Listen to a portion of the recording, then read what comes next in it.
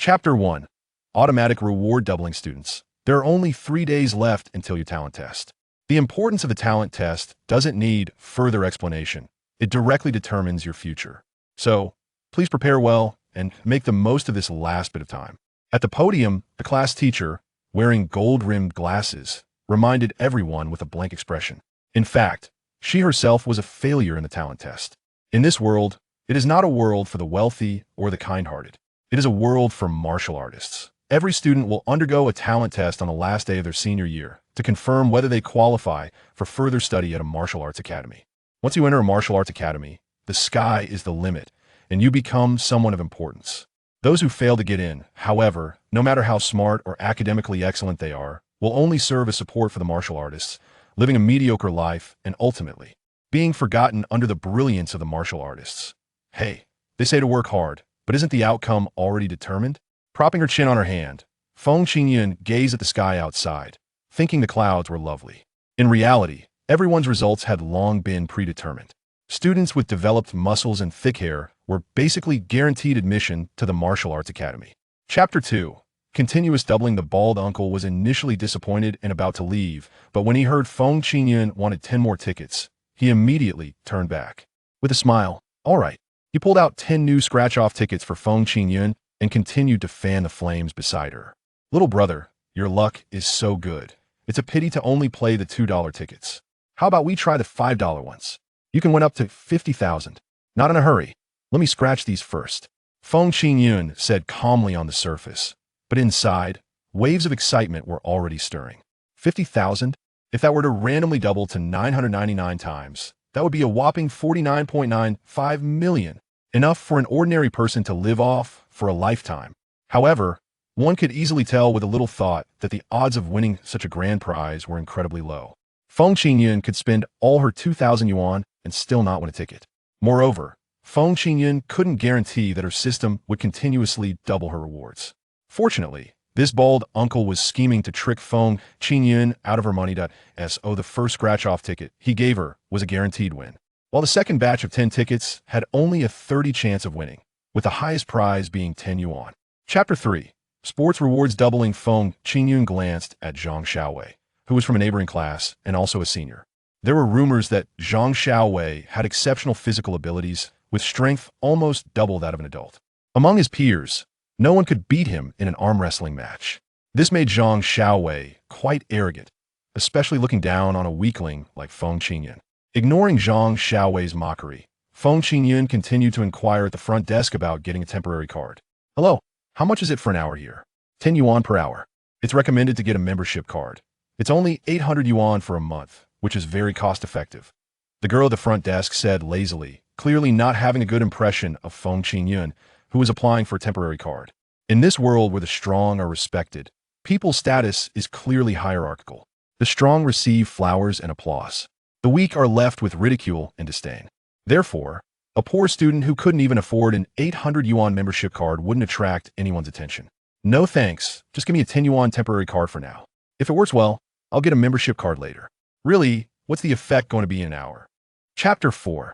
Out of reach. Even in a world where martial artists are revered, there is still a distinction between the rich and the poor among the weak who cannot fight. The wealthy are considered noble, while the poor are looked down upon. Therefore, Feng Qingyun, who can casually take out 50,000 yuan, is undoubtedly a noble among the weak. Someone a lowly wage earner like her cannot afford to offend. Hello, here is your receipt, the girl at the front desk said, her voice trembling as she handed the receipt to Feng Qingyun. It was only then that Feng Qingyun took a serious look at the girl at the front desk, causing her to first feel scared, then involuntarily become narcissistic. In terms of looks and figure, she couldn't compare to Ivy, but who could guarantee that Feng Qingyun wouldn't like her type? Moreover, Feng Qingyun looked just like a student, surely inexperienced in the world. If she took the initiative, she might just hook him in, giving him whatever he wanted. So, the girl at the front desk excitedly took out her QR code. Handsome, let us add each other on WeChat. I can notify you first about any activities at the gym in the future. Ivy, standing beside her, couldn't help but cross her arms, showing her disdain at the stark contrast in the girl's attitude. Chapter 5. The winners stay, losers get lost. Damn. You little sissy actually dare to come to the experience zone? This is just embarrassing us veterans. Zhang Xiaowei sneered, provoking laughter from the experience zone. Indeed, what qualifications did a delicate, soft-skinned sissy like Feng Qingyun have to stand on equal footing with them in the experience zone? They didn't mind giving Feng Qingyun a disdainful laugh. Don't blame him for being rude. Blame yourself for being so trashy. Yeah, better go back to the newbie zone before you embarrass yourself. Training with guys like him is making me feel like I'm getting worse. No way. I need to add another 10 kilograms. The mocking voices kept coming, making Zhang Xiaowei even prouder. But Feng Qingyun seemed unfazed, still following Ivy's guidance on running, which only infuriated Zhang Xiaowei, who felt like a fool in Feng Qingyun's eyes. Smack! He slammed the pause button hard, nearly sending Feng Qingyun flying off the machine. Ivy was furious. What are you doing? Do you know that this can easily cause an accident? Chapter 6. This is impossible. Sorry. It's just overpowered who says I can't do it. Zhang Xiaowei shouted, his face red with anger, as if someone had exposed some private matter, making him defensive and loud. He pulled himself up, continuing to do pull-ups. He wouldn't dare say he was good at other things, but he had absolute confidence in pull-ups. After 10 years of hard work, 650 days, even if he only did 100 a day, that would be 365,000 pull-up experiences.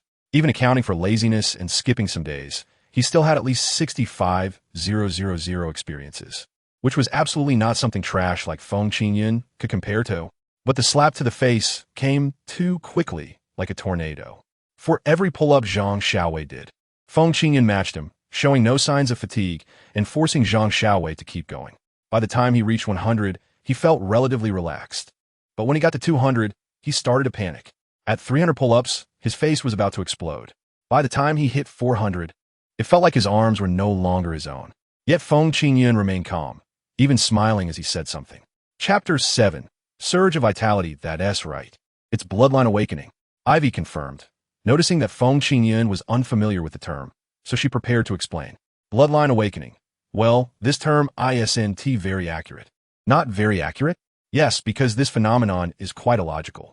Although she wanted to explain to Feng Qingyun, Ivy realized she couldn't find the right words. So, she started from the beginning. Sometimes young people like you, whose vitality isn't very high, suddenly experience a burst of vitality and leap into genius-level figures. However, the principle behind it has yet to be researched. Some speculate that there might be something wrong with their blood, but after examination, it turns out their bloodlines have no special connections. They just can't find appropriate descriptive terms, which is why they keep using Bloodline Awakening to refer to it. Ivy explained in detail, causing Feng Qingyun's expression to gradually become serious. Bloodline Awakening? Isn't that just cheating? Do these people also have a system? However, those who experienced it often didn't achieve high accomplishments. Many remained stuck at that level for life, never breaking through again. Chapter 8. Basic attacks turn into ultimate moves. Feng Qingyun, if you're a man, come out. Zhang Xiaowei shouted aggressively, trying to provoke Feng Qingyun. At this passionate age, no boy could endure such provocation. Then, everyone was shocked to see Feng Qingyun behind a glass wall, learning the most basic boxing techniques from Ivy. Ha! This guy must be a fool, right? Does he think that by learning boxing now he can take us down? Ha ha ha ha! Zhang Xiaowei laughed until he was in tears, thinking how could there be such a stupid person in the world? Cousin, this kind of person dares to learn boxing? It's like trying to be lewd in front of Shimon's face. You must teach him a lesson later. Don't worry. I'll at least break 3 of his legs. With immense confidence, Zhang Xiaowei's cousin Wang Jinan proudly unbuttoned his shirt, revealing a pair of bulging chest muscles, which bounced provocatively. Truly, a sight that would make women feel ashamed and men want to vomit. What a pure human oil. But surprisingly, Zhang Xiaowei was still fawning over him. Chapter 9. The beauty's favor automatically doubles. However, he will definitely become a high and mighty martial artist in the future. How can an ordinary person like me ever reach him? Ivy felt a wave of sadness.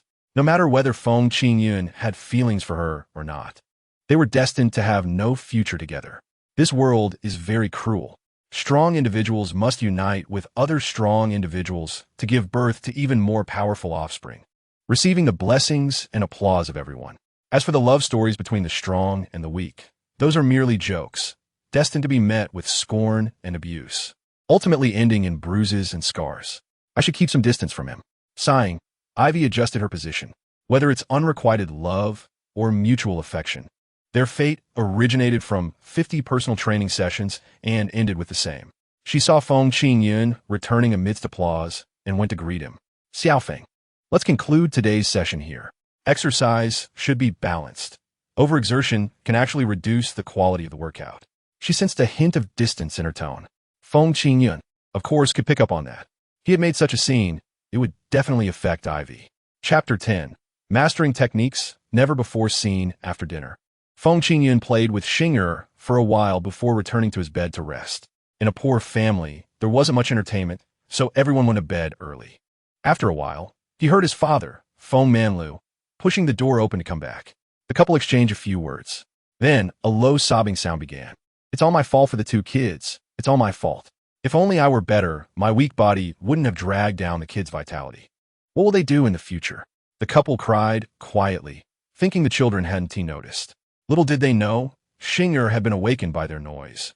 And Feng Qingyun had overheard all their conversation. After all, they lived in a large studio, with a small room partitioned off by wooden boards, so the sound insulation was poor. Even turning over in bed could be heard clearly. Listening to his parents' sobs, Feng Qingyun felt a mix of emotions. However, this feeling wasn't new.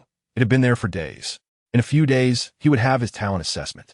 If he couldn't get into the martial arts academy, he would have to study liberal arts. With so many liberal arts students nowadays, graduating wouldn't be of much use. But not studying would mean he wouldn't have a job in the future. Chapter 11. I practiced too quickly suddenly, while practicing the nourishing spirit technique. Feng Qingyun heard a strange sound in his mind. Soon after, he felt his consciousness split into two, like a person's left and right hands, becoming two equally functional existences. He could use one alone or both at the same time. When used alone, it was weaker. Together, it was stronger. It was incredibly miraculous. Wait, if that's the case, can I sleep while continuing to practice? Realizing this was a highly feasible idea, Feng Qingyun immediately took action. He allowed one part of his consciousness to continue practicing the nourishing spirit technique while the other slowly drifted into sleep. The system's doubling continued. Congratulations, host. You have received a mental growth reward, and random doubling is in progress. Randomly doubling by 868 times. Congratulations, host. You have received a mental growth reward, and random doubling is in progress. Randomly doubling by 333 times. Congratulations, host. You have received a mental growth reward, and random doubling is in progress. Randomly doubling by 688 times. An hour later, Feng Qingyun distinctly felt that the consciousness continuing to practice had become significantly stronger, while the one that chose to sleep was comparatively weaker. Chapter 12. Competitors appearing cheating? This word can easily lead to negative thoughts. However, when you add the word reasonable in front of it, it becomes extremely attractive. Sister Weiwei, I'm going to school for a bit. I won't practice this afternoon. Okay. After bidding farewell to Ivy, Feng Qingyun headed straight to school. At this moment, students in the classroom were discussing what reasonable cheating might be in small groups. However, as soon as Feng Qingyun entered, the entire classroom fell silent. What's wrong? Standing at the classroom door, Feng Qingyun awkwardly touched his nose, feeling as if he shouldn't be there. It was Wang Mengda, his desk mate, who weakly asked, I heard you scare Zhang Xiaowei down. Is that true?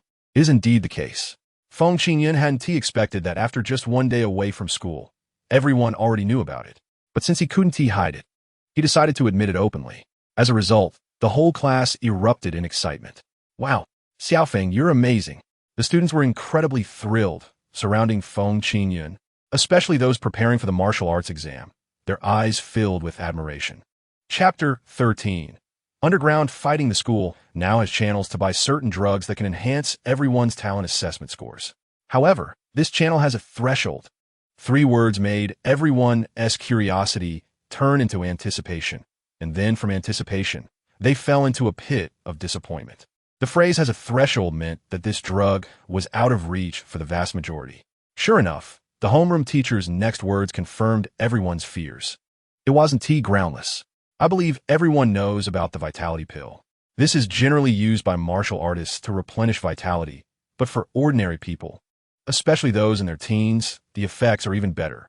However, the price of the vitality pill is very high, and it requires a martial artist certification to purchase. So ordinary people basically can't buy it. Now, the school has contacted an alumnus who has become a martial artist, and he is willing to help us purchase the vitality pill, but the price will be 10 higher than the cost price, meaning a vitality pill that costs 100,000 yuan will need to be bought for 110,000 yuan. Before the homeroom teacher's words were completely finished, the students below already looked ashen. A pill costing 110,000 yuan. Chapter 14. The return on investment is too high. Underground fighting. Is that the kind where you have to sign a death waiver? Feng Qingyun had heard about such events. Even in a world where martial artists are revered, these events are explicitly prohibited for a simple reason. They pursue bloodshed and violence, resulting in a high mortality rate. So, the question arises, should he try to earn a few hundred vitality pills, or spend hundreds of thousands to buy some pills while dealing with his parents' suspicions? It's a tough choice. Feng Qingyun couldn't help but smile at the corners of his mouth. For ordinary people, winning 3 matches was merely for a free first-grade Qi blood pill. But for Feng Qingyun, winning 3 matches meant he could receive a first-grade Qi blood pill as a reward, along with hundreds of times the rewards from the system. The return was so great that it was hard to refuse. However, since he was going to the arena, he needed to learn some techniques. Just a jab probably wouldn't be enough. He opened his mobile browser and searched for simple and easy-to-master martial arts. Soon, he locked onto a set of techniques, 9 styles, low-grade yellow rank. It consisted of 9 movements, the most basic boxing and kicking skills, namely a punch, a kick, a chop, a grab, a hug, a throw, a collision, a slap, and a whip.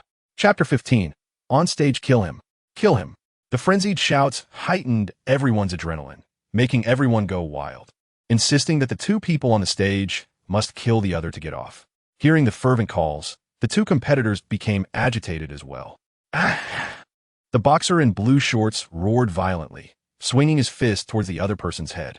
But with a bang, the entire fist shattered, white bone fragments flying everywhere, and red blood gushed out like a flood, dyeing the entire arena red. Seeing that the hand of the boxer in blue shorts was ruined, the boxer in red shorts staggered to his feet, extended his middle finger towards the blue shorts, and laughed joyfully towards the sky. Ha ha ha ha ha! A mouthful of blood sprayed, half a meter high. The boxer in red shorts crashed heavily onto the stage. His head split open in the middle, spilling out a pool of brain matter. His head was smashed open by the boxer in blue shorts. Fuck, this is so thrilling.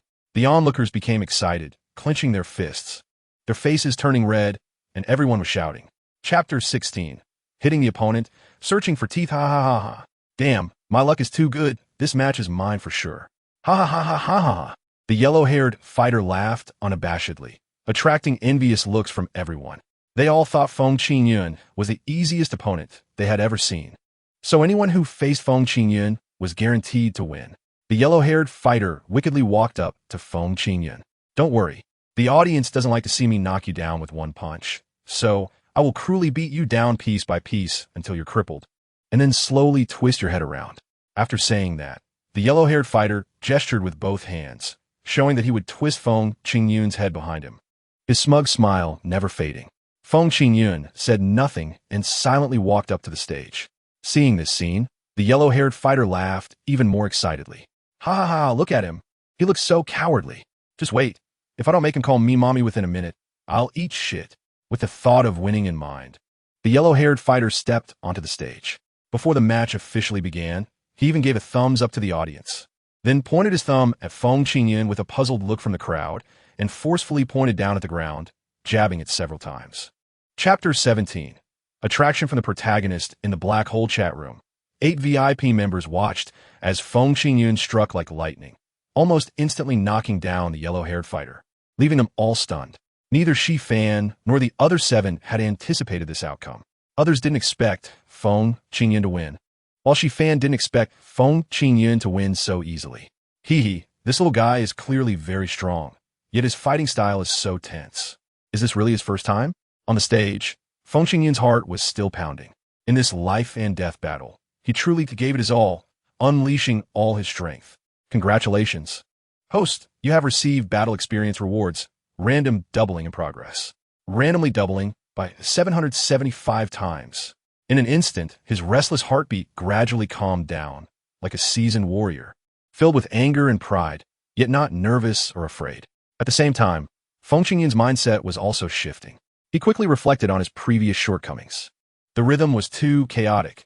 Although he knocked down his opponent, it was because the yellow-haired fighter didn't take him seriously at first. If he encountered a more cautious opponent, he might have been done for. Chapter 18. I believe in him in terms of physical strength. I might not be a match for the blue giant. But in terms of mental strength, I have the system doubling. The corners of Feng Qingyun's lips curled slightly upward, awakening the second consciousness that had been dormant in his mind, ready to unleash a mental storm alongside the first consciousness.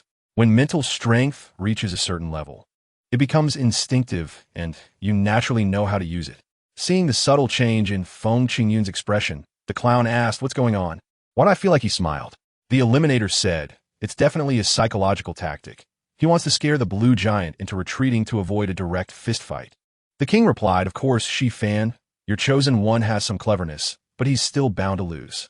Shi Fan chuckled, shaking his wine glass with a smile.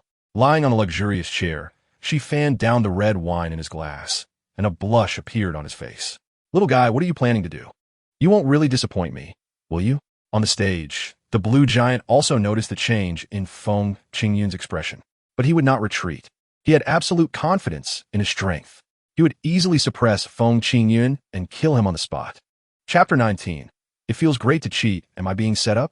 Feng Qingyun frowned slightly, looking at the host. He could feel that the host's chi blood value was not low, but it was obvious that the blue giant's chi blood value was off, and the host had not raised any objections.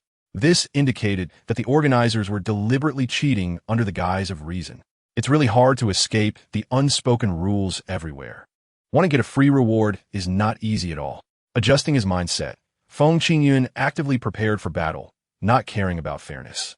Is there absolute fairness in this world? Why can a minority of warriors dominate the majority of ordinary people?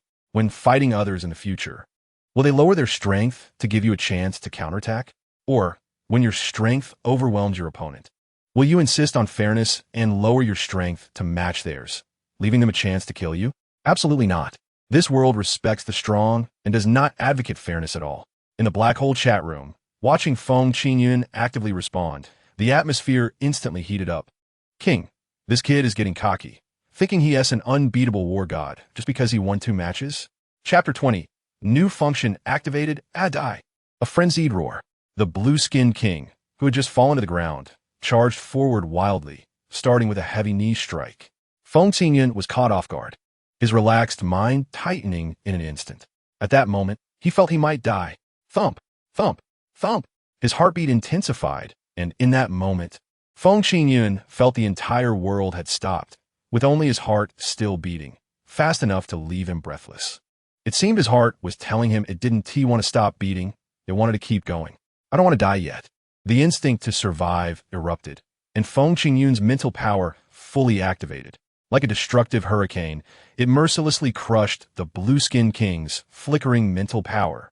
Before Feng Qingyun could launch a physical counterattack, the blue-skinned king had already rolled his eyes from the impact. At that moment, the blue-skinned king, suspended in the air, was left with nothing but inertia, completely at Feng Qingyun's mercy. And Feng Qingyun, no longer holding back, unleashed 9 styles 1 punch, channeling a devastating force. He gathered all his strength and delivered a heavy punch to the blue-skinned king in the air. Chapter 21. Strong enemies approaching. These guys are really fast. Feng Qingyun muttered to himself, not believing these people would unite, so he took out a glass bottle he had just obtained and held it up. "I just came for practical training. If you want this blood essence pill, take it." After saying that, Feng Qingyun threw the glass bottle with force and dashed in the opposite direction. He had hundreds of blood essence pills, and there was no need to throw away his life for one. But even so, it only attracted part of the crowd, while some others chased directly after Feng Qingyun at a speed clearly beyond his level. What's going on? With their strength, why do they need to fight me for a blood essence pill? Before he could think it through, a massive figure descended from the sky, blocking Feng Qingyun's path. It was a bald man with roses embroidered on his head. "Kid, the Joker asked me to say hello to you." Joker? Feng Qingyun's mind raced. No matter how he thought about it, he couldn't recall when he had any connection with someone named Joker. But compared to this, Chapter 22. Really? Any question can be asked. Chat. This development was unexpected for Feng Qingyun, or rather, it was hard for him to accept that this lady had done so much just to chat with him. At least rob him for something or other. Yes, just chat. Could you pass me your phone? The big bearded man extended his right hand toward Feng Qingyun, leaving him quite confused. When he took out the phone, he muttered a bit. Does your lady want me to pay for the phone bill too? She want to just call for a whole night, or even until the next morning, right? That's not the case. The big bearded man said, directly opening Feng Qingyun's WeChat and then searching for an account. He then added the other party as a friend. The other side immediately accepted. The big bearded man returned the phone to Feng Qingyun. All done. Done. Feng Qingyun glanced at the other party's avatar, and his mouth twitched. What kind of person uses a bowl of porridge as their avatar? Just as he was thinking this, the other party actively initiated a voice call. Feng Qingyun picked up. Hello, good day. Hello. A lazy voice came from the other side, sounding pleasant like the crisp sound of jade clashing, even with a hint of sleepiness and some distortion from the phone. Chapter 23.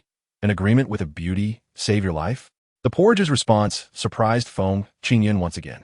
A young lady with someone like the big bearded man as her subordinate actually wanted a mere blacksmith like him to save her life. Is that reasonable? The porridge smiled lightly. Not now, of course, but with your talent, you can achieve in a few years. Just consider it an investment. I can understand the investment, but what I don't understand is you clearly have someone like the big bearded man as your subordinate, and his strength is already very strong. Isn't that enough to protect you? Feng Qingyun calmly retorted. Although this is an era where martial artists are respected, it is also a relatively peaceful time. Conflicts between martial artists are usually restrained. That's why underground fights, which pursue bloodshed and violence, are explicitly prohibited. However, the porridge did not explain much, only reminding Feng Qingyun, channel all your mental energy. What you're about to hear is not something an ordinary person can withstand. It might scare you to death. Is it that exaggerated? It's that exaggerated. After smiling and finishing the sentence, the porridge stood by the window, and only then could one see that what blocked the sunlight from her window was not curtains, but heavy iron plates. Chapter 24. I practice slashing gods at home. Wait a moment. The big bearded man gestured for Feng Qingyun to wait, turned, and returned to the underground boxing arena. When he came out again, he had two items in hand, a small yellow booklet and a small blue glass bottle. Feng Qingyun first took the booklet. On the ancient-looking cover, the words Slashing God's Technique were written in bold, powerful strokes. The Slashing God's Technique is said to be for you, compared to your talent in martial arts. Your talent in mental power is even more astonishing. So the lady asked me to give you this set of skills, wishing you success in your mental cultivation. The big bearded man said seriously, which made Feng Qingyun feel a bit annoyed. If he had known such a good thing would happen, he would have put more effort into martial arts to achieve dual proficiency in mental power and martial arts. Then he could have obtained another set of skills. What grade is this Slashing God's Technique? Superior Xian grade. Xian grade? Feng Qingyun frowned slightly, thinking that this rice sister didn't seem to be as generous as he had imagined. Since she wanted him to grow quickly, why not give him a celestial grade item? A Terra grade superior item would suffice. The bearded man immediately saw through Feng Qingyun's thoughts and casually said, Chapter 25, Small Mastery of Sword Intent. Flipping open the God-slaying technique, Feng Qingyun glanced at the content introduction. The God-slaying technique, a superior item of the profound grade, is a martial art that uses mental power condensed into a sword to attack opponents. When mastered to great success, mental power can solidify into a physical form, allowing it to attack the opponent's spiritual will and directly slay the opponent's body like a real sword. It seems quite powerful. In fact, this was Feng Qingyun's first encounter with a profound grade martial art. Prior to this, he had only self-studied yellow grade inferior martial skills, and now he was jumping 6 levels at once, which made him a bit uneasy. Turning to the second page, Feng Qingyun saw a line of elegant annotations at the top. Requires a mental value of over 1,000 to practice. Stroking his chin, Feng Qingyun couldn't connect this elegant script to the bearded man's rugged appearance. Could it be that this line was written by Rice Sister? As the saying goes, the handwriting reflects the person. If the writing is good, Rice Sister should look good too. But this requirement for mental power might be something that an average person couldn't meet, right? Filled with doubt, he looked further down. Feng Qingyun saw that the technique indeed mentioned that there was a threshold for entry, so one must first strengthen their mental power before practicing. Chapter 26. The correct cultivation method for the cheaters. Although activating the god-slaying technique requires the fusion of two consciousnesses, fortunately, my fusion speed is quite fast, so it can be effectively used in combat. After achieving a small mastery of sword intent, Feng Qingyun temporarily set the god-slaying technique aside. Small mastery of sword intent involves mastering the techniques, while great mastery requires a balance of skill and power. Therefore, to achieve great mastery of sword intent, mental power needs to be at least 100,000 or more, which is still too far for Feng Qingyun, who has a blood value still at black iron. At least he needs to become a golden warrior for his body to withstand it. Thus, the urgent task is to improve his blood value, especially since the talent test is scheduled for tomorrow afternoon. Feng Qingyun must prepare, first to get into a good school, and second to find a good excuse to improve his family's conditions. He decided to check how to take the blood chi pills. Taking out his phone, he began to search. Soon, he found relevant answers. To better absorb blood chi pills, it's best to first practice a chi gathering technique, which would allow the medicinal effects to be retained in the body for gradual absorption. Haha! Looking at the search results on his phone, Feng Qingyun finally understood. Chapter 27. Upgrade successful. Black iron leaps to bronze. Huff! After a full 3 hours, Feng Qingyun finally exhaled. His entire body was covered in a layer of black blood, reeking terribly. During these 3 hours, he consumed 21 blood chi pills, with the absorption rate starting at 50, gradually rising to 80, 90, and even a perfect 100, only to drop back down to 60, then 30, until there was none left. The entire process was extravagantly indulgent. It was just a binge, but it also meant that Feng Qingyun had developed a tolerance. Blood chi pills are refined from rare medicinal materials, and while replenishing blood chi, they also provide nutrients to strengthen the body. However, a first-grade pill is still just a first-grade pill. The tolerance developed too quickly. In the future, taking first-grade blood chi pills would be like eating jelly beans. They would only temporarily replenish blood chi without much benefit to the body. Indeed, he needed to find a way to acquire some high-grade pills. Contrary to what most people believe, truly high-end pills are easy to absorb, nutritious, and develop tolerance slowly. But they are scarce, which is why they are of a high grade. As for first-grade pills, they are simply affordable and plentiful. Fortunately, my bones have already been refined. Chapter 28. Do you want me to back down? That's impossible. Students, I have some bad news to inform you. With this one sentence, everyone's hearts sank. The talent test was crucial for their future, so everyone was already tense. However, when the homeroom teacher walked in and said this, it caused even more unease among everyone. Noticing that his wording was a bit off, the homeroom teacher adjusted his glasses but did not apologize. Here's the thing, students.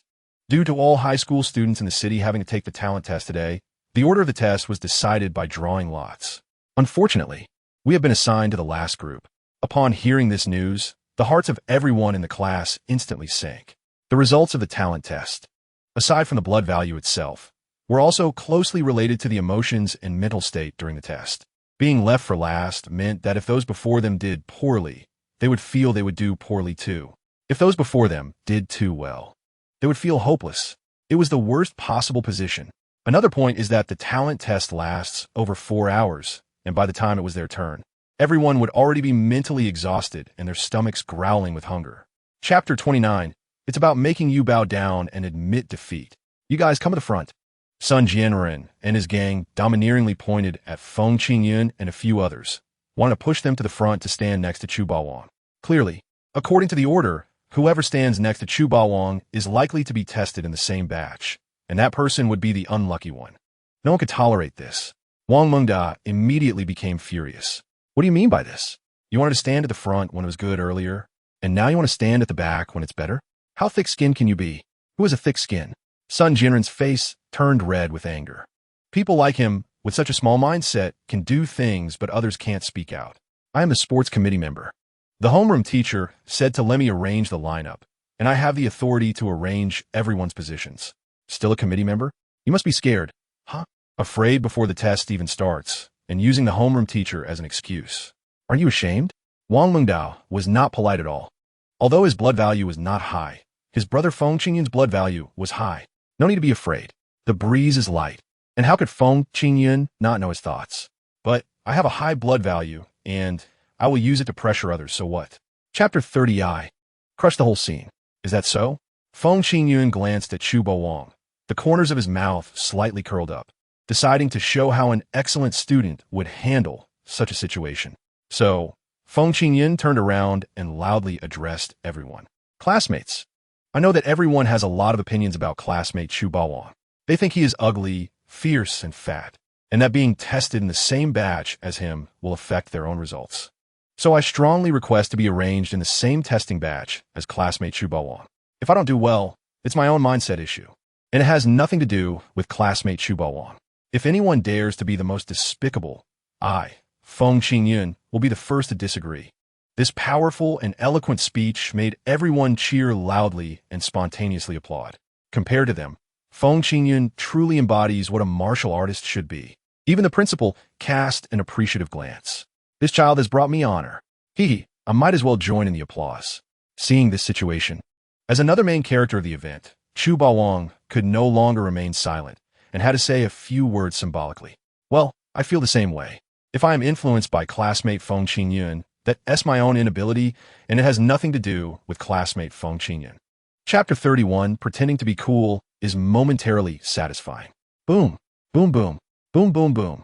The powerful blood force from Feng Qingyun surged like a torrential flood, ruthlessly and violently striking the entire exam room, especially for Sun Jianren and Chu Wang beside Feng Qingyun. At the moment Feng Qingyun erupted, they felt as if a mountain had fallen from the sky, completely crushing them. With a thud, both of them kneeled on the ground, unable to stand up. Monster, monster! Sun Jianren gasped. He originally thought Feng Qingyun, with his bloodline awakening, was just a waste who had overdrawn his potential. But unexpectedly, this waste had an incredible amount of potential, so much that he couldn't handle it. Why did you provoke him? If he wants to stand, let him stand. Why force him to erupt? Screaming in despair, Sun Jianren truly realized what hopelessness meant. When Chu Wang erupted, he could at least circulate his blood force a bit. But when Feng Qingyun exploded, the blood force in his body felt as if it had died, unable to move at all. If this continued, he would definitely not get good results in this talent test. As for Chu Wang, he was not doing any better now. Chapter 32, Continue pretending to be cool and continue enjoying it. Taking drugs, huh? Don't act like you're the only one who could take drugs. The corners of Feng Qingyun's mouth curled. He directly used his consciousness to silently command. System, throw 3 first-grade blood pills into my mouth. If the quality is not enough, I'll take quantity. Feng Qingyun had plenty of blood pills. If it weren't for worrying that the system might stuff them in the wrong place, he would have directly asked to stuff them into his stomach. So putting them in his mouth was just a try. Just think about it. In future fierce battles, when both sides are too busy to use their hands, at that moment, a pill falls from the sky and directly lands in his stomach, causing his blood force to surge. How terrified would the opponent be? How secretly pleased would he feel? Just thinking about it is thrilling. With Feng Qingyun's consciousness, in an instant, 3 blood pills fell into Feng Qingyun's mouth. With one swallow, the 3 pills went straight to his stomach. Very good. Feng Qingyun's eyes brightened. This method really works. So next, it's time to crush the entire scene again.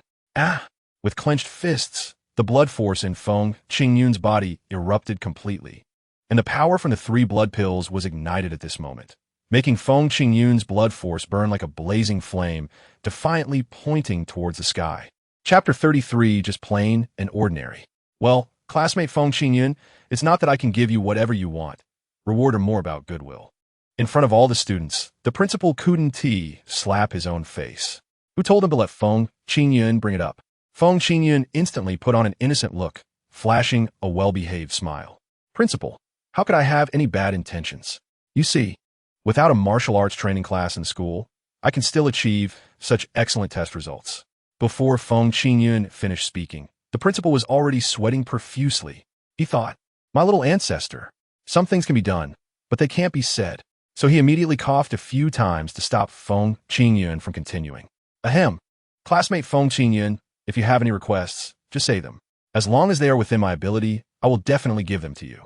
Well then, I want 1 second-grade blood pill and a cash reward of 200,000 yuan.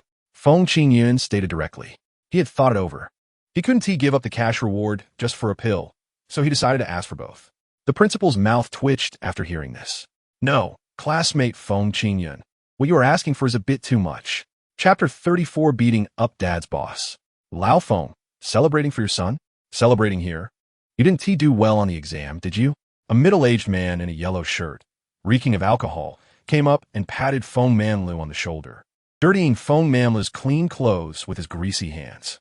But upon seeing the other person's face, Feng Manlu not only didn't get angry, but instead immediately forced a smile. Captain, you're here eating too. Nonsense. If I'm not eating here, am I here to eat shit?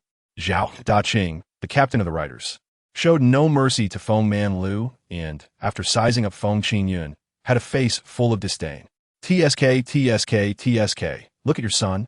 He is as thin as a monkey. He must not have done well. Unlike my son, tall and strong, he has hope in this year's martial arts exam. The results haven't come out yet. Maybe he did pretty well. Feng Manlu kept smiling, trying hard to defend Feng Qingyun's dignity. But Zhao Daqing was full of disdain. Hey, results are something you can see at a glance. With your son looking like this, what can he test for martial arts? Which school would want him? Chapter 35, If your fist is not bigger than mine, don't talk. Who hit my dad? It was me. Feng Qingyun stood up proudly, placing the child's Xing'er on the ground and hiding her behind him. On the ground, Zhao Daqing was still lying down, baring his teeth and pointing at Feng Qingyun while cursing loudly. Son, it's this dog who hit me. You beat him up and throw him into the toilet. I want him to eat shit. Eat shit. Zhao Tianbao clenched his fists tightly, his 10 fingers cracking. His massive body loomed over Feng Qingyun like a wall. However, to Feng Qingyun, he was too weak. With the sensing of his vitality, Feng Qingyun knew that Zhao Tianbao's vitality value was at most only 10, barely reaching the threshold of a martial artist. If it came to a fight, Feng Qingyun could easily slap Zhao Tianbao to the ground. However, Zhao Tianbao didn't go for a direct attack, but instead threatened, Do you dare hit my dad? Do you know who my big brother is? Feng Qingyun replied, I don't know. Is he famous? Saying it might scare you to death. Get ready, brace yourself, or I'm afraid if I say it, it'll scare you so much that your guts will spill all over the ground. Chapter 36. 3 major martial arts schools come to snatch me. No, sir. You must be mistaken. He's the bad guy, Zhao Daqing said, stunned. This made Qin Zhan raise his eyebrows. What do you mean big? Where am I big? Let me tell you, if you keep shouting nonsense, I'll sue you for defamation. Zhao Daqing and Zhao Tianbao were even more confused. They didn't understand why Qin Zhan's attitude suddenly changed 180 degrees. Could it be that he was suffering from a split personality? Especially since there was actually a man who didn't like others to praise him for being big? Even Feng Qingyun was a bit puzzled. What's wrong with this guy? Does he use his brain to exchange for strength? Just when the atmosphere became awkward, another person walked out from the side. He was slender, with sharp eyes, clearly a very capable action-oriented person. As soon as he stepped out, Feng Qingyun felt a special sense of oppression. Killing intent. Such thick killing intent. Could this person have come from a mountain of corpses and a sea of blood? Noticing Feng Qingyun's sensitivity to his aura, the man was a bit surprised and then smiled slightly at Feng Qingyun. Next, he announced his identity to the crowd around. Chapter 37. The man known as the National Artifact, only 5 million? My Imperial Martial Academy offers 8 million. My Demon Martial Academy offers 10 million. 2 powerful voices rang out, shaking the door with a buzzing sound. Then, with a loud bang, 2 beautiful women burst in, and as soon as they entered, their gazes automatically swept through the room, finally locking on a Feng Qingyun. Classmate Feng Qingyun, I am Shen Xiaowei from the Imperial Martial Academy, said Shen Xiaowei, dressed in a blue suit, stepping forward to introduce herself. However, before she could finish her sentence, she was sneak attacked from behind by Li Yining, who was wearing a red suit. With a powerful kick, she sent Shen Xiaowei flying, shattering both her and the wall. But Li Yining didn't care at all, pulling out a bank card as compensation and casually tossing it on the ground. If it comes to solving economic problems, my Demon Martial Academy dares to say second. No one would dare claim first. Classmate Feng Qingyun, I am Li Yining, a recruitment teacher from the Demon Martial Academy. I won't say much. Our Demon Martial Academy lacks everything except money. As long as you agree to come to our school, a signing fee of 10 million, a support fee of 10 million, and any other name you want for another 10 million, totaling 30 million, I will transfer it immediately. Chapter 38. What is countering the routine watching the backs of Feng Qingyun and Yu Hao leaving Qinzhan's side? He never expected that, mister. You would be living in such a small city. They had spent a lot of effort trying to invite him to teach at Tianwu Academy, but they could never find him. After all, he was a national treasure with connections everywhere. If he didn't want to be found, very few people could locate him. Li Yining said lightly, but her thoughts were somewhat stirred. If they could persuade Yu Hao Wu to come out of retirement and teach at the Demon Martial Academy, perhaps this year the Demon Martial Academy could surpass the Imperial Martial Academy in ranking. Only Shun Xiaowei's expression looked a bit bad. Mister, you wouldn't want to take Feng Qingyun as a disciple, would he? Isn't that great? Qinzhan thought there was nothing wrong with it, affirming Feng Qingyun. But Shen Xiaowei's next sentence made him uneasy. But Mr. Yu is a member of a sect, and the rules in the sect are strict. Once Feng Qingyun enters the sect, he won't be able to attend university anymore. What? Then I'm finished. Qinzhan was instantly dumbfounded. If he couldn't bring Feng Qingyun back, the principal would definitely make him pay for it. He might really get beaten up badly. Chapter 39. The male protagonist has an aura that makes me submit cough, cough. Cough. The unexpected turn of events nearly choked Zhang Fubai to death. He originally wanted to set a trap for Feng Qingyun, but instead, he was outsmarted. Classmate, that's not what I meant. What I meant was our Tianwu Academy is quite special. We're known not for money and power, but for our fighting ability. Can fight? A glimmer of surprise flashed in Feng Qingyun's eyes. A martial artist is just someone with powerful combat strength. Is there anyone who can't fight? Zhang Fubai also noticed Feng Qingyun's confusion and knew that this kid was sharp-tongued and hard to trap. So he simply said it directly. Yes, it's about being able to fight. In fact, for martial artists, vitality and energy belong to hard power, while mental will belongs to soft power. Only by combining soft and hard can one achieve a true martial artist. But unfortunately, many people lack courage. So they can't engage in life-and-death battles and can only turn to civilian positions. For example, the Yixiangbei you saw tonight is someone who has vitality but hasn't fought with anyone for decades. When Yixiangbei was mentioned, Feng Qingyun immediately thought of those desperate competitors he had seen in the underground boxing ring. Chapter 40. Infinite Tasks? Infinite Rewards? Qingyun, you actually haven't awakened your bloodline. Have you? Yeah. Facing Yu Haowu's question, Feng Qingyun naturally responded. After all, with his leveling speed, this fact couldn't be hidden from others for long. Hearing Feng Qingyun's candid response, Yu Haowu smiled again. Hee, Qingyun, honesty is a good thing, but sometimes it's better to hide it appropriately. What about you, Uncle Yu? Don't you want to know why just a few days ago I was an ordinary student, and now I'm already a 3-star bronze? Feng Qingyun asked with a smile, feeling confident, because the system's prompt in his mind hadn't stopped. Congratulations, host, you have received recognition rewards from a master. Random doubling in progress. Randomly doubled by 555 times. Congratulations, host, you have received recognition rewards from a master. Random doubling in progress. Randomly doubled by 246 times. Congratulations, host, you have received recognition reward from master. Random doubling in progress. Randomly doubled by 775 times. However, Feng Qingyun was also quite curious. Zhang Fubai only doubled once and was like a sycophant towards himself.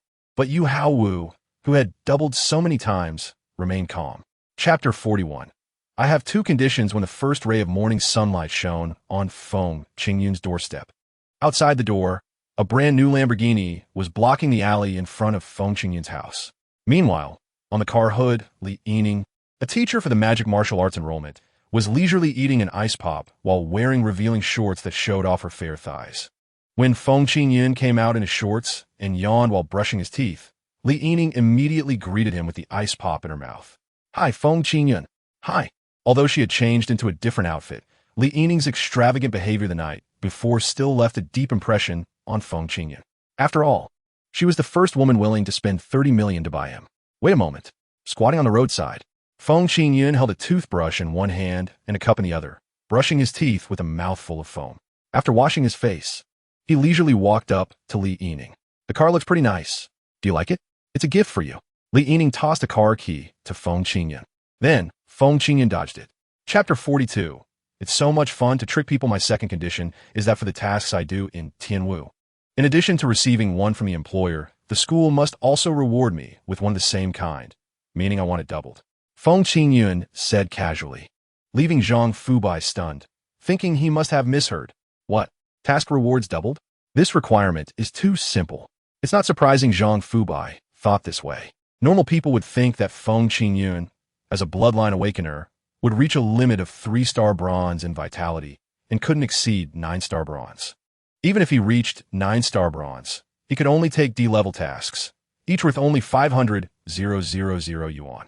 Doubling that wouldn't amount to much more. After thinking about it, Zhang Fubai felt that Feng Qingyun probably just wanted to save a bit of money and then quit being a martial artist once he earned enough. That would be fine since bronze martial artists aren't even qualified to go to battle. It really fits that saying, being weak is also a blessing. So without hesitation, Zhang Fubai agreed to Feng Qingyun's conditions. Okay, I'll handle this matter and promise you, my young friend. No way. For such a big deal. Shouldn't we report it to the school? Chapter 43. Reward properties. Doubling into a building king, I can't believe it. Aren't you supposed to be at the factory twisting screws? How did you end up here doing handstands? Feng Qingyun twitched the corner of his mouth, thinking this guy was really out there. He had seen so many high-definition female salespeople on the computer, some promoting on the sofa, some on the balcony, and some in the car. But he had never seen anyone promoting while doing handstands. I should look for that next time. It seems quite tempting. Hearing Feng Qingyun's question, Wang Mengda was both happy and angry. Well, I went to the factory yesterday and found it was all Andes inside, then I saw this side, and the girls were all young and beautiful, and their voices were pleasant, so I came in. So what's this about? Well, the team leader said I was teasing girls on my first day here. All right. Feng Qingyun understood what happened without Wang Mengda saying more. So he straightened Wang Mengda up. Brother, I want to buy a house. Do you have any good recommendations? Of course not. I was too busy chasing girls to pay attention to the business situation. Chapter 44. System upgrade system? Does it include artificial intelligence? System? To confirm whether the system was really humanized, Feng Qingyun repeated a few times. However, the system remained silent. This system didn't make a sound when it arrived. And now, when it rarely responded, it started to be silent again. Now, what a difficult thing to deal with. I guess I'll have to study it slowly. Without thinking too deeply, Feng Qingyun's consciousness entered the system's storage space. Once inside, he saw a pile of neatly stacked red books, all property certificates, stacked up to 7 or 8 meters high. Pulling one out to take a look, there were houses in Tiandu, houses in the imperial capital, and even houses in the highest-priced magic capital, and there were quite a few outside of Huaxia as well. Upon closer inspection, Feng Qingyun's scalp went numb. These houses turned out to be large units of 600 square meters. It turned out the system calculated based on area, not price. So, calculating the value. Feng Qingyun was completely shocked. Currently, in the central district of Magic City, a square meter sells for 150,000 yuan, meaning a 600 square meter house would cost at least 90 million yuan. Chapter 45. Holy cow. This is what a system is system. You bastard. Feng Qingyun gritted his teeth in anger, extracting mental power without a word, thinking the cheat had expired. Also, what is that survival status? Do I look like someone who would self-destruct? Forget it. I'll wait until the upgrade is finished to see. Maybe after the upgrade, it will become smarter and understand human speech. Otherwise, cursing is not satisfying at all. So, Feng Qingyun stood up, tried to unleash his vitality, and used his mental power. Finally confirming, during the system's upgrade, his abilities could still be used as usual. It's just that the mental power was somewhat drained, like after finishing a task. It was probably emptied. Waiting until nearly midnight, 2 hours later, Feng Qingyun suddenly heard the system's prompt sound in his mind again. Ding! The doubling system upgrade is complete, and a new page is opening. Then, a blue electronic display screen suddenly appeared in front of Feng Qingyun, showing his personal information. Hostname, Feng Qingyun system level, LV2 health points, 312 spirit points, 755, 701, Chapter 46 Departure.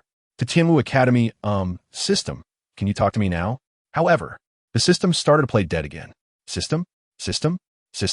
After calling several times with no response, Feng Qingyun lost the urge to pursue it further. Anyway, the system is only at LV2 now. If it still doesn't talk when it slowly upgrades to LV3 in the future, then Feng Qingyun will complain about it. As for the spirit points, one is 755 and the other is 701, which should mean my spiritual power is divided into two, so they are calculated separately. He then clicked to open the explanation. It was exactly as Feng Qingyun had thought. Then, his attention turned to his own cultivation method.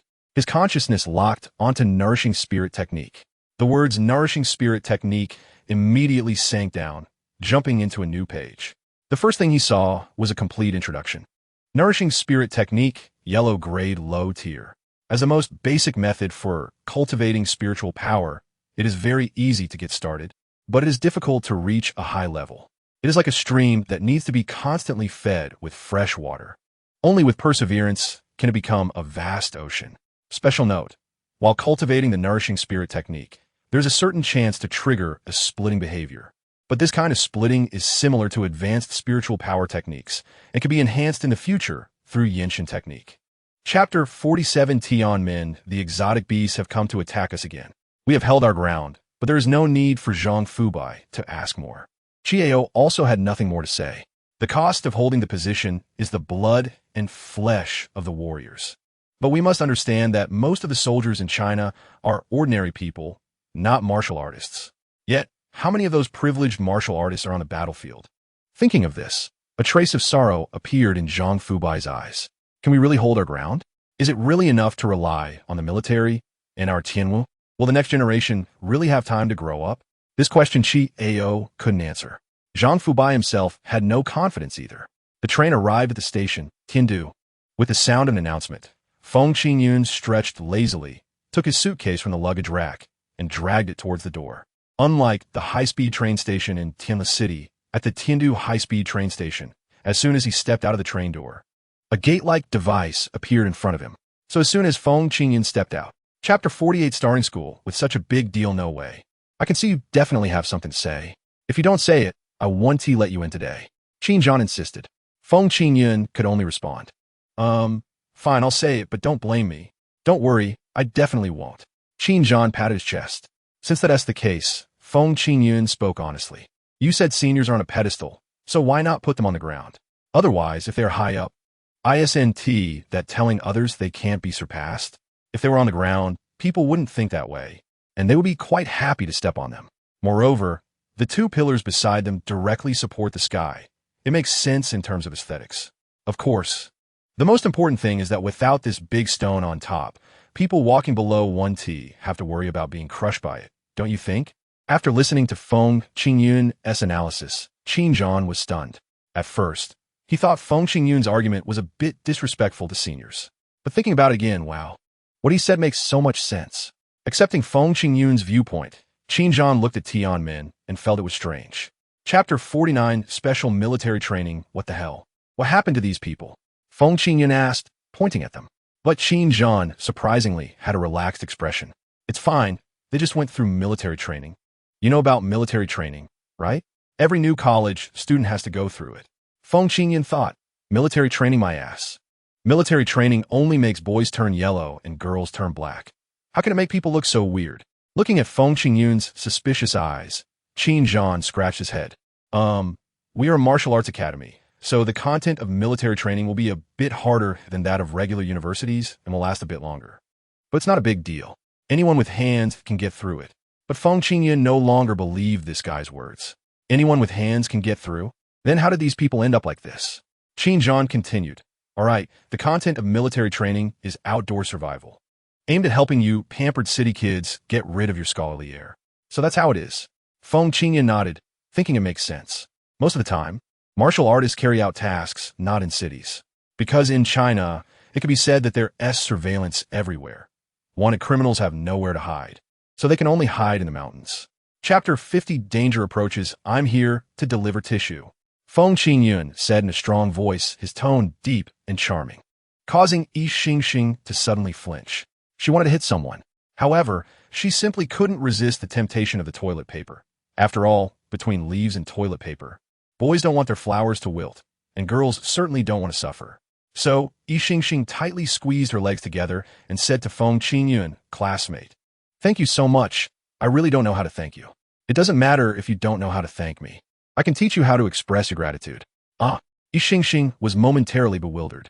Isn't that just a polite phrase? Why'd he take it seriously? Also, why does he look like he's about to say something? Can't he wait until I'm done? I'm really in a hurry. Feng Qingyun suddenly realized. Classmate, sorry, are you really in a hurry? Then take my tissue and go solve it first. In a short scene, instantly captured Yi Xingxing's favor.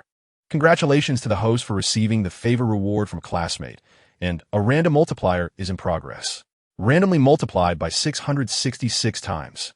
All at once. This made Yi Xingxing have a huge amount of affection for Feng Qingyun. Chapter 51. Flying scorpions buzz buzz buzz buzz buzz. A low, vibrating sound echoed through the air. Feng Qingyun turned around and saw a swarm of mosquitoes flying densely in the sky. But upon closer inspection, it was clear that these were not mosquitoes at all. They were flying scorpions. Each one was the size of a palm, with wings on their backs and long, barbed tails that shimmered ominously, clearly capable of delivering a deadly sting. Holy crap! Feng Qingyun was so scared that his scalp went numb. He threw his suitcase in his storage space and ran away. These flying scorpions were completely beyond Feng Qingyun's knowledge. He had never seen or even heard of such creatures. A few quickly caught up with Yi Xingxing. Feng Qingyun hurriedly asked, "What are those things?" "Those are flying scorpions, quite common in this area. Their venom isn't very strong and won't kill you." "Won't kill? Then why run? But they can sting you into a pig's head," Yi Xingxing said, looking sympathetically at the dozen or so people lying on the ground. These people had already been severely beaten by Feng Qingyun and couldn't move, and now they were surrounded by flying scorpions. They were likely going to be stung into a bunch of big pig heads. Chapter 52. Death Mountain Range, squatting on the ground. Yi Xingxing picked up a scorpion, twisted it in half with both hands, then looked at its open belly, sighed, and shook her head. She tossed the scorpion aside and picked up the next one to continue. We're not just mindlessly beating the dead. These exotic beasts might have beast cores inside them, which could be exchanged for items. At this point, Yi Xingxing looked up at Feng Qingyun with a puzzled expression and asked, "Didn't your enrollment mentor give you a survival manual?" "Cough, cough, no." Feng Qingyun weakly replied. He continued, "I was actually looking for you to ask if I could borrow your survival manual for a while." Yi Xingxing's expression became strange, fidgeting as if she was reluctant. Feng Qingyun's heart sank. Could it be that this survival manual was very precious and not accessible to ordinary people? No way. Wouldn't that mean I got scammed? While he was thinking, Yi Xingxing finally made a decision and silently took out her survival manual from her chest and handed it to Feng Qingyun. Chapter 53. Using their own tactics, roar. Roar, roar. In the dark valley, terrifying roars echoed among the mountains, and a figure stumbled out from a cave located between two paths. The person wielding a long knife was Song Jingyan, who had previously ventured into the tiger's den. This time, taking advantage of the night, he rushed in again, but ended up escaping in a panic. Damn it, how is this multi-horned tiger so powerful? After saying this, Song Jingyan continued to flee for his life. He ran all the way from the 101 peak, where the multi-horned tiger was, to the adjacent 102 peak before finally stopping. From his elevated position, he looked down at the dark cave. At this moment, the multi-horned tiger had quieted down, and the entire cave was eerily silent, as if no battle had ever occurred. Song Jingyan lamented, "I thought I could launch a surprise attack while I was asleep at night, but I didn't expect." Standing on a mountain top, he frowned. He felt that relying solely on his own strength might not be enough. It seemed he needed to find someone to help distract the multi-horned tiger, but he didn't want to share the treasure. So what should he do? Chapter 54. Another free technique senior. Where are we going? Walking alongside Song Jingyan, Feng Qingyun asked curiously, maintaining a facade of complete trust. Song Jingyan smiled kindly, appearing calm. "To be honest, I've been tangled up with a multi-horned tiger recently. I injured it yesterday, and after waiting a day, it should be close to death. So now is the perfect time to kill it." A multi-horned tiger? It's a silver-level exotic beast, equivalent to our human silver warriors. However, this one is injured, so its strength is between bronze and silver, which is why I have chance. His modest description actually highlighted that Song Jingyan could single-handedly take down the multi-horned tiger, reassuring Feng Qingyun to follow him. This little trick, of course, didn't fool Feng Qingyun. After thinking for a moment, he deliberately teased Senior. "Don't blame me for being straightforward, but honestly, I think my vitality is a bit higher than yours. Yet I still can't be sure I can handle a silver-level beast." "Hee, Junior, you are indeed gifted. Just entering school, your vitality is already higher than mine. A second-year student." Chapter 55. This is impossible. Hearing Song Jingyan's heart-wrenching roar, The atmosphere instantly became tense. Without a word, Feng Qingyun dashed towards the cave entrance. He saw Song Jingyan pretending to clutch his chest, his vitality visibly drained. Yet when he saw Feng Qingyun, his face showed a trace of wild joy. Junior, cover for me. I'll share half of the treasures inside the cave with you. Okay. Feng Qingyun immediately rushed forward and delivered a fierce kick to Song Jingyan's increasingly ecstatic face. 9 styles kick. A full 100 points of vitality value exploded. With one kick, Feng Qingyun sent Song Jingyan flying back, twisting his face from joy to shock and then to utter confusion. You, senior, we Chinese don't deceive each other. Deceiving is punishable. After saying that, Feng Qingyun turned and ran back. Following this, a series of beastly roars erupted from the cave. Roar, roar, roar. Then a disheveled figure crawled out, using hands and feet. Before he could stabilize his body, a snow-white claw slammed down, nearly crushing Song Jingyan's head. Chapter 56. Harvesting until exhaustion. You. How do you know the chi locking technique? Song Jingyan was screaming hysterically. Just an hour ago, Feng Qingyun didn't know what the locking chi technique was. But an hour later, he could use it with ease. This was completely unreasonable. To this, Feng Qingyun expressed his innocence. How could I? ISNT at the technique you gave me? Have you forgotten? Do you think I'm a fool? Just 1 hour. How could you possibly reach such a level? Cough. It's a bit demoralizing to say it out loud, but anyone with a brain can do it. Feng Qingyun said sympathetically, while showing a look as if he was looking at a fool. This made the humiliation Song Jingyan felt, after only being punched once, feel infinitely great. Ah, I'll kill you. With a twisted face, Song Jingyan roared angrily, gripping his knife with both hands and rushing towards Feng Qingyun like a madman. However, in Feng Qingyun's eyes, all of Song Jingyan's little movements were fully exposed. Although he was gripping the long knife with both hands, the blood energy he unleashed reached as high as 100, but the distribution of that energy was such that his left hand only had 10, while the right hand had a full 90. This meant that Song Jingyan's double-handed knife was just a feint, and his real killing move was actually the dagger hidden in his sleeve. Chapter 57. This is a treasure cave inside the cave of the multi-angled tiger. It was very dark and damp. It seemed that even light hated this place and refused to shine in. Fortunately, after reaching the silver level of mental power, Feng Qingyun's senses were enhanced, and his eyes gained night vision capabilities, allowing him to see clearly even in such darkness. Hey, what is that? As his gaze fell on a corner of the cave, Feng Qingyun discovered that this multi-angled tiger actually had obsessive-compulsive disorder. After finishing off the animal carcasses, only the white bones remained, stacked neatly in a small side cave. Fresh animal carcasses that hadn't been eaten, yet were placed separately in another cave, waiting to be slowly gnawed on. TSK, TSK, TSK. Obsessive-compulsive disorder is truly terrifying. 6 fresh corpses, all looking strange? This exotic beast actually eats other exotic beasts? The Chinese are better. They don't deceive their own. Feng Qingyun scornfully muttered. If it were in the past, the multi-angled tiger would definitely have sneezed and asked who was cursing it.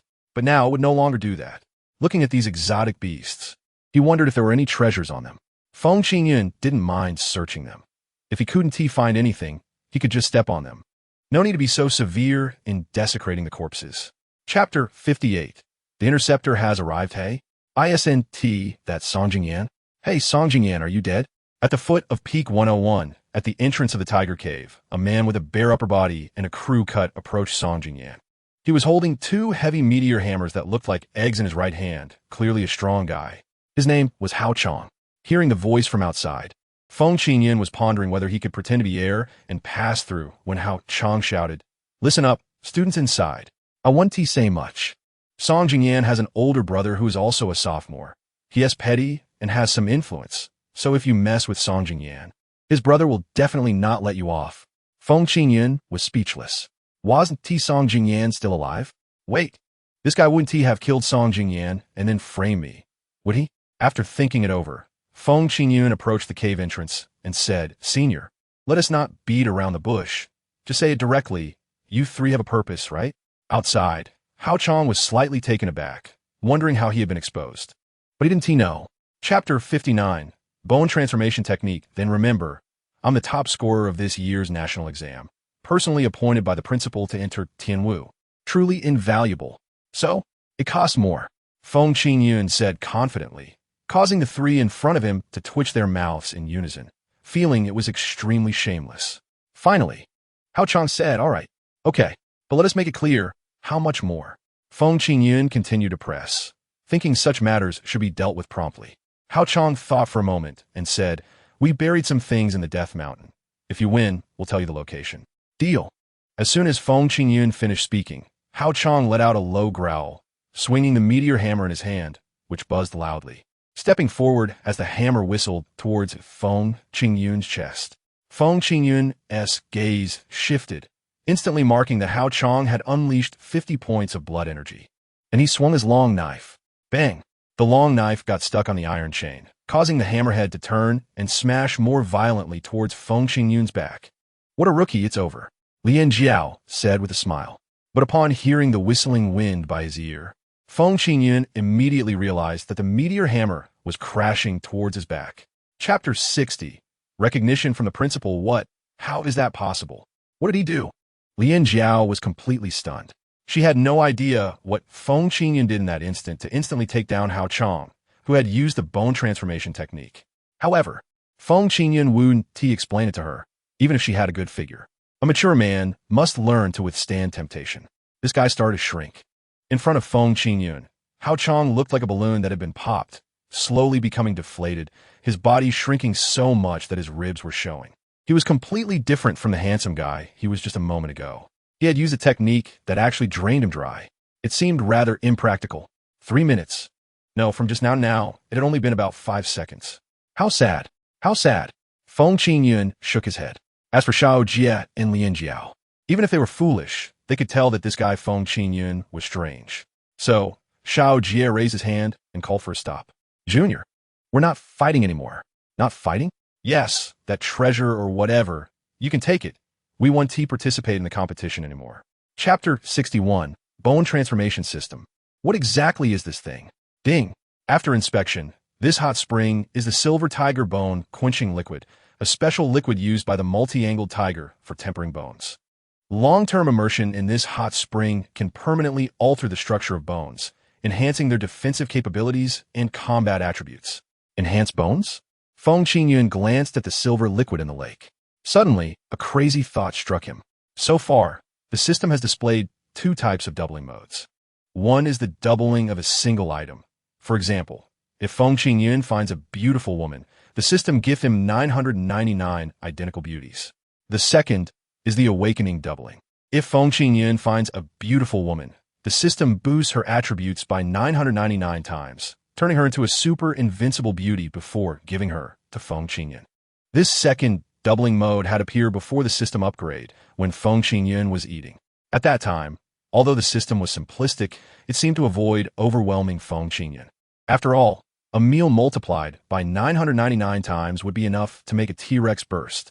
Similarly, if a first-grade Qi blood pill were consumed, multiplied by 999, I might just explode. Chapter 62. I am not that casual of a person, someone. Feng Qingyun's mental energy suddenly awakened. He keenly sensed that several uninvited guests had entered the tiger cave outside. At the same time, 2 exhausted girls, dragging their weapons, stumbled into the cave with weary faces and heavily made their way to the deepest part of the cave. After confirming that the deepest part was a rock and finding no one there, the 2 girls leaned against the rock and sat down, their heads drooping. "Xiao Nan, I feel like I can't hold on much longer. I want to go home," Bai Riyun said numbly. Although her tone was sad, being able to enter the Tianwu Academy still made her a proud figure, so there was a hint of pride, and she didn't shed tears in frustration. Sitting next to Bai Riyun, Chan Xiaonan's eyes were slightly red and swollen, but it wasn't from crying. It was because she had just been hit by a strange monkey. That cursed creature. Cough. "Riyun, I'm not talking about you. I'm talking about that stinky monkey just now. As for the thought of going home, well, I actually have it too. It's just that when I left, I promised to make a name for myself before returning. And now, after being hit by a monkey, wanting to go home feels a bit, how should I put it? It's just too embarrassing." Chapter 63. Forming a battle team, let me seduce him. I guarantee success. Saying this, Chen Xiaonan leaned against the long spear planted in the ground, twisting her delicate figure, her body moving like big waves, undulating against the spear. However, while the ideal was beautiful, the reality was tragic. With no dancing background and only martial arts training, Chen Xiaonan's figure was well developed, with a voluptuous chest and round hips, making her look like a big bear rubbing against a tree. Apart from being strong, she was still strong. There was no hint of a delicate demeanor. Cough, Lu Chang'e awkwardly cleared his throat and tactfully said to Chen Xiaonan that, "It's fine. Don't worry. I know my limits. I guarantee he'll be unable to resist me, but won't get any advantage. No, what I mean is, relax with his face, this figure, and this alluring dance. I'm sure I can successfully win him over." "That, you can't win over." "Nonsense. Why can't I win him over?" "Lu Chang'e, what do you mean? Do you mean I'm not good looking enough?" However, Lu Chang'e spread his hands innocently. "It's not me saying it." Chapter 64. Thank you, Captain. The captain is impressive. The powerful and deafening question caught Lu Chang'e and the others a bit off guard. This move of turning the tables was indeed unexpected, but it also touched the hearts of the three. Toilet paper is just a small matter, but if you don't even dare to fight for toilet paper, what courage do you have to fight for anything else? Stunned, Lu Chang'e looked at Feng Qingyun with a slightly different gaze. No man with blood in him wouldn't admire and follow the strong. To make Lu Chang'e bow his head is simple. Just beat him. Teaming up with you is fine. But looking at you, it seems you won't be content being a team member. You'll want to be the captain. Is that not allowed? Feng Qingyun smiled confidently. He could see Lu Chang'e's blood energy stirring. This indicated his emotions were rising. "If you win against me, then you can," Lu Chang'e said firmly. Bai Riyun quickly intervened. "Lu Chang'e, calm down. If we really want to form a team, we don't need to fight for the captain's position through force. Don't worry." Lu Chang'e excitedly licked his lips. Just because he usually seemed reserved doesn't mean he wouldn't be passionate. "I remember in the interview, you said you were a bloodline awakener. During the national exam, you were already a 3-star bronze, but you come from an ordinary background and might not have practiced any techniques." Chapter 65. Persuading with reason. According to my analysis, throwing us into the Death Mountains is the school's higher-ups' way of finding 3 types of people. Feng Qingyun held up 3 fingers. Lu Chang'e, Bai Riyun, and Chen Xiaonan all listened attentively. This argument was something they had never heard before. Feng Qingyun said, "The first type of person is the smart ones." "Smart ones?" Lu Chang'e found it hard to accept. As one of the top 3 elite academies in Huaxia, those who get in are all exceptional. Could there really be fools among them? But there really are fools. Don't believe it? It's simple. Look at how many people are wandering in the plains before the Death Mountains, unwilling to enter. Feng Qingyun picked up a piece of dry wood and drew several big waves on the ground to represent the mountains, then sketched a bit of fluffy grass to represent the plains. They are thinking, "I'll wait until my strength improves before entering a hunt." But how long will they have to train to improve their strength? And to what level must their strength rise? Bronze? Silver? Gold? They'll all be waiting for who knows how long. After Feng Qingyun's analysis, Bai Riyun immediately thought of the key issue. Chapter 66. This sister has a problem on the plains before the Death Mountains. As the second place in the national exam, Feng Outyin gazed longingly at the mountains, anxiously waiting for Feng Qingyun to come out, almost turning into a stone statue, waiting for a husband. Last time, he was careless and got stung by the flying scorpion, ending up looking like a pig's head. This time, he wanted to prove with strength that he, Feng Outyin, is not only the most beautiful in the world, but also the number 1, an idol who embodies wisdom and beauty, strength and elegance. Why hasn't he come out yet? His hands were tightly clenched. Feng Outyin was feeling a bit nervous. He was worried. What if Feng Qingyun encountered danger inside the Death Mountain? If I had known, I would have gone in with him. What if he dies in there? Even if I become a legendary warrior in the future, people will just say, "What a pity if it weren't for that first place dying back then. How could this second place shine?" He muttered resentfully, like a scorned woman. People around looked and avoided him, constantly pointing and whispering. "Look at this guy. He's eyeing Feng Qingyun again. Hey, the guy awakened his bloodline and got first place in the national exam. That's also strength. Why does he have to act like this?" Chapter 67. The Deceptive Library. "So you're Feng Qingyun? Did you mess with my brother Song Jingyan?" Upon mentioning Song Jingyan, Feng Qingyun naturally looked at the other person. The person bore a slight resemblance to Song Jingyan, but was tall and thin, with a slightly sickly pallor, looking particularly refined and fair. Behind him, he carried a short iron rod, about 50 centimeters long. It was hard to tell what kind of weapon it was. "Who are you?" "I am Song Jingyan's brother, Song Tianyu." I heard someone took down my brother, and it's a freshman who just started college, a rookie king. Song Tianyu looked Feng Qingyun up and down, with a hint of malice. Meanwhile, Feng Qingyun, appearing calm on the surface, was quickly assessing the situation. Through the system's annotations, Feng Qingyun saw that Song Tianyu was a 2-star silver with a health value of 2,155, over twice his own. So, if he wanted to counterattack, what were his chances? 70%.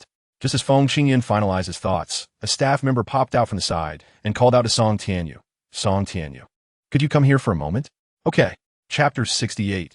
Crazy wool pulling, although he wanted to complain a bit more, just thinking about the 100,000 yuan for 1 minute, all of which he had to pay himself, made Feng Qingyun grit his teeth. Lord Tiger, please let me go to the second floor. If I can't finish my studies, it's my own fault for being too ambitious.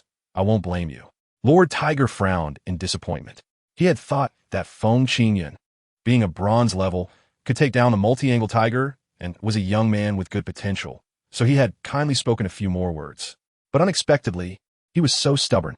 Indeed, young people need to endure hardships to grow. Otherwise, they would really think they could do anything. So, Lord Tiger spoke lightly, but his tone was a bit colder than before. You can look around the first and second floors, but you can't go to the third floor. You have 1 hour and 40 minutes. When time's up, come out on your own. Don't wait for me to come in and catch you. Thank you, Lord Tiger. Once Lord Tiger agreed, Feng Qingyun hurriedly walked inside, causing Lord Tiger to snort in annoyance. You little brat. I'm waiting for you to come out crying. Picking up a purple clay teapot, Lord Tiger took a big sip to suppress his anger. He had encountered many talented but reckless young people before, and in the end, wouldn't he come out looking defeated? Chapter 69. Are you threatening me? Feng Qingyun, right? Standing in front of Feng Qingyun, Song Tianyu said coldly. Now everyone knows that my brother Song Jingyan was taken down by a freshman, making him the laughingstock of others. As a brother, I must avenge him. As he spoke, the iron rod on his back was suddenly drawn out. At the front of the rod was a sharp, 3-edged military spike. Seeing this, Lord Tiger frowned first. Not to mention that dueling was prohibited in the school. This was Lord Tiger's territory, and causing trouble here was a provocation to him. Kid, do you not take me seriously? The energy and health surged explosively from Lord Tiger, resembling a great mountain, suppressing both Feng Qingyun and Song Tianyu beneath it, rendering them immobile. Feng Qingyun was momentarily speechless. You could suppress him, but why are you suppressing me too? However, Lord Tiger was actually protecting Feng Qingyun. Young people tend to be impulsive, and if Feng Qingyun reacted to Song Tianyu first, it would be very unfavorable for him. So it was better to suppress both. As for Song Tianyu, after being suppressed by Lord Tiger's energy and health, Chapter 70, issuing a challenge on the 15th. I'll be waiting for you at the old student dormitory. Are you daring enough to come? What is there to be afraid of? Feng Qingyun stepped forward, gladly accepting Song Tianyu's challenge, prompting Lord Tiger to secretly give Feng Qingyun a thumbs up. Such a courageous young man is rare nowadays. Thus, Lord Tiger simply released the suppression. Song Tianyu twisted his shoulders. All right, Feng Qingyun, the 15th is the day when you freshmen attack the old student dormitory. I'll be waiting for you at Block B, number 2. After speaking, Song Tianyu strode away, leaving Su Tian behind feeling a bit awkward. He had taken the initiative, but now was awkward for a few seconds. Su Tian sought a way to ease the situation with Feng Qingyun. Sorry, his emotions have gone a bit out of hand. I'll go back and talk to him. Don't worry, your unfair match 1T really take place. After promising Feng Qingyun, Su Tian hurried to catch up with Song Tianyu. Standing beside Feng Qingyun, Lord Tiger shook his head. The world of warriors is like this. Weakness is the original sin. You have to pick the soft ones to squeeze. His sarcastic words provoked Feng Qingyun to silently glance at Lord Tiger. Chapter 71. Pre-battle preparation. If my strength is stuck at 9-star bronze, would you 3 consider leaving my battle team? The 3 people on the opposite side did not expect that Feng Qingyun would directly bring up this most awkward question. For a moment, they were at a loss for words, scratching their heads. Lu Chang'e made a gesture, wanting to say something, but Feng Qingyun spoke for them first. Indeed, people strive for higher places and water flows to lower grounds. If my strength limits me, then it's only natural for you to seek development elsewhere. You shouldn't be blamed for it. A few extremely generous words made Lu Chang'e, Bai Ruyan, and Chun Xiaonan feel a twinge of guilt in their hearts. That's right. People strive for higher places, and water flows to lower grounds. This was indeed their thought, and it would be the reason they would use to convince themselves to leave Feng Qingyun in the future. However, this reason was now spoken out loud by Feng Qingyun, which made their faces burn with embarrassment. But then, Feng Qingyun changed the subject. However, it's fortunate that before your strength surpasses mine, you will still be by my side, listening to my words and doing what I ask, right? Chapter 72, 12 o'clock clang.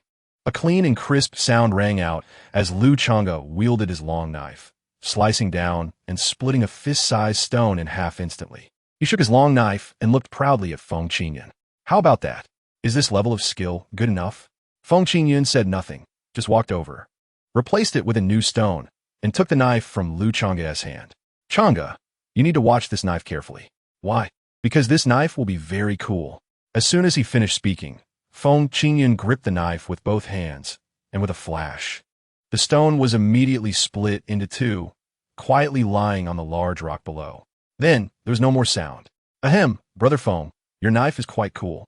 But compared to my last one, it doesn't seem to be much different. Are you sure? Feng Qingyun smiled and pointed to the fragments on the rock, signaling Lu Chang'e to feel them. Lu Chang'e walked over in frustration, picked up Feng Qingyun's stone, and touched it. The cut surface of the stone was incredibly smooth. Like a young girl's delicate hand, the touch was quite pleasant. Chapter 73, occupying a land boom. As soon as it hit 12 o'clock, the wall separating the new students from the old students collapsed with a loud noise, opening a corner of the cage. In an instant, the illusion of a ferocious tiger being released appeared in the eyes of the old students. Then they laughed. Hey, it's time to have a friendly exchange with the juniors again. How about we give each of them a black eye? Want to have a competition? How to compete? I'll hit the right eye, you hit the left eye, and then we'll see who gives more black eyes? Sure, the old students said one after another, excitedly rubbing their fists. Although the juniors are precious, as the saying goes, if you don't learn to take a hit, how can you become a warrior? Therefore, some proper grinding is indeed necessary. However, not everyone thinks this way. In front of Building B2, hearing the sound of the wall sinking into the ground, Song Tianyu suddenly opened his eyes, grabbed a triangular military spike, and stared intently at the surroundings. As soon as Feng Qingyun appears, he can take revenge for his brother. It's coming soon. You've gone mad. Chapter 74. Shocking back 6-star silver building C12, building C7, building C3 are here. Turning around a corner, Feng Qingyun held the long knife, making a rapid turn and drift, dragging a long mark on the ground while quickly locking his gaze on the prey. However, at the entrance of Building B2, there was no sign of Song Tianyu waiting for him as expected. Instead, Su Tian stood there with his arms crossed, waiting for Feng Qingyun to come over. Upon seeing Feng Qingyun, Su Tian said lightly, "You're here." "Where's he?" Feng Qingyun frowned. He didn't come here to meet Su Tian. However, Su Tian's attitude was also very strong, and he had to get involved in this matter. "Want to talk? What's there to talk about? Unless you break his legs, otherwise, I'll handle it myself." Feng Qingyun looked toward the villa. If Su Tian intervenes, Song Tianyu should be locked inside the villa. With me here, you can't get inside. Just to clarify, I'm a 6-star silver, one of the top combat powers in the entire sophomore year. You have no chance against me in a fight, Su Tian said emphatically, feeling extremely confident about his overwhelming advantage. Feng Qingyun smiled lightly. "We'll find out when we try." In a flash, Feng Qingyun kicked off the wall, his figure shooting upwards rapidly, almost flying along the wall. However, Su Tian's speed was not slow either. His figure suddenly appeared on the top of the wall, swinging a fist downwards towards Feng Qingyun with great force. Boom! As the fist came down, Feng Qingyun's long knife immediately twisted, revealing a massive fist print, twisting the knife into an L shape. Under the tremendous force, Feng Qingyun was also knocked back to the ground. Su Tian shook his head. "I told you. With me here, you can't get inside." "Really?" With a push off the ground, Feng Qingyun exploded upwards towards the wall, his fist clenched. The power of the 7-star silver fully unleashed at that moment. 9 styles 1 punch. Feeling the terrifying power contained in this punch, Su Tian's confident face suddenly changed, becoming somewhat panicked. He then unleashed his childhood practice, the one he had been practicing since he was little, Southern Barbarian breaking heaven fist. Boom! The two fists collided, In an instant, Su Tian's fist ached and retracted. In terms of strength, he and Feng Qingyun were evenly matched. In terms of blood energy, he overwhelmingly crushed Feng Qingyun. But in terms of bone hardness, he suspected his hand bones had cracked. How can his kid's bones be so hard? Did he practice some special method? While still hesitating, Feng Qingyun landed on the ground, tossed 2 blood energy pills into his mouth, and charged again. 9 styles 1 punch. Still coming.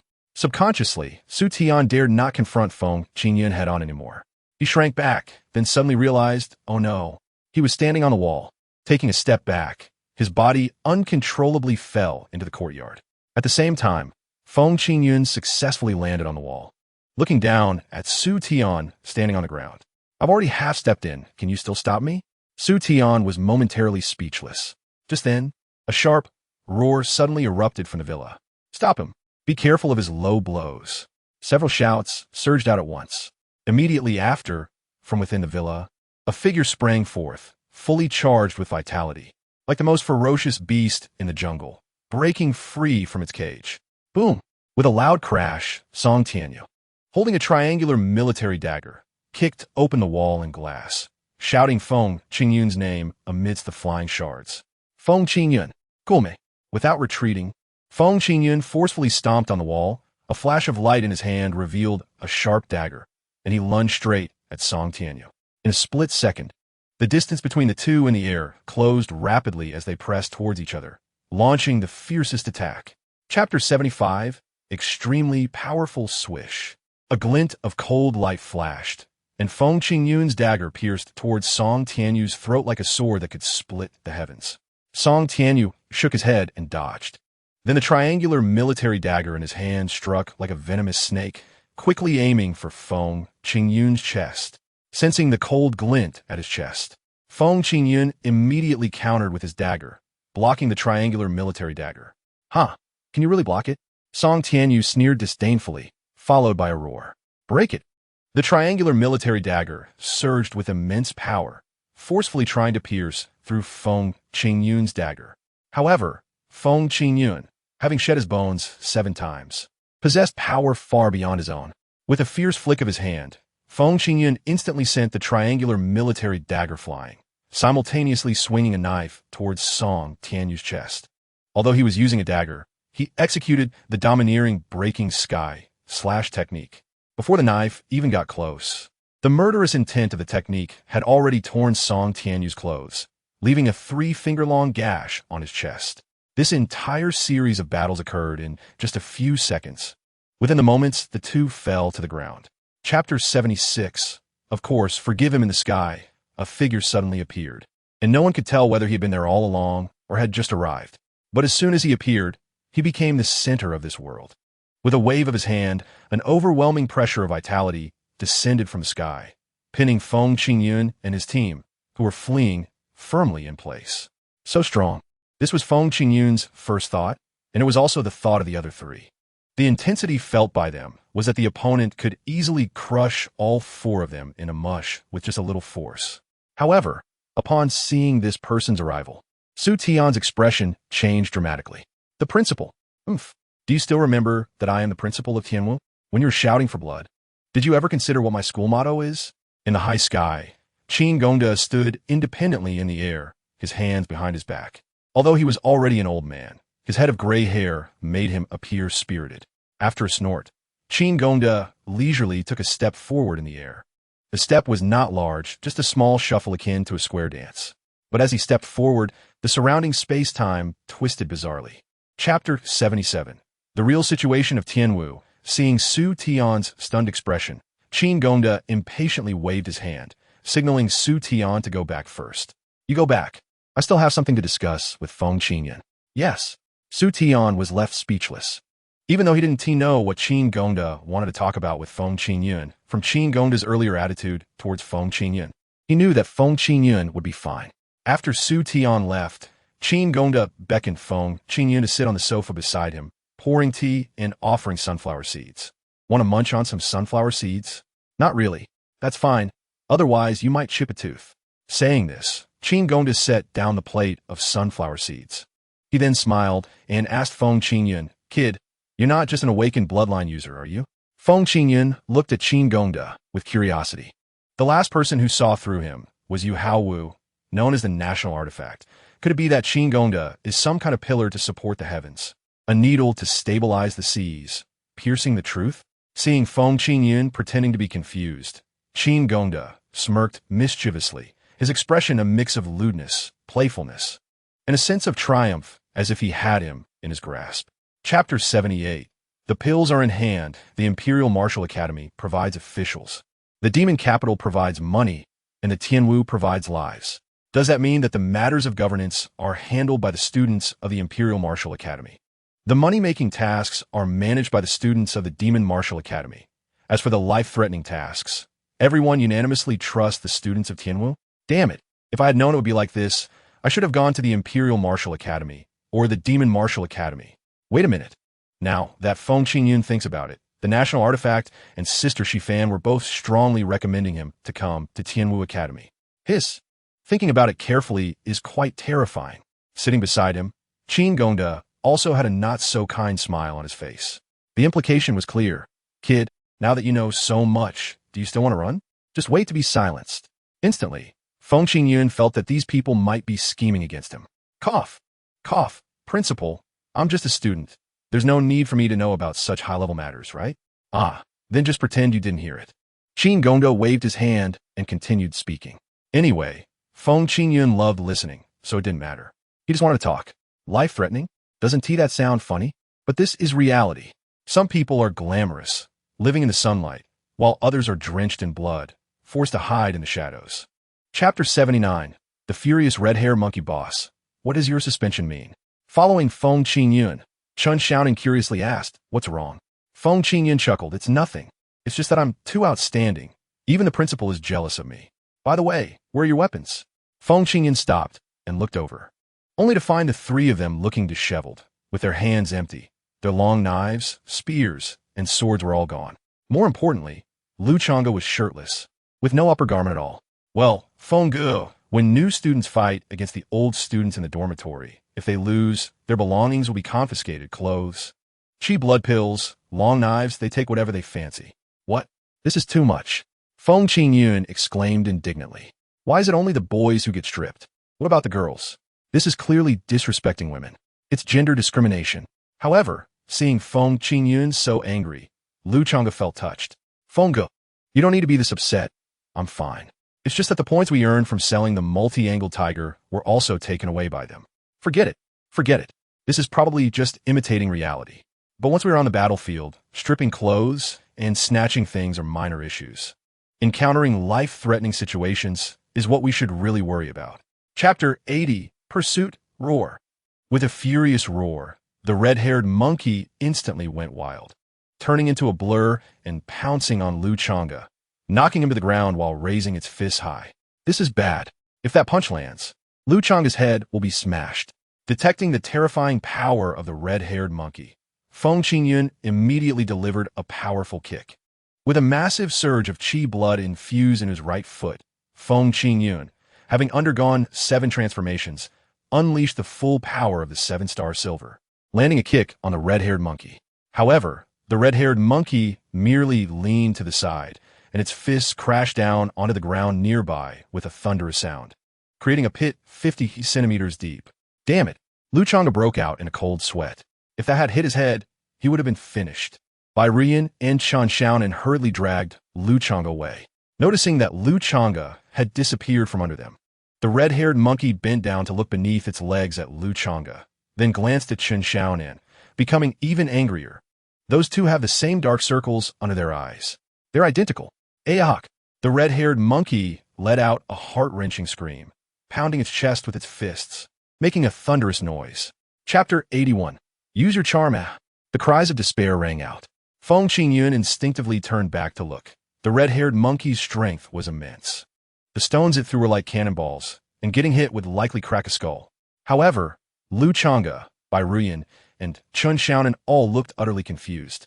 None of them had been hit.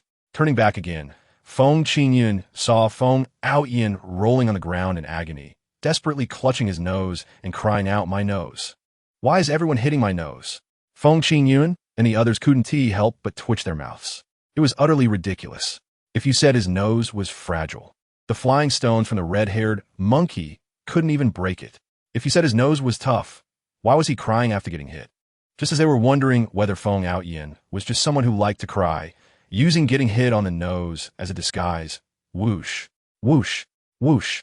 Stones flew like cannonballs towards Feng Qingyun and the others, causing Lu Chang'e and the others to dodge in a panic. As for Feng Qingyun, he quickly found a rock to take cover behind, pulling out his phone to search for throwing skills. Chapter 82. Special beast pills, do you smell that? It seems to have a hint of wine fragrance. It's not just a hint, it's definitely the scent of wine. Feng Qingyun, holding the long knife, walked towards the towering tree. After circling the trunk, he discovered a stone embedded in the back of the tree. There's a stone growing on this tree? Feng Qingyun tucked the long knife behind him. Lu Chang'e approached and also saw the stone, drawing his knife horizontally. Come on. All right. Feng Qingyun stepped on the knife, and Lu Chang'e used all his strength to launch Feng Qingyun up to the tree. Once his feet found a foothold, Feng Qingyun carefully picked up the stone. In an instant, a waft of wine fragrance rapidly escaped, causing a surge of qi blood to erupt within Feng Qingyun, instantly breaking through from bronze to silver. Damn! Feng Qingyun cursed and quickly covered the stone back up. Just a sniff, and it's this exaggerated? Meanwhile, Lu Chang'e and the others below were puzzled, continuously asking Feng Qingyun, "What do you mean, damn? Is there a female monkey inside? Is she pretty? Get real. If a female monkey were pretty, would the red-haired monkey need a tea Shaonin?" Chapter 83. The value of rare beast pills, bring it on. This time, I will definitely wash away the disgrace of the past. But remember, no hit in my nose this time. Just as Feng Outyin was about to show off, he cautiously covered his nose.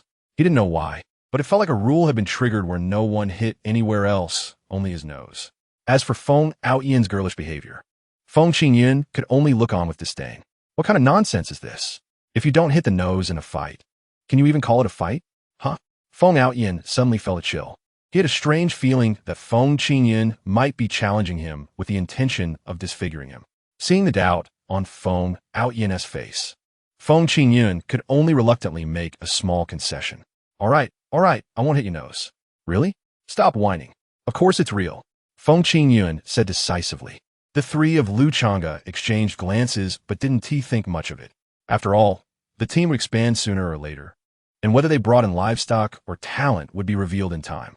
So, with the attitude of enjoying the show, they shouted from the side, "Let us begin." As soon as the words fell, Feng Outyin immediately took a stance, ready to unleash his ultimate move. Chapter 84. What is big data calculation? Did you hear that? It seems like there are footsteps approaching nearby. Feng Qingyun whispered. Feng Outyin quickly perked up his ears, listening intently, but heard no sound at all. He shook his head. "No, quickly hide." Feng Qingyun hurriedly pulled Feng Outyin, and the two of them hid behind a tree by the roadside, not even sticking their heads out to observe. Soon after, they heard a series of scattered footsteps approaching, accompanied by laughter. "Ha ha! Our leader is truly clever. While those fools attack the old student dormitory, we can directly dig for things on each mountain peak, and every dig is spot on.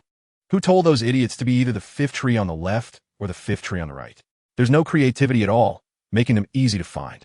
With so many blood chi pills now, the leader is about to break through, right? I estimate he'll reach 4-star silver. 4-star? That's already so high. Why isn't the leader going out? Are you stupid? If he goes outside yelling and fighting, how much can he earn a year? Isn't it better to stay here and dig for other stuff?" That's true. The two figures, carrying a pile of long spears and short swords, with their pockets bulging, walked down the small path like two nouveau riches swaggering along. Chapter 85. Life on the knees of struggle. Feng Qingyun and Feng Outyin were quietly plotting when Wang Tinyu's division of spoils was coming to an end. Wang Tinyu stood up and said to his little brothers, "Brothers, today is another day of bountiful harvest. After we go back, remember to keep a low profile. Fight monsters when it's time to fight, practice when it's time to practice, and when you have free time, take a stroll around the nearby peaks to scout the area. We'll meet here again on the 14th of next month." With that, he announced completion. Wang Tinyu's brothers immediately scattered in groups of 3 or 5, heading in different directions. Wang Tinyu himself shouldered his stone chair, wearing a face that looked like a simpleton, honest to a fault. As he huffed and puffed up the mountain, he gave off the impression that this guy was very smart, like a monk practicing something others couldn't understand. Seeing this group of bandits disperse, Feng Outyin finally breathed a sigh of relief. If they had to fight so many, the two of them truly had no chance. Now, it was good. With people scattered, there was no need to worry about Feng Qingyun running faster than 992 seconds. Crazy, they have disbanded. Should we retreat too? Chapter 86. Big Harvest. Seeing Feng Qingyun, the two rebellious figures across were clearly surprised and raised their weapons. Who are you? I'm the accomplice of that champion from earlier. Feng Qingyun pointed in the direction Feng Outyin had fled. He continued, my champion won't run far. It won't be long before Wang Tiniu comes back. How about we discuss how to split it? Let's get the stuff out first. The two on the opposite side were momentarily stunned by what he said. Instinctively, they exchanged glances, wanting to ask each other's opinions. How about a 70-30 split? If it's more than that, it won't be worth it for us. If it's 70-30, they might not agree. What if Wang Tiniu comes back and we get nothing? Then what should we do? First, trick him into thinking it's a 50-50 split. Once we get inside and find the treasure, we can knock him out and frame him. Wow, great idea. The two were exchanging glances. Suddenly, Feng Qingyun flashed and, grabbing one head in each hand, slammed them together. The two immediately became dazed. Really? How can there be men in this world who can stare at another man for so long? If they aren't gay, they're definitely plotting how to ambush me. Chapter 87. Why are you so outstanding alone? Starting tonight, I will prepare to break through to Silver Warrior. As soon as Feng Qingyun said this, Lu Chang'e, Bai Ruyan, and Qin Shaonan all looked very happy. Deep down, they enjoyed teaming up with Feng Qingyun. As for Feng Outyin, he felt like he had seemingly forgotten something important. Wait, you have awakened your special ability, right? Feng Outyin stammered, seeking confirmation from Feng Qingyun. Up to now, he had never heard of any bloodline awakeners being able to awaken special abilities.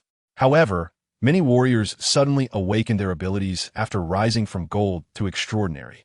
It was said that this was because they had unique genes, and once their strength surpassed the realm of humanity, the various factors combined to produce this ability. Therefore, those who could awaken their abilities early, as long as they didn't die midway, basically had a ticket to becoming an extraordinary warrior. So, is there potential for special abilities combined with bloodline awakening? Feng Outyin didn't dare to gamble. If he lost, it would mean losing for a lifetime. In response to Feng Outyin's question, Feng Qingyun just smiled and took out Feng Outyin's promise letter, looking very friendly. Chapter 88. Overbearing monkey wine, what is going on? Why do my bones feel oppressed? Feng Qingyun frowned. His bones had been soaked in silver tiger bone liquid, and, after shedding bones 7 times, they were equivalent to the skeleton of a 7-star silver warrior. Logically, this should be 2 levels higher than his blood chi value. Such a situation shouldn't occur. System, what's going on with my bones? Please wait, the system replied respectfully, sounding like customer service. It then provided an answer. Upon investigation, the reason the host feels discomfort in their bones is that the host cultivation is rapidly increasing, causing a recoordination between the bones and muscles. Based on the current situation, when the host's blood chi strength reaches 7-star silver, there will be temporary paralysis symptoms. Once the coordination between the bones and muscles is completed, the discomfort can be self-relieved. Feng Qingyun was speechless after hearing this. He thought, what kind of strange situation is this? However, he didn't want to lie in the cave convulsing. It felt very strange, like being messed up. System, is there a solution? Please wait. 5 seconds later. Chapter 89. The stone pillar moved. Splash. Splash. Splash. Water splashed everywhere. Silver light flew up and down, and a naked figure darted swiftly like a dragon emerging from the sea, looking incredibly fierce. Cool. Halfway through swimming, Lu Chang'e temporarily stopped and let out a long, satisfied howl. When he looked again, Feng Outyin was still buried and moving forward, which made him laugh a bit. Really? Why does this guy have such a strong desire to win? Just as he was about to dive back in, suddenly, Lu Chang'e's peripheral vision suddenly caught sight of the 2 stone pillars, which actually trembled slightly. What the hell? Lu Chang'e's whole body stiffened. He looked up again. The pillars were still pillars, still bearing the marks of time, standing resiliently in the middle of the lake. Did I see it wrong? Lu Chang'e scratched his head. After thinking for a moment, he still felt that safety was the priority. He quickly shouted loudly to Feng Outyin to stop. Hey, Outyin, don't swim forward anymore. Those 2 stones seem to have a problem. Hey, on the other side, Feng Outyin was swimming hard, and when he suddenly heard Lu Chang'e speaking, he thought Lu Chang'e had admitted defeat. He immediately stopped to show off. Can't do it, right? My endurance is really good. Chapter 90. Silver tip of a spear at the same time. The two sharp stone pillars gradually revealed their true form. Those two sharp stone pillars were actually the tips of a giant crab's claws. Boom! The ground shook.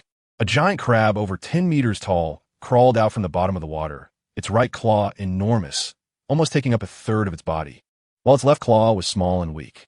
It was clear that it had been single for at least 30 years. Moreover, it was the ultimate homebody with a preference for its right hand. This massive body genuinely gave Wang Tinyu a strong sense of pressure.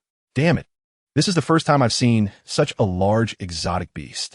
Hey, you two, you have to help me, Wang Tinyu said with fighting spirit. When he turned his head, he found that these two guys were running away with their bare butts. While running, they shouted, "You hold on, we'll go call for reinforcements." These two bastards. Wang Tinyu's face darkened for a while, and when he looked at the giant crab, both of its eyes were the size of basketballs, making him involuntarily shiver. This guy, could it be a golden level existence? Chapter 91. This giant crab is a bit scary. Do you know the bone expansion technique? Wang Tinyu said seriously, afraid that Lu Chang'e and Feng Outyin wouldn't believe him, so his face was tense, almost resembling a funeral photo. This made a line from a sorrowful elegy inexplicably ring in Lu Chang'e's mind. The wind is cold at the Yishui River. The hero goes and never returns. Not hearing a response from Lu Chang'e and the others, as a mature person, he had to learn to answer himself. It doesn't matter if you don't know. I can briefly explain it to you. The so-called bone expansion technique is actually about injecting a large amount of qi and blood into the bones of the whole body in a short time, causing the bones to grow larger and thicker. Once the bones are expanded, the body's muscles are also matched to the bones, becoming stronger and bigger. In this way, combat power can be rapidly enhanced. But this technique has a clear weakness. It consumes a lot of qi and blood. For example, if you could fight normally for 5 minutes after using the bone expansion technique, you would only have 3 seconds left. But the most terrifying thing is seeing Wang Tinyu's face, which looked like he was constipated while speaking. Lu Chang'e and Feng Outyin knew that the consequences would definitely be serious. Chapter 92. The senior takes action. The senior is defeated. Die. Wang Tinyu charged towards the giant crab with a knee strike, filled with rage. He was confident that if he hit, the giant crab would at least take 5 steps back. But the premise was that he had to be able to hit. Bang! With a loud noise, the giant crab's left claw swung over and clamped Wang Tinyu completely. Wang Tinyu's entire right arm was firmly trapped, and he could only clench his left fist and strike the giant crab's claw with all his might, trying to break free and escape. Sure enough, the giant crab couldn't stand his punch and released Wang Tinyu. It then used its stronger right claw to clamp down on Wang Tinyu tightly, rendering him unable to move at all. On the ground, Lu Chang'e and Feng Outyin looked at Wang Tinyu, who was tightly clamped, their expressions not looking good. Outyin, why do I feel like he seems to have shrunk a bit? Really? Feng Outyin squinted and looked over. He saw that Wang Tinyu's body did seem to be a size smaller. His once tightly fitting underwear was now sagging a bit. At the same time, his previously shiny black body also became a bit dull, as if the qi and blood inside his flesh were rapidly depleting. Chapter 93. Fusion function activated. It seems that every time others can't do it, only I can. Sigh. It's so hard to be low-key. Feng Qingyan mumbled as he walked forward. A few words of her sigh made Lu Chang'e silent, while Nan Tianming wanted to hit someone. Who says others can't do it? Only Feng Outyin silently expressed that he also wanted to shine brightly. After all, if you don't show off when young, when will you? But showing off is fine. When it comes to actual fighting, showing off won't scare your opponent to death. Junior, don't be impulsive. Nan Tianming shouted nervously at Feng Qingyun's back while holding his injured calf. It's not that I look down on you. Actually, my junior year students are mixed in with the freshmen to protect your safety. Even I'm not a match for it. You going over is just seeking death. Senior, let us have crab meat casserole together tonight. Nan Tianming didn't know if Feng Qingyun was joking in the face of death or trying to find humor in hardship. But at this point, dying with a smile is still better than dying in misery. So he forced a smile. All right, it's a deal. Feng Qingyun confidently raised the corners of his mouth, his gaze locked on the giant crab. Chapter 94. Your speed of improvement is problematic detecting the beast core within the giant crab. Part of it can be fused into a level acceptable to the host after fusion. Would you like to proceed with the fusion? Feng Qingyun was slightly taken aback, thinking to himself when the system developed this function. How did I not notice it? However, since it was developed if he didn't use it, wouldn't that be too disrespectful to the system? System, is this fusion function charged? Host, all functions of the system are provided to the host for free. If charged, the host wouldn't even be able to afford the fees. Cough, that's true. Feng Qingyun awkwardly coughed twice, thinking that this system was becoming more and more humanized, even learning to mock itself. Then help me fuse it. Will I need to operate it myself? The fusion process does not require host operation. The host only needs to give final consent. The system finished speaking and fell silent for a few seconds. Subsequently, it began to list a detailed fusion plan for Feng Qingyun based on the host's current strength level. 7 giant crab beast cores can be fused into one half-step gold-level beast core. At the same time, due to the attributes of the giant crab being cold and gloomy, it is recommended to add strong golden monkey wine as a warming supplement to reduce side effects and achieve the best enhancement effect. Chapter 95. Fusion completed. Your improvement speed is problematic. How can an ordinary person improve so quickly? A soul-stirring question from Feng Outyin made the other three look intently at Feng Qingyun. Indeed, Feng Qingyun's speed of improvement was astonishing, almost like riding a rocket, far beyond reasonable expectations, practically defying the heavens. Therefore, at this point, Feng Qingyun had to admit it. All right, I originally wanted to interact with you as an ordinary person, but all I got in return was suspicion. I am a cheat. I reveal my cards. These 3 sentences made the 4 people gasp in shock. What does this cheat mean? Yes, my bloodline has awakened for the second time. If nothing unexpected happens, stepping into the extraordinary realm is almost certain. Feng Qingyun said sincerely, leaving the 4 utterly shocked. Bloodline awakening, and a second awakening at that? No, how come I haven't heard of second awakening? Then congratulations, you are witnessing history. Don't even mention a second awakening. I actually feel like a 7th awakening wouldn't be a big problem. Feng Qingyun stated confidently. Chapter 96. Seeing ghosts. If I want to customize for Xinger, can I do that too? Feng Qingyun asked, anxiously waiting for the system's response. He had previously asked Feng Outyin, who clearly answered that if one wants to use beast cores to treat diseases, it's best to observe the patient's data meticulously in a laboratory. However, this process would not be short, and it might take much longer than expected. Especially after consuming the beast core, there could be unforeseen side effects that might even be fatal. This situation is something Feng Qingyun cannot allow. He absolutely does not want Xinger to just have her heart disease cured, only to develop other diseases that are unknown and potentially fatal. This situation is unacceptable. The system replied to Feng Qingyun. As long as you scan the target's data and have the corresponding materials, you can customize pills for others. Great. Hearing the system's response, Feng Qingyun excitedly clenched his fists, overwhelmed with emotion.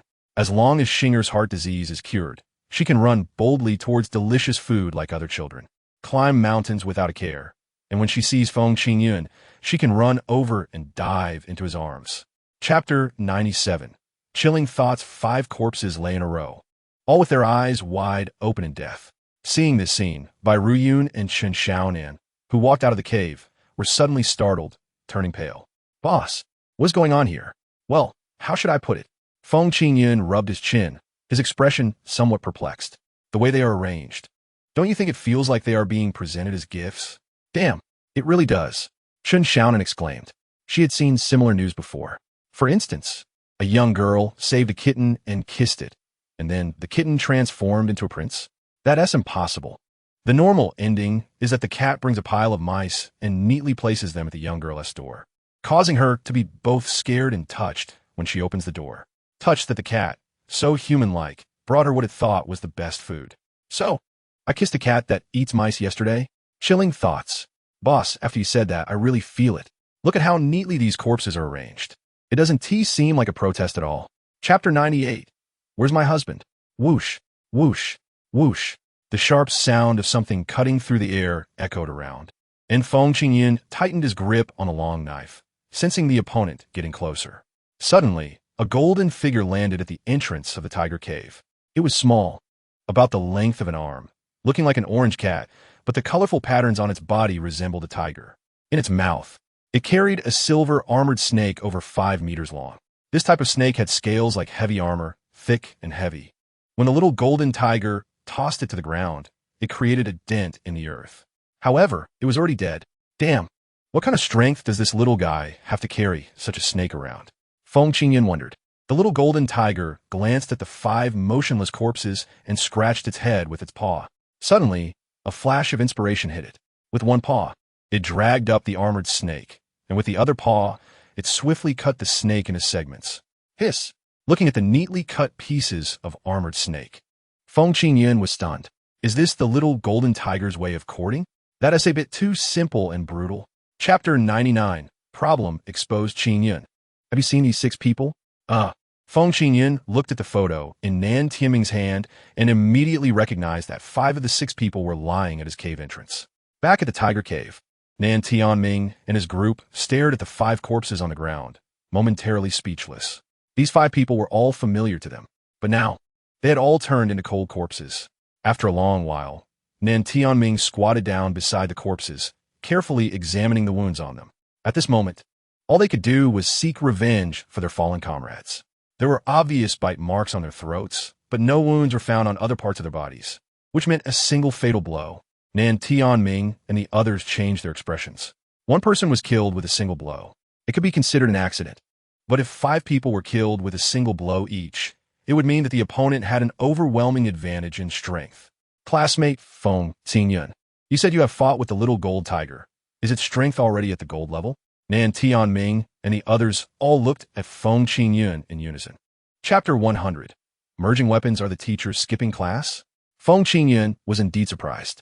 If there were no teachers in the school, it would be as absurd as having no internet in an internet cafe or no ghosts in a haunted house. It was hard to accept, but the truth was just that. After his face twitched for a moment, and Ran also didn't expect Feng Qingyun to be so mischievous. Once he calmed down, he explained to Feng Qingyun. In fact, our teachers in the martial arts department are different from those in the liberal arts department, especially our teachers at Tianmu Academy. Not a single one of them is not battle-hardened, having survived the brink of death. For them, danger is the norm, and living another day is a blessing. But even so, they have never complained about why they are the ones going to battle. Many times, the teachers who smiled at us just a few days ago suddenly disappear and never come back. When hearing the words battlefield, Feng Qingyun didn't know whether Ran accidentally let it slip or if it was something he intended to reveal to him. However, a sense of respect arose from deep within his heart. Chapter 101. Star Iron System. Can you help me merge weapons? I need a more powerful weapon. Feng Qingyun said unhappily. Although he still had a few hundred long knives, one of them had been bent by the little gold tiger, which made him feel a bit dissatisfied. Some things just look better when they're straight. When they are bent, they look lifeless and not beautiful enough. Simply not as good as a straight one. The system immediately responded. After assessment, it was determined that the long knife contains a trace of star iron. Increasing the proportion of star iron in the long knife will enhance its hardness and durability. Star iron? Feng Qingyun was taken aback. What is that? Star iron is a special iron element that has not yet appeared on the planet where the host is located. So far, it has only been found in extraterrestrial meteorites. Hence, it was once referred to as meteorite iron. Weapons forged from this iron element can achieve sharpness that can cut through iron like mud and sever hair with ease. Therefore, it is called a divine weapon. Upon hearing this, Feng Qingyun immediately realized. He had previously compared Song Jingyan's long knife, which was heavier and sharper than ordinary weapons. At that time, he was curious about how Song Jingyan obtained such a weapon. Chapter 102. Power of Space-Time Rift's Death Mountain. Peak 112. And Ran and Feng Qingyun walked ahead, followed by 2 boys, Zhuhe and Zhang Xiaoshen, and a girl, Li Shuangyi. And Ran raised his right hand, signaling everyone to stop. Do you smell a special fragrance? Fragrance? Feng Qingyun was momentarily stunned. After his mental power was enhanced, his 5 senses became particularly acute, but he did not smell any aroma of grilled meat. So Feng Qingyun shook his head. No. Zhu He and Zhang Xiaoshen, who were behind Feng Qingyun, also shook their heads. No. Only Li Shuangyi hesitated for a moment, then took a few strong inhales in the air before uncertainly saying, "It seems there is indeed a special fragrance coming from that direction." And Ran pointed to the right. Feng Qingyun and the others followed along. In an inconspicuous patch of grass, and Rand pointed at a pile of feces and earnestly explained to Feng Qingyun. It's the dung of a fragrant beast. Fragrant beast? Yes. This is a type of exotic beast that specializes in eating fragrant items. Flowers, fruits, honey, and even the 13 spices used by humans are its favorite foods. Chapter 103, Hunting the Little Gold Tiger Peak, 111. As one of the overlords in the Silver Area, the little gold tiger proudly stood on the mountaintop, facing north, with deep unwillingness in its eyes. Its mountaintop was originally Peak 188. Every time it came to see the multi-horned tiger, it had to cross over numerous high mountains. But the little gold tiger never felt that this was a kind of torment. Rather, it felt it was a kind of romance. A romance of love across mountains and seas, where mountains and seas are as flat as a pancake. However, ever since that terrifying blue light appeared, its romance was shattered. Then, its beloved disappeared, replaced by a group of stinky humans led by Feng Qingyun. Damnomans. The little gold tiger growled in indignation. It lifted its paw and touched its nose. Its nose had been hit by a white light that flew out from the blue light, and since then, its sense of smell had been disabled. Otherwise, it wouldn't have failed to notice that the multi-horned tiger's lair had been taken over by a group of humans. What the hell was that blue light? Unable to understand this, the little gold tiger, lacking the courage to challenge the blue light, could only vent all its resentment on Feng Qingyun. Chapter 104, The Furious Gold Tiger in the Center of the Battlefield. The little gold tiger, which was originally only the size of an arm, began to slowly swell. Its entire size doubled in just over 10 seconds, going from less than 50 centimeters to a full double, and it continued to grow. Seeing this situation, Feng Qingyun immediately thought of the pitch-black Wang Tiniu bone expansion technique. Unexpectedly, exotic beasts could also have a technique similar to the bone expansion technique. If that's the case, we must stop it. If it completes its bone expansion, its strength could possibly soar to the gold level. Feng Qingyun shouted loudly, bringing everyone back to their senses. They immediately rushed towards the little gold tiger. Zhang Shaoxun swung the iron ruler in his hand, a more than 1 meter long, completely black, 30-plus kilogram iron ruler, and struck the little gold tiger's head with all his strength. Flaming demon rolling ruler. The little gold tiger on the opposite side, however, did not dodge and directly collided head-on with the iron ruler. The impact made Zhang Shaoxun's arms tingle. Oh no, this guy's head has become even harder than before. Get out of the way. And Rand kicked open Zhuhi, and the long knife in his hand immediately fell down, striking the neck of the little golden tiger. This wasn't Rand being fierce. It was just how the battlefield was. Chapter 105, A Sliding Tackle, Close to the Ground. System, is my knife ready? Facing the oncoming golden tiger, Feng Qingyun stuffed a chi blood pill into his stomach while asking the system for his new knife. However, the system's response, while considerate, was also quite concerning. Host. The current fusion degree of the long knife is 90. Pausing other fusion projects, entering rough fusion mode. Rough fusion? What does that mean? Feng Qingyun was momentarily stunned. Not understanding. The system quickly replied, as if in a hurry. It means giving up perfection, sacrificing some weapon feel, hardness, durability, and rushing to finish quickly. How long will that take? 10 minutes? Isn't that too long? Feng Qingyun was still looking confused. The golden tiger was already roaring closer, and at the same time, a heavy long knife appeared in his hand, weighing over 50 pounds, sharp as frost, making it hard to open one's eyes. It's here. Feng Qingyun tightened his grip on the long knife, realizing that it was indeed a bit rough, as the system said, and the weight distribution was uneven. But in a critical moment, who could care about that? Chapter 106, The Red Iron Blood Chain. It seemed like he discovered something significant. Feng Qingyun quickly coughed twice. Ahem. Are you Senior Lu Ho? We are here to rescue you. You're okay, right? Lu Ho lay on the ground, dazed for a few seconds. It seemed that his but occupying the high ground made him appear quite sluggish. Then he suddenly woke up. You're here to save me? Yes. You're Senior Lu Ho, right? Yes. Yes. Lu Ho immediately jumped up excitedly, ending his unseemly posture. Then he eagerly ran over to ask, Is your weapon powerful? I'm locked by an iron chain and can't escape. After confirming that the person in the cave was Lu Ho and that there was no danger inside, Zhu He, who had not spoken until now, took out a lighter. Snap! A light sound. The fire illuminated Lu Ho's face, which was filled with incidents. In just one day, Lu Ho looked extremely haggard. Lu Ho, are you okay? I am. He sighed heavily. Silence replaced the answer. Chapter 107. Continue deeper. Qingyun, what do you think of Lu Ho? Huh? Feng Qingyun was filled with question marks. No. What do you mean by asking me this? I'm someone who uses a knife. You actually want me to go fencing? And Rand continued. I think, although he has suffered a great blow, his mind is still clear, and his speech is coherent. What do you think? I think so too. Feng Qingyun touched his nose, thinking to himself, Sister, you should use a subject in your sentences. Otherwise, it's easy for people to overthink. Since you also think so, do you think we should continue deeper? If we go deeper, it could lead to casualties. And Rand said nervously. When she got nervous, her hand would unconsciously clench into a fist. Feng Qingyun nodded. I also think that going deeper could easily lead to casualties. If we really need to go deeper, we must take protective measures and have some guarantees, right? And Rand said, reaching into her pocket to pull out a square object. This is her protective measure. A mobile phone. I just contacted the administrator, but couldn't he get through? Now, I'm preparing to contact the gatekeeper. Chapter 108. Sand value dropping rapidly. Just one slash. The nearby 1,000-meter-high mountain was sliced off half of its peak. Boom! Rumble. A thick cloud of dust rose, and half of the mountain rolled down with the dust, falling right where Feng Qingyun and the others stood. Lin Zhaokai shouted, Run!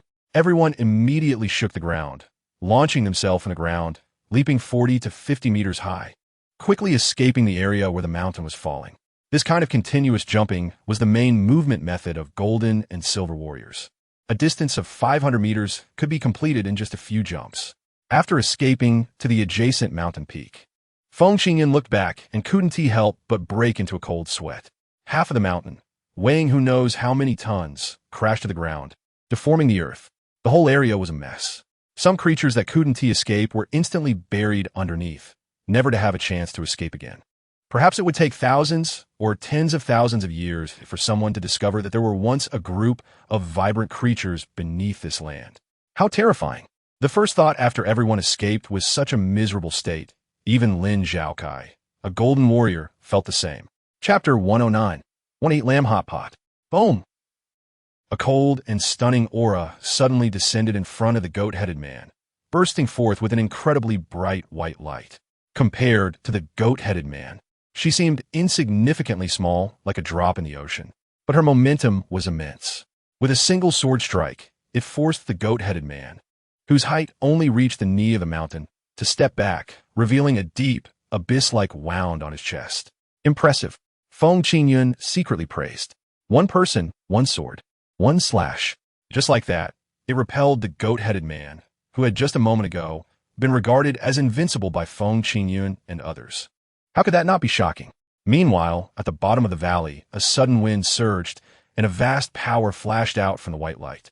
Immediately, blue light illuminated the canyon, followed by the roar of the goat-headed man. Roar! Phew! In an instant, the blood and qi of Feng Qingyun and the other three violently surged. Li Shuangyi and Ran directly spat out blood, while Feng Qingyun also felt a wave of qi and blood churning, barely managing to suppress the discomfort with strong willpower. Turning his head to look, Lin Zhaokai was also shaken to the point of turning pale, a mouthful of old blood lodged in his throat. But his mental power was not as strong as Feng Qingyun's, so he was left dazed. Chapter 110. Come here upon seeing the goat-headed man. Feng Qingyun suddenly felt a bit awkward. Why are you looking at me? And why is your gaze so improper? Ooh, pervert. However, the goat-headed man was serious. Its eyes were filled with rage, sharp fangs grinding against each other, and a terrifying roar began to rumble from its throat. Roar! The sound was as loud as thunder, enough to shake someone to death. But as the system said, this layer of white light was a sign of unstable time and space, meaning not all damage could be transmitted through it. Feng Qingyun initially wanted to turn and run, but after seeing the sudden fierce action, the damage was only 0. 5. Just psychological damage. He immediately felt amused. Oh, you little brat. Quite domineering, aren't you? Just a useless thing with 2 JB on your head. Who gave you the courage to talk to me like this? What? Don't understand? It's that half-grown, half-art thing down there. It's born to be a decoration. And you have 3 of them. 1 down below, 2 on top. As if afraid others wouldn't know that you're lacking. So you had to add more, right? Chapter 111. The goat-headed man got angry. The goat-headed man shuddered all over. It immediately shook off who knows how many millions of lice. They swarmed like a black rain falling from the sky. Feng Qingyun's mouth twitched. The lamb skewers in his hand felt a bit awkward. Cough, I say, goat-headed man. You haven't bathed for tens of thousands of years, have you? So can your meat still be eaten? Kill. The goat-headed man completely ignored Feng Qingyun's taunts. It pointed at Feng Qingyun, and the lice clinging to it immediately transformed into a black whirlwind, violently rushing towards Feng Qingyun. Feng Qingyun casually glanced at the white light in the valley. Still very white, also very soft, and has a bit of bouncing elasticity. But the next moment, the entire white light suddenly changed mysteriously, instantly turning into blue light, and the breath of time and space tearing apart wildly spread out. This meant that those millions of lice could come flying over. Not a big problem, just a few lice. Feng Qingyun comforted himself. The lice looked about the size of sesame seeds. He could easily slap 100 of them dead with one hand.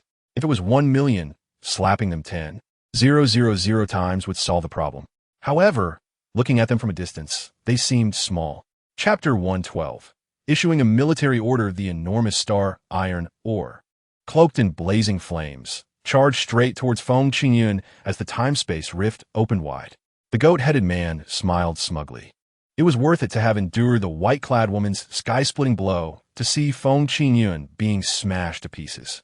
Feng Qingyun stared blankly at the star, iron ore rushing towards him. This happiness came a bit too quickly, right? System. Understand. The system responded succinctly, even hinting at a bit of excitement.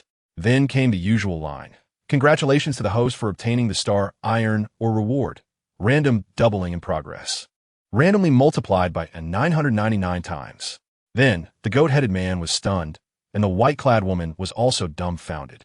The goat-headed man looked at its right hand, confirming that nothing was stuck to it. It had indeed thrown it out. As for the white-clad woman, her little head was filled with big question marks. What did this guy Feng Qingyun just do? Did he swallow the entire star, iron ore? Otherwise, where did it go? But he should be choked to death, right? However, Feng Qingyun not only didn't choke, but also excitedly asked a question. Chapter 113. Just let us do this, you two come to my room tonight. Feng Qingyun's casual sentence made by Ru Yun and Chun Xiaonan a bit nervous. You want us to come to your room in the middle of the night? Could it be that there's something good in your room? Lu Chang'an next to them scratched his head, feeling that this seemed a bit inappropriate. So he weakly muttered, Brother Feng, this seems a bit wrong. Any objections? Then you come to my room later tonight. Huh? Lu Chang'an was dumbfounded. Brother Feng, you won't even let the guys off? Feng Aotian burst out laughing. Huh? You still dare to laugh? Fine, then don't come over. Feng Qingyun waved his hand. This made Feng Aotian feel quite pleased, thinking he had avoided a terrible hidden rule. But he didn't know that he would be the one crying later. After explaining everything to a few people, Feng Qingyun urged them to hurry up and take medicine to train their muscles, or it would be troublesome if they couldn't handle it. After hearing this, Bai Ruyun, Chan Xiaonan, and Lu Chang'an all had black lines on their foreheads, while only Feng Aotian remained leisurely, voluntarily guarding the door, humming a tune at the entrance. Chapter 114. Leg or numbness. This is... Feng Qingyun looked at the data in disbelief, then looked at Bai Ruyun and Chun Xiaonan, feeling that this data was definitely problematic. The system's detection results showed that the well-endowed Chun Xiaonan had a certain important indicator of the letter D, which was basically expected. However, looking at the slender-bodied Bai Ruyun, this indicator actually reached an astonishing E, even bigger than Chun Xiaonan. This is too well hidden, right? So, Feng Qingyun looked at the data board again, then at Bai Ruyun and Chun Xiaonan, making the two who were still angry finally feel a bit happy. They knew that he was coveting them. Oof, this man still has some insight. But Feng Qingyun looked again and still felt something was off. System, her size can't be E. This data is problematic. Host, after identification, Bai Ruyun wrapped her body heavily with gauze to maintain mobility. So that's how it is. Feng Qingyun understood. In fact, this is not just Bai Ruyun's problem, but also an issue that many female warriors have to face. Chapter 115. Men are so simple, little guy. Do you have to be so heartless? After going to Tianwu, Yu Haven-T even sent me a good morning. Looking at the text message, Feng Qingyun immediately replied with 4 words. What little? Then there was no further response for the time being. This is not because Sister Shifan was confused, but because Feng Qingyun's phone signal was poor. So Feng Qingyun didn't bother to wait for a reply, and directly wandered around the mountains with a knife, killing anyone he saw. However, ever since he encountered the level of the sheep-headed beast, these silver-level creatures in the mountains no longer interested him, no matter how handsome they looked. Hey, has the threshold been raised so high? Should I try the golden area? Just as he was thinking about it, Sister Shifan had already replied. Yes, yes, yes, everyone. I heard you awakened to superpower, and it's a space type. Is it true? I find it hard to believe. Feng Qingyun smiled coldly. You heard it? Are you sure? So Feng Qingyun immediately replied, don't believe in rumors. Don't spread rumors. Rumors stop with the wise. Sister Shifan saw that Feng Qingyun didn't admit it, and continued to talk to herself. Chapter 116 Special Train Dong Dong Dong. A series of knocking sounds on the stone wall caught Feng Qingyun's attention. Feng Qingyun opened the stone wall and saw Feng Outyin wrapped in a towel, dramatically flaunting himself with a face full of determination, trying hard to play the image of a sycophant. Brother Feng, get lost. Feng Qingyun had a black line on his forehead. This Feng Outyin is really a drama queen. And Feng Qingyun had no doubt that if this kid came in, he would definitely perform many vulgar scenes. This kid must be suffering from severe star disease, right? No, I have to teach him a lesson someday. Let him know what a real man should look like. Just as Feng Qingyun was thinking about how to transform Feng Outyin, more knocking sounds came from the cave entrance. Dong dong dong, not done yet. Feng Qingyun opened the stone again, ready to give Feng Outyin a good beating to vent his anger. At the entrance of the inner cave, a bearded man, whom he hadn't seen in a long time, was carrying the unconscious Feng Outyin wrapped in a towel, looking at Feng Qingyun leisurely. Then he pointed at Feng Outyin. Looking for you? Looking for death. Feng Qingyun said with a face full of despair, then glanced at the entrance of the cave. As expected. Chapter 117. This is too coincidental. Wait a minute. Zhang Taiyang wouldn't he want to betray the country, would he? Feng Qingyun asked cautiously. This crime is too serious. No one can bear to speak of it. However, the bearded man just nodded slightly. It's just as you think. Hiss. Feng Qingyun gasped. After all, this Zhang Taiyang is not an ordinary person. Not only is he an extraordinary warrior, but he also owns a company worth hundreds of billions and is active on social media, holding considerable influence among the younger generation. But unexpectedly, this has nothing to do with Feng Qingyun. This guy has a grudge against me. Just right to settle public and private accounts together. Wait, if Zhang Taiyang has a problem with his character, that's a big deal. How could a small character like me get involved? Feng Qingyun is not stupid.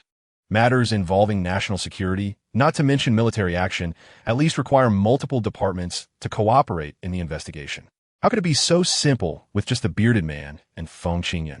The bearded man looked at Feng Qingyun. What else could it be for? Isn't it because you can hide? You swallowed a whole star iron mine. But this matter cannot be said for now. Chapter 118. Are you two part-timers? Those poor people from Tianwu can't afford houses here. Zhang Taiyang said disdainfully. The person on the other end of the phone chuckled, finding it reasonable. All right, I won't say much. Anyway, they don't dare to come openly, so they can only come in the dark. You pay more attention and don't let them find you, or they'll take you out with a knife. Don't worry, I'm the most reliable person when it comes to doing things. After hanging up the phone, Zhang Taiyang looked at the empty living room, stood up, and prepared to go to the study to read and show off. But just as he stood up, he saw his son, Zhang Ritian, lazily chewing gum, preparing to go out to find a bar to have fun. This made Zhang Taiyang instantly furious. You little brat, all you know is to go out and play? Don't you know this is a critical time? They're coming for you. What am I afraid of? Zhang Ritian said nonchalantly. Zhang Taiyang was so angry he was ready to take off his belt. Zhang Ritian hurriedly shouted to stop. All right, I know I was wrong. I'll just go out and find a cleaner, okay? The dishes at home haven't been washed for 3 days. If this goes on, the dishes will start to mold, Zhang Ritian said, while looking at Zhang Taiyang with a mournful expression. If it weren't for Zhang Taiyang saying, Chapter 119, you look down on me ahem, this is not good. For such a small matter, give me 2,000 yuan. That's what he said. Feng Qingyun's payment code was already opened. Ding! Your account has received 2,000 yuan. At the same time, congratulations to the host for receiving a cash reward. Currently undergoing random doubling. Randomly multiplied by 555 times. On the other side, Zhang Ritian, unaware that he had just sold out his father, mysteriously instructed Feng Qingyun. Remember, don't go in too early. Otherwise, my dad will think I haven't gone far, and he'll definitely call me back. and then I want to be able to go out to play. To this, Feng Qingyun assured him, "Don't worry. Your dad won't have time to call you later." When Zhang Riqian took the elevator down, Feng Qingyun shook the keys in his hand at the bearded man. The bearded man was speechless. "Task? What task? There's no tension at all. It's too damn smooth." On the other side, in the study of 1102, Zhang Taiyong furrowed his brows, his eyes nervously fixed on the computer screen. Even his breathing became increasingly rapid. At that moment, a buzzing sound from the mobile phone on the desk startled Zhang Taiyong, prompting him to quickly click the close button, leaving only a lonely desktop that glowed faintly in yellow. Chapter 120. "First, shake it up you look down on me." Feng Qingyun expressed his displeasure, feeling belittled. This left Zhang Taiyong speechless. Are young people nowadays so unrealistic? Is a 200 square meter house not enough? Is 10 million yuan in cash considered too little? There was no choice. Zhang Taiyong could only raise his offer. "Handsome, I was wrong. Let me add 10 million more." Upon hearing this, Feng Qingyun shook his head directly and said to the bearded man, "Kill him. His vision is too small to come up with any serious money." Zhang Taiyong felt like he could spit blood. "My vision is too small? I'm a billionaire, and you dare say my vision is too small? Damn it. When you say that, can't you look in a mirror to see how big your own face is? However, complaints aside, one must still be sincere. Don't make a move. Don't make a move. Handsome, I was wrong. My vision is small. How about this? I'll give you a check, and you can fill in whatever amount you want." Zhang Taiyong grandly pointed to his checkbook, indicating that his vision was indeed large, unlike some things that were small. Feng Qingyun calmly replied, "I'm not interested in money." Upon hearing this, the corner of Zhang Taiyong's mouth twitched, wishing he could give this kid a big slap. "Who taught you to act so pretentious?" Chapter 121. Xianghua Villa. "Hey, pretty boy, you're still young. Don't go down the path of crime." Seeing Feng Qingyun approaching with a pair of pliers, Zhang Taiyong was so scared that his face turned pale. He quickly tried to dissuade him. Feng Qingyun had a look of incorrect response and continued to extend the pliers toward Zhang Taiyong's mouth, about to pinch his molars. Zhang Taiyong was in a cold sweat, but didn't dare to move because the bearded man's fiery knife was still pressed against his throat. I'll talk.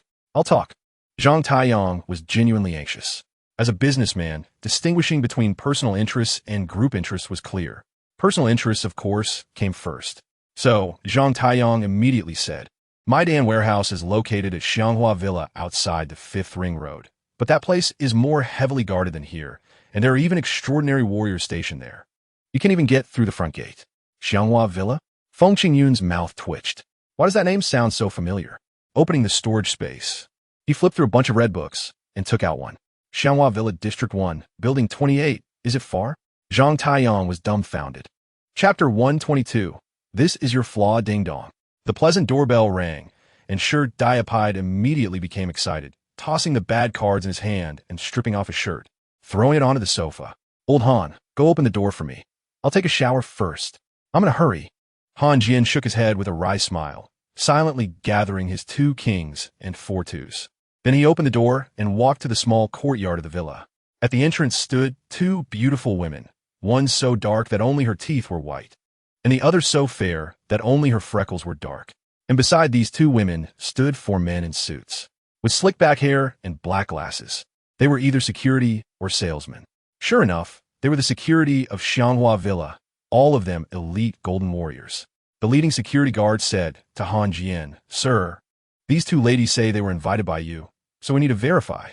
"They are our guests," Han Jian calmly replied, prompting the 4 security guards to bow slightly. "All right, since it's confirmed they're your guests, we will let them in. Have a pleasant day." Chapter 123.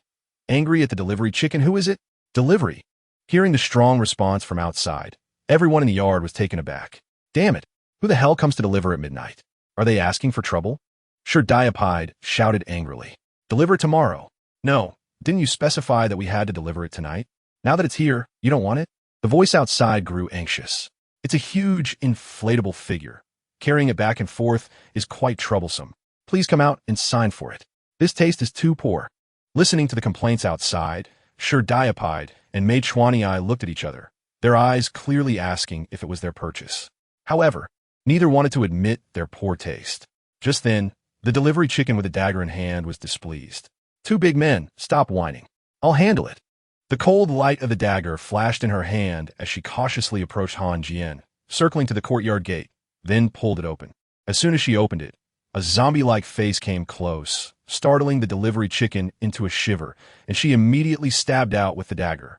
Chapter 124. No choice. Use the ultimate move, damn it. The delivery chicken cursed inwardly, knowing Feng Qingyun was testing her, so she tightened her breath and dared not move. She thought to herself, given Feng Qingyun's age and strength, he definitely hadn't experienced a real life and death battle. Therefore, he would never think of the necessity of decapitating her for safety. With a dull sound, Feng Qingyun lightly swung the swift knife in his hand, severing the delivery chicken's head. He then stood by calmly, waiting for the bearded man to signal. He lacked experience, but the system could double his experience, allowing Feng Qingyun to know how to kill most safely. Soon whoosh, whoosh, whoosh, a series of 5 piercing sounds shot into the sky. Feng Qingyun knew the moment was here. From the very beginning, Feng Qingyun and the bearded man devised a detailed battle plan to break in through the back door. The bearded man would lure all the guards away from the room, and then Feng Qingyun would go in and move the entire pill storage. After all, moving 100,000 pills is no small feat. No one would expect that Tianwu would only send one person to carry them. Getting rich depends on this wave. Chapter 125. The system of managing a household. If you have what it takes, just stand still. I'll come over and take you down. Feng Qingyun shouted at Zhang Taiyong, infuriating him to the point where he felt smoke coming out his nose. He was an extraordinary being. Did he need to run? You brat, come. No matter what tricks you use, if I'm scared, then I'm not Zhang. All right. Feng Qingyun responded readily, leaping high into the sky, soaring hundreds of meters up. This caused Zhang Taiyong to smirk derisively. You brat, have you watched too many movies? Do you really think you can unleash some big move by dropping from the sky? As he was sneering, he suddenly saw Feng Qingyun pointing at the villa in the sky, then heard him roar, mountain come. In an instant, a star iron mine, hundreds of meters long, suddenly appeared above Zhang Taiyong's head, weighing who knows how many tons, even dozens of tons. Zhang Taiyong was completely dumbfounded. He quickly shouted, wait, I really don't have the surname Zhang. With a thunderous boom, the entire villa was instantly reduced to nothing, leaving only a pile of broken debris on the ground, proving that there had indeed been a house here. Chapter 126. I want to be the principal. Such a huge pill storage, with a total of 100,000 pills, and you tell me that out of those, only 5 are real? A ratio of 1 in 20,000. Qin Gongda had a look of disbelief, making Feng Qingyun feel quite anxious. But fortunately, a mature warrior must have absolute control over their body and muscles. So, Feng Qingyun immediately switched to a poker face, showing this is the fact, believe it or not expression. Beside Feng Qingyun, the bearded man and Han Jian wore the same expression, nearly driving Qin Gongda to explode with rage. Rubbing his brow, Qin Gongda said, you two can go back first. Feng Qingyun, stay. I have something to discuss with you. All right. The bearded man didn't say much, showing that he had no direct relationship with Tianwu. He was only helping Tianwu Academy at the behest of Sister Shifan. As for Han Jian, regardless of how much Tianwu Academy gained, his share was fixed, so he waved goodbye to Feng Qingyun and left happily. Now, in the spacious principal's office, only Feng Qingyun and Qin Gongda were left. Chapter 127. Look at your useless looks. I want to be the principal. As soon as Feng Qingyun said this, it almost caused Qin Gongda to sprain his back. Is this something a student should say? You want to be the principal? If you become the principal, then what will I be? You can be the vice principal. Feng Qingyun nodded seriously, indicating that this matter was not out of the question. As long as you perform a little better, I might consider it. This made Qin Gongda's beard stand on end in anger. What is the height of treason? This is it. Kid, have you gone too far? Do you think that just because you have a star iron mind, you could do whatever you want? Is it not possible? Feng Qingyun stared directly at Qin Gongda, asking back, which immediately made Qin Gongda lose his temper. There was no way around it. Having a mind truly meant being able to do whatever one wanted. Just like the system analyzed before, the so-called special alloy is actually star iron. As for the classifications of C, D, E, etc., they are based on the concentration of star iron in the weapons. The more it contains, the more popular it is. However, only the highest level S-grade weapons are made entirely of star iron. The others are not pure. The fundamental reason. Chapter 128. Nighttime Bandits on the 15th. The monthly event of new students attacking the old students' dormitories has returned, more punctual than a girl's best friend. What is a best friend? You have to break it open to understand. That is the monthly friend of women. Outside the protective wall, Feng Qingyun leisurely gazed at the old students' dormitory, while beside him, Lu Chang'e, Feng Outyin, and a few others were eager to try. With Feng Qingyun's full, support medication, Feng Outyin had reached 4-star silver. Now, seeing pills would make him physically nauseous. Lu Chang'e and Bai Ruyan had also reached 2-star silver. Their symptoms were milder. They felt uncomfortable seeing pills, but wouldn't vomit. As for Chen Xiaonan, this well-endowed female comrade surprised Feng Qingyun. Not only did her blood value reach 3-star silver, but she also had no aversion to pills at all. Occasionally, she would ask Feng Qingyun for more. Boss pills. Feng Qingyun satisfied her by handing her a 4-star blood recovery pill.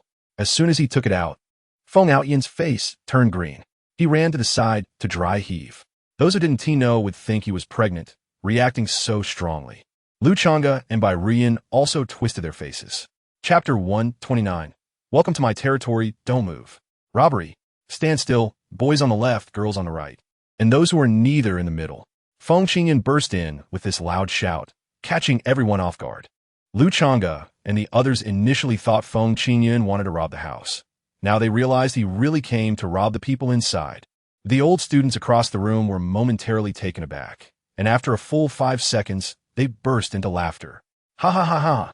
Junior, we don't do this. You'll get beaten up, the seniors kindly reminded them. After all, new students attacking old students' dormitories have been going on for many years. It had always been the old students robbing the new students. When has it been the other way around? But Feng Qingyun coldly smiled. Be beaten? Saying such things clearly shows a lack of respect for our mighty robber group. Little ones, disarm them. The Heavenly Robber Gang?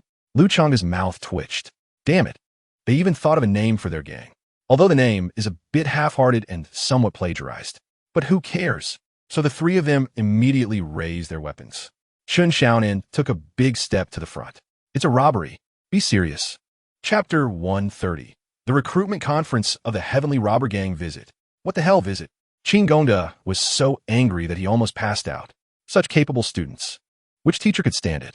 But on the other side, Feng Qingyun was quite happy, leading a group of freshmen, just like a teacher guiding a group of elementary school students on a spring outing, pointing around in the zoo. Classmates, now look to the left. There are the tied-up seniors. Classmates, now look to the right. There are also the tied-up seniors. Benefits are here. In front are the tied-up senior sisters. Hey, Chang'e, your binding technique is not good. You need to cross over from the chest, so I can highlight the key points. Remember to improve next time. Hearing this, the seniors all wanted to spit blood. Damn it, there's going to be a next time? Such an annoying freshman. Shouldn't they be struck by lightning? But one had to admit, if at that time, there was also such an annoying freshman among them, leading them to visit the senior dormitory. TSK, TSK, TSK. That would also be quite enjoyable. Indeed, everyone hated Feng Qingyun, yet everyone wanted to follow Feng Qingyun. So those freshmen, while confused, had an admiration for Feng Qingyun that was like a torrential river, endlessly flowing. Chapter 131. Of course, select the best now. The recruitment fair officially begins. Let us welcome the first candidate. Feng Qingyun said, while inviting the girl who had just helped him. The girl stood up, took the microphone, and introduced herself. Hello, my name is Xiao Kuei. I am 18 years old. My rank is 9-star Black Iron. In terms of martial arts, I have practiced the art of dual wielding since I was young, so both my left and right hands are very agile, and my weapon specialization is the spear. Feng Qingyun listened attentively, nodding from time to time, even taking notes with a pen in his notebook. Chen Xiaonan, who was beside him, was itching to know what the boss was writing in the notebook. Wait, when did the boss take out the notebook? And why is this notebook so big and white? Unable to resist any longer, Chen Xiaonan quietly glanced at Feng Qingyun's notebook and saw that he had written. See crossed out D. Chen Xiaonan thought for a moment and instantly understood. Got it. The boss is ranking them. Hey, that girl just now looked pretty good. Why did her rank suddenly drop from C to D? Chapter 132. Avengers Alliance Be My Son. Feng Qingyun extended his warm right hand to Jiao Mao. Although he later retracted his words, Jiao Mao did not hear it. He only knew that during his disheartened moment, this man in front of him gave him a warmth akin to paternal love. Ding! Congratulations to the host for receiving the Fatherly Love bonus reward, currently undergoing random doubling. Randomly doubled by 666 times. Gang Difa. Feng Qingyun couldn't hold back anymore. How could a dignified 18-year-old handsome youth be treated like a father? Is there any justice? Is there any law? But the effect seemed pretty good. His filial son actually started to worry about him. Sitting on the ground, Diao Mao wanted to join, but was also afraid of dragging the team down. Didn't you say my looks are neither high nor low? If I join, won't I drag the team down? Ahem. Although this problem does exist, it's not hopeless. Feng Qingyun felt it was a bit strange. At 18 years old, he was being treated like a father by someone who was 19. Chapter 133. Let's bully the male lead together a few days ago, on the 15th. It was the day when the freshmen attacked the senior dormitory. That guy named Feng Qingyun, leading a few people, called themselves the Heavenly Robber Gang. Not only took over the dormitory, but also tied us up and robbed us. But the most excessive part was, even if he robbed us and tied us up, he brought people over to visit, wave after wave, as if we were at a zoo. This is intolerable. In Building B2, as a representative of the Avengers Alliance, Zhen Xin-san represented the hundreds of second-year students from Building D and Building B, accusing Feng Qingyun of his evil deeds. As the landlord and having had contact with Feng Qingyun, Su Tian, the leader of the Berserker team, looked at the other three building leaders of Building B. They were Xiao Xiaotian, the captain of the Heavenly God team from Building B1, Lin Jui, the master of the God-slaying hall from Building B3, and Jian Dali, the leader of the strong help from Building B4. The four exchanged glances, all feeling quite awkward. So they quickly looked away. Ahem, let me say a few words first. Su Tian cleared his throat and was the first to express his thoughts. Chapter 134. He gave too much as expected. When Tiger Yi saw Feng Qingyun, he immediately pretended to be dead in the rocking chair. Not want to look at him at all. Last time he was taken advantage of by Feng Qingyun, he hadn't recovered yet. Feng Qingyun smiled awkwardly.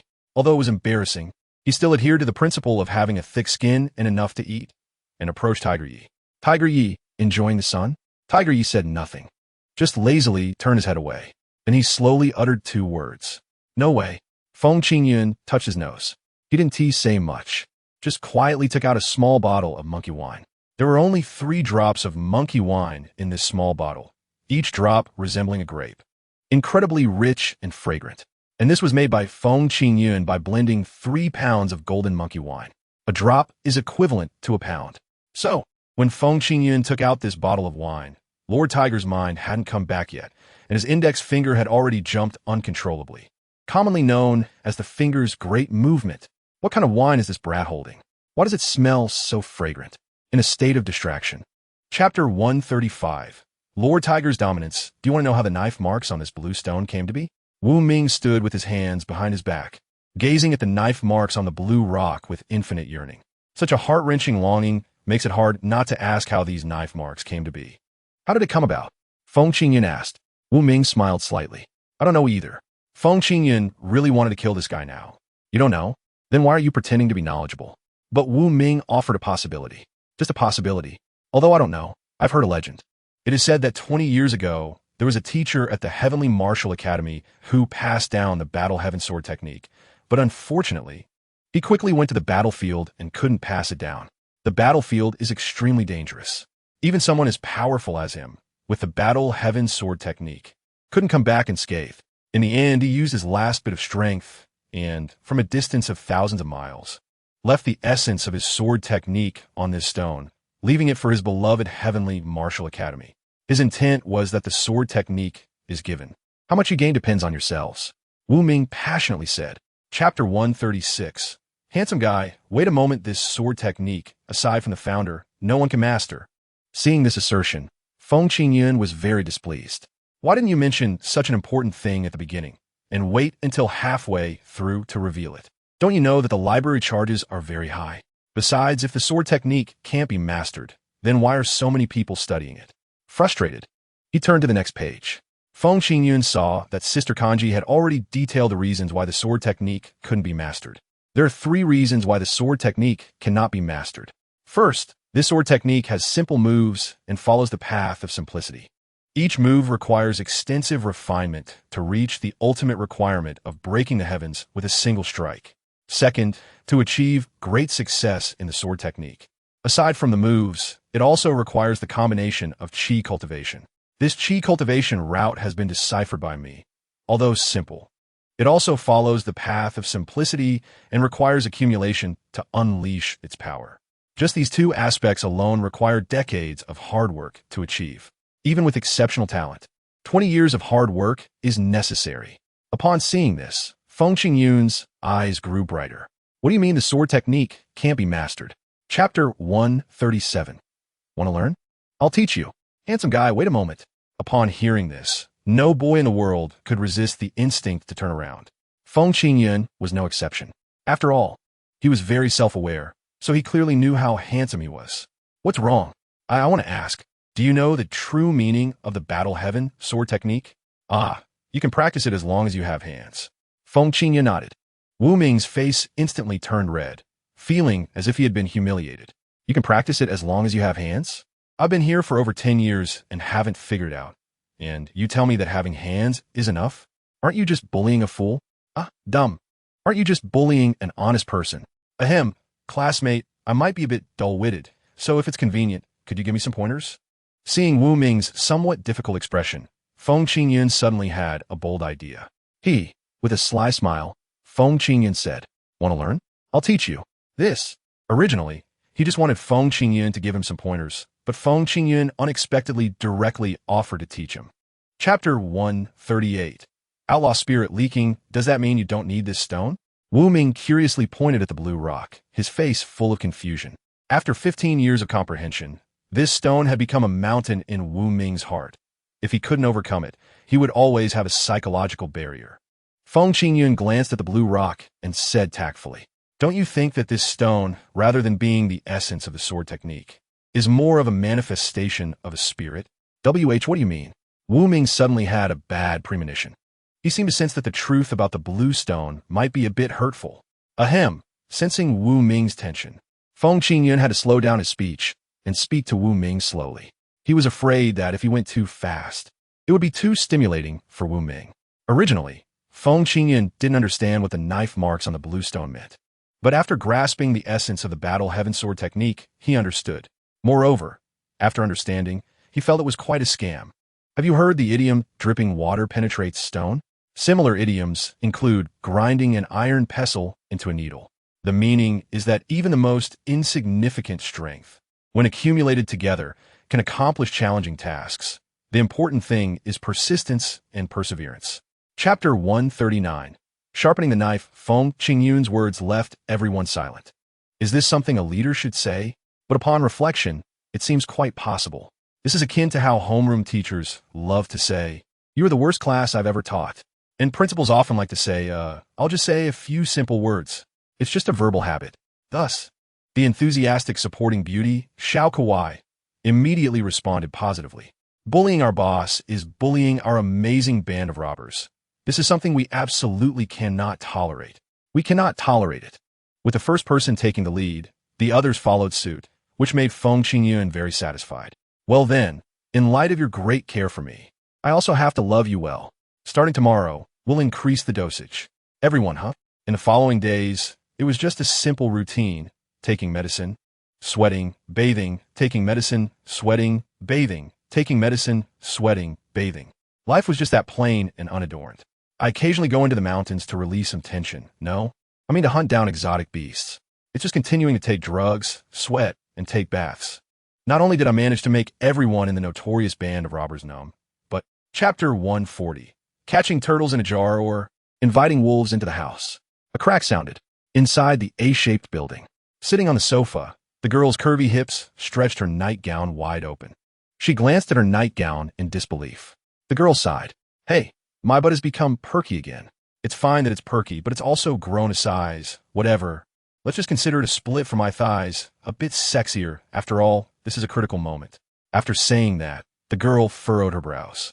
Sitting cross-legged on the sofa, she was fully immersed in the most important moment of her life. Well, not her life. Rather, it was the life of the male protagonist. To be more precise, it was the life of the male lead, Feng Manlu, in the boyfriend simulator. Feng Manlu, male, 183 centimeters tall, weighing 130 gene. possessing 2 well-defined pectoral muscles and an 8-pack abs. He had a sunny and handsome appearance, and his skin occasionally showed a somewhat sickly pale tone. He lost his father in a car accident at birth. His mother passed away from illness when he was 3. By age 5, he mastered 3 languages. At 7, he became a world-class hacker. By 9, he helped someone invest in stocks and became a billionaire. At 12, he was chased by enemies for 3,000 miles. Chapter 141. Pick the ugly one to fight. Close the door, beat the dog. As soon as Su Tian heard that Feng Qingyun had entered the encirclement, he immediately waved his hand, signaling the start of the operation.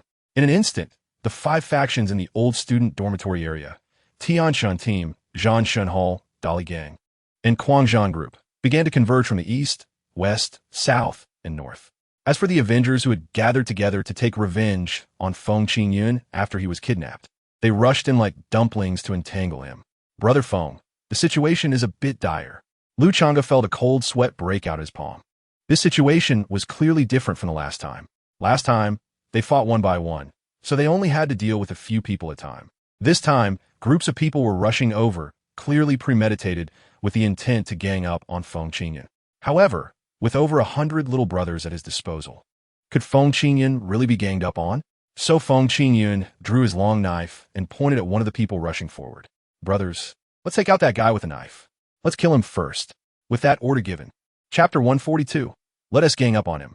6621, 7127, 8,300. The soaring numbers surprised Feng Qingyun. The last time he saw someone's vitality skyrocket was when they used the bone expansion technique. But the issue was, Su Tian's body hadn't grown larger, and Ding Ding hadn't shrunk. Could it be that they were not the same type? Doubtfully stroking his chin, Su Tian's vitality was already close to 9-star silver. One more step, and he would enter the realm of golden warriors. Su Tian proudly picked up his 9-ring steel knife. I'm going for it. Who knows who will come out on top? That's what he said, but Feng Qingyun's eyes were already scanning around, seemingly looking for an easier escape route. Noticing Feng Qingyun's little movements, Su Tian sneered. He pressed his right foot against the ground, and his body shot towards Feng Qingyun like an arrow.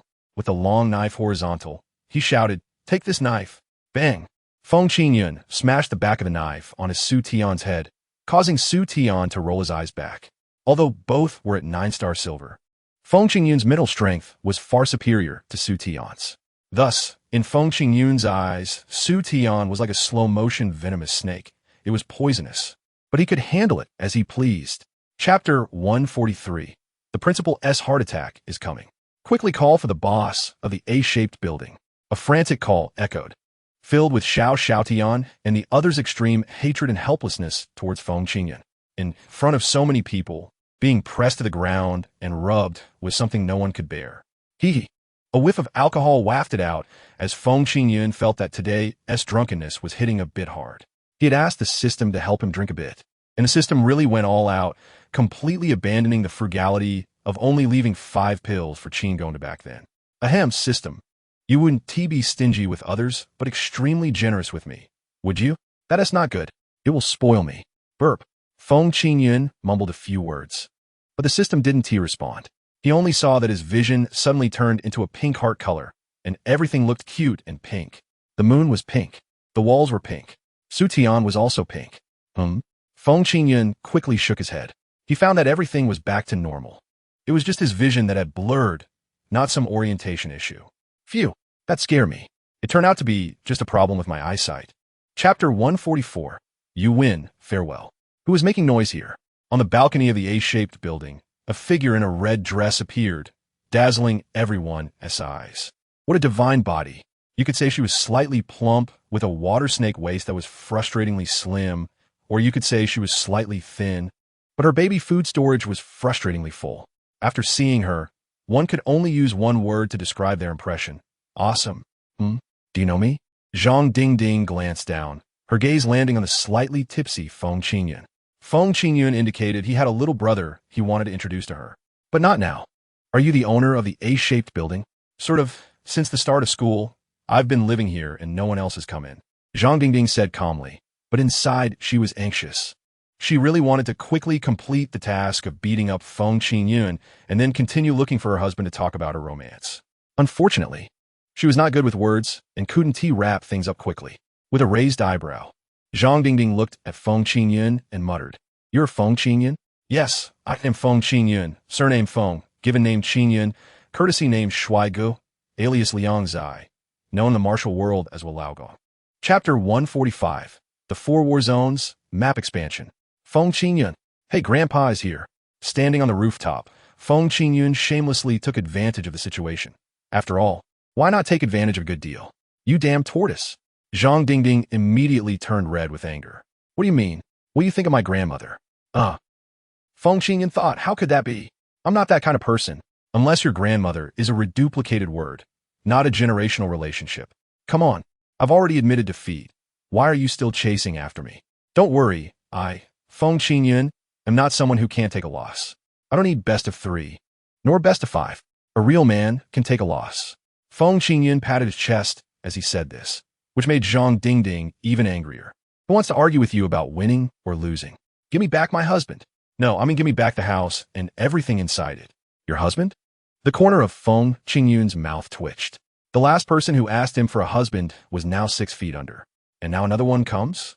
Wait a minute. Is there still someone in the building? System, you wouldn't have multiplied it a few hundred times, would you? I don't need that many husbands. Chapter 146, People from the Freedom War Zone. Damn it, they're coming for us at Tianwu. Qin Gongda smashed his cup in anger. His temper flared up immediately. At that moment, others might not understand the situation, but he, Qin Gongda, knew very well. What would happen to Tianwu Academy if that goat-headed man came out? What would happen to the whole sky? The consequences were unimaginable. Hey, how did that goat-headed man die later? After thinking seriously for a moment, Qin Gongda remembered that it seemed to be because that little brat Feng Qingyun had angered him to death. So he immediately smiled again. The spatial system isn't only in our Freedom War Zone. We have in Huaxia as well, and it's from our Tianwu Academy. Who is afraid of whom? Actually, I noticed early on that this little brat, Feng Qingyun, has the demeanor of a king. He should be prioritized for cultivation by the school. He changed his face in an instant, making everyone's expression in the room twitch. They thought that the principal must be a dog-faced guy. But Qin Zhan didn't think so. He knew very well that his grandfather was a super petty person. Just now, his grandfather was in the office, not in a good mood. And now hearing about the movements in the Freedom War Zone, he must be very unhappy. Chapter 147. I've made you cry before. Ding. Detected that someone is spying on the host. Do you want to conduct counter-surveillance immediately? Feng Qingyun was puzzled. He glanced around and didn't see any surveillance equipment in Zhang Dingding's living room. After all, if there really were surveillance devices, Zhang Dingding couldn't play games every day. So, who is so perverted as to dare spy on me? System, do the counter-surveillance for me. After saying that, a scene suddenly popped up in Feng Qingyun's vision, just like a pop-up advertisement playing in full screen. In the picture, a middle-aged man was organizing his belongings with a group of young people. But peculiarly, all these young people had a blue pattern on their left forearms. As long as they brought their belongings close, the items would be automatically absorbed. Storage space?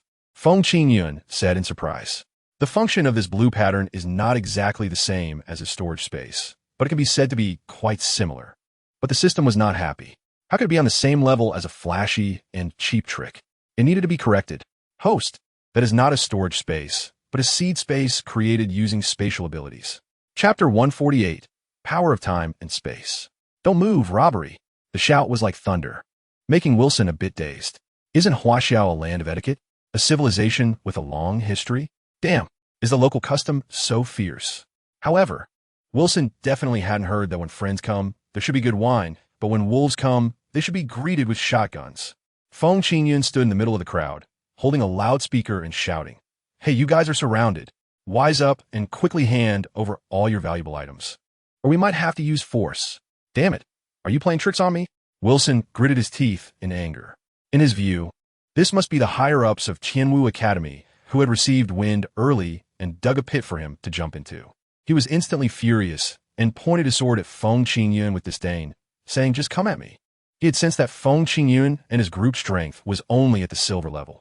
Even if surrounded, they posed no threat to him. But at that moment, oh wow, I didn't expect to catch a big fish just attending a group meeting.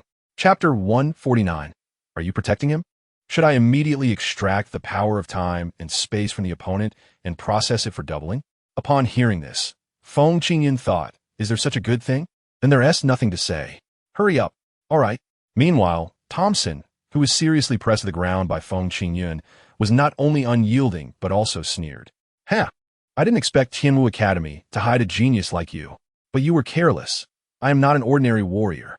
Feng Qingyun was just confused when he heard Thompson roar with great momentum, "Come out, my big knife."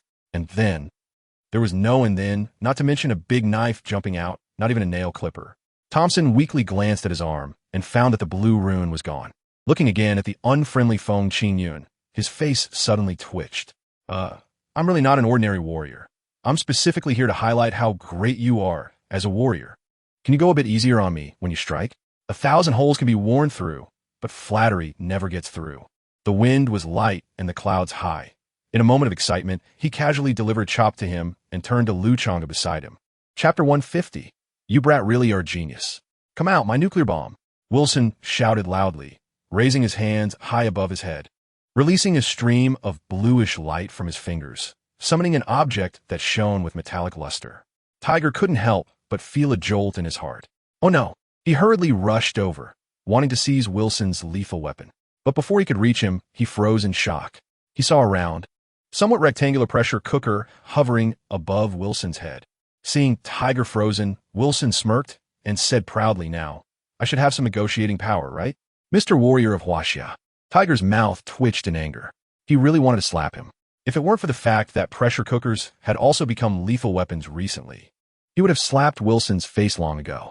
On the ground, Feng Qingyun was still shouting from afar. "Tiger, go for it. First, beat him up, then grab his pressure cooker. There might be braised pork in it." Hearing Feng Qingyun shout, Wilson cast a disdainful glance at him and said lightly, "Mr. Warrior of Huaxia, your strength is so formidable, but your student is truly pathetic." Chapter 151. Ant Pressure Cooker. What's going on? Why does it feel like he's looking at me like I'm an idiot? Noticing the odd look in Tiger's eyes, Wilson felt a bit flustered. Normally, he could be filled with confidence. But after just experiencing the pressure cooker incident, God bless. "My weapon, please don't turn into a pressure cooker again." With a nervous heart, Wilson quietly looked up. Phew, thank goodness. His weapon hadn't turned into a pressure cooker, but into a pile of pressure cookers. The situation wasn't that bad. Thank goodness for that. Where's my Italian cannon? Where's my biochemical poison? How did it all turn into pressure cookers? And they're steaming. Steaming? Realizing something was off, Wilson instinctively wanted to throw away these pressure cookers, but before he could let go, they suddenly exploded. Boom! Boom! Boom! A series of earth-shattering explosion sounds. Wilson was instantly engulfed in the flames of the explosion. The free students watching couldn't help but exclaim, "Ant pressure cooker! So impressive!" Across from Wilson, Tiger looked at him in distress and became increasingly satisfied with Feng Qingyun. Chapter 152. If you say you'll blow him to the sky, then blow him to the sky. Is that so? Then what if it's 500 nuclear bombs? Feng Qingyun said coldly, causing Wilson to change his expression. 500 nuclear bombs? Wilson had never tried it, and he didn't dare to try. "Heh, you Huaxiao people are so cunning. Do you think a few words can deceive me? Besides, you a student? Even if you're a genius in spatial abilities, Huaxiao would never hand over so many lethal weapons to you," Wilson said confidently. In reality, he was just covering up his own insecurity, convincing himself not to worry that Feng Qingyun would pose such a great threat. However, Feng Qingyun's response was merely a slight smile at the corner of his mouth, making Wilson feel a chill down his spine, as if he were near the edge of death. Deceive? Hey, our great Huaxia has always been true to our word, and we do even better than what we say. As for you, you've become so accustomed to deception that you always think others are deceiving you. TSK, TSK, TSK, really? Don't project your sordid thoughts onto us Huaxia people. With just a few words from Feng Qingyun, Wilson was left with a headache. Chapter 153. Seizing the time-space abilities. Should the simulation combat function be activated? Simulation combat? Feng Qingyun asked curiously. No need to say. This must be a new feature developed by the system. Just like a couple that has been together for a long time. It has become stagnant and needs some new tricks to rekindle the passion. Then, the system provided an explanation. The simulation combat function is a specialized ability developed based on the host's current physical data, combined with the actual situation on the battlefield. It uses God-level calculations to deduce the most suitable combat strategy for the host. Feng Qingyan nodded in understanding. In simple terms, if Feng Qingyan wanted to eat a hamburger, the system would tell him how to pick up his phone, how to open the delivery app, how to click and complete the payment, and finally how to comfort others. Although I ordered takeout using your phone, which costs you money, you gain the joy of eating together. It can be understood that way, the system said weakly. So, Feng Qingyan nodded in satisfaction and then refused to activate this function. I refuse. Chapter 154. The kneeling person next door is drooling. Whoosh. The subspace power in Feng Qingyun's hand activated, and a blue spatial door opened instantly. On the other side of the door, in Wilson's mother's space, his spatial powers, which were like adorable little creatures on the first day of kindergarten, had all turned into wailing big demons. It was quite a headache. Hey, it seems like I released too many nuclear bombs. Why is he so fragile? Feng Qingyan shook his head and sighed. Just 800 nuclear bombs. How could it be at that moment? The system sent a notification. Detected that the mother space contains super lethal levels of nuclear radiation. Extraction operations are underway. Wait, don't throw away the useless nuclear radiation. Keep it in the system space, multiply it by hundreds of times, and when the time comes, the kneeling person next door will be drooling. Okay, host. The system immediately went into action, extracting this massive nuclear radiation force into a special little black room. Whenever Feng Qingyan needs it in the future, it will be a heavy weapon. Host, Wilson's body is about to appear. The coordinates are being confirmed. Please proceed to the vicinity of the coordinates and wait. Chapter 155. I have a question you. Feng Qingyan, elbow, come with me into the room. Cough, cough, principal. Is there something good in your room? Feng Qingyan asked politely. No reason. Just because of what Qin Gongda said, the way he expressed, it was a bit strange. Qin Gongda rolled his eyes in silence. What can I do to you? Come with me to the principal's office. I have something to say to you. All right, principal. The next second, Feng Qingyan had already opened a spatial door, sat down on the sofa, and then patted the sofa with his hand, inviting Qin Gongda to come and sit. Principal, come over. Shrinking space is too inefficient. You little brat. Qin Gongda's corner of the mouth twitched. Really wanted to give Feng Qingyan a big slap. But then he thought, this kid is now the #1 treasure of Tianwu Academy. What if that slap gives him some psychological shadow? That would be terrible.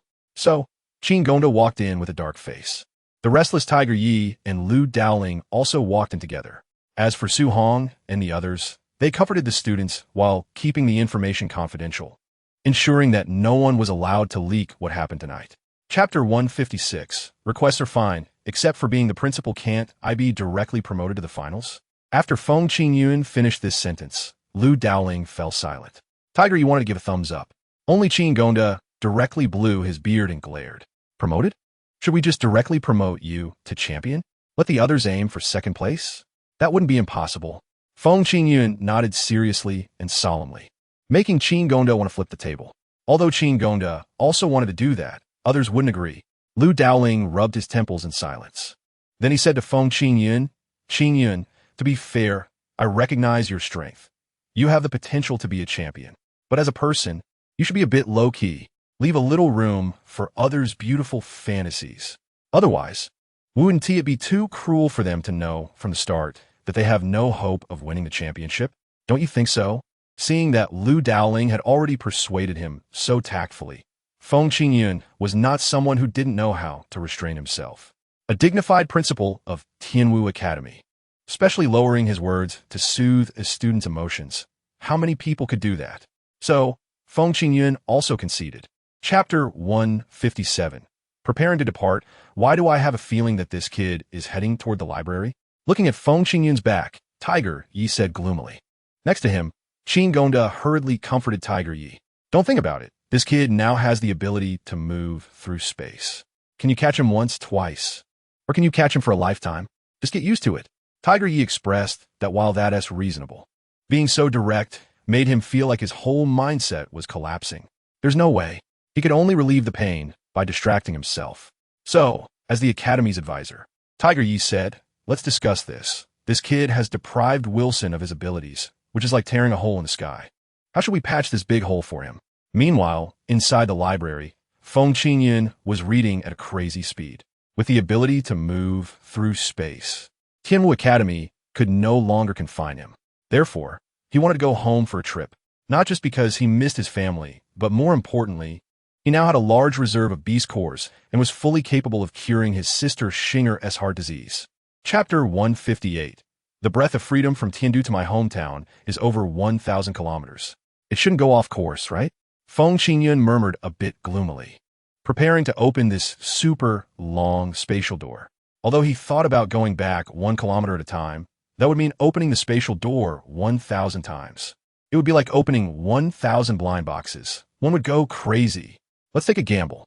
What if a surprise comes out? Rubbing his hands, Feng Qingyun looked at the map, silently recalling the streets of his hometown. Then, he gently drew a circle with his hand. An elegant blue electric light instantly transformed into a spatial door, emitting a faint buzzing sound. Buzz, buzz, buzz. Feng Qingyun curiously leaned in to take a look. He saw that a spatial door opened into a dim alley, and across from this alley was a very familiar storefront. The snacks from Shaxian and the one near the school looked exactly the same. Could this be near the school? Feng Qingyun suspiciously walked out, preparing to see if this was Tianla No. 2 middle school. As a result, the further he walked, all he could hear were chattering voices. Chapter 159. Harvesting the fear of opponents. No money, no food. Feng Qingyun glanced at these people. Their faces practically screamed the newcomers are not friendly. No wonder the boss wanted to chase him away.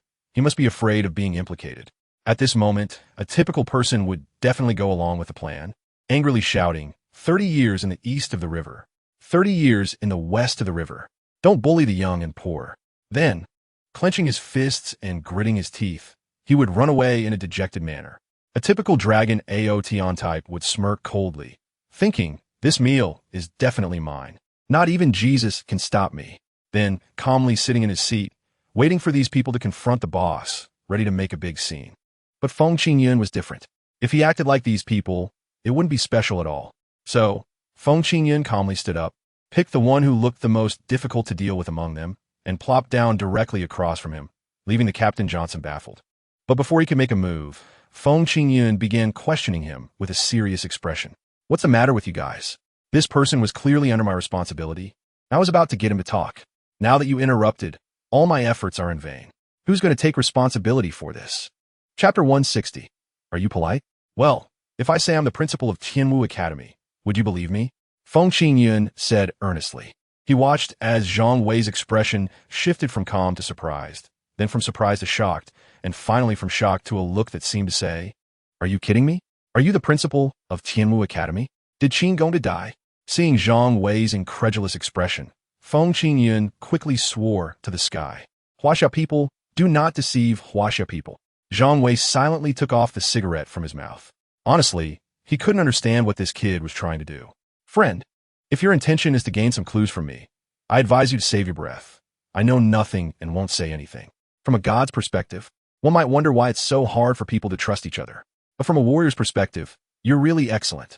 Feng Qingyun didn't expect to gain Zhang Wei's trust with just a few words. After all, he didn't understand any secret signals, like the war is not over or a loyal song. Chapter 161. Taking the initiative. Squeak, squeak, squeak. Shoo. Hearing the door opening with a sound like a mouse squeaking, Feng Qingyun and Zhang Wei exchanged a glance and tacitly suppressed their blood flow, pretending they didn't exist. Outside the door, a man with a head full of white hair and a prominent nose walked in. After glancing at the surveillance, he swaggered over and sat down on the sofa in the living room. Behind him was a large group of people, all standing respectfully in front of him with their hands clasped in front. Then he said, Mr. Peterson, is there something inappropriate about our presence here? What is inappropriate? Peterson swept his hand to push back the white hair that had fallen over his forehead, casually picked up the hair gel from the coffee table, and applied it to his hair. While doing so, he said, Wilson is my teacher, and I'm very unhappy about his accident. However, for work purposes, I need to use his apartment as a temporary office.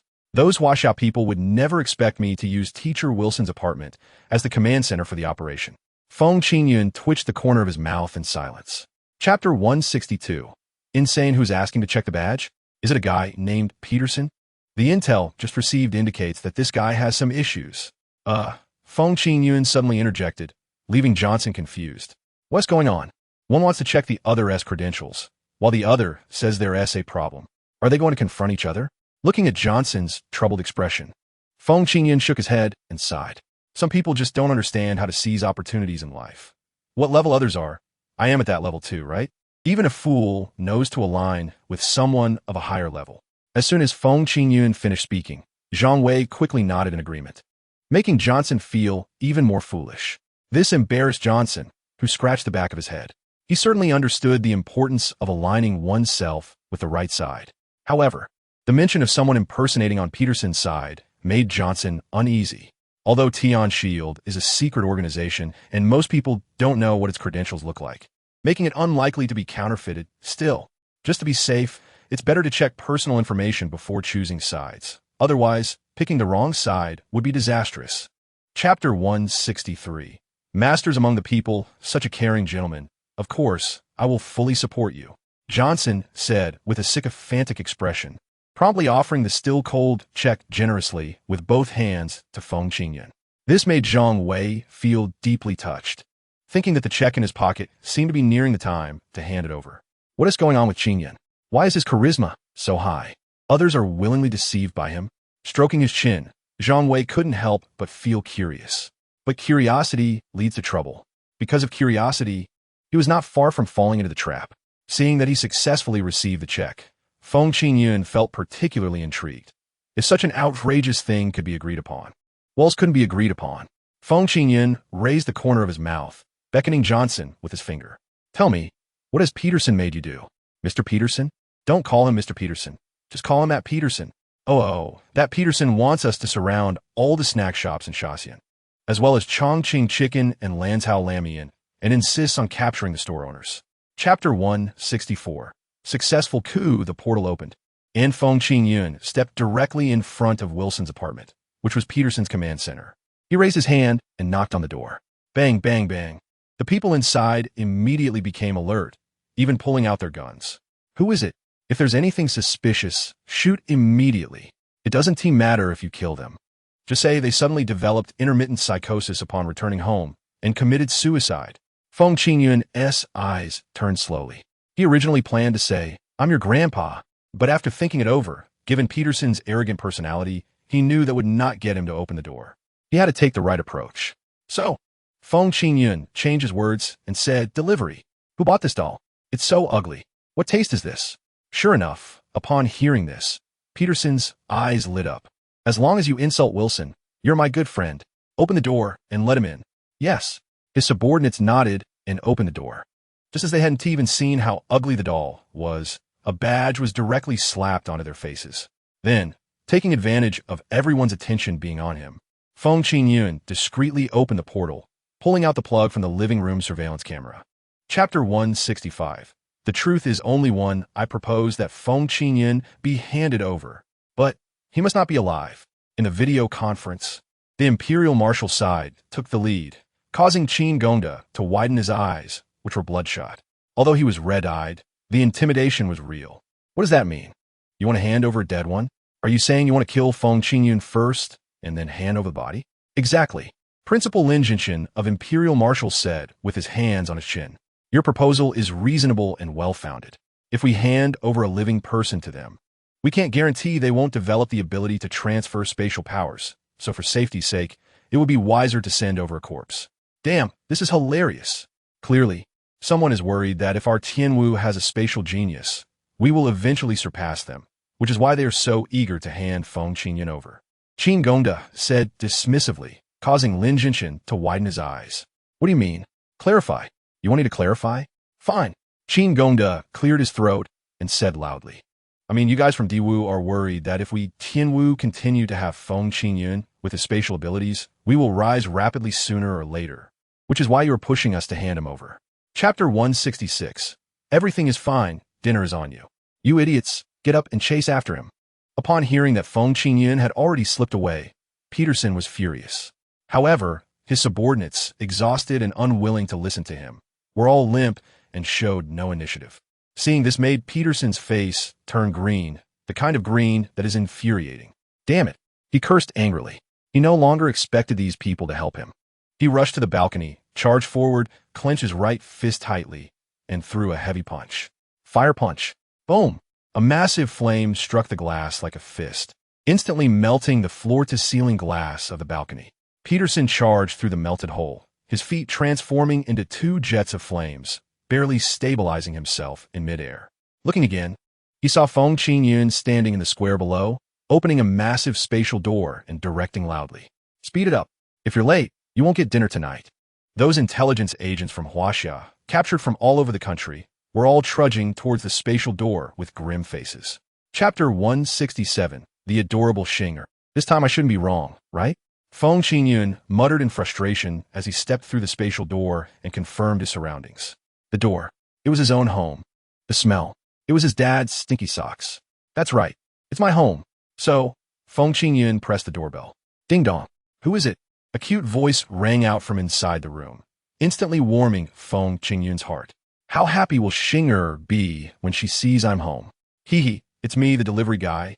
This kid looks really, it's me, your brother, Feng Qingyun? Brother.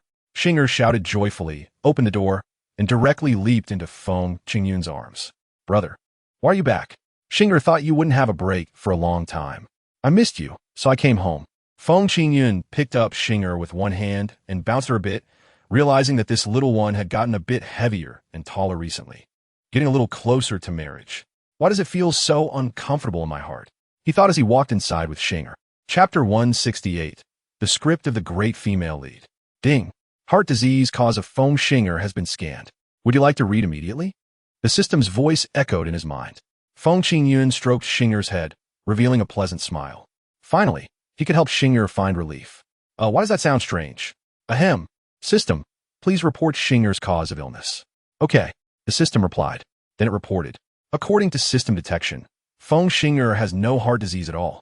Her actual heart strength is far superior to the standard for a 6-year-old, and all her body indicators are normal, showing no tendency for systemic diseases. Then help me treat her weight. What did you say? Feng Qingyun was shocked and almost pulled Xinger's hair out. Fortunately, he restrained his strength in time. After rereading the text version of the explanation, the system's analysis remained unchanged. Not only is Xinger not sick, in fact, her physical strength is far superior to her peers. This means that the weak one is actually Feng Qingyun himself. The child born from parents' negatives is Xing. How is this possible? If Xinger is not sick and not seriously ill, then all those years of nutrition liquid were wasted? Chapter 169. This old man is incredible. Kid, you become famous. Quick, take a look. Feng Qingyun looked at the message from Qin Gongda. Without thinking, he knew it must be a huge uproar in the free war zone. Not only did he use the elites of the free war zone like dogs, but he also openly opened the spatial door to send all the intelligence personnel from Huaxia back. It would be strange if they weren't causing a scene. However, when Feng Qingyun opened the message, it contained a picture of a paycheck. It showed that Tianxil Bureau Special Level 9 agent Zhang Dashuai's salary of $1 million had been returned, with the reason for the failed remittance being that the account name does not exist. Wait, what is going on? Old man, what kind of fake have you created? How did I start receiving a salary in the free war zone? Looking at the other pictures, they were all about the outrage of the higher-ups in the free war zone regarding this matter. Who is this person? Why is he appearing in our internal system? I don't know. You bunch of idiots. You didn't even notice that someone hacked in and almost sent them paycheck. Is there anyone who can save me? I'm Peterson, but I don't know where I am. Find this person immediately. Such an impressive character cannot be allowed to exist. Chapter 170. Life is unpredictable. A large intestine wrapped around a small intestine. Uncle Yu, if I say I might have a way to help you return to your peak, would you be willing to try? Feng Qingyun originally thought that saying this would excite Yu Haowu to some extent. However, Yu Haowu merely smiled bitterly, showing no excitement. Qingyun, I know you're a smart kid and care about me, but this illness of mine, even the holy hand Wang Baisher couldn't cure, let alone anyone else. Moreover, everyone starts out full of confidence, but after seeing it, they all feel ashamed. So it's not that I'm not giving you a chance. I just don't want you to feel frustrated as well. Hearing that Yu Haowu didn't want to be discouraged himself, Feng Qingyun felt a bit of a puppet's intent. It's pointless to give people hope only to have it shattered in the end. Indeed, it's something that shouldn't be done.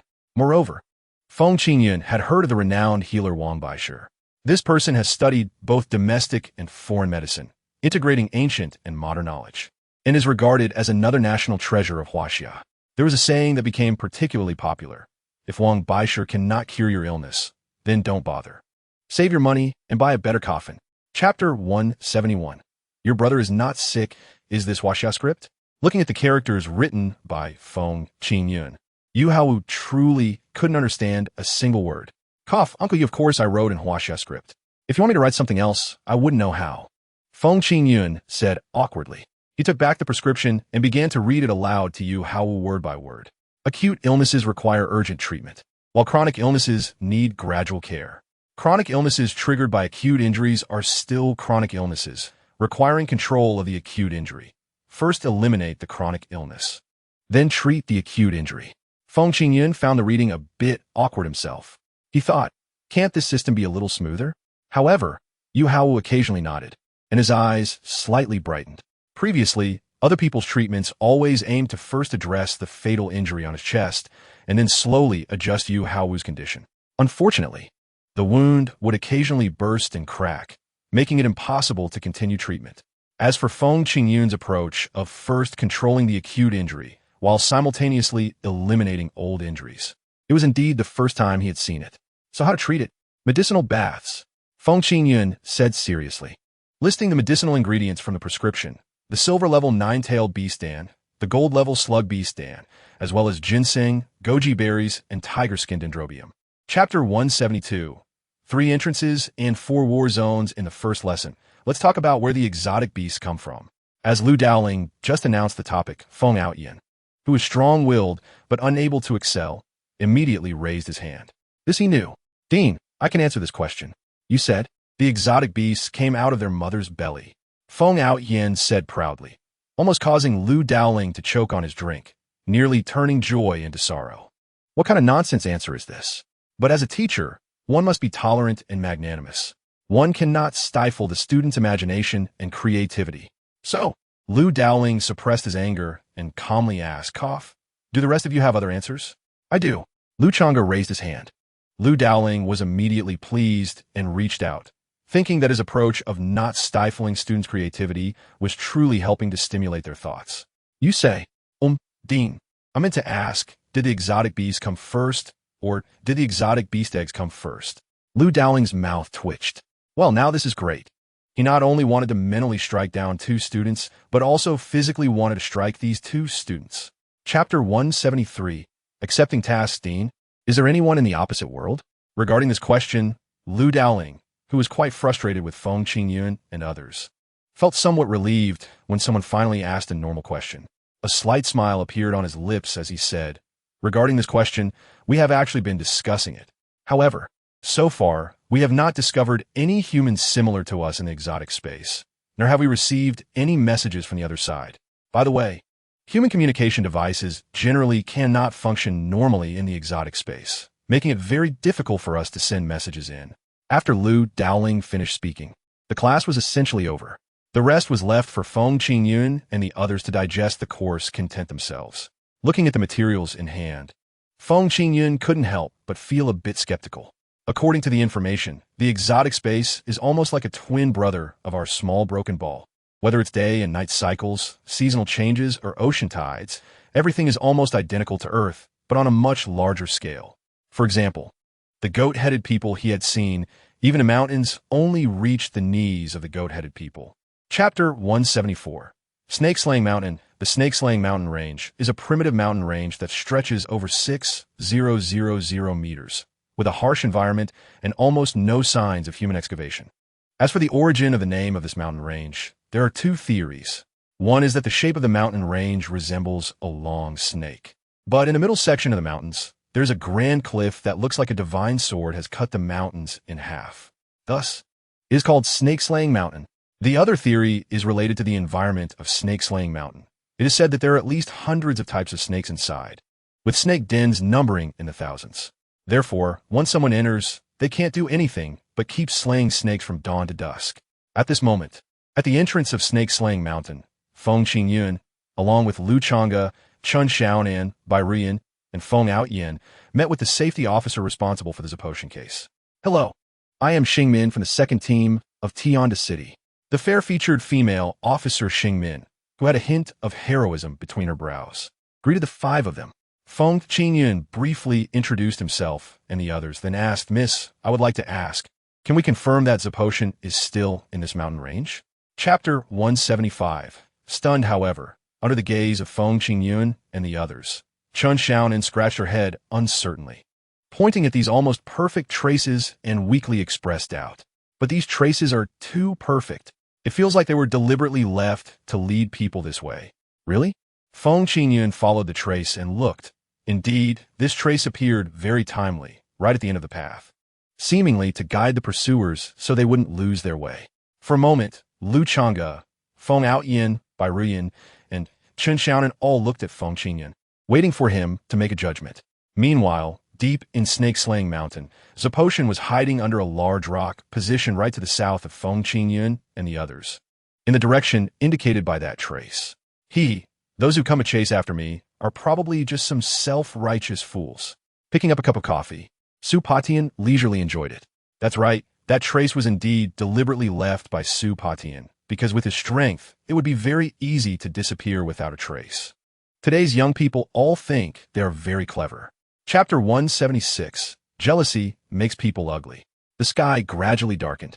The peaks of Snake-Cutting Mountain became more and more hideous and terrifying in the night.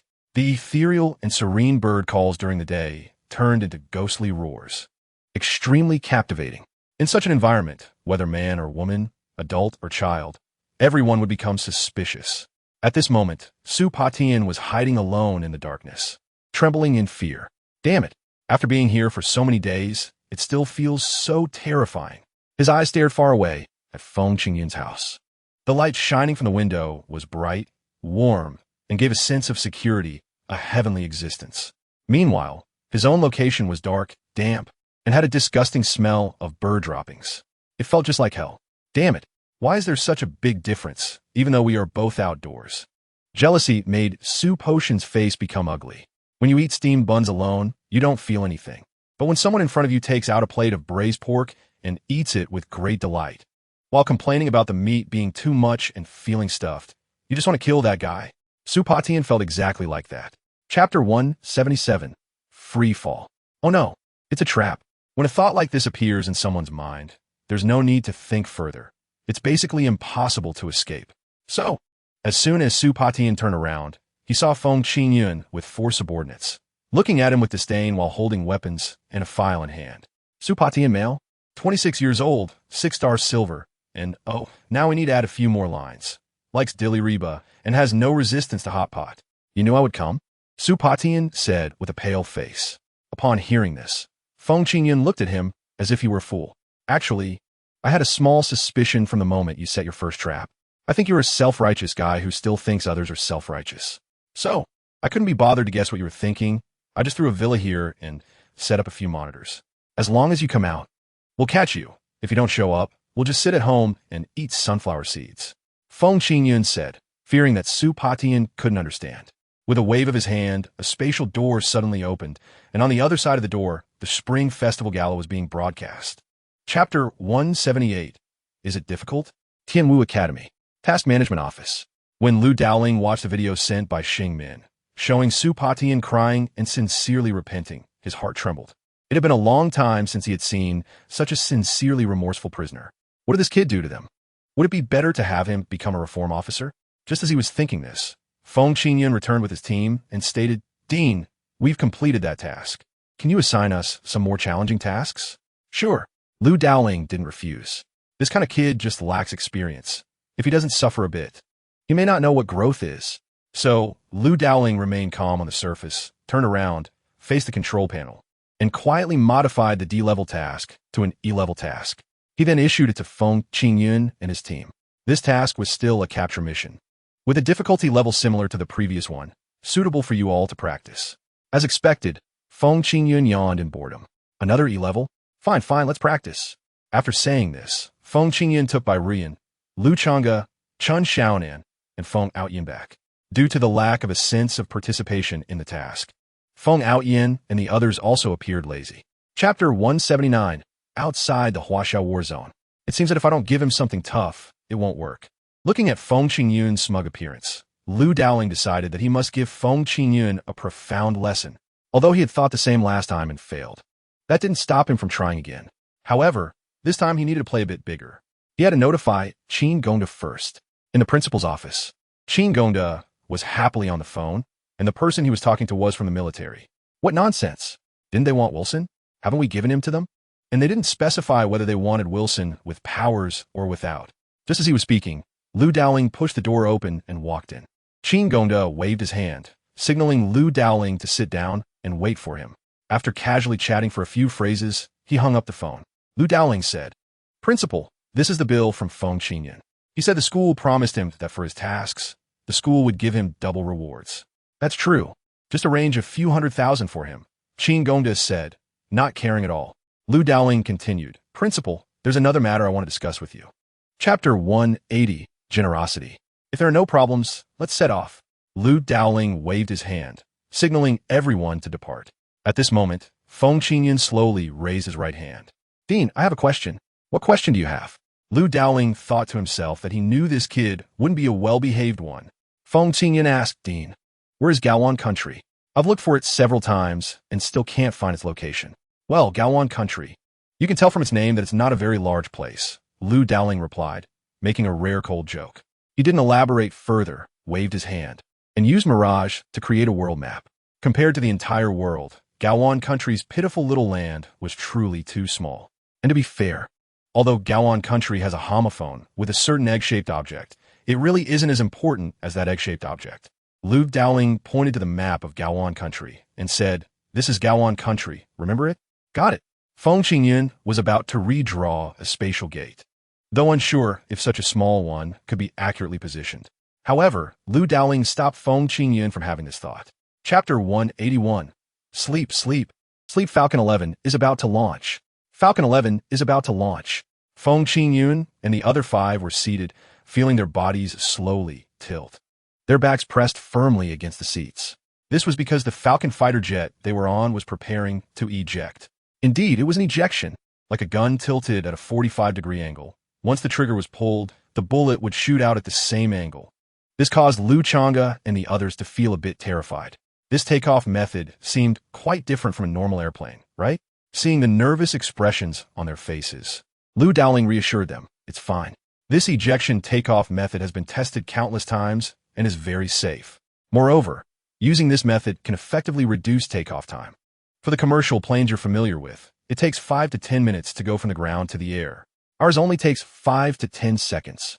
After speaking, the countdown on the broadcast had already ended. With a sound, launch. Falcon 11 shot out from the launch pad like an arrow, rapidly flying along the 100-meter runway while the aircraft engine violently accelerated. Chapter 182. The situation is urgent. Wait, why is Qin Yun still sleeping? Noticing something was off with Feng Qinyan, Byrian immediately unbuckled her seatbelt and ran to her side, only to see Feng Qinyan sleeping quite happily. However, the cabin was in chaos. How could Feng Qinyan still be asleep? Seeing this situation, Feng Outyan immediately got excited, unbuckled his seatbelt, and dashed to Feng Qinyan's side, eager to justify his actions. "Classmates, the situation is urgent. In these extraordinary times, we must take extraordinary measures. You all have to testify for me later." After saying this, he raised his right hand high, clearly intending to give Feng Qinyan a resounding slap. However, while Feng Outyan's hand was raised, Feng Qinyan's eyes opened. She coldly huffed. "What do you want with your hand raised so high?" Feng Outyan awkwardly glanced at Feng Qinyan, then at his own hand. Gritting his teeth, he slapped his own face instead. "In extraordinary times, extraordinary measures. I will sacrifice my own face to make a sound and wake you up." Chapter 183.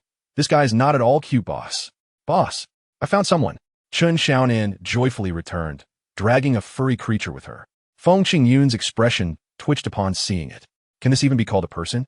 It was clearly a monster, covered in gray fur, 3 parts human and 7 parts monkey, with eyes that dared not look directly at anyone, only glancing at others when they weren't paying attention. At the same time, it held a large stick, which upon closer inspection was actually a thigh bone. As for its intended use, as soon as Chun Xiaonan wasn't paying attention, this creature attempted to raise the stick to hit her on the back of the head. Feng Qinyan and Bai Ruyan both covered their faces at this sight. Feng Qinyan shouted, "Hey, what are you doing?" When Feng Qinyan called out, the ape-like creature timidly lowered the stick, but its eyes remained sinister, occasionally sneaking glances at Feng Qingyun as if it wanted to give her a whack as well. Feng Qingyun stroked her chin, thinking it was quite rare. Generally, someone with a bit of shame would have run away by now, but this creature not only didn't run, but seemed to be lurking behind, making it feel like she hadn't noticed it, yet it still wanted to strike her. Chapter 184. You Hasi yo, this guy is not at all cute. Instead, he is quite sinister. Realizing that this stick-wielding ape was quite bad, Feng Qingyun stroked her chin and decided to explore its lair. Perhaps Feng Outyin, who hadn't made a sound, was already turned into 3 dishes and a soup by the ape. She needed to make this creature willingly take her away. Thus, Feng Qingyun directly ignored Chen Xiaonan and walked toward Bai Ruyan, quickly explaining a few things to her. At that moment, Lu Chang'e groggily woke up. Before he was fully awake, Feng Qingyun knocked him out with a punch. Bai Ruyan, did you remember my plan from earlier? If we arrive late, we can only come back with Feng Outyan's bone soup. Feng Qingyun said seriously, indicating that Feng Outyan's bone soup would truly not taste good. Bai Ruyan nodded and began to execute the plan. Meanwhile, Chen Xiaonan was gazing at Feng Qingyun from a distance, mumbling, "What is the boss doing with Ruyan?" Just then, she was caught off guard as the ape raised its large bone club high and struck down at the back of Chen Xiaonan's head. Chapter 185. The terrifying ritual deep in the dense forest. Feng Qingyun and the others were being carried by the ape to a place that was somewhat different. This place had obvious signs of being carved out. However, it couldn't be said to be artificially carved, because anyone with skill wouldn't make it so rough. It was just good enough, slightly better than something a dog would chew up. So, you could say it was carved out, or you could say it was haphazardly done. In any case, these apes had done their best, but their skill was just like this. They made a wooden frame that looked like a door, crooked and seemingly ready to be blown down by the wind at any moment. In the middle lay a stone path. The stones were sharp and square, and walking on them provided no feeling of a massage, but rather felt like being stabbed thousands of times. Yet, this represented the highest level of the apes and their greatest pride. At the end of the path stood an ape wearing a chrysanthemum crown, warmly welcoming the return of these heroes. The method was the same. The big bone club was placed upright in the middle of the crotch, and when it collided joyfully with the personnel who returned with the prey, Ayu Hiseo.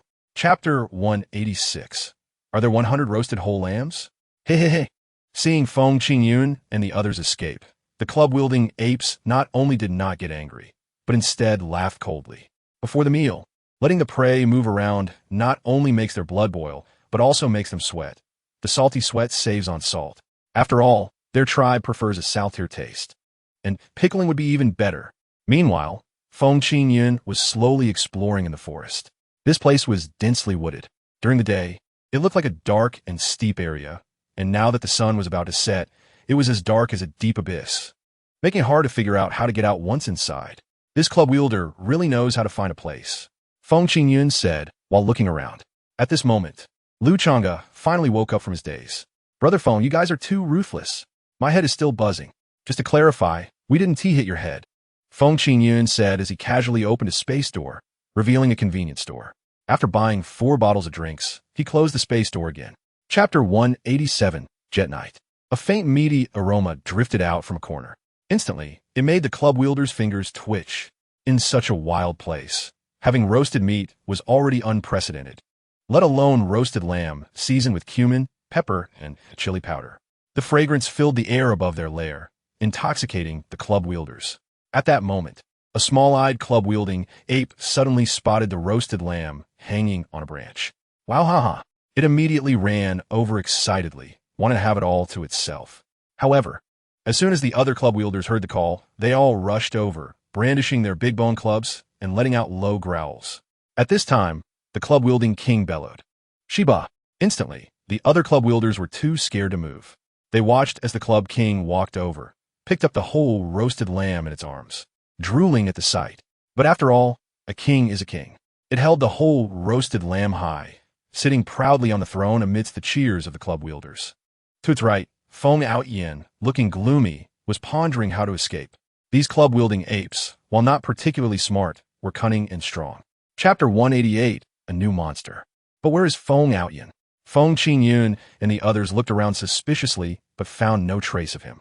At this moment, Chen Xiaonan, who had experience in outdoor survival, noticed some strange footprints on the ground. Chun Xiaonan squatted down and said, "Boss, look, there are footprints of other creatures here." Feng Qingyun squatted down to check. He saw a pair of footprints over 30 centimeters long, with gaps between each footprint exceeding 1 meter, close to 1.5 meters apart. With such a long stride, it could be estimated that this creature must be at least 2.5 meters tall. Club-wielding apes aren't that tall, Feng Qingyun exclaimed.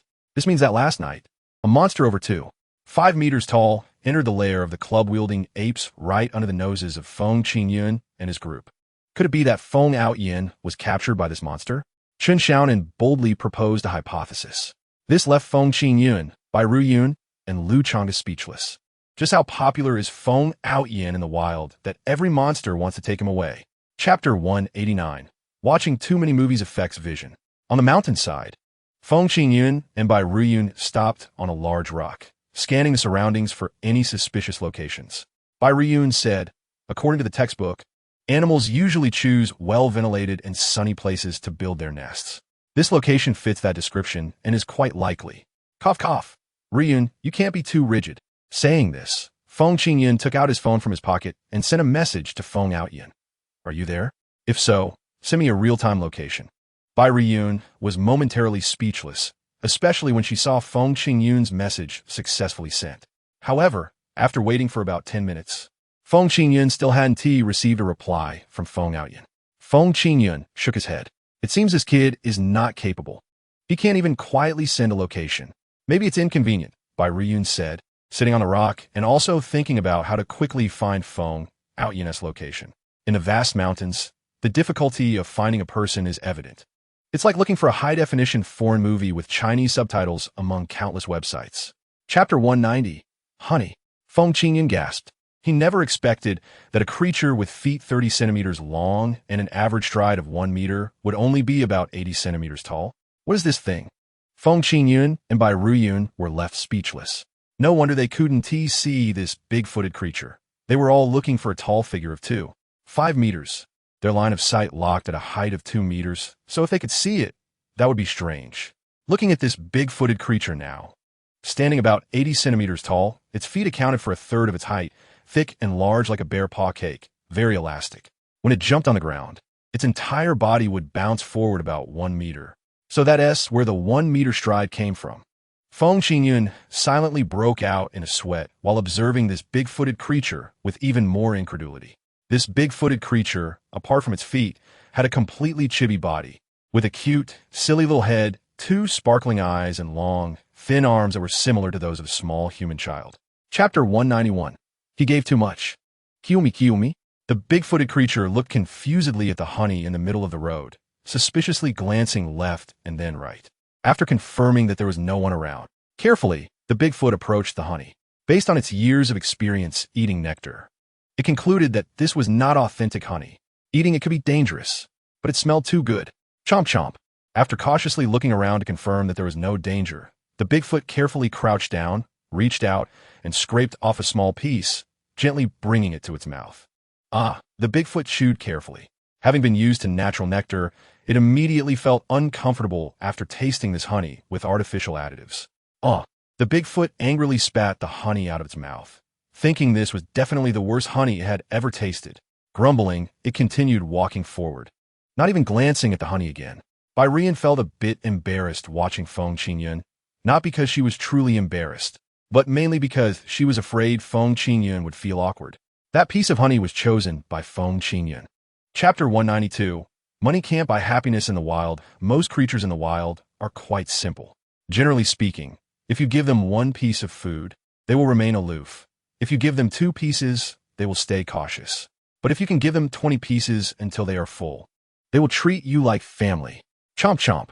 The Bigfoot wasn't foolish. Seeing Feng Qingyun casually produce a pile of honey, it certainly wouldn't pass up this long-term food source. Shamelessly jumping over to nuzzle its small head against Feng Qingyun's thigh. Feng Qingyun patted this little guy's head with satisfaction and said to it, "Good. If I had known you were so unreserved, I wouldn't have let Ruyun go steal from me." Saying it this way feels strange. Bai Ruyun felt an inexplicable chill down her back, as if someone had stabbed her knee. After patting the Bigfoot's head again, Feng Qingyun spoke gently to it. "Do you have 2 more like me hidden away? If you do, Could you please bring them out for me? Chomp chomp. Huh? What does that mean? Feng Qingyun furrowed his brows in frustration, thinking that while the Bigfoot was being cute, could it please say something intelligible?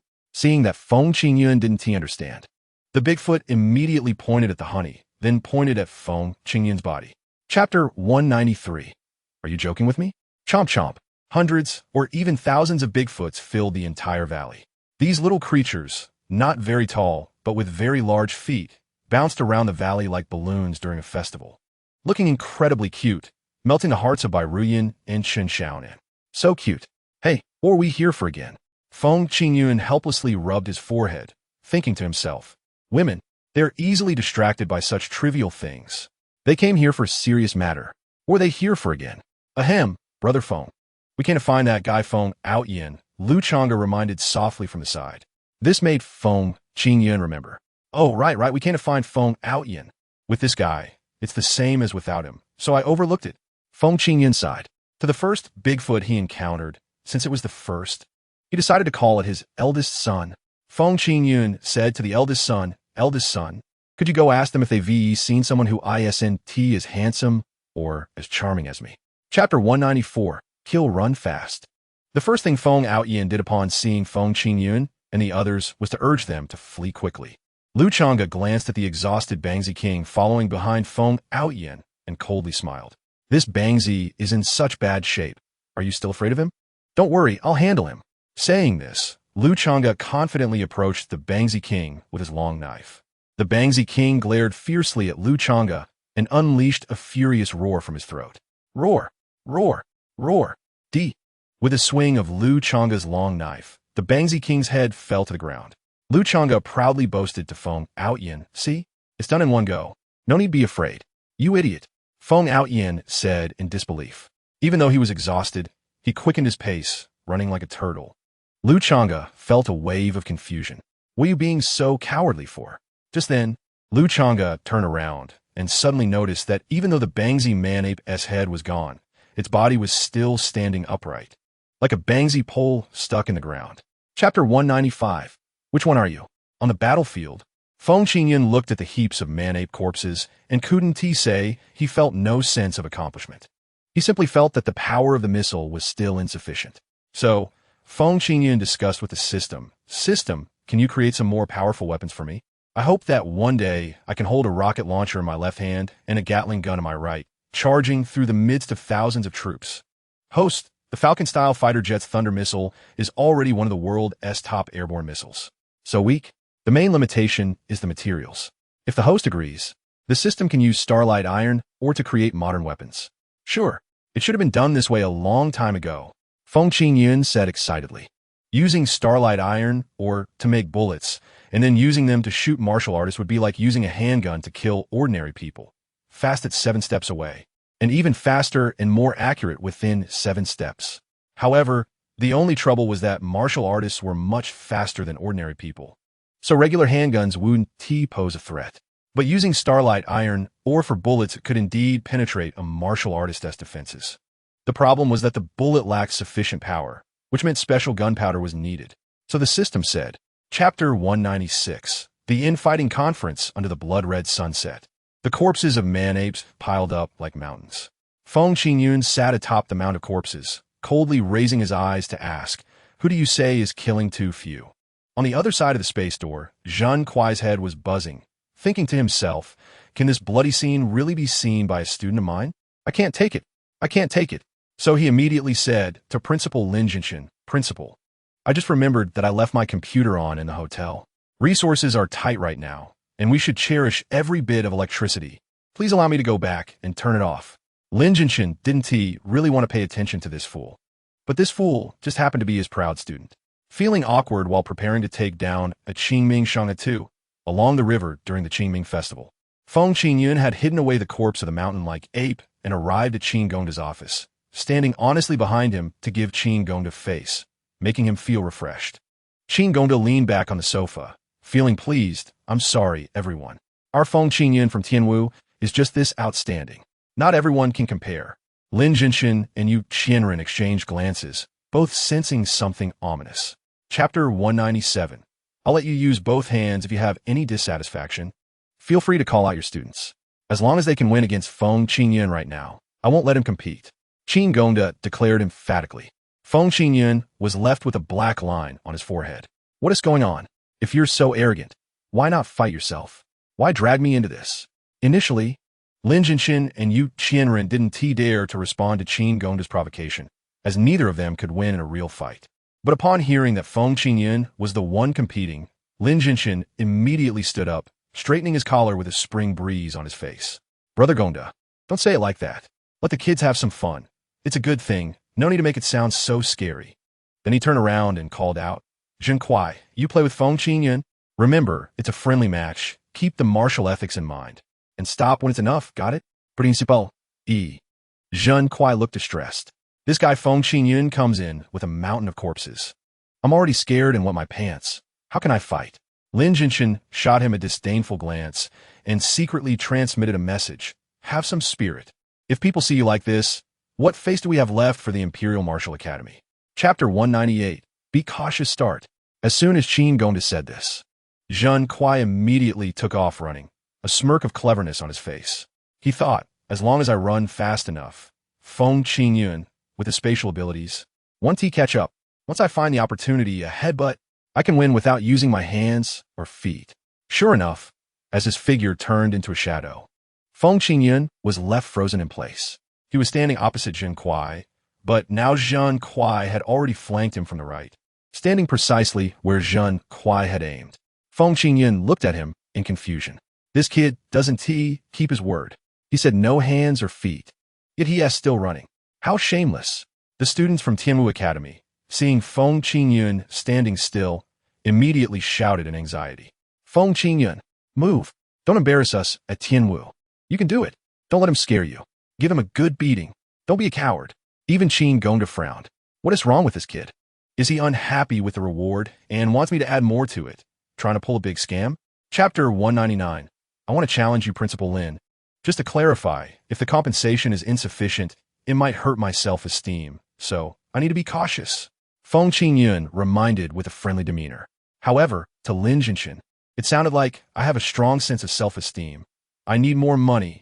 Lin Jinshin, unable to give up such an excellent student as Zhen Kuai, could only compromise with the compensation. How about I introduce you to a girlfriend? Huh? A big question mark appeared on Feng Qingyun's small head. Even Qin Gongda's face turned dark.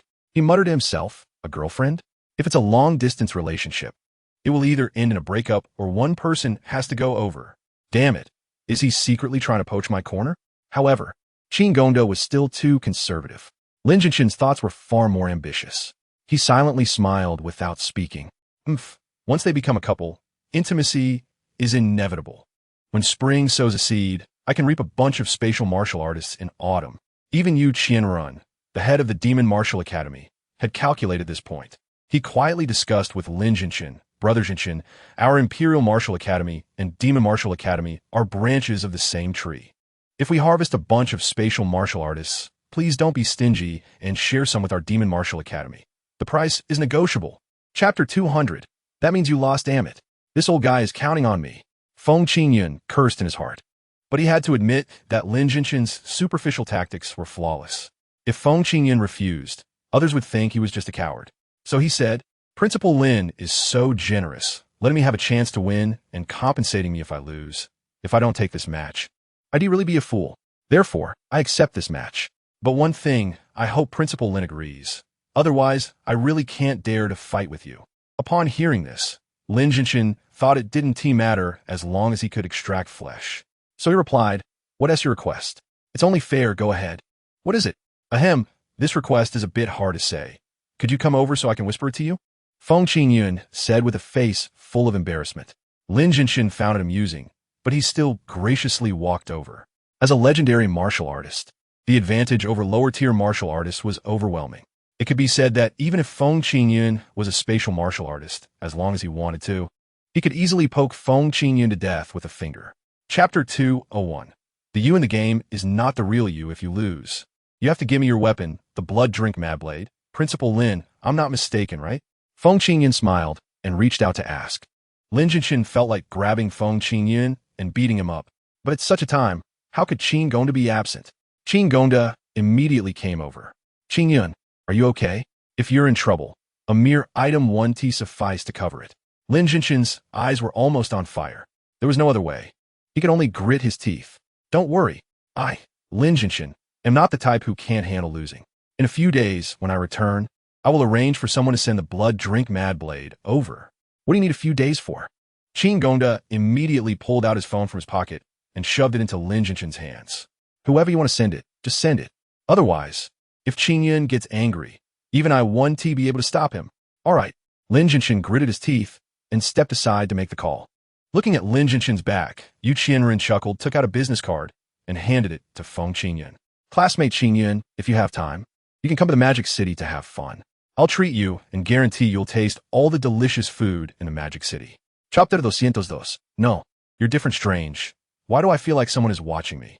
Following the feeling, Feng Qingyun glanced over and saw a man, looking refined, wearing black-framed glasses, with a very short buzz cut and dressed in a printed black t-shirt. When he noticed that Feng Qingyun was looking at him, the man walked over with a smile and greeted Feng Qingyun. Hello, my name is Jie, and they all call me Brother Jie. Feng Qingyun frowned slightly. He could sense that Jie was also a martial artist, but for some reason, he felt a hint of threat emanating from him. Facing Feng Qingyun's indifference, Jie completely brushed it off. You all look like you just arrived, right? Today is the adult ceremony here, also known as Dang Duolang. So there are many people sending their children here. Is that so? Feng Qingyun nodded casually, showing no intention to engage in further conversation. Seeing this, Jie handed the bread he had to Feng Qingyun. You came from so far, you must be hungry, right? I have some bread, you can have a bit. No, we still want to walk around. Thank you. Chapter 203. The Sacred Flame, however, aren't these guys doing this without anyone in charge? Feng Qingyun found it a bit strange. Shouldn't such inflammatory individuals be eradicated early? Could it be a long-term strategy to catch a big fish? Feng Qingyun didn't want to think about it anymore. Just as Jie said, it was lively today because a group of young people was holding an adult ceremony, the so-called Dang Duolang. In the center of the square was a large group of youths, both boys and girls, dressed in specific attire, standing at designated spots, listening to an elderly person passionately reading an article. The title of the article was unknown. The gist was probably that they were the future flowers of the motherland and should work hard to serve the country. Zhang Dingding poked Feng Qingyun in the lower back. Hey, do you think this is a traditional ceremony of Huaxia? Not really. Isn't the ancient custom of Huaxia supposed to be conducted at the age of 20? Feng Qingyun was saying. A person next to them leaned in. Don't you understand? This has been modified from the ancient customs of Huaxia because the current society regards 18 as the boundary, declaring that teenagers have discernment. So it has changed to mark adulthood at 18. Chapter 204. Duel not good. This guy is about to do something malicious. Qin Zhan's expression changed drastically. Under everyone's gaze, a flame engulfed a figure that had attracted everyone's attention, and this person had previously made a series of highly inflammatory remarks. What kind of consequences would this cause? No, I must stop him immediately. Qin Zhan prepared to take action right away. Although the chance to stop that golden flame was slim, he had to try. Break for me. Qin Zhan displayed his extraordinary martial power at the 9-star level. As he threw a punch, it was like a mountain collapsing and the sea pouring down. The surrounding air was instantly suppressed, emitting heavy and strange ripples centered around Qin Zhan. These ripples were both fierce and domineering, arrogantly overwhelming. As Qin Zhan moved, a shadow of his punch became real, growing from small to large, from the size of a human fist. It rapidly inflated in the air to the size of a villa, charging towards that golden flame. Break for me. Qin Zhan's eyes widened with rage. If this punch couldn't break the golden flame, the public's trust in martial artists would significantly decrease. What use are so many martial artists if they can't even resolve a crisis? Chapter 205. Left and right, is the caster nearby? Feng Qingyun looked around in confusion. No matter how powerful a martial artist is, there are limits to their attack range. Unless this guy is also a spatial martial artist, otherwise, Feng Qingyun wouldn't say anything. If I take one away, he sends another one. It would be endless. I would either be exhausted to death or he would run out of energy. It's the same idea, just not described that way. With a turn of his eyes, Feng Qingyun poked Zhang Dingding in the lower back. Zhang Dingding was tickled by the poke. What are you doing? Stop messing around. Be serious. Quickly look around to see if there are any suspicious individuals controlling this flame. Then just say it. Why poke me? Zhang Dingding pouted in dissatisfaction and ran toward the tallest building nearby. Choosing a high place for better control is a basic strategy. If I find a basement, I can only watch the live broadcast of the situation. If there's network lag, it would be a disaster. Now let's see who lasts longer. Feng Qingyun gently raised his hand, performing a slow-motion gesture with his left hand and another slow-motion gesture with his right hand. The flame in the sky was suddenly caught between two spatial gates. Chapter 206, Heavenly Punishment Swish. The last golden flame, like a cunning fox. Seeing the web set by Feng Qingyun, not only did not feel afraid, but instead began to slip away. This kid, he originally wanted to play a trick on me. Feng Qingyun licked his lips excitedly, finding it very interesting. First, he intentionally created a lot of flames to disrupt my judgment, then hid the carefully controlled flame among them. When I was too distracted, he could sneak away and fly towards a Jia. TSK. This kid's tactics are quite slick, but compared to me, he's still a bit green. Feng Qingyun's lips curled slightly. With a gentle motion of both hands, all the spatial gates in the sky suddenly expanded like blooming chrysanthemums, transforming from the size of a fingertip to the size of a fist. They multiplied by more than 10 times. The people in the square were stunned. Now the entire sky was shrouded in Feng Qingyun's spatial gates. People could see the confused expressions of those on the other side of the gates and even see houses upside down, with two girls holding hands over there. Chapter 207, Codename 009 in the sky. The golden flames formed a sea of fire, covering the entire square.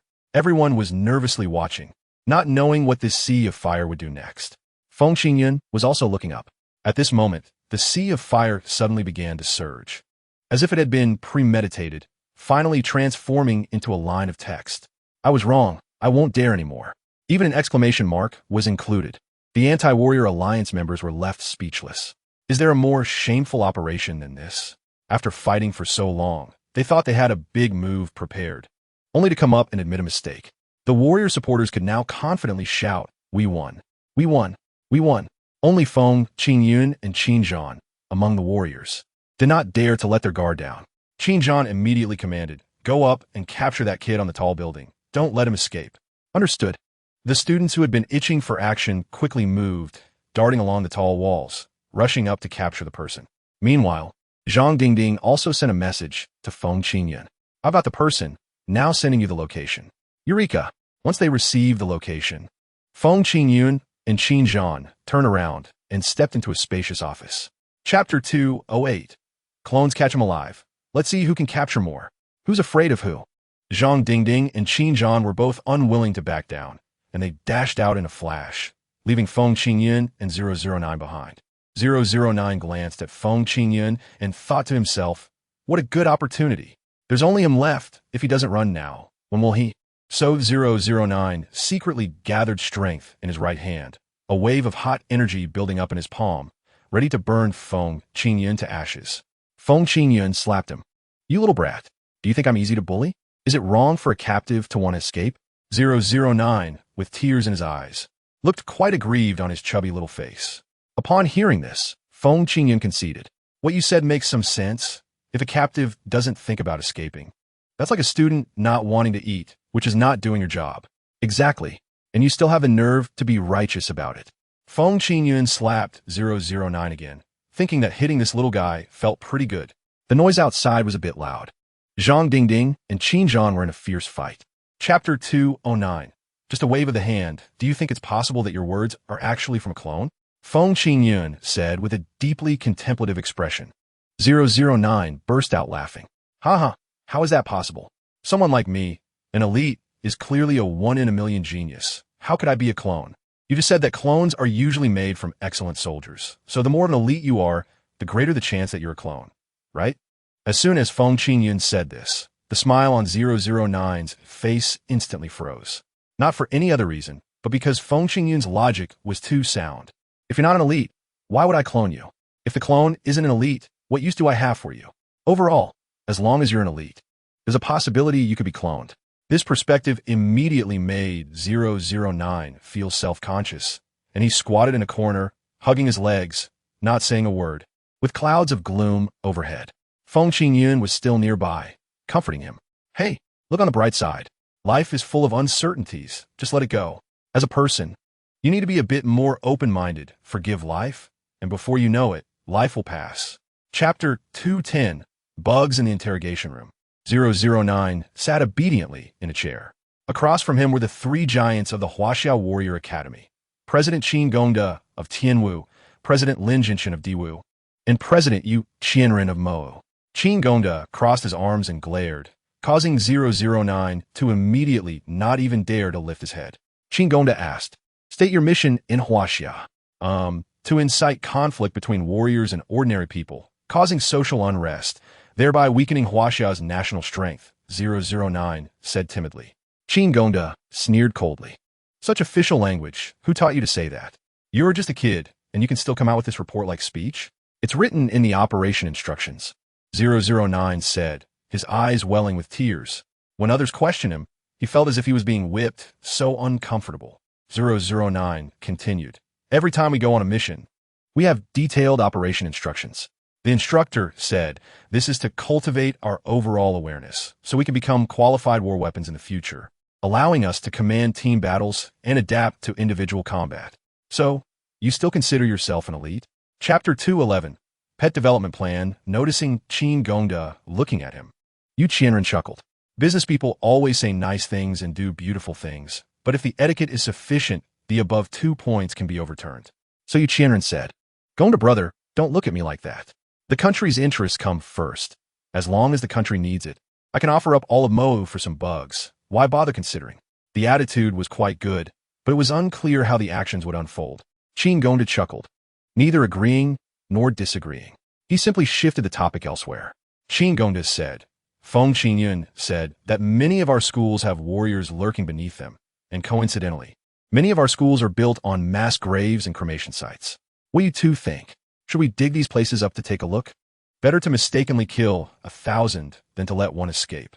Lin Jinshan immediately expressed his stance. In an instant, all the martial arts schools in Huaxia received summons from the 3 major schools, urging everyone to investigate the grounds beneath their schools. Under the searches of numerous universities, a large group of sleeping freedom fighters was suddenly unearthed and then sent to prison to continue their slumber. Chapter 212, Hexagram Building Sure. Braised or fried? Tiger's eyes sparkled as he spoke, in a state that was clearly already intoxicated before drinking, looking at everything as if it were a side dish. Feng Qingyun twitched his mouth. Got it. Tiger, are you craving monkey wine? Just say it. Here, have this bottle first, and when you finish, come find me for more. You're a good guy. Tiger happily hugged the monkey wine, lay back in his rocking chair, and slurped a drop of amber-sized monkey wine, instantly feeling great. He hummed contentedly. Wonderful. If you want to promote your pet, then leave one here with me.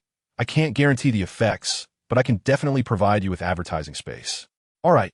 Feng Qingyun waved his right hand, carefully selecting a pink-furred Bigfoot and tossing it next to Tiger.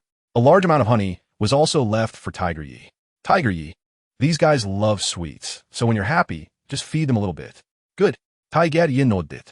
Then I'll take my leave, Feng Qingyun said as he walked towards the subway entrance, planning to take the Bigfoot's eldest son for a stroll around the campus. Chapter 213. Grandplan, share your thoughts. Mr. Peterson, One-Eyed Jackson said, crossing his arms, clearly dismissing Peterson's ideas from the start based on his body language. Peterson's expression twisted for a moment, but since he was already standing, he felt he had to say something. So Peterson said, my suggestion is a 3-pronged approach. First, we offer a high bounty for Feng Qingyun's corpse. Since Feng Qingyun has not yet entered the extraordinary realm, the bounty is high and the difficulty is low, which will attract a large number of bounty hunters to attack him. Second, mobilize the Anti-Warrior Alliance to interfere with Feng Qingyun under the guise of revenge, distracting him into thinking that his main enemies are the Anti-Warrior Alliance, causing him to overlook other risks. Third, form a delegation to visit Huaxia, using the upcoming World Warrior Exchange competition as a pretext for the visit. But during the visit, we will decisively attack and kill Feng Qingyun. With this approach, even if Feng Qingyun can defend against 1 or 2 threats, he will definitely not be able to defend against all 3 at the same time. Once Peterson's plan was revealed. Chapter 214. Public Enemy Akiyu. Suddenly sneezing, Feng Qingyun felt that someone might be plotting against him, but after thinking about it, there were too many enemies, and he didn't know which one it was. Hey, why can't these people be a bit magnanimous? If I've hurt them, can't they just forgive me? Why do they have to hold a grudge and seek revenge every day? Feng Qingyun shook his head helplessly. With the Bigfoot's eldest son, he continued to wander around Tianwu Academy, seeing the adorable appearance of the Bigfoot. And since it was also the first appearance of a strange beast pet in Tianwu Academy, many girls who like small animals immediately gathered around. So cute. What kind of animal is this? I've never seen it before. This is a Bigfoot. It's a membership benefit of our Sky Thieving Pirate Group. As long as you join our Sky Thieving Pirate Group, you can receive one for free. Feng Qingyun patted the Bigfoot's head and said. The Bigfoot immediately opened its eyes in a silly manner, thinking that these girls looked so ugly. So classmates, how do we join the Sky Thieving Pirate Group? Simple. You just need to find Bai Ruyan. She will help you with the membership procedures. Here, S her number, remember it. Chapter 215. Bad news 1 is definitely bad news. The other one, I don't know whether it's good news or bad news. How about it? Do you want to hear it? Qin Gongda said to Feng Qingyun with a teasing expression, clearly implying a hint of provocation. Feng Qingyun thought for a moment and said, all right, then I'll listen to the bad news first. If the other one is bad news, it doesn't matter anymore. If it's good news, it might even be a surprise. Okay, then let me tell you the bad news first. Qin Gongda chuckled. He picked up another tablet and tossed it into Feng Qingyun's hands. Take a look for yourself. You want me to look myself? Feng Qingyun muttered gloomily as he picked up the tablet and glanced at it. The page was completely black like an abyss, capable of swallowing a person whole, exuding a particularly eerie allure. Feng Qingyun casually flipped through it. Inside were all kinds of unspeakable commissions. For example, I went to my girlfriend's house to propose, and my mother-in-law said she wanted a 300,000 yuan betrothal gift. I reasoned with my mother-in-law emotionally, asking her to consider, if her 6 sons were to get married, wouldn't they also need 300,000 yuan? How much pressure would that be? Chapter 216. Darkness under the lamp. So, what do you mean, classmate? Lin Jinshin and Yu Qianren asked curiously, not knowing if Feng Qingyun could find a safer place. Currently, the situation is Tianwu Academy is the most dangerous, followed by Diwu Academy and Mo Academy. Feng Qingyun chuckled. Do you all know what darkness under the lamp means? Darkness under the lamp? Everyone looked confused, wondering what scheme Feng Qingyun was up to this time. 1 minute later, Feng Qingyun enthusiastically introduced his residents, urging everyone not to be shy, to feel free to look around and sit down. This is my personal property, and the soundproofing is excellent. Opening the window, the outside air was filled with a sense of freedom. Fighter jets soared back and forth at an altitude of 10,000 meters. And undercover agents in civilian clothes mingled among the crowd, while hardworking people sold flour in narrow alleys. Such a scene left not only Qin Gongda dumbfounded. Even Lin Jinshin and Yu Qianren were taken aback. Qin Gongda suspiciously scrutinized Feng Qingyun. You little brat, confess honestly, where did this house come from? Sure, Feng Qingyun whispered, running over to Qin Gongda to say. Chapter 217. A plan ahem. How about we listen in and see what is being said next door? Feng Qingyun cautiously suggested. Lu Dowling immediately exploded.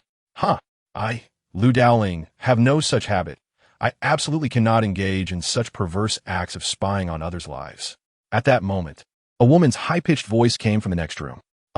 Lu Dowling immediately became serious, with a righteous expression, saying, however, to ensure your safety, I think it is very necessary for us to understand what kind of people our neighbors are. Feng Qingyun looked at Lu Dowling with disdain, too lazy to expose him. The two of them stealthily pressed against the wall, trying to hear what intense battle was happening on the other side. Sure enough, there was a man and a woman opposite, but they were speaking in a language neither Feng Qingyun nor Lu Dowling understood. Did you understand? Lu Dowling asked Feng Qingyun. Feng Qingyun shook his head. Looking down, he saw that the listening device actually had a language conversion function, so he quickly switched the language. Suddenly, the conversation on the other side became clear. Chapter 218. Plasma Flame Knife. Feng Qingyun chuckled. The two people on the other side seemed so happy, so let us make them even more excited. Quietly drawing a circle, Feng Qingyun took the woman's phone, dialed One-Eyed Jackson's number, and then tossed the phone back. The six-pointed star building, where the One-Eyed Jackson is preparing to launch a new round of attacks, is being commanded by him and his subordinates on what to do. Suddenly, he receives a call from someone named Scarlet. Damn it, women are just trouble. Even after giving money, they can't stay quiet and have the call. Damn it. Is money not enough? Grumbling, one-eyed Jackson picks up the phone. He opens with, "Hello, dear, are you missing me?" "Oh, darling. Seriously, I'm at work. Is there something that can't wait until tonight? I'll come see you later and bring a tomahawk steak and a bottle of 82 Lafite for a candlelight dinner. How about that? Come on, don't pity me just because I'm a delicate flower." Huh? One-eyed Jackson looks confused, feeling like he is being bombarded with green hats. Chapter 219. The situation turns around. Damn it. If I can't kill you today, I swear I won't be human anymore. One-eyed Jackson roars angrily. But at that moment, the annoying voice of Feng Qingyun rings out in the room. Bro, don't speak too confidently. Who? One-eyed Jackson looks in the direction of the voice and sees Feng Qingyun sitting on Scarlett's bed, admiring Scarlett and Robinson. Feng Qingyun enthusiastically invites, "Miss Scarlett, do you want to live again and become an internet celebrity?" Huh? Scarlett is a bit confused, thinking, who is this man? He looks quite handsome, but he is definitely not someone I brought home. One-eyed Jackson suddenly rushes over. Killing Feng Qingyun has a bounty of 10 billion Huaxiao coins. He could pocket that money. However, with a sharp sound, Lu Dowling suddenly appears, grabbing the flame knife in one hand and sneering. "Ha! A high-tech product, but it's just a big lighter." Lu Dowling? One-eyed Jackson's eyes widen in shock. Chapter 220. The Witch Wind. Hey, do you think I should track down this Feng Qingyun and see what he looks like? Crazy. The hype has already passed. What's so interesting about it? Huh? What's hot right now? Of course, it's the director of the Sky Shield Bureau. A toilet is going for $8 million. You don't know? It's causing quite a stir online. What, is the toilet lid made of gold? Or is the toilet sea gold? Who knows, just spray it and it's done. Right. The trends on the internet change too quickly, like a tornado. 1 second everyone is eating Feng Qingyun's gossip, and the next second they're all jumping to eat someone else's gossip. But this can only stop netizens from cyberbullying Feng Qingyun. It doesn't in the bounty of 10 billion Huaxia coins on the dark web, after the task is commissioned. Unless the task is completed or the validity period ends, this 10 billion Huaxia coins will remain sealed on the dark web, in a secluded, uninhabited mountain range. An old man with a hiking stick is slowly climbing a steep slope with a girl who looks about 18 or 19. The girl's name is Lu Yi, a girl who just finished her college entrance examination, but unfortunately, she performed poorly in her talent test and cannot enter the Warrior Academy, so she can only attend a liberal arts school. Chapter 221. The Assassin Alliance. On the mountain path, a pitch-black cheetah is watching the old man, approaching gracefully as if taking a leisurely stroll, with a hint of mockery in its expression. The old man feels dry mouth. Looking at the old man, the cheetah shows a trace of ridicule, lazily lying down about 10 meters away from him, as if saying, "I'll let you run first." The old man stammers, wanting to say something, but the words get stuck in his throat, eventually turning into just a tight grip on his hiking stick. Seeing the old man's nervousness, the cheetah laughs in a human-like manner, a contemptuous smile.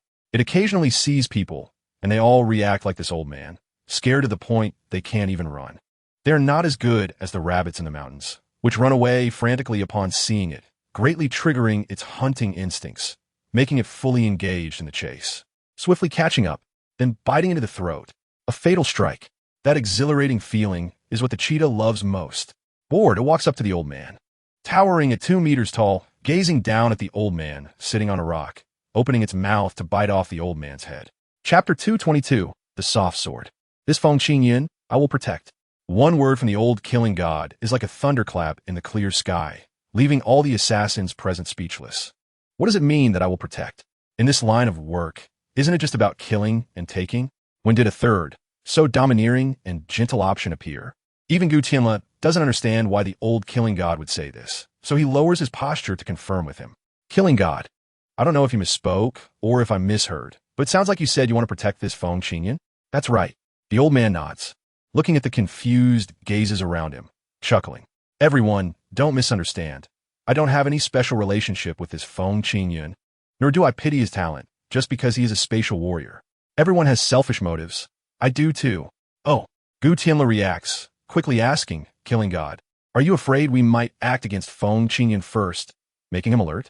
So you're issuing a statement to prevent us from doing anything, allowing you to strike with certainty? Chapter 223. A sword's cold light shines 10 steps. Use that move. I approve. The old killing god cheerfully tells Lu Yi, giving her a thumbs up, his affection evident. Lu Yi pouts in dissatisfaction. You should have allowed it earlier. It made my actions so inconvenient. Hearing Lu Yi say this, Gu Tianla, Black Shadow, and others are all curious. What move? What could it be? Lu Yi reaches out and pulls off her outer coat. It looks casual, but as soon as the coat is thrown to the ground within hundreds of meters trembles. The expressions of Gu Tianla and the others turn ugly. Just how heavy was that? Killing god, does her granddaughter always wear such heavy clothes? She's okay, but mine is heavier. I've been wearing this for decades without taking it off. Haha. The old killing gods in different words shocked the entire audience into silence again. Worn for decades without taking it off? Didn't the old killing god wear the same outfit when he challenged these people before? Has the old killing god never truly showcased his strength? Chapter 224, a visitor. What's going on? Why do I feel like someone is plotting against me? Feng Qingyun rubbed his nose, wearing a baseball cap, walking dogs with Lu Dowling on a street in the free battle zone. Of course, this dog isn't Feng Qingyun's, but is the little lover of One-Eyed Jackson, raised by Scarlet, which Feng Qingyun casually took for a walk. I have to say, this dog is quite outgoing. Feng Qingyun only gave it a bone, and it happily followed him. Lu Dowling was scrolling through his phone next to him and said, Scarlet and Robinson are quite obedient, exposing a scandal about One-Eyed Jackson every day, keeping his popularity up. That's a must. For them, it's a way to make money, and for Leonardo, it's a means to solidify his status. So these two can still bounce around for a while before being discovered. Found dead at home with dozens of gunshot wounds. Feng Qingyun said with a grin, raising Lu Dowling's impression of him to another level. At such a young age, he understands so much. So Lu Dowling asked, I'm quite curious. You say your parents are ordinary people, and daily life is harmonious. But how come it feels like you've experienced a lot of life's darkness, so you understand the mind of conspirators so well? Chapter 225, the deal fell through. Could it be my long-lost true love? Given so many circumstances, plus a bit of narcissism, Feng Qingyun could only propose such a bold hypothesis. Yu Haowu wiped his gun while speaking to Feng Qingyun. Qingyun, you need to be careful lately. I've received news that the underworld is quite interested in your case. The underworld? That legendary assassin organization? Lu Dowling asked curiously from the side. Yu Haowu nodded, but then shook his head. Strictly speaking, the underworld is just a place where assassins gather voluntarily, without much coercive control. The so-called assassin organization is merely an outsider's imagination. However, it's worth noting that, like sex, the underworld has been silent for many years. There's a saying that stillness leads to movement. After so many years of silence, both the underworld and sex are considering re-entering the public eye, and currently, the underworld's focus is on Qingyun. Yu Haowu spoke at length, then casually returned to the topic of Feng Qingyun, making Feng Qingyun awkwardly touch his nose. They say fame is a double-edged sword. After gaining some recognition, others think of you as stepping on yourself to climb. Chapter 226, a malicious plan. Whoosh. A spatial door quietly opened in front of Feng Qingyun's house, and Feng Qingyun and Lu Dowling walked out from inside. Lu Dowling whispered to Feng Qingyun, you go in. I'll wait for you at the door, but if anything urgent happens, I'll rush in immediately. Okay. Feng Qingyun nodded, knowing that if Lu Dowling followed him inside, his parents would definitely worry that something had happened. Damn those assassins. Feng Qingyun cursed inwardly and pressed the doorbell. Ding dong. Who is it? A strange voice sounded. In a rotating eye appeared at the peephole, followed by, sorry, are you? Feng Qingyun. Feng Qingyun said with a black line on his forehead. He knew that the person behind the door was neither his mom nor Xing'er, since Xing'er is still a little shorty. So there could only be that female assassin. But since it's a female assassin, she doesn't even know what I look like and dares to impersonate my girlfriend to sneak into my house to try and assassinate me?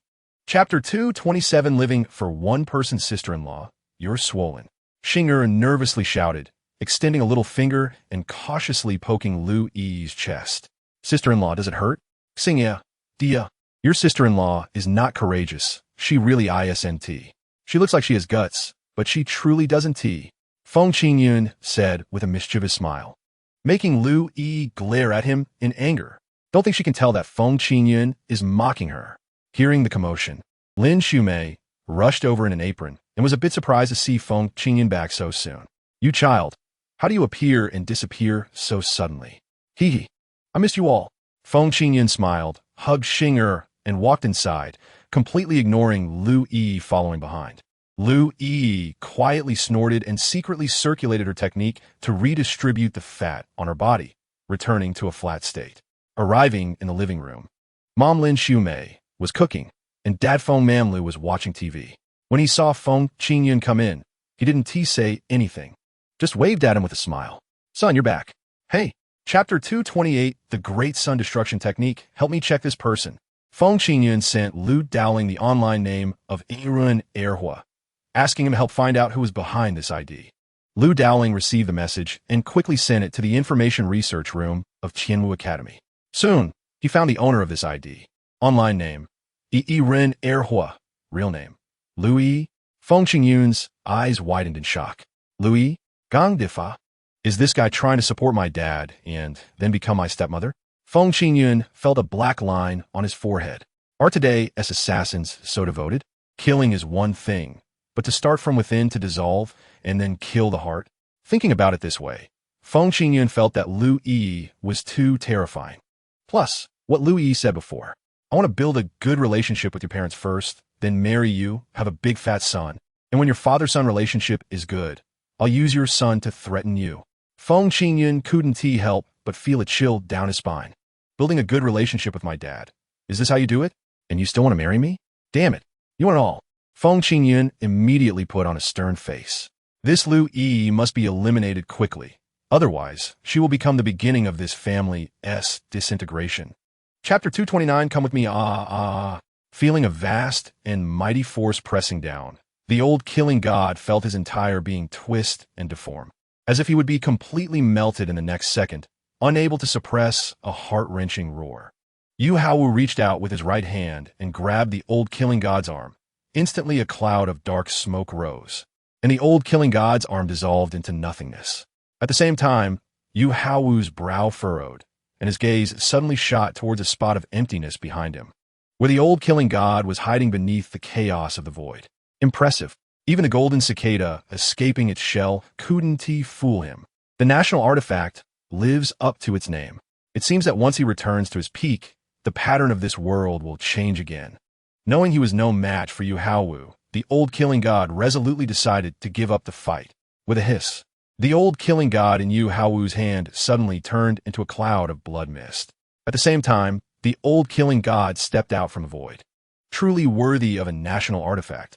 I bowed down in admiration. The golden cicada escaping its shell is indeed a remarkable skill. Yu Haowu calmly said that the old killing god used his vital energy to create a false body, a technique that is indeed rare in the world. Chapter 230. When brothers are good, cough cough. Qingyun, Dad just said he is not ready to hold his grandson yet. Feng Manlu said with an embarrassed expression.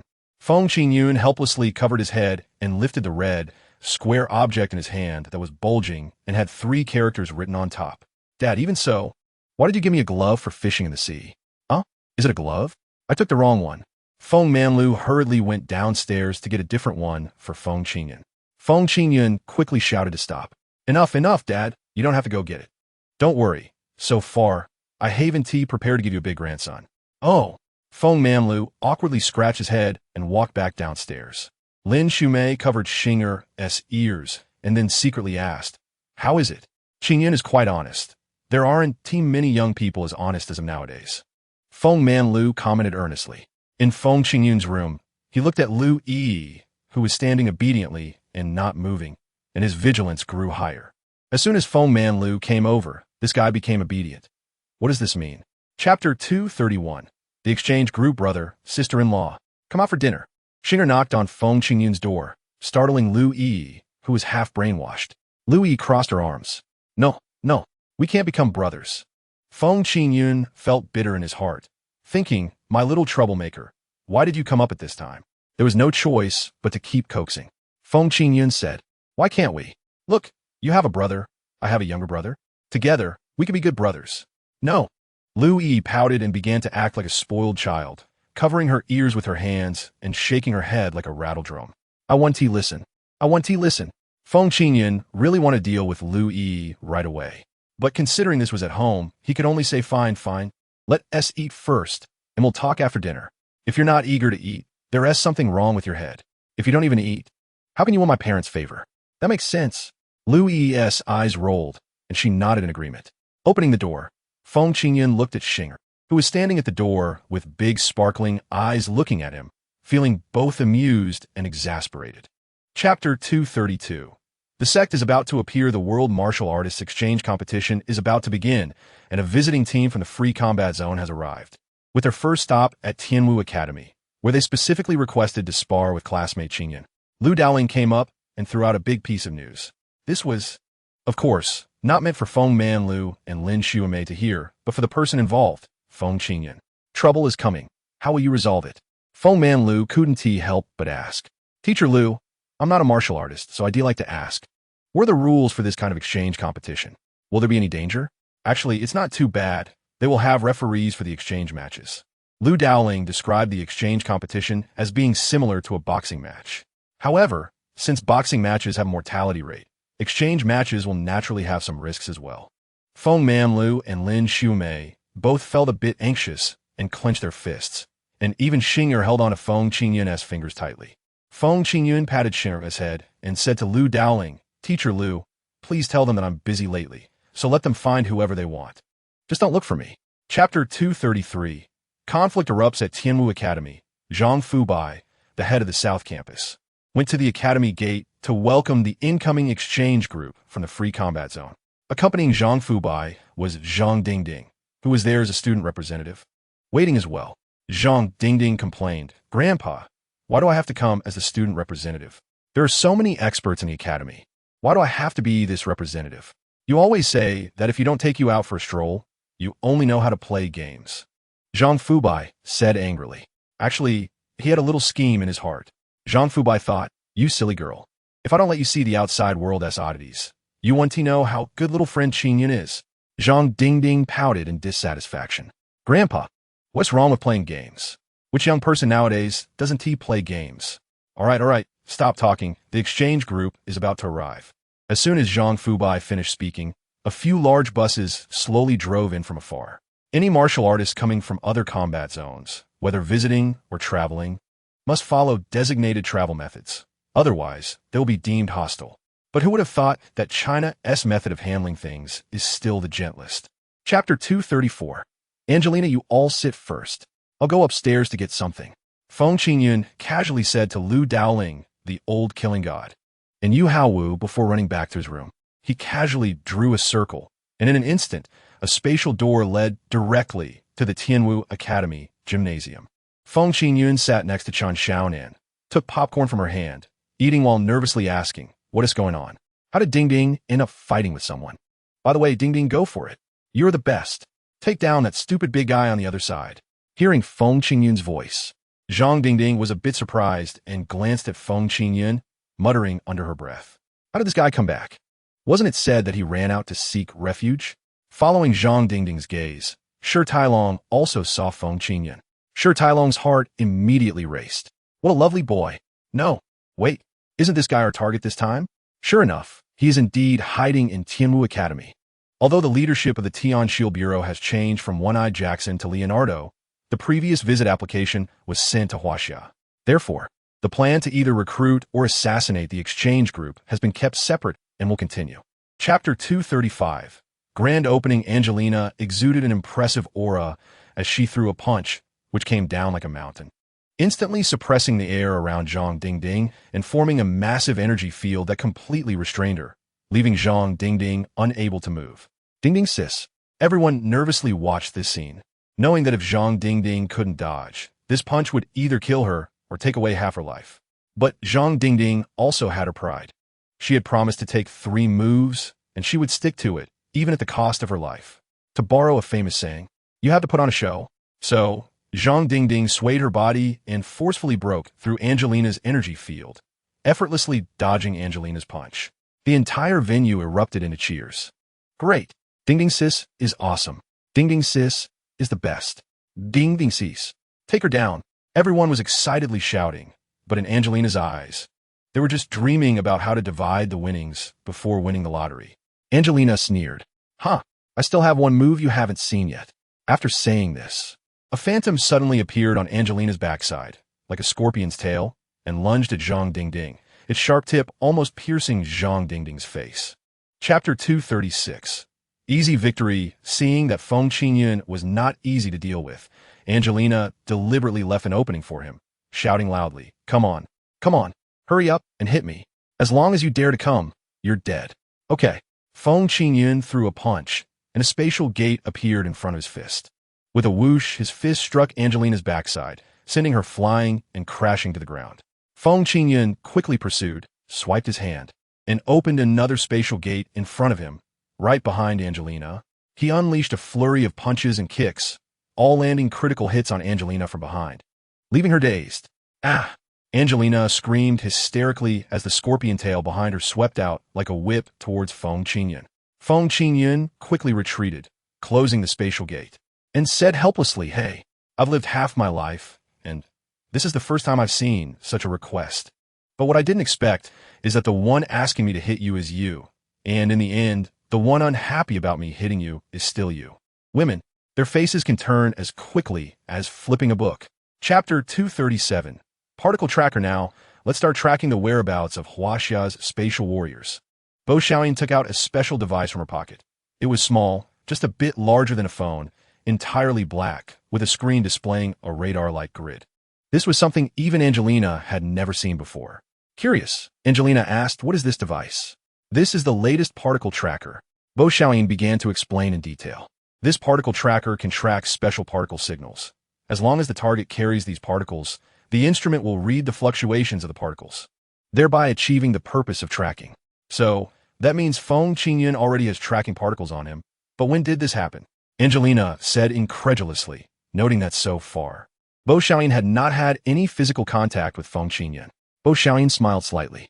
The particles were applied to you early on. All your skincare products contain these specially synthesized particles. Because we are well aware that Huaxia absolutely prohibits us from contacting spatial warriors. The only ones who can contact them are you. Chapter 238. 23 aliases. Since the matter has already been exposed, we must complete the plan. Contact the Foreign Affairs Department and let them know it's time to bring out the infiltrators buried in Huaxia. Bo Xiaoyin's expression turned cold. The combat plan has already been initiated, and it must be executed to completion. Otherwise, as soldiers, they would only be seen as failures. Angelina looked a bit suspicious. Teacher, do we really have to bring out the infiltrators buried in Huaxia? They've been lurking there for so long. If we bring them out now, they'll all be exposed. But if they don't come out, we can't complete the mission. Bo Xiaoyin grit her teeth. A full 1,000 kilometers away, by the time we make a move, Huaxia's spatial warriors will have already relocated. Moreover, we are under strict surveillance. If we cannot swiftly eliminate the spatial warriors, we will be intercepted. Therefore, no matter how we consider it, we have to let the infiltrators strike. Do we have the authority? Only once, Bo Xiaoyin said, taking out a top-secret phone and sending coordinates to a specific number.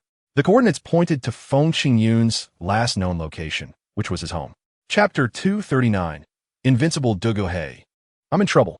With a call from the loser, a plane flew directly to the city where Feng Qingyun was located, contacting Feng Qingyun's current caretaker, Lu Daoling. Lu Daoling personally went to meet this elder, who had once been his teacher, an old man named Jiang Daxia. Teacher, how are you alive? Lu Daoling was a bit surprised. In his memory, Jiang Daxia had been ambushed into pieces during a mission. Jiang Daxia chuckled. Daoling, although you're very smart, you still don't quite understand military strategy. The so-called military strategy is about being both real and fake. There is reality within the fake and deception within the real, thus confusing the opponent. Jiang Daxia patted Lu Daoling on the shoulder and introduced the loser beside him. This guy with the messy hair is a super genius from our intelligence department, named Loser. Recently, he successfully infiltrated the opposing side and obtained important information. Take a look at this address. Upon seeing Feng Qingyun's home address, Lu Daoling was shocked.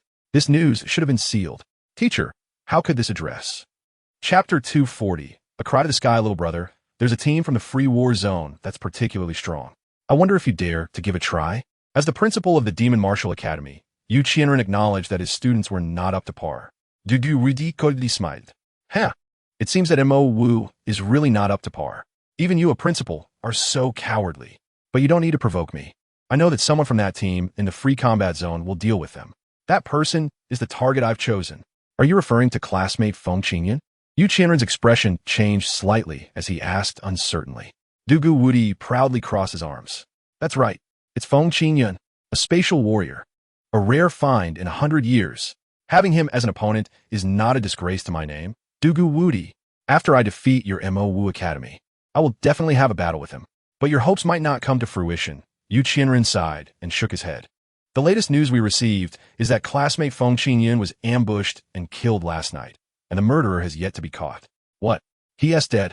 Dugu Wudi's eyes widened in disbelief, as if he had suffered an unbearable blow. Chapter 241. Provocation. What is going on? Why does it feel a bit ominous? Bo Xiaoyin felt a sudden pang of anxiety, but she quickly adjusted herself. The internal news just received indicates a 97% chance of Feng Qingyun's death. The losers on their side are demanding compensation of 300 million daolabi for the loss of 3 personnel. All signs indicate that Feng Qingyun is very likely dead. Then we should focus on being a visiting exchange group. There shouldn't be any danger, right? Am I overthinking it? Bo Xiaoyin comforted herself while patting Angelina's head. Angelina, even if you don't become the hero who killed Feng Qingyun, you can still become another kind of hero. What kind? Angelina asked excitedly. Bo Xiaoyin smiled slightly. By fiercely provoking the students of Tianwu Academy and knocking them down. This way, Tianwu Academy will be humiliated, and you will become a hero in the free combat zone. I understand. I will work hard. Angelina's eyes sparkled with determination. So early the next morning, Angelina couldn't wait to appear in the gym and even followed the customs of Huaxia by hanging up a couplet in the gym. Chapter 242. Utterly arrogant in a match. Angelina swiftly dodged Su Tian's attack, and at the same time, feigned a strike with her scorpion tail, aiming for Su Tian's forehead. Su Tian had long been on guard against the scorpion tail and immediately retreated to test its maximum attack range upon seeing it appear. But since Angelina said it was a feint, it had to be a feint.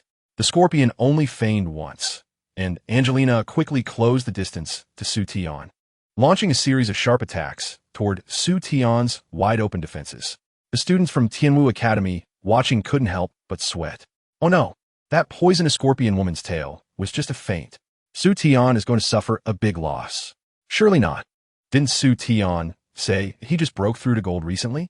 But his opponent seems to be at the peak of gold. This looks bad. Even Su Tian himself felt a hint of unease. The woman's vitality far exceeded his, yet she didn't directly crush him, but chose to fight tactically, indicating that she was conserving her strength and looked down on him. Is this guy really that strong? No wonder he lost to her. But she has her methods. And I have my trump card. Chapter 243. Beast imitation. How about it? Do you dare to fight me? Dugu Wudi furtait trétund. His arrogance igniting the anger in Bo Xiaoyin's belly. Bo Xiaoyin was about to shout loudly when a bloodied Angelina stumbled out from behind the wall. Though her body was about to fall apart, her gaze was stronger than ever.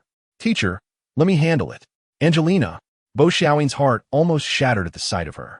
But Angelina had made up her mind. She had to take matters in her own hands and take down Dugu Wudi, that bastard. Not only because Dugu Wudi almost ruined her face, but more importantly, because Dugu Wudi had disrespected Bo Xiaoyin. Dugu Wudi was also taken aback. Oh, there is such a thing? You took a kick from me and can still stand? Dugu Wudi became interested, but his anger also intensified. As far as he knew, Feng Qingyun had defeated Angelina with just one move. Yet he had used one move and couldn't take her down, making him feel like he had lost to Feng Qingyun. Dugu Wudi couldn't help but sigh. Feng Qingyun, seeing your former opponent makes me want to have a match with you even more. What a pity. Chapter 244. Overbearing Dugu Wudi comme. I'll let you take the first move. Dugu Wudi confidently waved at Angelina, the golden lion covering him proudly towering before her. Opposite him, Angelina's purple scorpion lay low to the ground, presenting a starkly different style. Angelina looked at Dugu Wudi with a sinister gaze, muttering, "Everything for freedom." After saying that, Angelina suddenly sprang into action, her scorpion shadow moving along with her. As soon as she entered the attack range, the two large pincers of the scorpion swiftly clamped down on Dugu Wudi's lion's foot, attempting to incapacitate him. But Dugu Wudi didn't even step back. He directly met the attack, stomping down on the scorpion. Angelina hurriedly swung her barbs, trying to force Du Gu Wuti back. But she never expected that Du Gu Wuti was overwhelmingly domineering, instantly dispelling the lion phantom, then reaching out to grab Angelina's scorpion tail, tearing it off without fear. Angelina immediately suffered backlash. The beast imitation shadow represented a person's martial will. Chapter 245, Death Order. This might not work, Zhang Fubai said with a troubled expression. Du Gu Wuti Foned. Why not? Because classmate Feng Qingyun always carried his house with him, since he is not at school. It's impossible to let someone else live in his house, Zhang Fubai said somewhat gently. But surprisingly, Du Gu Wuti accepted it very well. So that is how it is. No wonder Feng Qingyun has the demeanor of a spatial warrior. In that case, I'll handle my own accommodations. I'll leave you a number. If anyone from the free combat zone comes again, please let me know. Seeing Feng Qingyun's face, Du Gu Wuti politely gave Zhang Fubai his number and then swaggered away with the protector.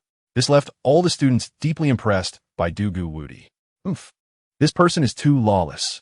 I feel that with his personality, he could get killed just for buying a watermelon on the street. But it's fine. I actually think he's quite charismatic and good. Don't you think his demeanor is quite unpleasant? I don't know, it just feels like he has a certain charm. Not the type that people dislike. Chapter 246, Admiration Angelina. Just wait, I will get revenge for you, Bo Xiaoyin said ominously. Du Gu Wuti's threats could be tolerated. But if Du Gu Wuti hurt Angelina, that was unacceptable. Determining Du Gu Wuti's location, Bo Xiaoyin immediately set off, her blood surging, her body darting like an arrow toward Du Gu Wuti's direction. Ms. Bo Xiaoyin, where are you going? In the sky above, Zhang Fubai's figure appeared, standing in front of Bo Xiaoyin, silently blocking her path. He had already received news from Lu Daoling and knew that Bo Xiaoyin was going to find Du Gu Wuti. Bo Xiaoyin had anticipated this situation. Mr. Zhang Fubai, I have some friends in Huaxia, and I would like to visit them. I hope you can make it convenient for me. Ms. Bo Xiaoyin, I may not understand the etiquette of your free battle zone, but in our Huaxia, it's generally customary to visit during the day. I wonder if your friends are Huaxia people or free people. Mr. Zhang Fubai. Aren't you asking a bit too much? Bo Xiaoyin said with a cold smile. Chapter 247. Strong enemies arrive, Feng Qingyun. Does he like this kind of thing? Du Gu Wuti asked uncertainty. The guardian casually replied, Young master, Feng Qingyun is also a man, so it's reasonable to have such needs. That makes sense. Du Gu Wuti nodded in agreement and looked around at the girls. He appeared to be in deep thought. I wonder which one Feng Qingyun is looking for. That one. The guardian casually pointed to a person, while sensing a powerful aura approaching, confirming the target.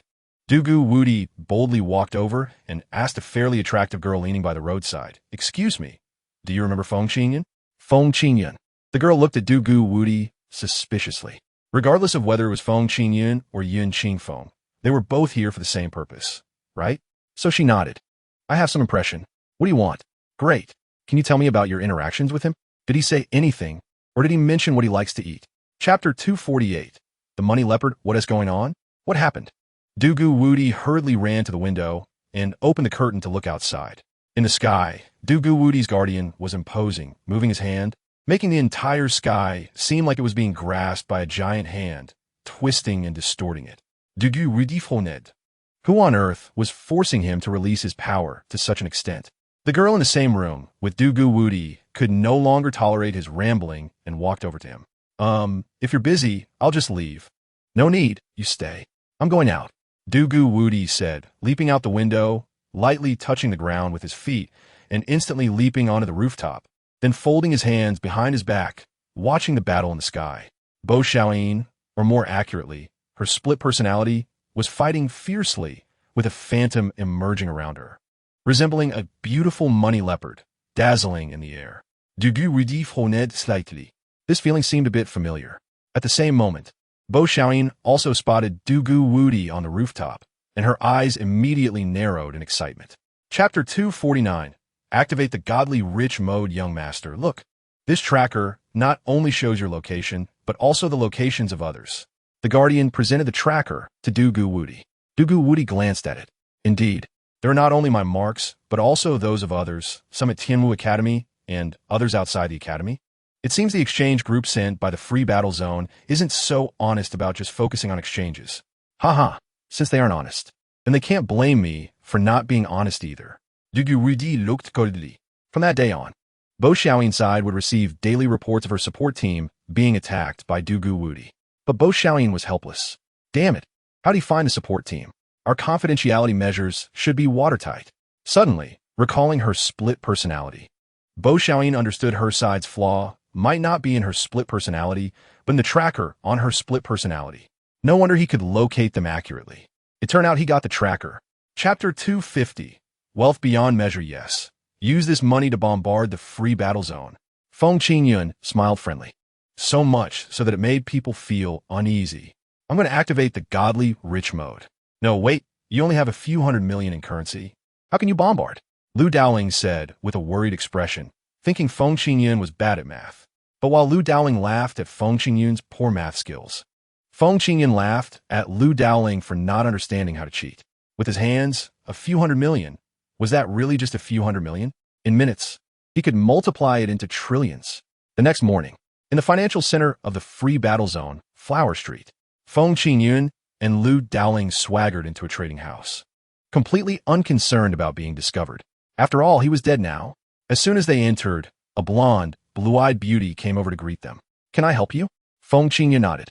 I need a beautiful and capable woman. Okay, please wait. According to Feng Qingyun's request, he and Lu Daoling were taken to the top-level VIP office floor. The person receiving them was the youngest and most beautiful trading prodigy at the exchange, Louis Hemming. Chapter 251. With money, you can do whatever you want first, sir. May I ask how exactly do you plan to play? Louis asked, looking frightened, feeling that Feng Qingyun was up to something, but she couldn't figure out what exactly. For Louis's earnest inquiry, Feng Qingyun expressed great appreciation and didn't hesitate to offer guidance. Come, sit next to me. Feng Qingyun patted the sofa, signaling Louis to sit beside him. Then Feng Qingyun pointed to the row of stocks glowing green. Look at those stocks we bought at the beginning. Aren't they all green? Yes, Louis replied weakly, thinking to himself, how could they not be green? It's so green that it's despairing. But surprisingly, Feng Qingyun slapped his thigh, Louis's thigh. That's right. If you want to live well, you must have a bit of green on you. Oh, is that how it is? Louis winced in pain. The palm print on his thigh was bright red and stinging, making him want to bite Feng Qingyun. Then Feng Qingyun pointed to the stocks they bought later. Now look at those we bought later. Aren't they all bright red and festive? Yes, yes, Louis said, cautiously pulling his leg back. Chapter 252. Domino's. Louis discovered that Feng Qingyun not only didn't lose money on the junk stocks, but instead made a huge profit. Even the so-called genius trader, Louis, was astonished. Louis trembled as he asked Feng Qingyun, Sir, what are you playing at? Have you ever played dominoes? You start with one playing card, and then it expands little by little until you can knock down a wall. Feng Qingyun demonstrated with his fingers. Then he chuckled. The stock market is the same. It's all about listening to the wind.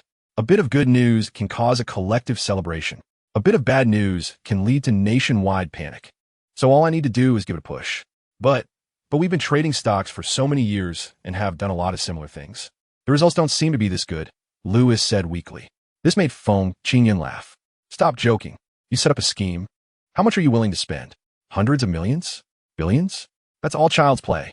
As for me, I can strike with 100 billion in minutes.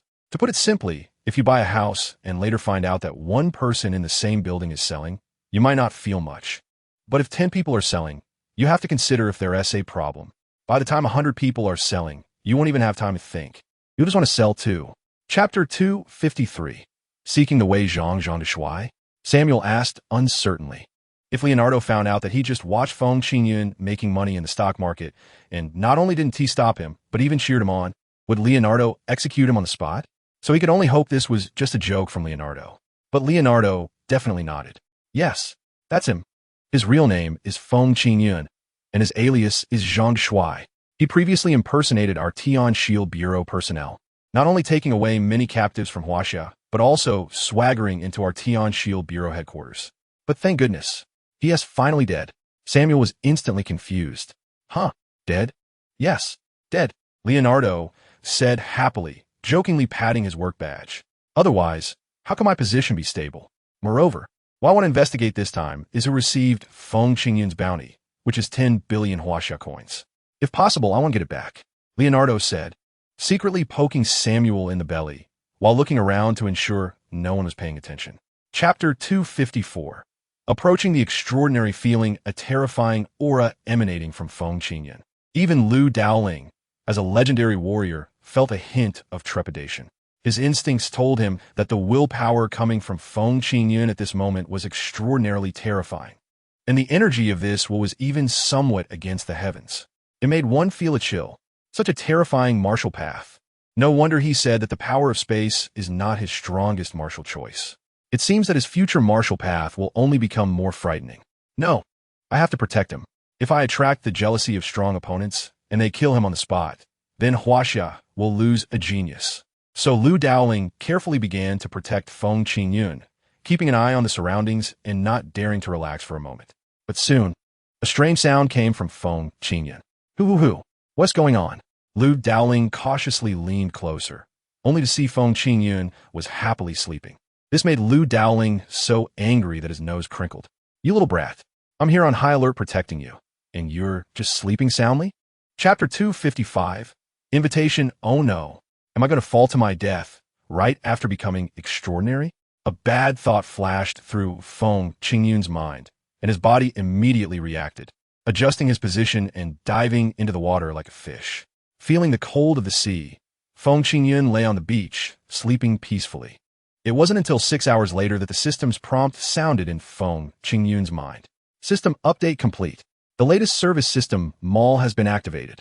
The host can exchange current items with the system according to their needs. Since the new feature has just been opened, the system grants the host a chance for a zero-cost purchase. Hearing this, Feng Qingyun helplessly stood up from the water and patted himself down. He never expected that after soaking in the water for several hours, nothing would happen. Zero-cost purchase? I'll have to study that later, Feng Qingyun thought. As he walked up from the water, he casually grabbed a large octopus that was walking in the water. On the shore, Lu Daoling smiled and looked at Feng Qingyun. You're up? How does it feel to be extraordinary? Do you feel like a different person? Chapter 256. Gluttony. Do you dare to go to another space? Rather than a provocation, this was an invitation, a recognition of Feng Qingyun's strength, and a challenge invitation. Feng Qingyun licked his lips and, of course, chose to agree. In the world, there are 3 major entrances to different spaces, namely, the bottomless abyss, the chaotic sea, and the Rift Sky mountain range. Among them, the cave closest to Huaxia is the Rift Sky mountain range. However, Lu Daoling invited Feng Qingyun not to these most dangerous cave entrances, but to a place 3,000 meters underground in Tianwu, to an entrance known as Gluttony. Following Lu Daoling, Feng Qingyun arrived underground at Tianwu Academy for the first time. Here, over 1,000 soldiers were stationed, equipped with 10 extraordinary warriors and 2 legendary warriors. Seeing Feng Qingyun arrive, the young warriors turned their heads, looking at Feng Qingyun with a mix of surprise and delight. Some even greeted him directly. Hey! Feng Qingyun waved back at them, then curiously asked Lu Daoling, why are they so excited? Chapter 257. Earthworm through heaven. What should we do next? Feng Qingyun gazed into the distance, where a vast expanse of desolate land stretched for miles. It was spacious but empty, devoid of any vitality. Lu Daoling said nothing and simply started walking forward, with Feng Qingyun following closely behind. The two walked for several hundred meters in silence, and after a couple of questions from Feng Qingyun, he fell quiet. As his feet touched the ground, he increasingly felt the destructive aura contained within this land, calm, yet capable of annihilating everything. Strangely, why did it feel like the blood and energy within his body were becoming restless? Just as Feng Qingyun was puzzled, Lu Daoling stopped and smiled slightly at him. Good.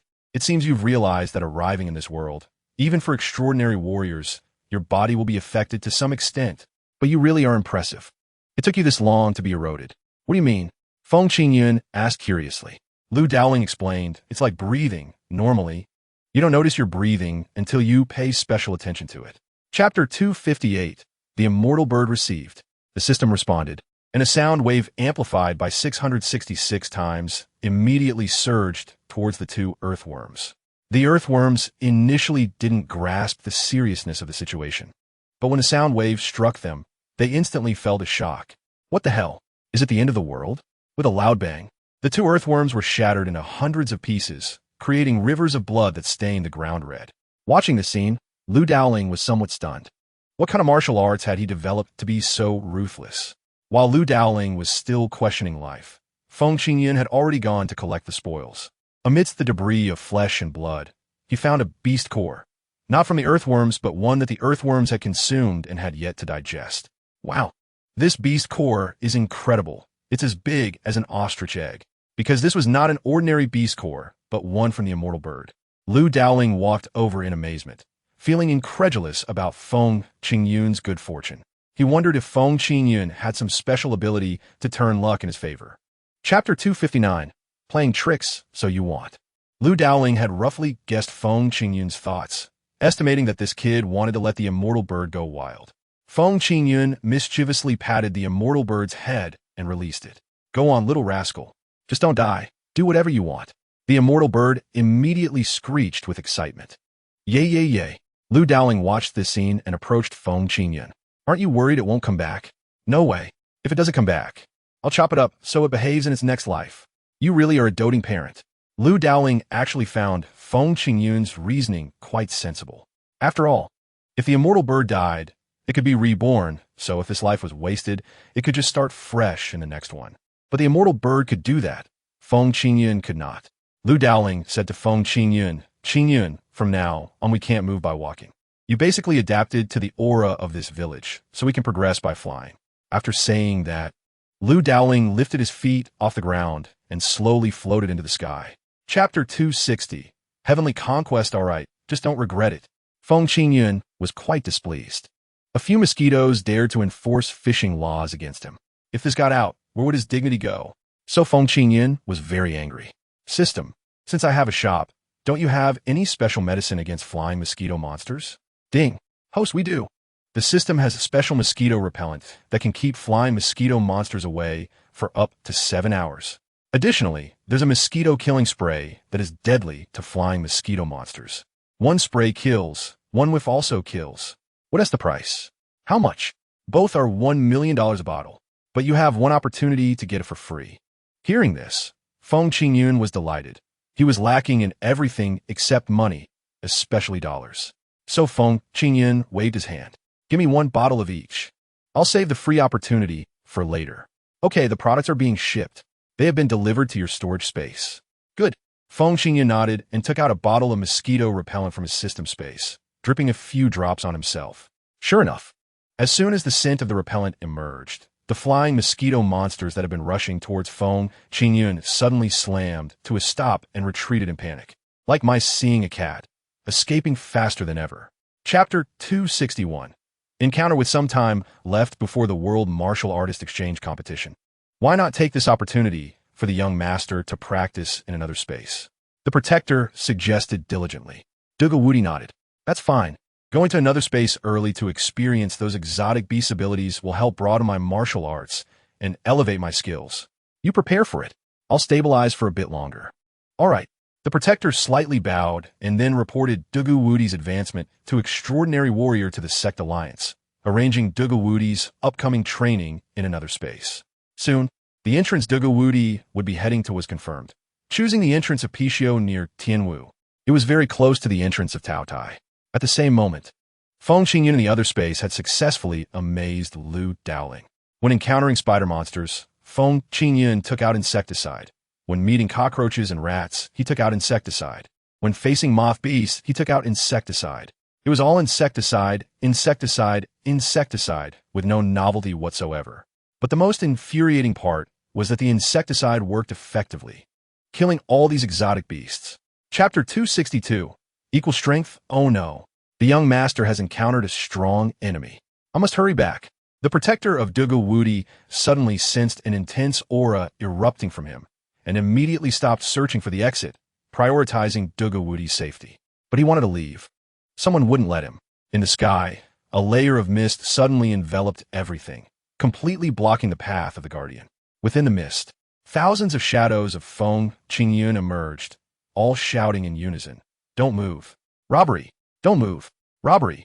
Don't move. Robbery. The booming voices were like thunder, shattering the heavens and leaving a profound impact on those who heard it. However, the guardian was not someone to be easily fooled. He saw through it at a glance. Although the shadows were numerous, they were merely illusions, completely harmless and only meant to confuse. Indeed, these phantoms were not created by Feng Qingyun, but by Lu Daoling. At this moment, Lu Daoling did not want to confront the Guardian directly, so he only aimed to hinder the Guardian, preventing him from rushing towards Dugawudi too soon. The Guardian snorted coldly. A mere trick dares to show off here. Watch my great divine dragon. Chapter 263. Solar Fist, Solar Fist. Dugawudi shouted loudly, then suddenly unleashed a radiance more dazzling than the sun itself, instantly blinding Feng Qingyun. Damn it! Feng Qingyun cursed, hurriedly pulling sunglasses out of his pocket. However, to his surprise, Dugawudi's brilliance was so intense that even the sunglasses couldn't shield him, and even with his eyes closed. The powerful light burned directly into Feng Qingyun's optic nerves, strong enough to cause blindness. This bastard, looking so righteous, yet using such sneaky tactics. Feng Qingyun exclaimed, "Fine, if you want to play dirty, I'm even dirtier." Saying this, he immediately had the system start transporting that intense light into the spatial realm. System, gather this light for me. All right. The system activated its bandit mode, turning everything it encountered into rewards for Feng Qingyun. Just collect it. In an instant, Dugawudi, who was continuously shining, felt as if he had been thrown into a juicer, being squeezed of the white substance from his body. That substance was light. Weird. Why do I feel this way? Chapter 264. Encountering the goat-headed man again, hearing Dugawudi's furious voice from afar.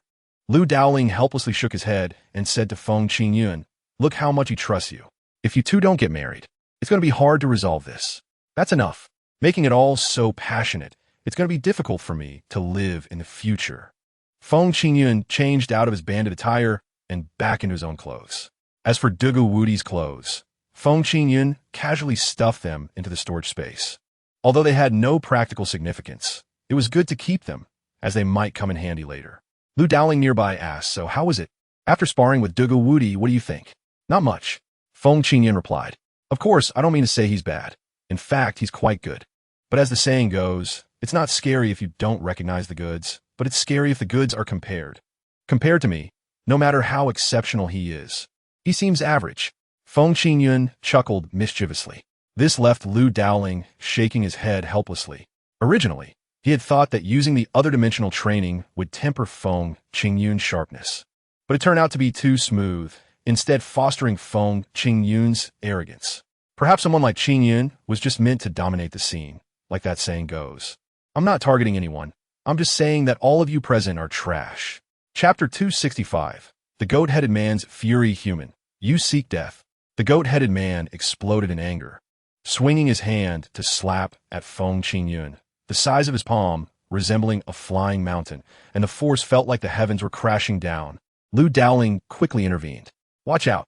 With a motion of his right hand, he dragged Feng Qingyun out of the goat-headed man's attack range, and their figures instantly disappeared. The goat-headed man looked around in confusion, searching for Feng Qingyun's whereabouts. Suddenly, he noticed the surrounding clouds swirling violently, transforming from white clouds into dark clouds, then into thunderclouds. From the pitch-black thunderclouds emerged a fearsome bull-headed man, crackling with electricity, roaring before the goat-headed man like a lord of doom. Roar! Roar! Roar! The goat-headed man was taken aback. Although there was indeed a bull-headed tribe which had a conflict with their goat-headed tribe, he had never seen a bull-headed man so terrifying, with such dark fur and crackling with thunder and lightning. This made the goat-headed man feel he was facing a formidable opponent. So the goat-headed man immediately stood up, clenched his fists, and swung a powerful blow towards the bull-headed man. Chapter 266. Blow him up. System, focus on attacking its belly. Blow it up so hard it shits itself. Feng Qingyun pointed at the goat-headed man. The system immediately locked on. The goat-headed man was still howling at the sky, seemingly determined not to stop until everything within thousands of meters around him was reduced to pieces. This allowed Feng Qingyun to gather even more sound waves. Prepare. Countdown. 3, 2, 1. Launch. At Feng Qingyun's command, the system instantly released hundreds of times condensed sound waves. If the goat-headed man's sound waves spread out like a large net, then the sound waves Feng Qingyun launched were like cannonballs. Concentrating all the power into one point, he aimed to blow him up. The enraged goat-headed man had no idea that just as he was howling to the sky, a violent force slammed into his belly, instantly curing his long-standing constipation. With a thunderous boom, a mountain suddenly appeared on the ground, right under the goat-headed man's backside, accompanied by a terrible stench. The goat-headed man was completely dumbfounded. He looked incredulously to his left, then to his right, seemingly hoping to see if anyone noticed his embarrassing situation. Chapter 267. Challenge within Tianwu Academy. The campus was bustling like never before for the World Martial Artist Exchange competition held every 5 years. Not only were third and fourth year students rushing back from various places, but even the graduated seniors had paused their ongoing matters to come and participate. Since it was held only once every 5 years, and the university lasted only 4 years, if only current students were allowed to participate, there would always be a batch of people wondering why they were eliminated right after being accepted. Therefore, the current regulation allows anyone under 30 years old to participate.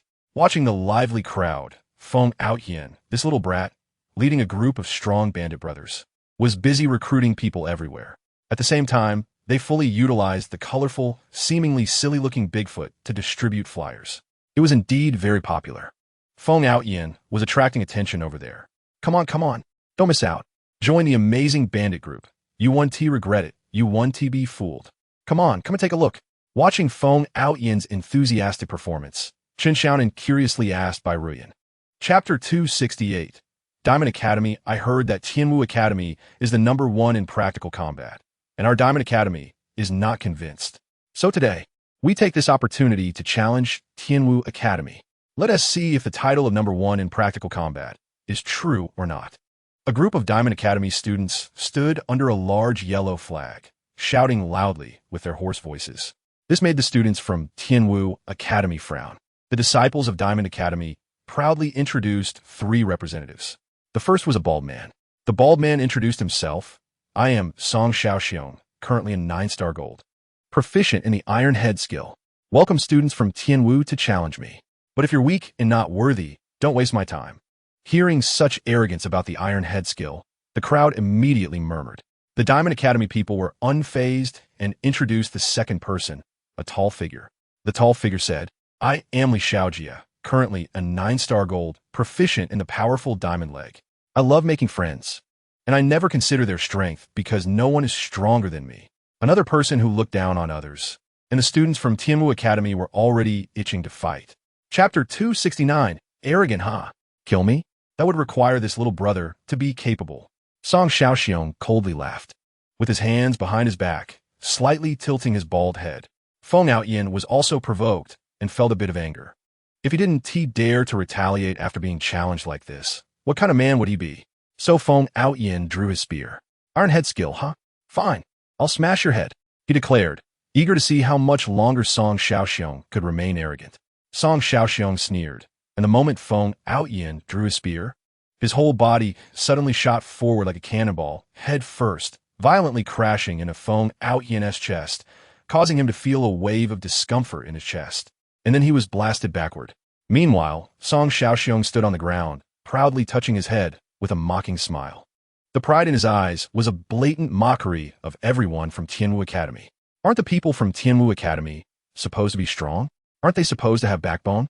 But after just one encounter, they got sent flying. The strengths of both sides are clearly equal. Chapter 270. Iron Head skill, huh? Powerful diamond leg, huh? Who said no one from Tianwu Academy is willing to fight? I, Feng Qingyun, am here.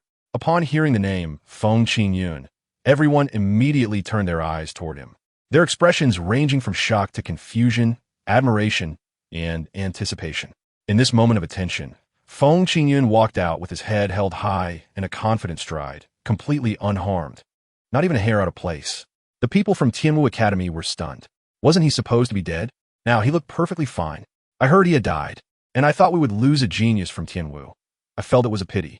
Now it seemed he truly was a genius from Tianwu, completely unscathed. As for the members of the amazing bandit group, they were all excited.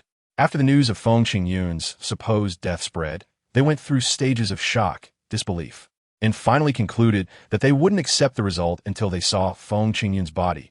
It was impossible for him to actually be dead. Chapter 271. A big show-off. He is the Iron Head skill. I am a powerful diamond leg. Ouch. What the hell? Song Xiaoxiong and Li Xiaojia were being beaten by Feng Qingyun, jumping up and down, crying out for their mothers. making everyone stifle their laughter. What was going on? Was there any sense of martial artists fighting? It felt more like a monkey show. Finally, someone couldn't help but burst out laughing. Then others joined in, all laughing heartily, causing the Diamond Academy people to turn red with embarrassment. Seeing this, Zhang Xiaohan, who had always been pretending without ever stepping in, finally couldn't hold back and shouted, "Enough!" His voice roared like a tiger, shaking the mountains, startling everyone, except for Feng Qingyun, who continued to hit Song Xiaoxiong's thigh and Li Xiaoji's head, making them look disheveled and unrecognizable. Zhang Xiaohan saw Wu Fan still not stopping and moved his body, instantly appearing in front of Song Xiaoxiong. Then raised his right hand to grab the iron rod Feng Qingyun swung. Huh? Feng Qingyun curiously hummed. Chapter 272. Predicting your prediction, Feng Qingyun. I'm going all out. Zhang Xiaohan charged at Feng Qingyun in anger, his right hand flicking to reveal a hidden sword. The brilliant light and icy blade glimmered as he immediately aimed for Feng Qingyun's throat. Everyone's hearts jumped to their throats because they all knew Zhang Xiaohan had the ability of foresight. So he might have predicted Feng Qingyun's move and could truly achieve a lethal strike.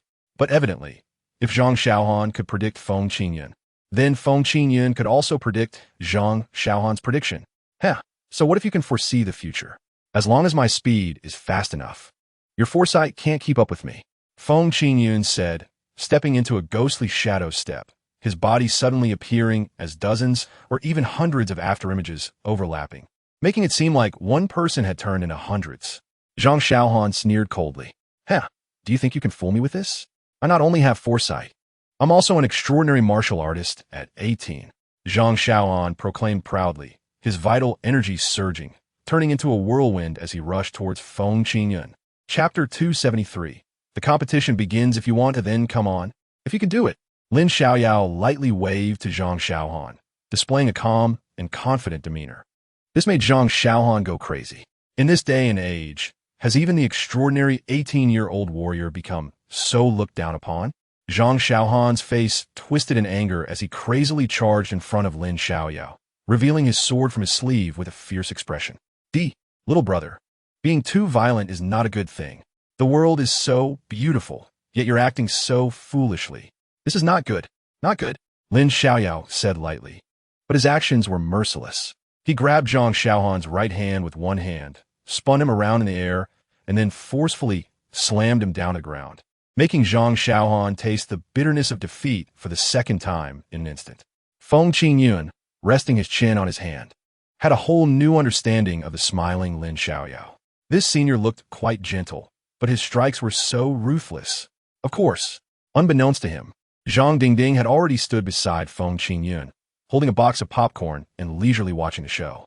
I also want to have a battle with you, Qingyun, Lin Xiaoyao said with anticipation, expressing his desire to fight Feng Qingyun and acknowledging his strength. However, all Feng Qingyun felt was a strong sense of camaraderie. If there's nothing else, I have to get to work. After all, the life of a young person isn't about fighting and killing, but about gratitude and the 996 work culture. After Feng Qingyun finished, he left with a carefree stride, leaving Lin Xiaoyao alone, watching Feng Qingyun's back, quietly lost in thought. When Feng Qingyun returned to the accommodation area of the Heavenly Bandit group, everyone in the group gathered around him excitedly. The buzz equivalent to that of the Monkey King returning to Flower Fruit Mountain. Captain, you're finally back. We miss you so much. Yeah, boss. Why'd you take so long?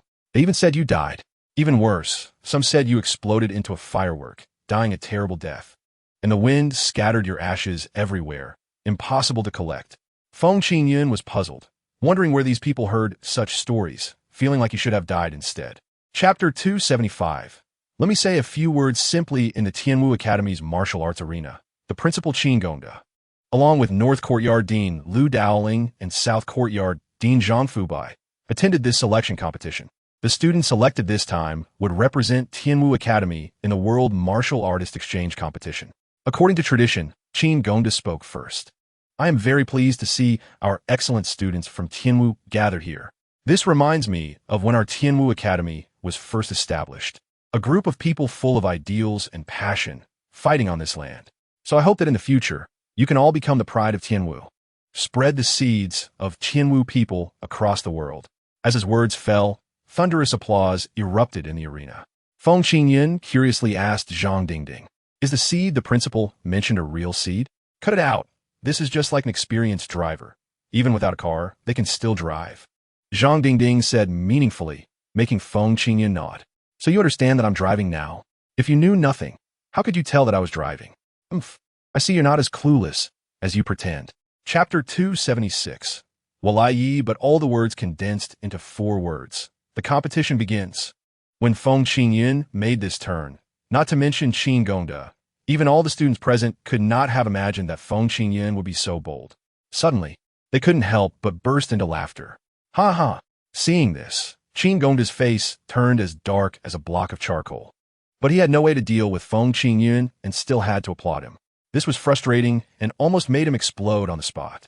However, at this point, Qin Gongda said no more and simply stood up to formally announce, "Now, I declare the final selection competition within the school officially starts. All team battles will be randomly assigned by the computer system. Please look at the display screen." As Qin Gongda's voice fell, everyone turned to look at the display screen. They saw names flowing on the screen, followed by 2 names appearing. Zhang Dingding versus Walai. "Wow, no way." A dissonant shout arose from the venue. Feng Qingyan curiously shook his head. "What's wrong? Why does it seem like everyone is not welcoming Dingding? Not welcomed? I'm one of the most popular girls on campus." "Okay," Zhang Dingding said angrily, pointing to the other name. "That person is the reason for everyone's dissatisfaction." Walai, what's wrong with him? Is he famous? Why do I feel like he's a lecherous person just by hearing his name?" Feng Qingyan said suspiciously, stroking his chin. Lin Xiaoyao beside him revealed a wry smile. "Indeed, compared to you, Junior Feng Qingyan, he certainly lacks fame. But for some people, especially some girls, this person's name might leave a deeper impression than yours." "Why? Is he more handsome than me, taller than me, or longer than me?" Feng Qingyan expressed deep skepticism, especially regarding the third point. Lin Xiaoyao helplessly shrugged. "Well, that's still up for research. Actually, his fame doesn't come from being handsome, tall, or long. It's because this guy is extremely lecherous." "Lecherous? Yes, very lecherous. And he looks like the kind of person who is very lecherous just by appearance," Lin Xiaoyao said, deliberately lowering his voice and leaning closer to Feng Qingyan's ear. "As far as I know, Walai has written confession letters to almost every girl and even solemnly stated that even if they can't become lovers, they can still be friends. Even if he can't get into their bodies, he wants to enter their lives.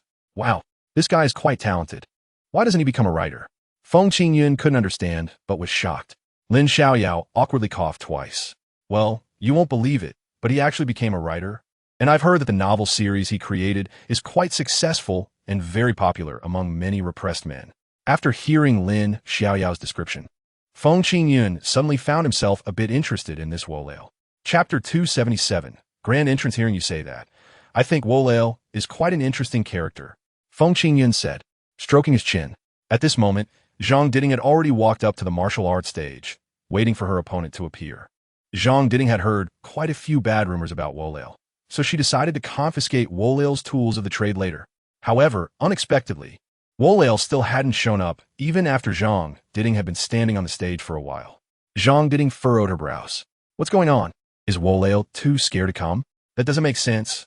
I've heard this guy gets especially happy and proactive when he hears he can have physical contact with girls." Even Lu Dowling, who was acting as the referee, noticed that Wolale was late. So he said loudly, "If anyone knows Wolale, give him a call. Otherwise, in 30 seconds, I will cancel his qualification to compete. The countdown starts now. 30, 20, 10, 3, 2, 1. However, just as the last number fell, all the lights in the martial arts arena suddenly went out, plunging everything into deep darkness. In the darkness, a beam of bright light suddenly illuminated a corner. From that small corner, a tall man with a painted face from Sichuan opera emerged, with a long strand of white hair swaying behind him. As soon as he appeared, he let out an extremely strange laugh. "Wahaha! The great hero Wolale has arrived." In an instant, the entire venue fell silent. Everyone was thinking in their hearts, "Who is this big fool?" But Wolale didn't feel embarrassed at all. He thought he looked incredibly cool. After all, as the poem goes, as long as I'm not embarrassed, it's others who should be. So Wolale continued to showcase his talents. A hero must wait until the last second to make an entrance. Otherwise, How can one stand out as a hero? Don't you think so, my dear opponent, Miss Zhang Diding? This made Zhang Diding break out in goosebumps. She felt that even before the fight started, she had already lost half of it. After all, who could stand such a shameless opponent? It would be disgusting to fight him, right? Wolale leaned closer with a mischievous grin. Hee, beautiful lady, do you think my look is cool? Do you want to be friends with me? I'm not really good at anything, just like making friends. As for how to befriend, let us see how it goes. This frightened Zhang Diding so much that she immediately raised her long sword, unable to wait to stab Wolale to death. Zhang Diding also urged Lu Dowling, Teacher Lu, can I hit him now? Lu Dowling looked at Wolale's outfit with disdain, thinking what a ridiculous getup this was. He then coldly snorted and said, the match begins. Chapter 278. Great Fire Fist. As soon as Lu Dowling's voice fell, Zhang Diding couldn't wait any longer and swung her long sword towards Wolale's tools of crime. Wolale cried out, covering his little Wolale with both hands and running around the arena, shouting, help! Murder! This woman is trying to kill my little bird. Upon hearing this, Zhang Diding was no longer just feeling annoyed. She genuinely wanted to chop this guy up. But Wolale took the opportunity to sneak a glance at Zhang Diding, saw her still standing there angrily, and immediately let out a sinister laugh. Turning his head, he let out a fierce roar like a lion at the spot where Zhang Diding stood. Great Fire Fist. In an instant, a massive flame condensed into the shape of a fist and charged towards Zhang Diding with great force. The strength was fierce, and the heat of the flames was undeniable. It could burn Zhang Diding into a roast chicken in just a second. Zhang Diding was momentarily stunned. An extraordinary warrior? Even Lin Xiaoyao couldn't help but exclaim, shocked by Wolale's strength. Although she had known for a long time that Wolale was not simple, nobody had seen him go all out until now. And no one knew what his martial will was. Now that Wolale made a powerful move, everyone realized that not only was Wolale an extraordinary warrior, but he was also a proficient user of extraordinary power. No, to be precise, he was an extraordinary warrior who had mastered extraordinary power but was still pretending to be a weakling. This guy, clearly so strong, was still acting like a fool in front of Diding, pretending to be a little weakling. Feng Qingyun's admiration for Wolale grew even stronger. In this world, there is no shortage of powerful warriors, but what is lacking are those who are powerful yet unconventional. Such talents are the most terrifying, as you won't even know how they will defeat you. Just like Zhang Diding in the arena, suddenly caught off guard by Wolale's unscrupulous sneak attack. Zhang Diding, unable to react in time, found herself surrounded by a raging fire, bathed in intense flames. Wolale was still excitedly bouncing around, and then he pulled out a fan from his pocket and began fanning the flames on Zhang Diding. Wahahaha! Burn a little more! Burn a little more! Hearing this, Feng Qingyun felt something was off. He always thought this guy was saying something inappropriate. Feng Qingyun quietly said to Lin Xiaoyao, do you think Wolale said burn a little more or be a little more lewd? I think he means let the flames burn a bit more, so he can burn Zhang Diding's clothes more, which would make it a bit more lewd, right? Lin Xiaoyao cleverly expressed Wolale's true thoughts, making Feng Qingyun look at him in a new light. It said that only a pervert can understand a pervert's meaning. Unexpectedly, Senior Lin Xiaoyao understood Wolale's intentions so quickly. It seemed that the two of you really had a special connection. Lin Xiaoyao was filled with black lines on his forehead, thinking, are you digging a pit to bury me? But at this moment, everyone felt that in the venue, enveloped in the heavy flames surrounding Zhang Ding, an unimaginable power was slowly erupting. Chapter 279. Sudden Enlightenment and Breakthrough. Rumbling, just as Wolale, without any martial ethics, sneak attacked Zhang Ding, setting her ablaze in a sea of fire. The fiery Zhang Ding let out a series of strange sounds. Oh, what is going on? Is Ding being roasted? Is she about to come out of the oven? Feng Qingyun looked at Zhang Ding. With Lu Dowling and Qin Gongda around, Feng Qingyun was not worried about Zhang Ding's life safety. He was more concerned about how much of her clothing would remain under such powerful flames. Feng Qingyun shook his head. Too much clothing is bad. Too little clothing is also bad.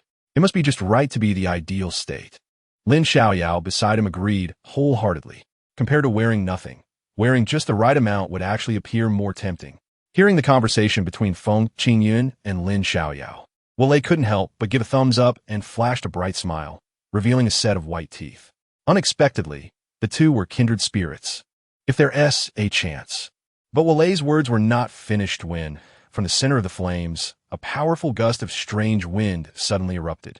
Like thousands of invisible blades mixed in the fierce wind, howling towards Wale. Caught off guard, Wale was directly swept away by this gust, his entire body crackling with electric sounds, and his clothes were torn with wounds one after another. Wale was immediately alarmed. What is going on? Didn't she just enter the extraordinary realm? Just as he said this, he saw that Zhang Dingding's body had no signs of being burned by the flames at all, standing confidently in the center, her long sword still emanating a cold light. She released an invisible aura that made everyone unable to help but look over. Lin Xiaoyao frowned. What is going on? Her aura feels completely different. Feng Qingyun understood. Impressive. My Dingding. In such a short time, she actually gained sudden enlightenment, breaking through from gold to extraordinary. What does that mean? Are you saying she did it in just a few seconds? Lin Xiaoyao felt a tumult in his heart, filled with immense jealousy for Zhang Dingding's talent. How many people spend their lives unable to cross such a chasm? Yet Zhang Dingding actually broke through in just a few minutes. Is there any justice in this? But Lin Xiaoyao did not know that if he realized Zhang Dingding had basically been at home playing games every day for the past few years without much training, yet still crushed the entire sophomore student group, and finally focused for just 2 minutes to achieve a successful breakthrough, he would surely be twisted with jealousy. Zhang Dingding was hailed as the most talented student after Luning Yin, and it was not just a casual remark. Even Wale was astonished by Zhang Dingding's sudden enlightenment breakthrough. Wale narrowed his eyes slightly. What's going on? Why do I feel a dangerous aura from her? But how could this be? She just broke through, yet I've already been in the extraordinary realm for several years. While Wale was still in disbelief, Zhang Dingding had already extended her hand, provoking Wale. Gulme. Chapter 280 Wind. Gulme. Zhang Dingding boldly beckoned Wale to battle. This immediately stirred Wale's pride as a man. Being challenged by a woman was somewhat hurtful to his self-esteem. Zowalaya chuckled. Junior, since you want to fight me so much, I want to hold back. But I must remind you in advance, I am a 2-star extraordinary, not some rookie who just entered the extraordinary realm. God, 2-star extraordinary. The people around gasped in surprise. Although, technically, 2-star extraordinary is just 1 star higher than 1-star extraordinary. However, the point is, since Wale is a 2-star extraordinary, it means he has been in the extraordinary realm for a while and can use extraordinary power more freely. So, can the newly entered Zhang Dingding really have the strength to fight? However, Zhang Dingding only smiled coldly. Don't worry, since you are just a 2-star extraordinary, I will hold back my strength to avoid leaving you incapacitated. Otherwise, people will say I'm a violent maniac. Junior, you really underestimate people. Wale was filled with black lines. Such arrogant words. Are you really asking for death? So Wale prepared to teach Zhang Dingding a lesson. Great Fire Fist. Wale shouted loudly, and immediately a burst of dazzling flames erupted from his fist, transforming into a massive fist, violently striking towards Zhang Dingding.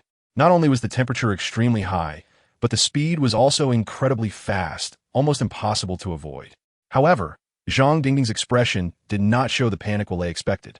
Zhang Dingding merely shifted her feet and quickly dodged to the side. Huh, why does it feel like Dingding's speed has increased significantly? Lin Xiaoyao said in surprise. If Zhang Dingding can dodge the Great Fire Fist, then Wale's previous punch 1T hit Zhang Dingding. Feng Qingyun's bro twitched, sans signe peculiar. It's the wind. Wind? Lin Xiaoyao was a bit confused. Feng Qingyun chuckled. Didn't you notice? There's a gust of wind pushing Dingding from behind, making her movement speed faster than usual. It really is. Lin Xiaoyao also sensed it. At this moment, Zhang Dingding's speed, besides her own movement speed, had a gale pushing her from behind, making her dodging and shifting more agile. Dingding is indeed a genius, just having comprehended martial arts. She can already use it so skillfully. Lin Xiaoyao sighed, his eyes shining brightly. Dingding is about to counterattack.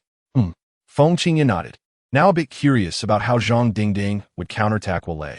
Zhang Dingding suddenly leaped, her movement speed reaching its peak. She shot forward like a sharp arrow, directly charging towards Wale, pointing her long sword at his throat. But Wale just smiled. Junior, I'm really sorry. You might not know, but wind is used to fuel fire. So this wind of yours will only make my fire burn even brighter. As his voice fell, a strong flame suddenly erupted from Wale, engulfing his body completely. At the same time, it isolated Zhang Dingding, leaving him with no chance to attack. Chapter 281.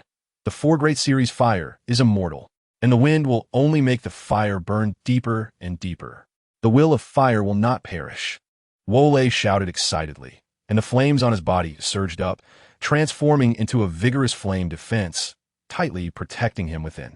Lin Xiaoyao squinted his eyes, his gaze sparkling with brilliance. He didn't expect Wolei's control over fire to have reached such a level. Is it very impressive? Feng Qingyun casually asked. Lin Xiaoyao nodded affirmatively. You are a space-type warrior belonging to the ability series, so you wouldn't understand how difficult it is to master the natural series of martial arts. Is there a distinction in series? Yes. Lin Xiaoyao glanced at Feng Qingyun, noticing that Wu Fan didn't quite understand, so he began to explain. After martial arts awakening, there are basically four types. The first type is the Dugu Wudi Beast Mimicry series, which imitates animals to grasp the essence of martial arts from them and implement it into one's own martial arts. The second type is the ability series, like your space ability, which primarily focuses on opening up already entered space. The third type is the weapon series, like Lu Ningyan, who develops in the direction of swordsmanship, breaking the heavens with a sword, severing the past and present with a sword. The fourth type is the natural series, which has been separated because many people have developed it in various ways. As Lin Xiaoyao spoke, he took a brief pause before continuing with Feng Qingyun. The natural series uses common phenomena and material elements from the natural world as one's martial arts will. Wind, thunder, fire, water, electricity, etc. can all be included. However, if these elements are only used superficially, their power will be relatively small, so they must undergo transformation, meaning turning flames into shapes like fists, long swords, shields, etc. The more diverse the transformations, the stronger the control over the flames, indicating a deeper mastery of one's martial arts. Upon hearing this, Feng Qingyun roughly understood. In other words, although everyone uses fire as their martial arts will, if Wolei can use fire to form a 40-meter-long sword, he can easily defeat an opponent who can only form a 40-centimeter flame sword. It seems that this battle against Ding Ding will not be easy. Feng Qingyun sighed. Lin Xiaoyao completely agreed. That's right. Although Ding Ding initially used the wind blade, she is just a beginner in extraordinary martial arts. Being able to master one form of transformation is already impressive. Expecting her to master so many at once is probably too much. The implication was that Lin Xiaoyao didn't have much faith in Zhang Dingding. But Feng Qingyun couldn't accept that. After all, Zhang Dingding was also a member of his formidable bandit group. If she was looked down upon like this, it would be embarrassing for him as the leader. So Feng Qingyun said to Lin Xiaoyao, what do you think? Want to make a bet? Bet on what? I bet Ding Ding will win. You bet Ding Ding will win? Lin Xiaoyao stroked his chin. To him, Wolei was experienced and somewhat shameless, clearly having a higher chance of winning. So Lin Xiaoyao agreed. All right, then I'll bet on Wolei winning. How much? 1 million, how about that? Deal. Lin Xiaoyao almost bit his own tongue. Betting such a large amount. Was Feng Qingyun out of his mind?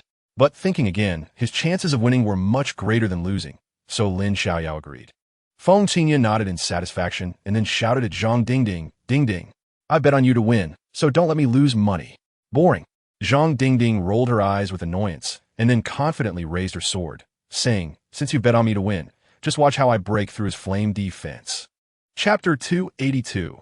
Scientific method since you bet on me to win. Just watch how I break through his flame defense. Zhang Dingding said proudly. But no one in the audience doubted that Zhang Dingding was putting on a show, because those who knew her understood that she truly had the ability. As Zhang Dingding raised her long sword, her eyes were filled with confidence. Then, she swung her sword heavily, launching a slash forward. However, this slash was different from what was expected.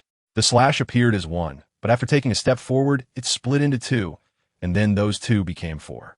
Wolei couldn't help but frown. What was going on? Was she trying to use numbers to break my flame defense? However, the next situation left Wolei stunned. Because these four slashes had no aim, they all zipped by his side without even grazing a hair. Wolei blinked in confusion. Did she miss? No, she didn't look like someone who lacked vision. While he was feeling frustrated, Feng Qingyun and Lin Xiaoyao had already seen through the trick. Impressive. Lin Xiaoyao excitedly clenched his fists. Originally thinking it was a miss, he didn't expect it to be a setup. Wolei was about to suffer.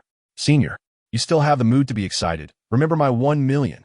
Feng Qingyun said with a smile, which immediately made Lin Xiaoyao's expression turn sour. What Lin Xiaoyao said was correct. Zhang Dingding's slash wasn't meant to directly break through Wolei's flame defense, but rather used a more advanced method.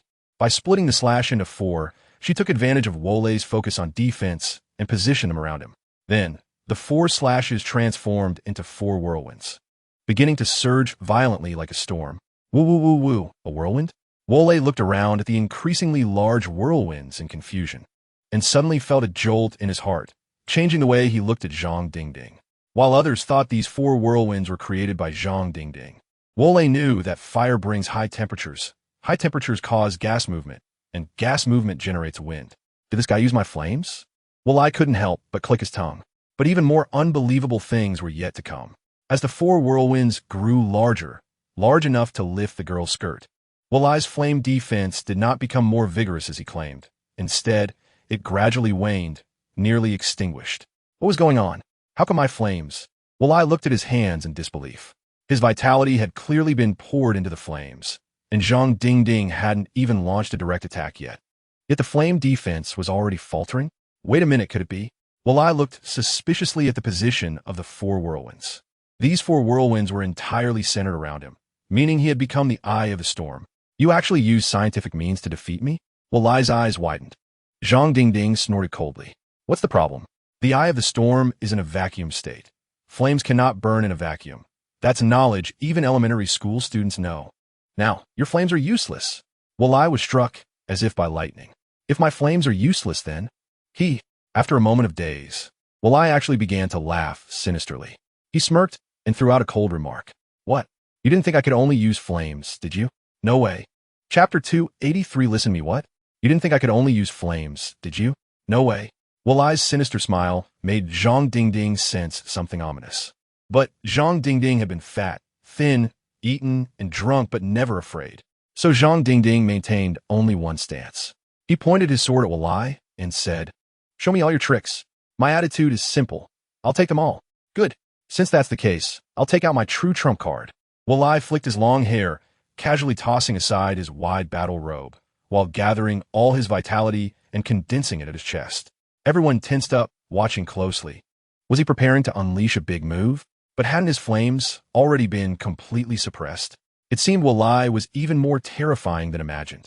As everyone anxiously watched, Lin Xiaoyao was also tense.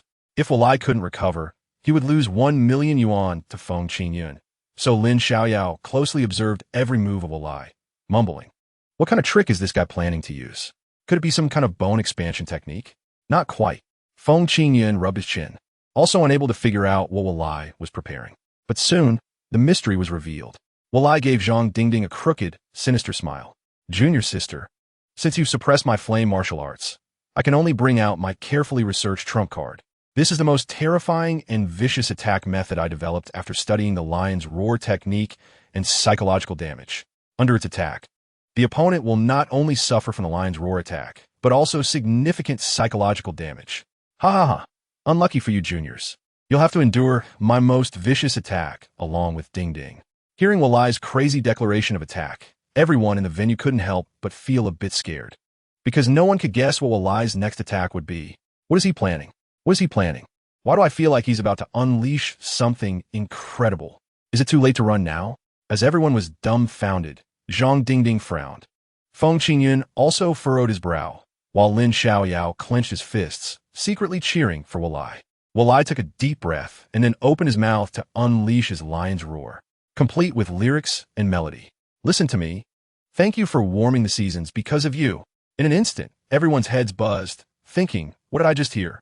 They all desperately wished for ears that had never heard this song. Ah, it's too painful. I can't take it anymore. Damn it, this guy sings too badly. Quick, someone cover his mouth. Even Zhang Dingding couldn't take it anymore. His forehead throbbing, he unleashed all his potential, dashing up in an instant, landing a clean punch on Wolei's chin while shouting, "Shut up."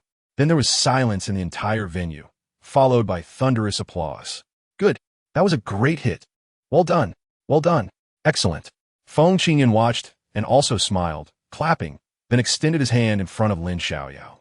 "Hand it over. 1 million. Lin Xiaoyao's face darkened. At that moment, the LCD screen flickered again, and then Lu Dowling announced loudly, "Next match, Feng Qingyun versus Lin Xiaoyao." Upon hearing this, Lin Xiaoyao's eyes immediately lit up. Chapter 284 Payback. Next match, Feng Qingyun versus Lin Xiaoyao. Hearing this prompt, all the students in the venue temporarily emerged from the psychological shadow left by Walai and were filled with anticipation for the next battle. Senior Lin Xiaoyao. Isn't he the one who's tall, handsome, and very popular? That's him. I can't believe he's going to fight Feng Qingyun. Although Feng Qingyun is a spatial martial artist, it must be impossible for him to defeat Senior Lin Xiaoyao, right? I don't know. I've heard that Senior Lin Xiaoyao has been an extraordinary martial artist for a long time. The girls whispered among themselves. If the earlier Walai was infamous, then now Lin Xiaoyao was the dream lover of countless girls, comparable to Yin Zhu and Yu Yan. Lin Xiaoyao looked at Feng Qingyun with shining eyes. Junior Qingyun, I didn't expect this to happen. I was just thinking how great it would be to have a chance to fight you. I didn't expect to get this opportunity now. However, facing Lin Xiaoyao's excited expression, Feng Qingyun simply extended his hand. Payback. Lin Xiaoyao's face turned awkward for a moment, then quickly returned to normal and said, "Qingyun, I think we should focus more on what we need to do right now, like paying attention to our next competition." But Feng Qingyun still repeated the same thing. "Pay me back." "Qingyun, did you hear what I just said? We're competing soon. Our attention should be on the match, not on 1 million. Pay me back." Feng Qingyun calmly repeated those words, leaving Lin Xiaoyao helpless. Lin Xiaoyao said, "Qingyun, can you rephrase that?" "Oh, pay me back my 1 million. Silence? Silence still means you owe me 1 million. Lin Xiaoyao was completely speechless. It seems that covering up this matter from the past isn't easy. So Lin Xiaoyao said, "Junior, how about we bet again? What are we betting on? Let me hear it first." Feng Qingyun didn't say if he would bet or not, just wanted to hear the details. Lin Xiaoyao continued, "Earlier, we bet on Ding Ding and Walei who would win, right? So this time, let's bet on who will win between us. How we bet? If I lose, I'll give you an additional 1 million on top of the previous 1 million I owe you. But if you lose, we won't need to discuss that because I will definitely win." Feng Qingyun said confidently, making Lin Xiaoyao so angry he almost spat blood. "They haven't even competed yet, and you've already booked the win?"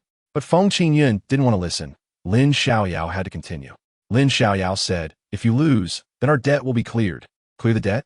That's underestimating me," Feng Qingyun said calmly. "Originally, there was no need to describe what would happen if I lost, but to give you some motivation, I decided." Feng Qingyun grinned and leaned closer to Lin Xiaoyao, saying, "If I lose in addition to clearing the 1 million debt, I'll also give you an extra 100 million. Chapter 285. Two little people if I lose in addition to clearing the 1 million debt. I'll also give you an extra 100 million.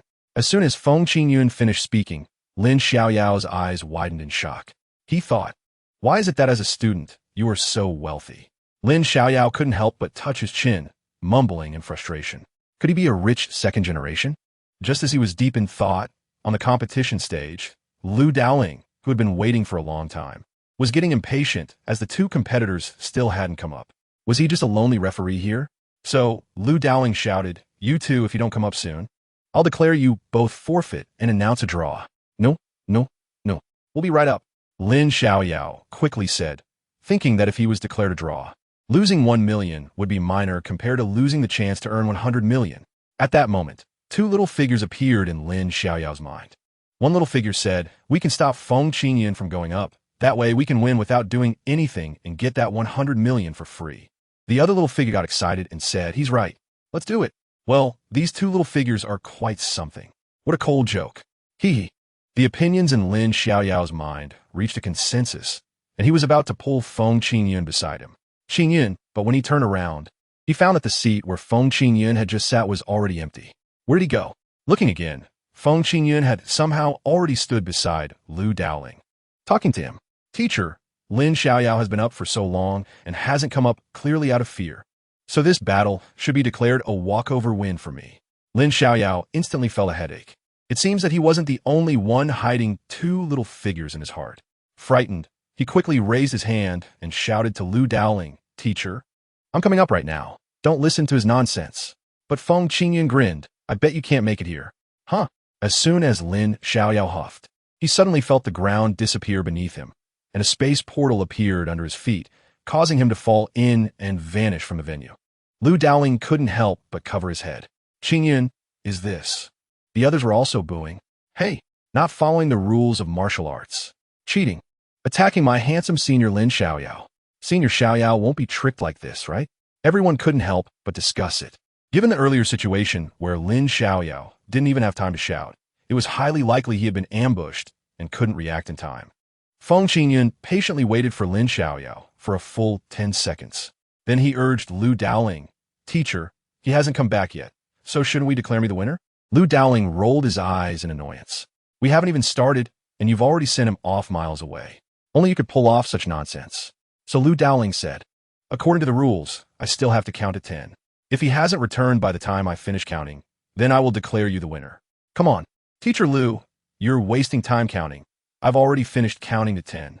Feng Qingyun protested unhappily, but Lu Dowling ignored him and began the countdown. 10. Chapter 286, Thunder and Lightning 10. 9. 8. Lu Dowling counted leisurely. As the referee, he couldn't show favoritism. As for the students in the audience, they held a rather pessimistic view regarding whether Lin Xiaoyao could return in time. How far do you think Lin Xiaoyao will be sent?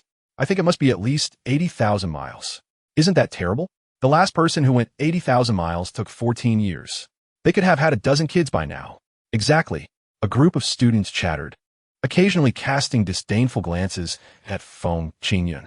As human beings, they all wanted to advise Feng Qingyun to be kind. Feng Qingyun, however, was bored, playing with his fingers, mumbling, "Sigh, there must be some underhanded dealings in this competition.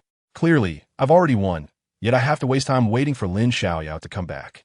Hearing this, Lu Dowling really wanted to punch him. He didn't even know who it was. As soon as he came up, he played tricks on his opponent. That old trickster is up to no good. However, the countdown in Lu Dowling's mouth did not stop. 54:32, just as the countdown was about to end. A rumbling thunder suddenly came from the sky, getting closer and closer. The sound was incredibly majestic and deep, rumbling above everyone's heads, causing everyone to involuntarily look up. Feng Qingyun frowned slightly. This indicated that Feng Qingyun was frowning. Beside him, Lu Dowling teased, "Kid, you're going to suffer now. Don't tell me that such a big commotion was all created by him alone." Feng Qingyun said incredulously. Lu Dowling chuckled. Lin Xiaoyao was also a prominent figure while studying at Tianwu, and his fame is no less than yours. As the saying goes, there are no weaklings under a great name. How could Lin Xiaoyao stand out among countless peers without some real skills? However, as he spoke, Lu Dowling also looked up at the sky, his eyes revealing some doubt. "But it's a bit strange. I remember his martial will wasn't related to thunder and lightning before. Has he changed? To change his martial will, one must break through and stand tall. It seems that this kid Lin Xiaoyao is quite remarkable." Lu Dowling sensed it deeply, which made Feng Qingyun feel a bit of pressure. But this pressure came not only from the mental aspect, but also from the physical. Feng Qingyun felt a mysterious force quietly surrounding and locking onto him, clearly laying the groundwork for a sneak attack. Feng Qingyun frowned. Could it be that there was something very small and fine that was invisible to the eye? While Feng Qingyun was mumbling, a thunderous sound boomed down from the sky, like a sound system amplified countless times, shaking the entire venue. The sound was emitted by Lin Xiaoyao. Lin Xiaoyao said, "Qingyun Jr., I know you're a space-type martial artist, but even the fastest space-type martial artist needs time to transfer. Do you know how fast lightning can be? It takes only 0.1 seconds from the sky to the ground. Within these 0.1 seconds, you absolutely cannot avoid my attack. So take my advice. Surrender. Don't struggle needlessly." Chapter 287, To Eat or Not to Eat, so take my advice. Surrender. Don't struggle needlessly. The thunder roared loudly. The pressure brought by Lin Xiaoyao was incredibly heavy, and even Feng Qingyun had to admit it was damn impressive. Feng Qingyun said, "If you have the ability, then stop talking up there and come down so we can talk." "No way." Lin Xiaoyao immediately refused. Feng Qingyun was taken aback. "What? You can't? Say whatever you want. I'm just waiting for your answer up here. If you don't agree, I'll immediately control the lightning and turn you into a pile of charcoal." "Oh, control, huh?" Feng Qingyun instantly seized the blind spot. Since Lin Xiaoyao said he could control it rather than use it, does that mean Lin Xiaoyao can't actually produce so much lightning on his own? Did he borrow these lightning bolts from somewhere? So Feng Qingyun kept his cool and quietly opened a small spatial door, gazing far into the movements in the sky. Feng Qingyun saw that above his head, right above Tianwu Academy, there was indeed a dark thundercloud hovering above. This thundercloud was large and round, but unfortunately, it was pitch black. However, within it, lightning flickered, occasionally revealing a figure. No need to ask, the one struck by lightning must be Lin Xiaoyao, and as for this thunder and lightning, it was probably something he casually borrowed from somewhere. Feng Qingyun figured out the trick and felt a bit more confident. He then said to Lin Xiaoyao, ahem, how about this? Since you won't come down from the sky and you won't surrender on the ground, why don't we both take a step back? What do you mean by taking a step back? Lin Xiaoyao, bathed in overwhelming electric light, asked curiously. Feng Qingyun said, I'll go up and you surrender. How about that? In that instant, the entire venue fell silent, like the calm before a storm. The quieter it became, the more it signified that the upcoming storm would be even more ferocious. Lin Xiaoyao immediately let out a furious roar. You're playing me. No, isn't this a compromise? Feng Qingyun said while already opening the spatial door, ready to escape at any moment. Lin Xiaoyao didn't waste time with Feng Qingyun. He had already realized that Feng Qingyun was just stalling for time. So rather than engage in a verbal battle with Feng Qingyun, it would be better to slap him dead. Thus, Lin Xiaoyao directly unleashed his ultimate move. Lightning, come forth. In an instant, a blue electric light descended from the sky. It was incredibly sharp. The speed was so fast that the eyes couldn't keep up. With a single thunderclap, a large hole was blasted into the venue's ceiling, and the dazzling electric light struck Feng Qingyun, leaving him with a charred exterior. Zhang Dingding squinted, mumbling no way. Did Feng Qingyun really not dodge this attack? Even Lin Xiaoyao in the sky was taken aback. What the heck? Why isn't this kid dodging? When did he become so brave? He's actually going to take my lightning head on. So he hurriedly pulled back the remaining lightning. However, the next scene left everyone dumbfounded, because Feng Qingyun, who had been struck by lightning, stood perfectly fine on the ground. Aside from being a bit smoky, he was completely unharmed. Lin Xiaoyao's eyes nearly popped out. How is this possible? But upon closer inspection, Feng Qingyun had somehow obtained a lightning rod in his hand. At that moment, the library's tiger master looked gloomily at the rooftop of the library, muttering in frustration, "Where's my lightning rod?" Of course, Tiger Master had no idea that the lightning rod was now in Feng Qingyun's hand. Feng Qingyun gave Lin Xiaoyao a mocking sneer and, opening his mouth, let out a puff of blue smoke. Feng Qingyun commented on Lin Xiaoyao's attack. Short week, to eat or not to eat. Chapter 288. Divine Beast Short Week. To eat or not to eat. Hearing Feng Qingyun's evaluation of his attack, Lin Xiaoyao was so angry that his whole body was shaking, and of course, part of the reason was that he was being struck by lightning. However, that was not the key issue. The key issue was why there was a lightning rod in Feng Qingyun's hand. Lin Xiaoyao furrowed his brow. What was going on? When did he take out the lightning rod? How could his speed possibly be faster than lightning? Even Lu Daoling, the referee, was curious about how Feng Qingyun managed to intercept the lightning. Logically speaking, Lin Xiaoyao was right. It only took 0.1 seconds for the thunder to strike from the sky to the ground, and Qingyun didn't have time to do anything at all. Was there some trickery involved? But from Feng Qingyun's expression, it was impossible to tell what methods he had hidden. Feng Qingyun was merely waving the lightning rod, loudly shouting at Lin Xiaoyao, "Come on. If you have the ability, strike me dead." This made Lin Xiaoyao's face turn dark with anger. If he could endure this, could he still call himself Lin Xiaoyao? More like Lin Coward. Thus, Lin Xiaoyao raised his hand, using the lightning on his body to summon the thunder from the surrounding area, transforming it into a galloping divine beast, the Qilin. The Qilin was incredibly proud, incredibly fierce, just galloping in the sky. It emitted a terrifying power that seemed to crush everything in the world, like a monster capable of destroying the universe. Oh my God! Even the students in the square were stunned by the appearance of this lightning divine beast in the sky. Undoubtedly, it was an existence comparable to the azure dragon and white tiger, animals that held a very special place in the hearts of the public. Even Feng Qingyun was stunned by this divine beast in the sky. What is this, a grass mud horse? Hearing Feng Qingyun's remark, Lin Xiaoyao almost stumbled and fell from the sky to the ground. Clearly, this was a divine beast Qilin. How could it be called a grass mud horse? So Lin Xiaoyao shouted at Feng Qingyun, "Are you blind? You can't even recognize a Qilin and say it's a grass mud horse. But you are the grass mud horse. Feng Qingyun waved the lightning rod, pointing at Lin Xiaoyao's divine beast. Look, a grass mud horse has 4 legs, and so does yours. A grass mud horse has a slanted fringe, and yours has a slanted fringe too. With reasonable arguments, Lin Xiaoyao himself felt that it should indeed be a grass mud horse. Lin Xiaoyao's face twitched as he said, whether it's a mule or a horse. Just take it out for a walk, and you'll know. You say it's a grass mud horse, but I insist it's a Qilin. A Qilin with the power to destroy heaven and earth. If you don't believe me, then stand still. If you could take this move of mine, then I will admit that it is indeed a grass mud horse. Feng Qingyun nodded in agreement. All right, you said it. If I catch it, then it is indeed a grass mud horse. By the way, you should thank me. Look at your move, using your own lightning to provoke the thunder above, then transforming into the form of a divine beast, falling from the sky to the ground, all in just 0.1 seconds. It's exactly like a certain comic setting. If I hadn't helped you change it to a grass mud horse, this would be blatant plagiarism. Feng Qingyun pointed at the Qilin divine beast in the sky and delivered a lecture on intellectual property to Lin Xiaoyao. Lin Xiaoyao was filled with black lines. But he did not stop his actions. A flash of lightning in his hand drew the thunder from all around toward Feng Qingyun's position.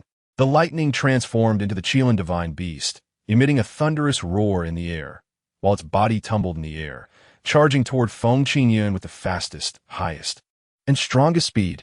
The speed was so fast that it took only 0.1 seconds to go from the sky to the ground, leaving no time for anyone to dodge.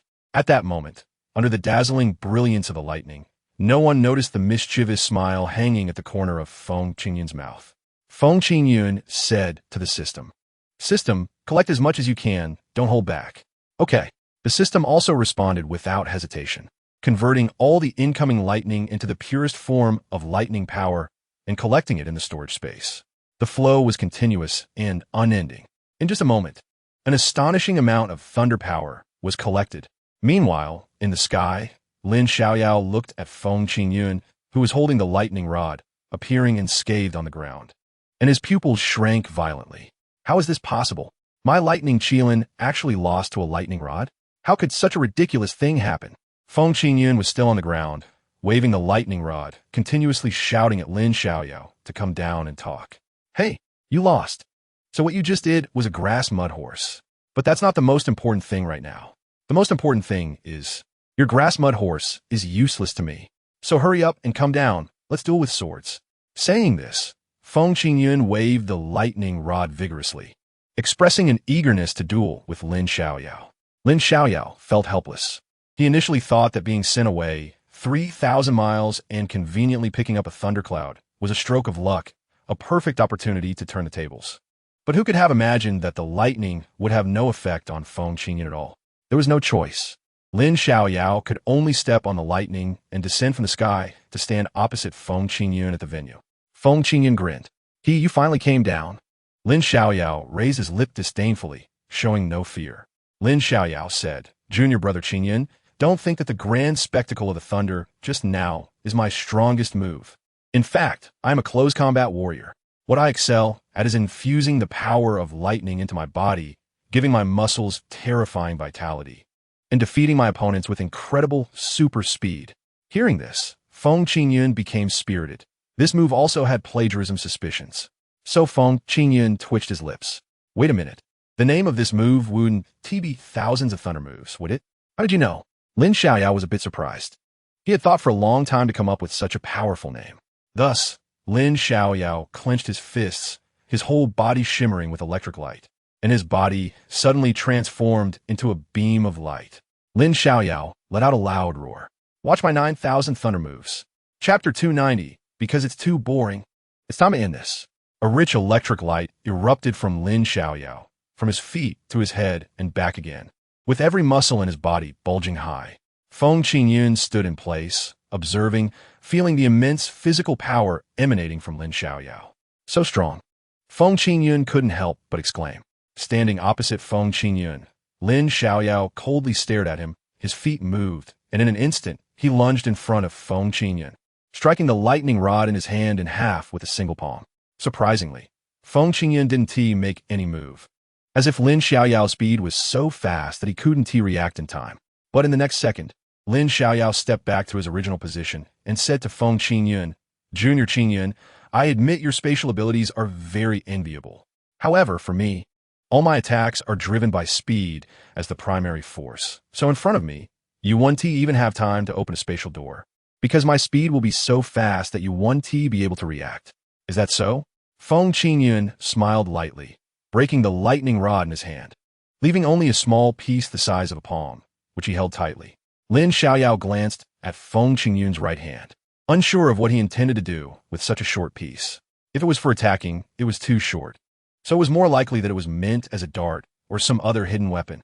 Lin Xiaoyao couldn't help but smile slightly. Junior Qingyun, if you think you can ambush me with a hidden weapon, then you underestimate me. Whether I underestimate you or not, the next round must end this battle. Feng Qingyun said dominantly, raising the broken iron in his hand and pointing it at Lin Xiaoyao. I have a reason to end this battle. What reason? Lin Xiaoyao asked curiously. Feng Qingyun smiled coldly. This battle has gone on for too long, and many people watching are feeling bored and don't want to continue watching. Although it was my intention to drag this battle out so long, no amount of reasoning can cover up the fact that this battle has become tedious and boring.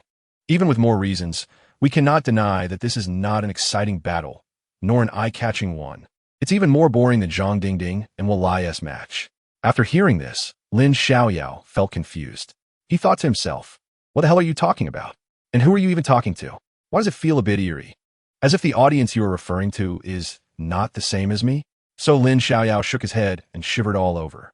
Lin Xiaoyao said, although I don't understand what you're saying, one thing you're right about is that this battle has indeed become long and boring.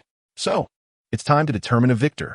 Next, it will be my highest speed, Lin Xiaoyao said, clenching his fists as the lightning around him surged like a hurricane. Meanwhile, standing opposite Lin Xiaoyao, Feng Qingyun was secretly thinking, since that's the case, I should also use the second jump of the spatial door. Chapter 291, Fly. Charge toward that thunder god. Since that's the case, I should also use the second jump of the spatial door. Feng Qingyun tightened his grip on the short iron, his eyes like lightning, staring at Lin Xiaoyao, who was engulfed in lightning. The next move would determine the winner. It would take less than 1 second to determine the outcome. Whoever could catch the other off guard would achieve final victory. Feng Qingyun thought to himself.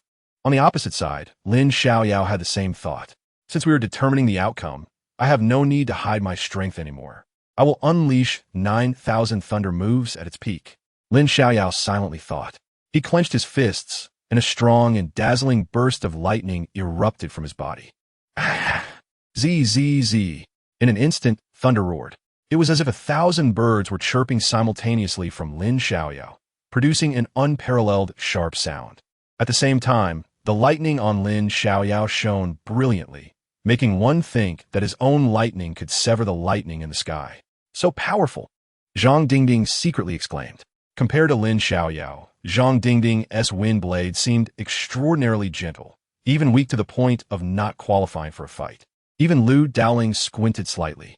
Is this guy really going to get serious? With this level of muscular activation and such powerful lightning, he has essentially become the sharpest spear in the world. Lu Dowling was already prepared. Lin Xiaoyao was the sharpest spear, but Feng Qingyun was not the sturdiest shield. So in their confrontation, it was possible that Lin Xiaoyao could really kill Feng Qingyun. Lin Xiaoyao let out an angry roar. Ah!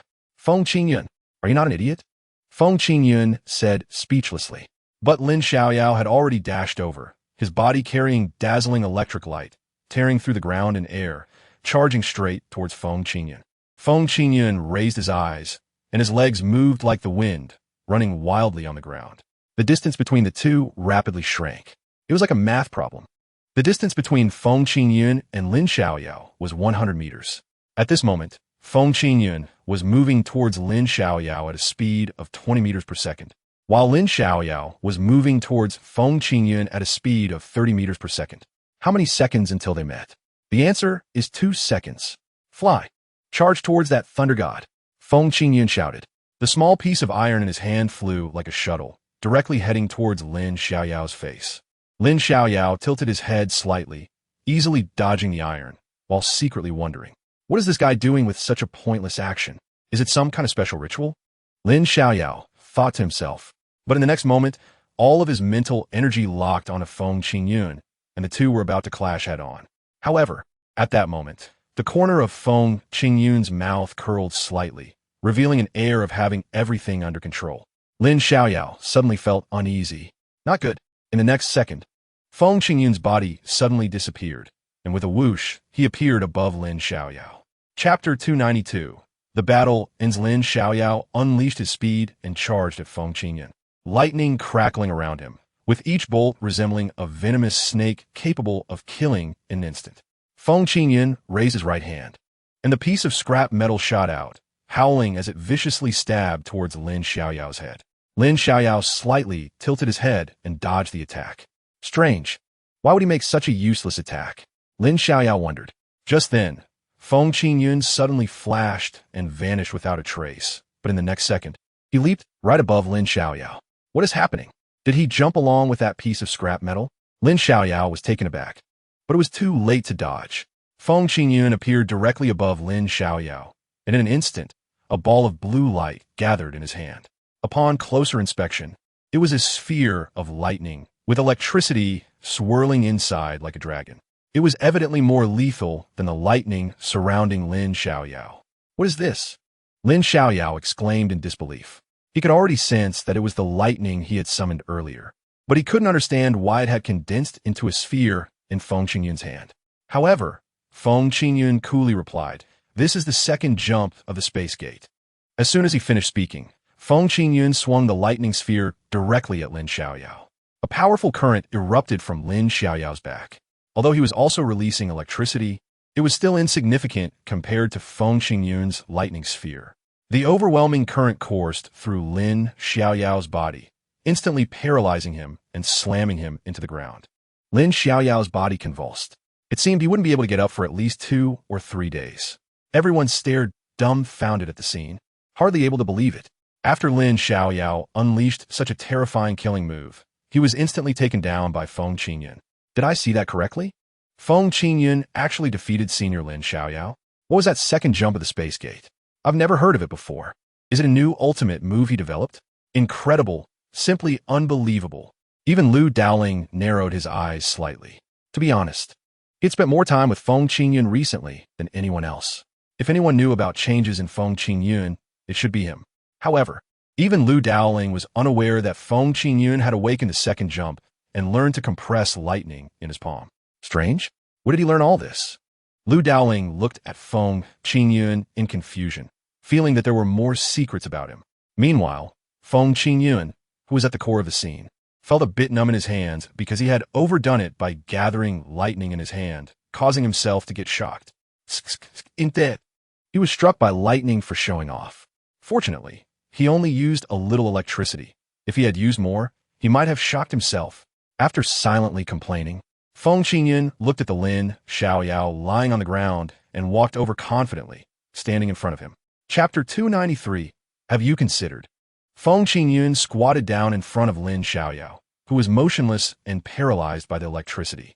Feng Qingyun chuckled. Senior, how about it? My second jump of the space gate. Isn't it powerful? Lin Xiaoyao stared blankly at Feng Qingyun, unable to say anything. Skill-wise, he was outmatched. He had nothing to say.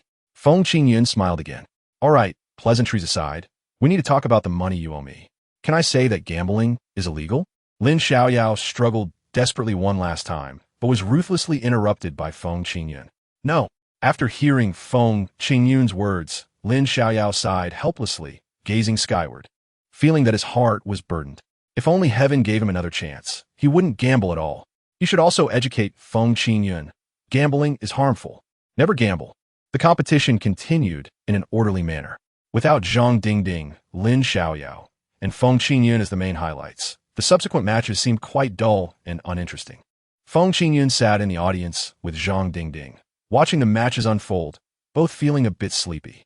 Feng Qingyun said to Zhang Dingding, Dingding, why does it feel like they're inferior compared to us? Because we're really awesome. Zhang Dingding rubbed his eyes and replied. Feng Qingyun yawned long. Forget it. If there's nothing interesting, I might as well head back. What is touching my thigh? Feng Qingyun pulled out his phone from his pocket. It was a call from his dad. Feng Qingyun, answer it casually. Hello, Dad?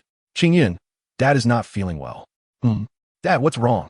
Feng Qingyun immediately opened a space gate and jumped back to his home study, where he saw Feng Manlu slumped over the desk, making a call to himself. Feng Qingyun hurriedly approached and asked, Dad, what's wrong? My back.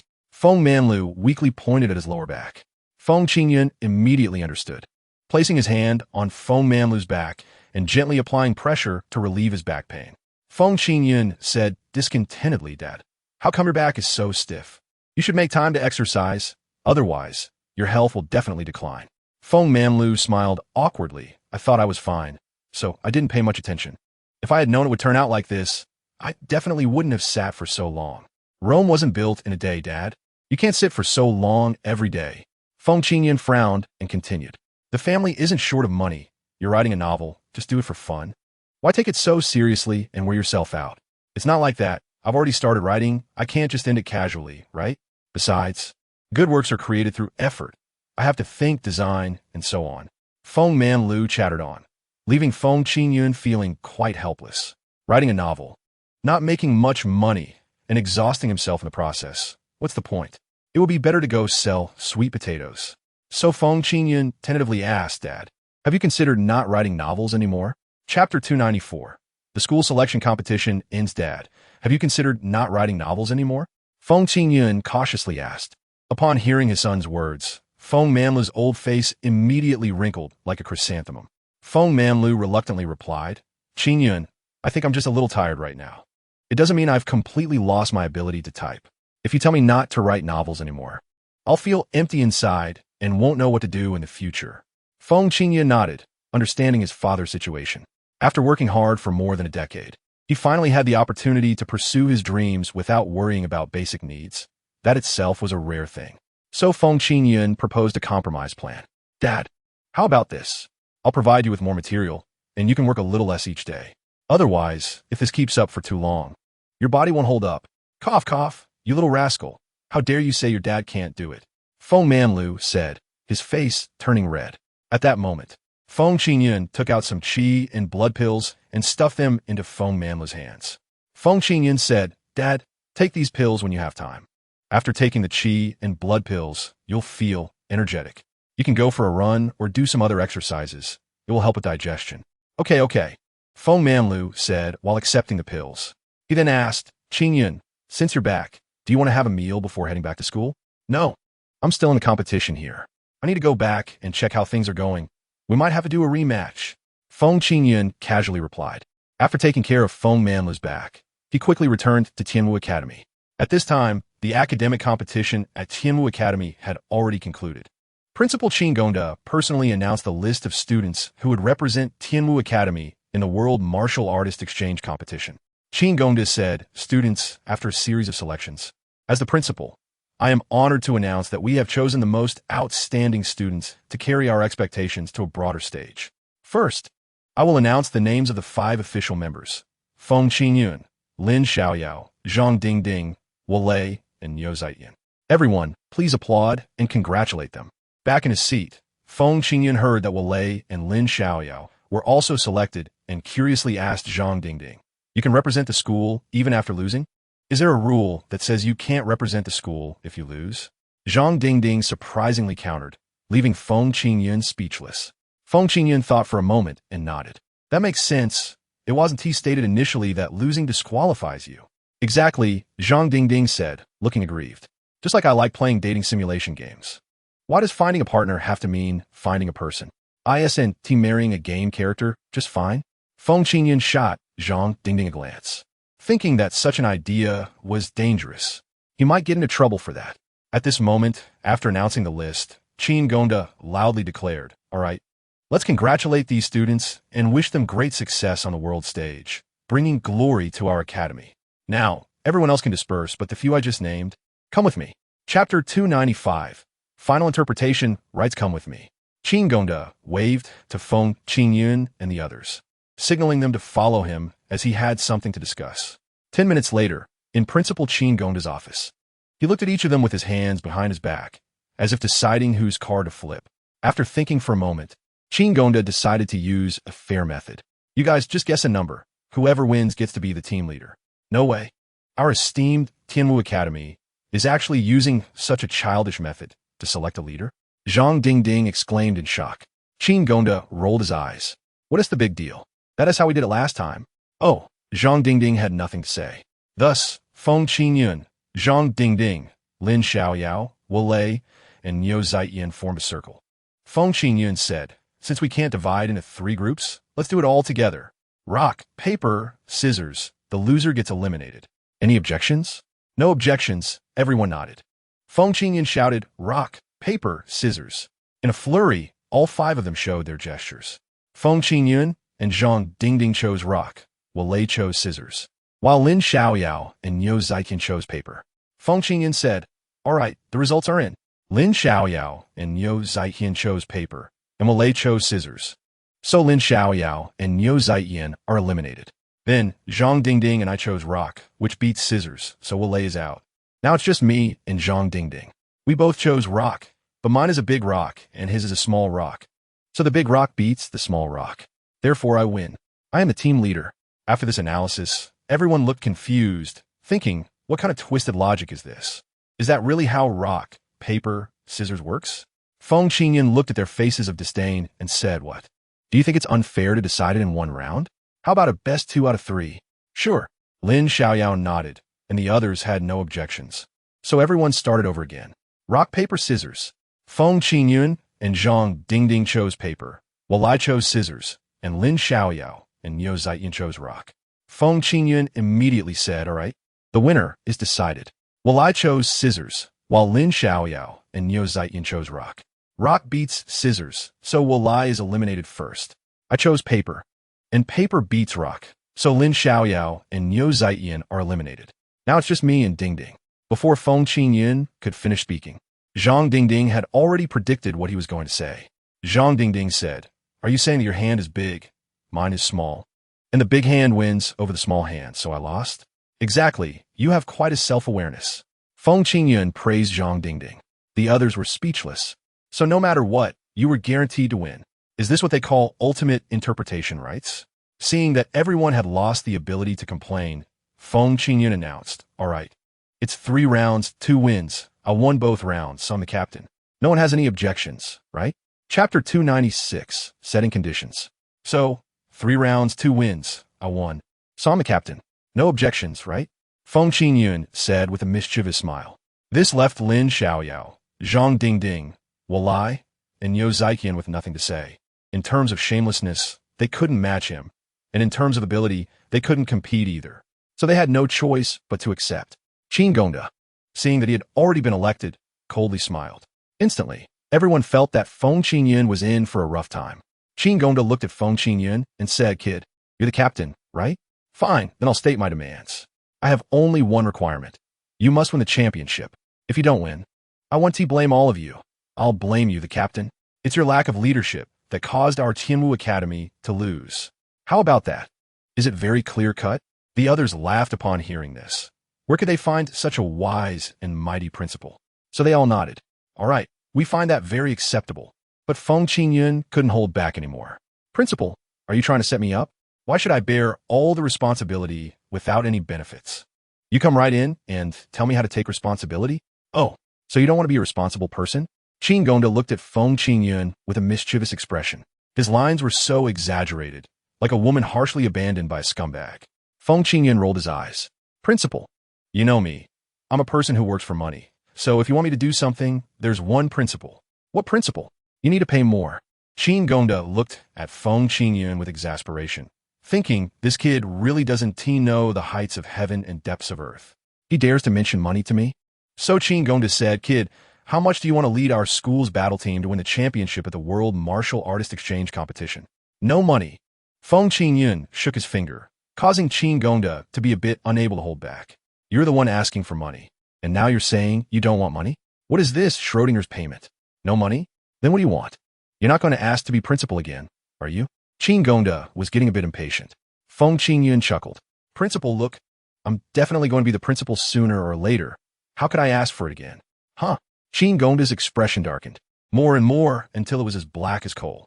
What do you mean you're going to be principal sooner or later? Feng Qingyun chuckled. Principal. Don't look at me like that. We'll talk about me being principal later. Right now, let us discuss the World Martial Artist Exchange Competition. It's not for any other reason. You see, I have to lead the team out. We first have to compete at the city level, then the provincial level, and finally enter the final selection of the entire battle zone. It's a long time and a heavy task. Qin Gongda listened and thought Feng Qingyun made sense. This tiered selection process is indeed quite exhausting. So Qin Gongda asked, so, what do you want? You're not going to ask me to arrange caretakers for you, are you? Of course not. Feng Qingyun firmly denied such a corrupt and decadent idea. Instead, he turned to Qin Gongda and said, Principal, think about it. If we have to fight for such a long time, we will inevitably suffer losses, physically and mentally. Especially if someone gets injured. That will be the end. So, I think to preserve our combat strength, I want to participate in the preliminary selection matches. Qin Gongda was immediately filled with question marks. Chapter 297, Hypocritical Manners. Hearing Feng Qingyun say he wouldn't participate, Qin Gongda had a face full of confusion. You want to participate? Yes. You want to participate? Yes. You want to participate? Principal, are you a broken record? Feng Qingyun wondered as he touched his mouth. Qin Gongda's face darkened instantly. What the hell? If you want to participate, what kind of captain are you? Others risk their lives while you take all the credit? Cough, cough. Principal, don't take it too seriously. I'm just joking. I really was joking. Feng Qingyun quickly reassured the old man. Qin Gongda rolled his eyes in annoyance.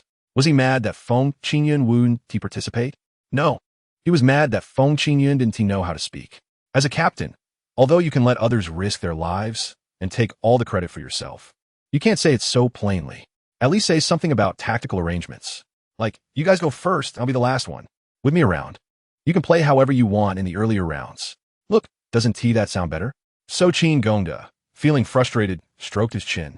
Can this kid, who doesn't know how to talk, really be captain? What if he encounters an interview and says something outrageous? The more Qin Gongda thought about it, the more anxious he became. He then waved his hand to the others. You guys go out first. Huh? Feng Qingyun was bewildered, wondering what the old man was up to.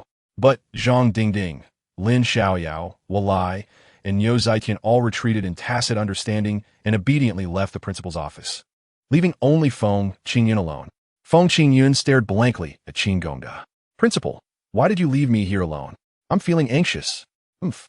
Qin Gongda coldly snorted, stood up, pushed Feng Qingyun back into the chair, and then rolled up his sleeves to start massaging Feng Qingyun. Feng Qingyun looked completely bewildered. Huh? As a result, Qin Gongda spoke to Feng Qingyun in a gentle tone. Qingyun, how's the pressure? Is it okay? It's fine. That's good. If it's too light or too heavy, just let me know, okay? Principal, let's get down to business. I made a mistake. You can kill me with one blow, but you can't torture me like this. Feng Qingyun exclaimed in shock. However, Qin Gongda chuckled. Qingyun, here's the thing. I'm not surprised at all that you became a captain. In fact, I was looking forward to you taking on this role. You knew about this? Of course. If we're talking about who has the most potential in our school, it has to be you. So it's only natural for you to be the captain. Qin Gongda praised him without holding back, sending chills down Feng Qingyun's spine. Feng Qingyun awkwardly cleared his throat. Ahem, Principal, thank you for your affirmation. If conditions allowed, I'd really like to sing you a song to thank you. No. We can't repay kindness with resentment. Qin Gongda was also startled. So, Qin Gongda quickly got to the point. Qingyun, what I mean is, when you speak outside, you can't be reckless or too straightforward. You need to be a bit more dignified, like a morally upright old fox. That way, our school will have some face. Feng Qingyun suddenly realized. Is that all? Don't worry. I guarantee I'll complete the task. Really? Qin Gongda confirmed with a worried expression. Feng Qingyun patted his chest. Just wait and see. Chapter 298. Don't move. Just sleep quietly as the date of the World Martial Artist Exchange Competition approached. More and more people began to pay attention to the domestic selection competition. With attention comes traffic.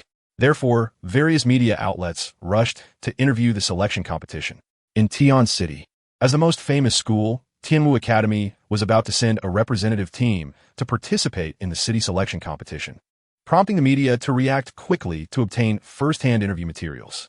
Their main interview target was Feng Qingyun, who was both a spatial martial artist and the captain of the representative team. In front of Tianmu Academy Square, countless reporters were anxiously waiting at the entrance. According to past habits, the representative team would leave at 8 o'clock, so they would head out at 5 to undergo a 3-hour interview. It's strange. Why haven't they come out yet? I've been waiting for 2 hours. Yeah, according to previous years, they should have been out by now. Could it be they're deliberately keeping us waiting until the exact departure time? How could that be? If we don't get our 3 hours of interviews, how will we report back? Exactly. This is too much. Someone needs to come out and explain. The reporters exclaimed excitedly, leaving the guards at Tianwu Academy feeling helpless. According to past customs, reporters usually arrived around 3, followed by the contestants coming out for interviews at 5. Then, they would depart at 8 and arrive at their destination by 11 to conduct another 3-hour interview before having lunch, taking a nap, and then finishing the competition in 30 minutes in the afternoon. However, this time, it was already 6 o'clock, and the captain, Feng Qingyun, hadn't shown up with the team, which was quite disrespectful to the reporters.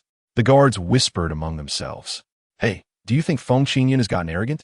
He is actually leaving these reporters here without a care. You still don't know his personality. This kid is a reckless type. Do you think he is afraid of these people? Not afraid? Then he must enjoy letting these reporters fabricate stories about him, saying he molested kids or peeped at old ladies bathing. People could be terrifying. Sigh, he is still too young. He doesn't understand the dangers of the world." The guard sighed, thinking that this time, Feng Qingyun would surely get a taste of society's harshness to grow up a little. At that moment, over 100 students from Tianwu Academy surged out of the school gate, each with a stern expression, as if the reporters owed them 5 million. The reporters were all taken aback. What's going on? As everyone felt confused, the students first looked to the left, then to the right. Then, they all shouted in unison, "Get them!" Understood. In an instant, hundreds of students pounced on the reporters, pinning them to the ground without a word. The reporters screamed in fright. "Oh, what are you doing? Don't move." The group of students, looking fierce, said, "Just sleep quietly. If the floor is too hard, we'll bring you pillows and blankets. We'll wake you up when breakfast is ready." Huh? The reporters were all dumbfounded. Chapter 299. Good deeds should be named "Don't move, just sleep obediently. We'll wake you up when breakfast is ready." The students, pinning the reporters to the ground, said the most pampering words, leaving the reporters utterly bewildered. Ha ha ha. Even the guards responsible for watching the gate were all confused. They had stood guard for many years and had never seen such a situation, completely unable to understand what the students were doing. Then, they saw the students pushing out large black pots, gas tanks, peanut oil, and small food carts. They set up a frying pan in front of Tianwu Academy and started frying dough sticks, grinding soy milk, and making egg pancakes. It felt like they were preparing breakfast. The reporters and security guards, though confused, were greatly shocked. Are today's students so impressive? They can handle cooking and even make fried dough sticks and soy milk themselves? Seeing the skeptical looks from the reporters and guards, the students patted their chests.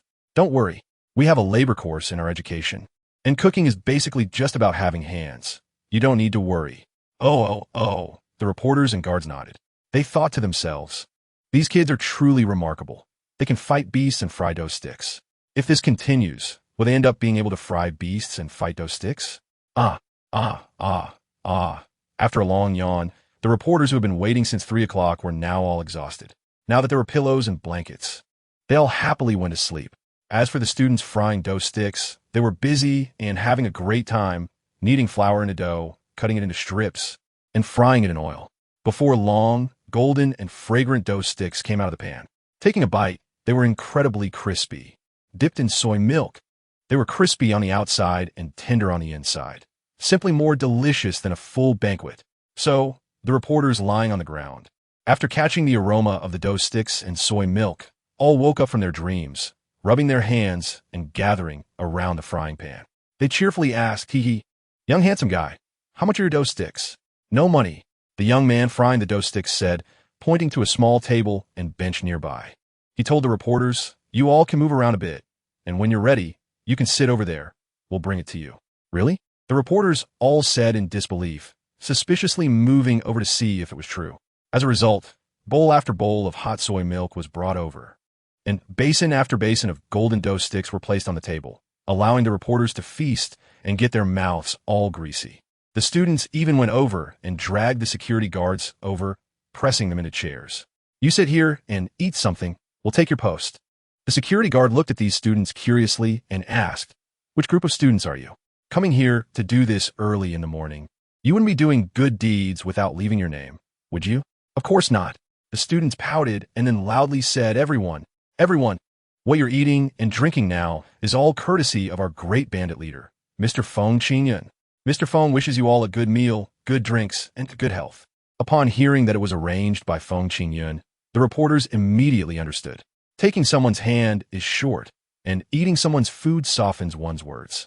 Feng Qingyun was giving everyone such a big benefit even before he appeared, of course, making the reporters have a great impression of him.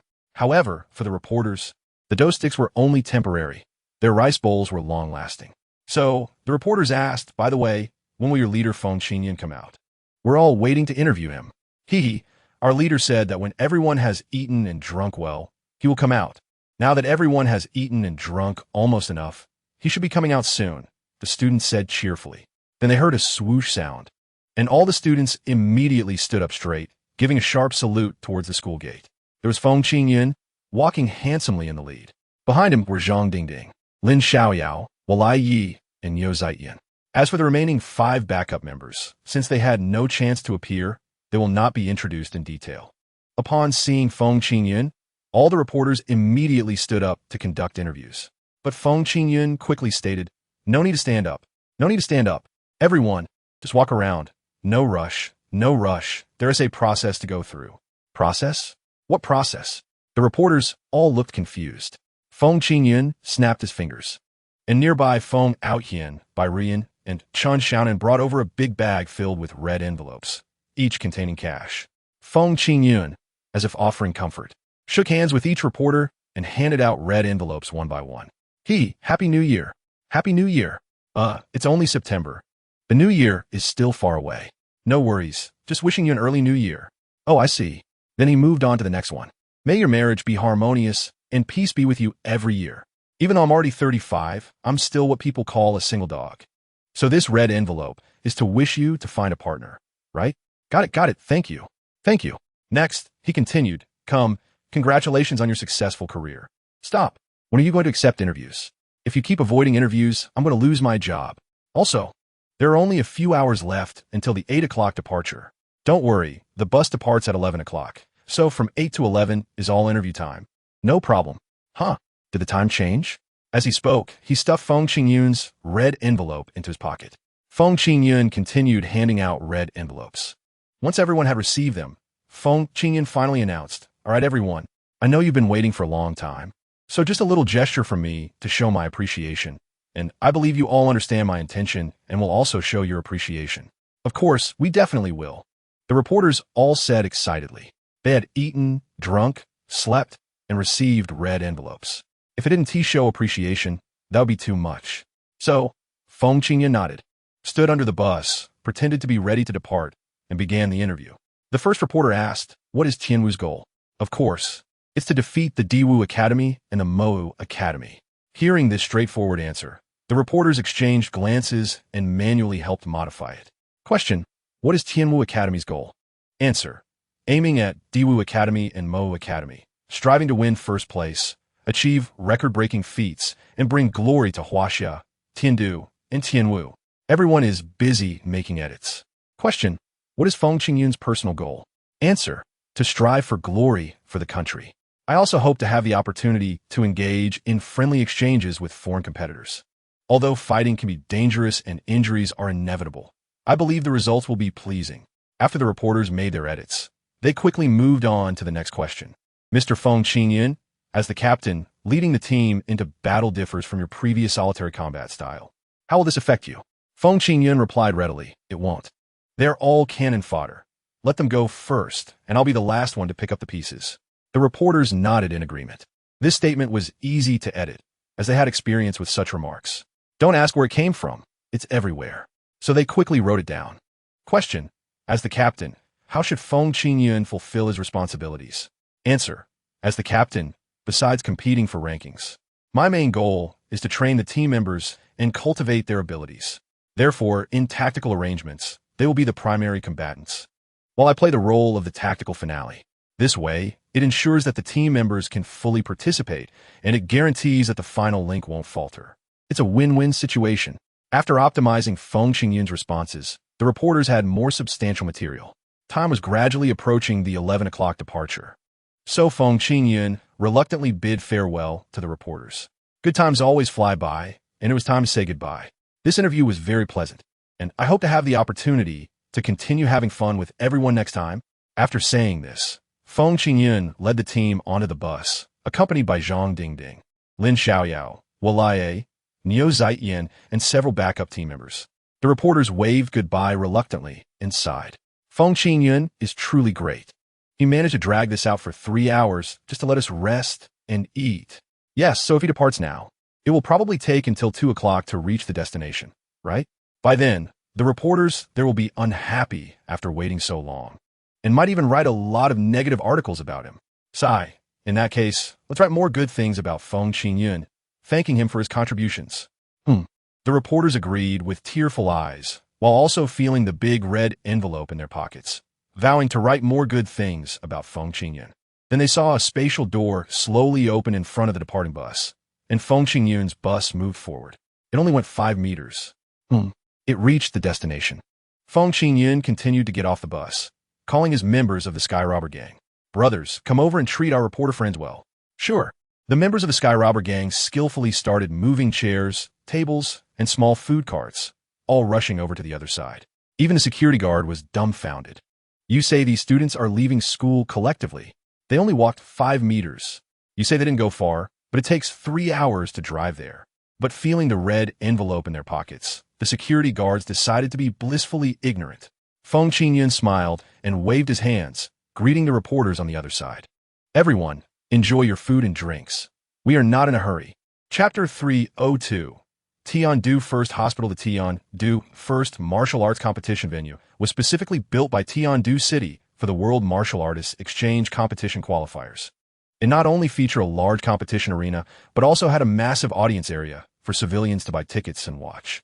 So early on, thousands of spectators entered the stands with tickets, waiting for young martial artists to put on one spectacular show after another. A middle-aged man, crossing his arms, sighed. Another World Martial Artists Exchange competition is being held. This reminds me of 5 years ago. What happened 5 years ago? 5 years ago, I also came here alone to watch the competition. Damn, 5 years have passed, and I still don't have a girlfriend. I hope that in 5 years, I want to be alone. Sigh. Although I said the same thing 5 years ago, The audience had already entered and was waiting. Outside the competition arena, a large group of reporters was also waiting for the Tianwu Academy delegation to appear. As the pride of Tiandu City, every time Tianwu Academy participated in such competitions, it garnered immense attention. On one hand, it was because the people of Tiandu loved Tianwu Academy. On the other hand, it was also because the people of Tiandu disliked Tianwu Academy. Because to this day, Tianwu Academy has not achieved the first place nationally, nor the first place in the world. Although they chant slogans every year, strive for first place. Strive for first place. Every year they return saying, we did our best. The people of Tiandu have heard enough of this. They also want to hear someone from Tianwu Academy humbly say, after achieving first place in the world, it's all luck. It's all luck. The opponent's strength is also strong. We just got lucky to take first place. So the reporters were eagerly anticipating. They thought, why aren't they here yet? According to past years' habits, the vehicle should have arrived and be ready to park by now, right? Yeah, could something have gone wrong? Just as they were mumbling, a dazzling spatial door opened. A bus slowly emerged from the center and stopped in front of the reporters, instantly exciting them. Quick, quick, quick! They're here. However, Feng Qingyun had not yet gotten off the bus, and countless students surged out from the other end of the spatial door. They all wore smiles, but without saying a word, they were all pushed into chairs by the reporters. Some were serving food, some were handing out red envelopes, and some were serving soup. The reporters were left dumbfounded, but still quite happy. There were red envelopes to be had. So Feng Qingyun reiterated what had happened at the school gate in a neat and tidy manner. After doing all this, Feng Qingyun's gaze turned to the competition arena, and a hint of anticipation appeared in his eyes. Zhang Dingding stood beside Feng Qingyun. I heard that our first opponent is a student from Tiandu First Academy. They used to be the flagship academy of Tiandu, but after the rise of Tianwu, they were suppressed. It is said that in recent years, they have been training elite members, preparing to reclaim the glory of Tiandu. Feng Qingyun chuckled coldly. Elite? What the hell is elite? I'm here to take on the elite. Chapter 303. Fruit Supersweet Elite? What the hell is elite? I'm here to take on the elite. Feng Qingyun laughed coldly. Just as he was about to take Zhang Dingding, Lin Xiaoyao, Walai Yi, and Niu Zaiqian to meet the elites of Tiandu First Academy, they heard a series of honks from a bus. The five of them turned around to see a bus with 5 cartoonish, flamboyant anime faces printed on it. Each one sweeter than the last, almost sickeningly sweet. What the hell? Feng Qingyun was startled, his eyes widening. Since when did warriors become so gentle and delicate? Then they saw 5 boys, who looked average but were dressed flamboyantly, stepping down from the bus. As soon as they got off, the 5 of them, like idols, straightened their clothes and began to dance dazzlingly in unison. They even shouted, "Hello everyone, we are Fruit Super Sweet." Then they all struck a pose, waiting for the reporters to take pictures, clearly well-trained. All the reporters' attention instantly shifted to this quirky group. The quirkier they were, the more traffic they attracted. The journalist's professional instincts awakened, and they all wanted to interview them. However, even though the reporters were eager to move, they first looked to Feng Qingyun for permission. Feng Qingyun nodded, granting them their wish. The reporters then rushed over. The Fruit Super Sweet group was also very accommodating, standing still in fixed poses, and, after a minute, when they estimated everyone had taken their photos, they began to introduce themselves one by one. First was a boy in red. The red-clad boy came up and said, "I am the adorable red strawberry boy, sweet enough to melt your heart and sour enough to make you pucker." Then came a boy in yellow.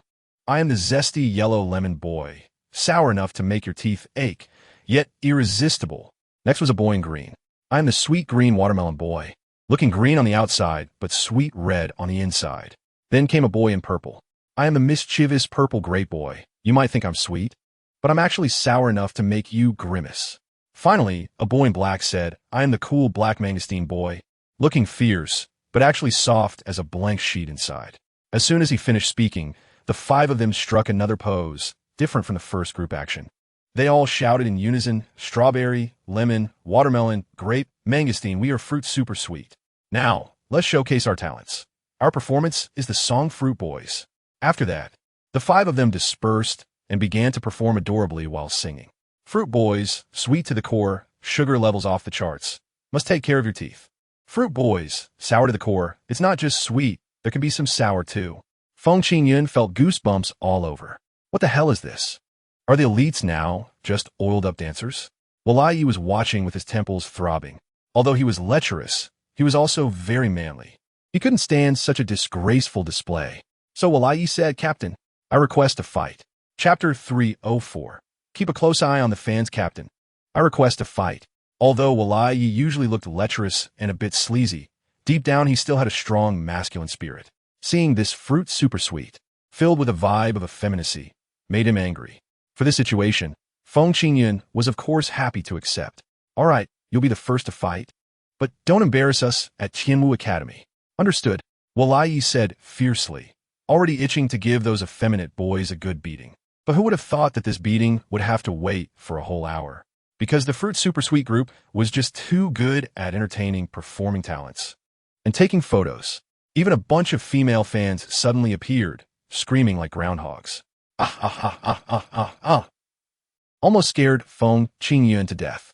These female fans were pulling their hair, shaking their heads in disbelief, and tearing up as if they wanted to cry. Their exaggerated expressions clearly indicated they could be crowd actors.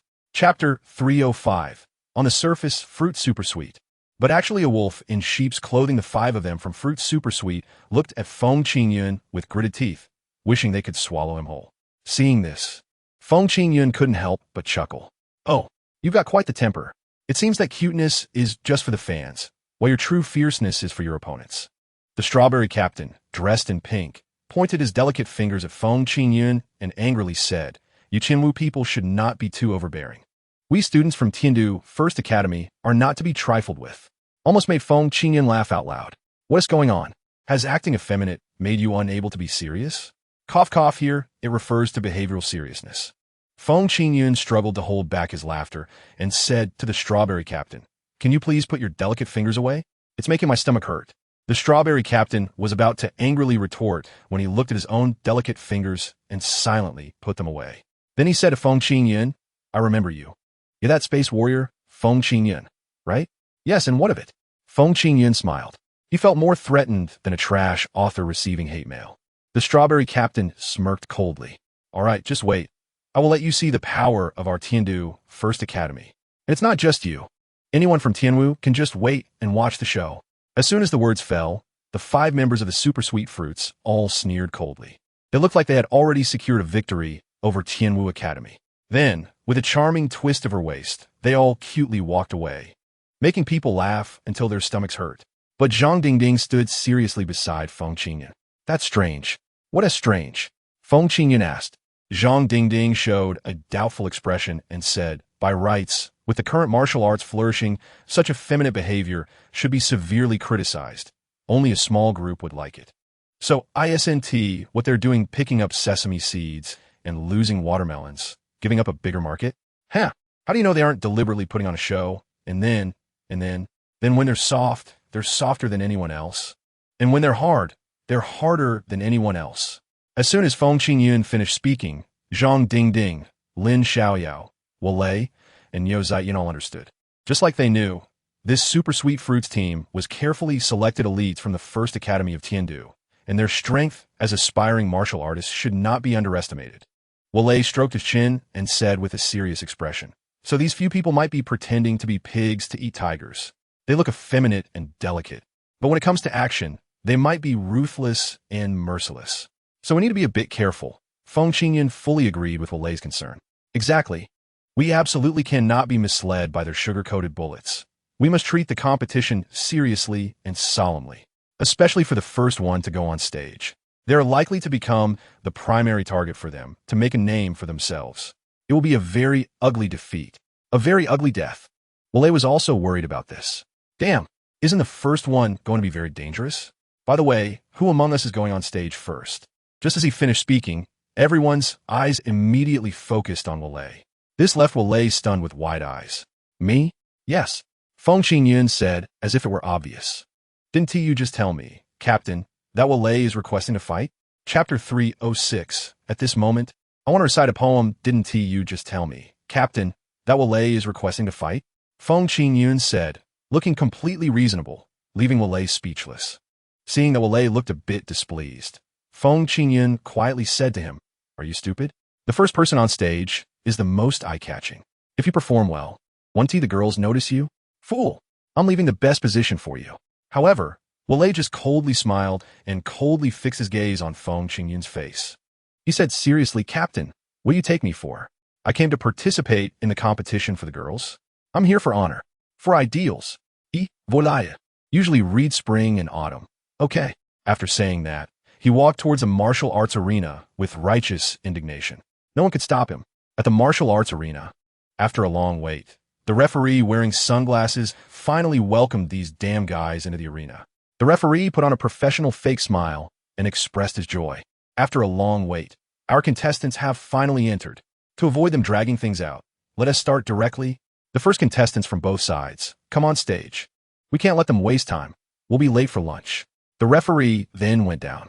The audience immediately erupted in cheers. Hooray! Hooray! What a scene! Who wouldn't be amazed? Except for the contestants on stage, because they felt that under this atmosphere, if they didn't resolve the battle in 5 seconds, it would really be hard to explain. So, Wale and Captain Strawberry stood on the martial arts arena, facing each other. Although they knew it was shameless to make demands now, Captain Strawberry still spoke up. That referee, before the match starts, I have a few words to say. Oh, the referee absent-mindedly hummed, picking up the microphone. With a face full of disgust, excuse me, what does this lovely little sister want to say?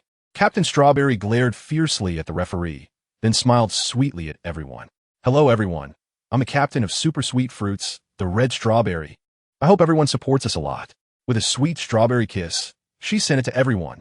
After finishing, Strawberry made a sweet heart gesture, instantly causing a wave of cheers from the audience. Even the referee turned green with nausea and hurriedly asked Wale, do you have anything you want to say? Wale smiled slightly and then clasped his hands behind his back. At this moment, I want to recite a poem. Oh, you actually have such a talent?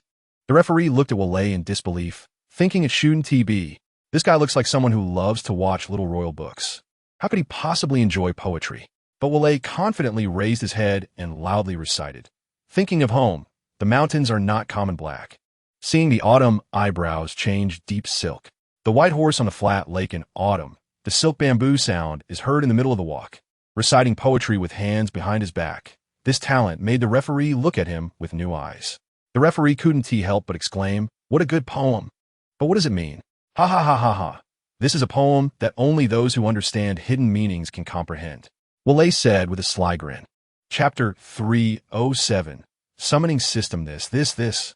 Wale's poem immediately made everyone unable to hold back. This guy's a talent. So the audience erupted in applause for Wale. Good poem. Good poem.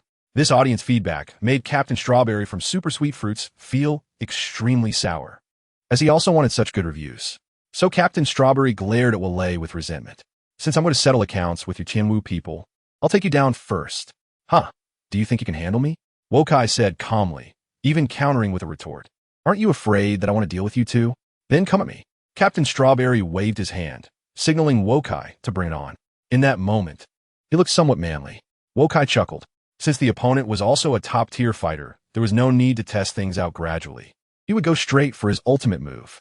Wokai clapped his hands together, and his white hair suddenly danced like it had a life of its own, resembling a majestic lion's mane, intimidating everyone with its powerful presence. Captain Strawberry was momentarily stunned.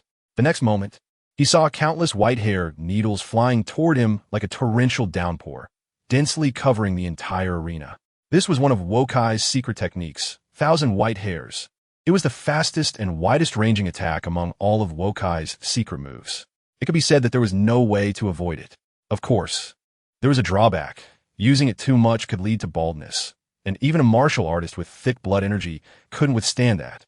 However, facing Wokai's aggressive attack, Captain Strawberry remained calm. He clapped his hands, and suddenly, a giant anteater burst forth from in front of him, towering over him and ferociously blocking Wokai's white hair needles. What?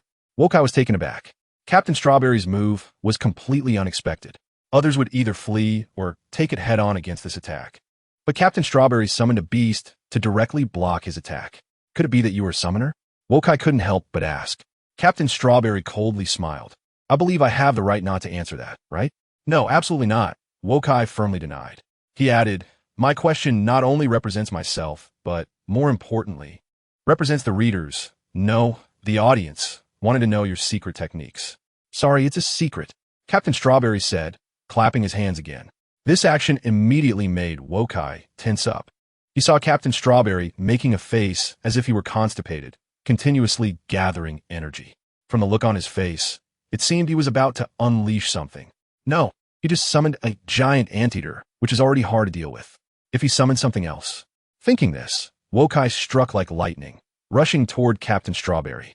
At that moment, he was like a beam of white light. However, just as Wokai got closer, the ferocious anteater charged in front of him, delivering a big slap. Using an anteater for defense, Wokai dodged the anteater's slap. But at the same time, Captain Strawberry finally unleashed his power. Chapter 308. Group attack, come out. Captain Strawberry shouted. With a loud bang, a cloud of white smoke swirled up in the arena. Amidst the smoke, two shadows appeared beside Captain Strawberry. From their outline, they seemed human, but when the smoke cleared, they turned out to be two flamboyant individuals. Wokai immediately protested, Referee, we agreed on a one-on-one fight. Why could he bring two more people? The referee felt a bit awkward and turned to Captain Strawberry, looking for an explanation. Captain Strawberry sweetly said, my ability is summoning. Any creature that has signed a contract with me can be summoned by me unilaterally, and these two are my contract signers. The referee was speechless, thinking, you can summon creatures, but why summon people? Is this the righteous 3-on-1? However, Captain Strawberry ignored Wokai's emotions. With a wave of his hand, he and the newly appeared lemon and grape struck a pose together. We are fruit super sweet. Now, we're going to launch a sweet attack. As soon as he finished speaking, Lemon, on the far left, took off running. Dressed in yellow, he looked like a delivery rider on an electric bike, moving at breakneck speed. Wokai's gaze was fixed on him, and the moment Lemon got close, he launched his attack. I'll hit. A whip kick landed on Lemon's face, sending him flying 10 meters away. But at the same time, Captain Strawberry clapped his hands again. The earlier attack from Lemon was just a feint. The real goal was to summon the remaining two onto the stage. Captain Strawberry wore a twisted expression again, and then shouted, "Ah, come out." In an instant, Captain Strawberry summoned two more members. At that moment, the five of them regrouped, standing on the stage together. Even a yellow lemon, who had just been kicked away by Wokai, was back at Captain Strawberry's side. The five of them struck another pose. "Hello everyone, we are Fruit Super Sweet. Next, we're going to launch a sweet attack." Wokai was nearly spitting blood. He quickly called for the referee. "Referee, is there any justice in this? Five of them against me alone. How could I possibly win?" "Wait a moment." The referee was sweating profusely. Although there had been summoners in the arena before, it had never been like this.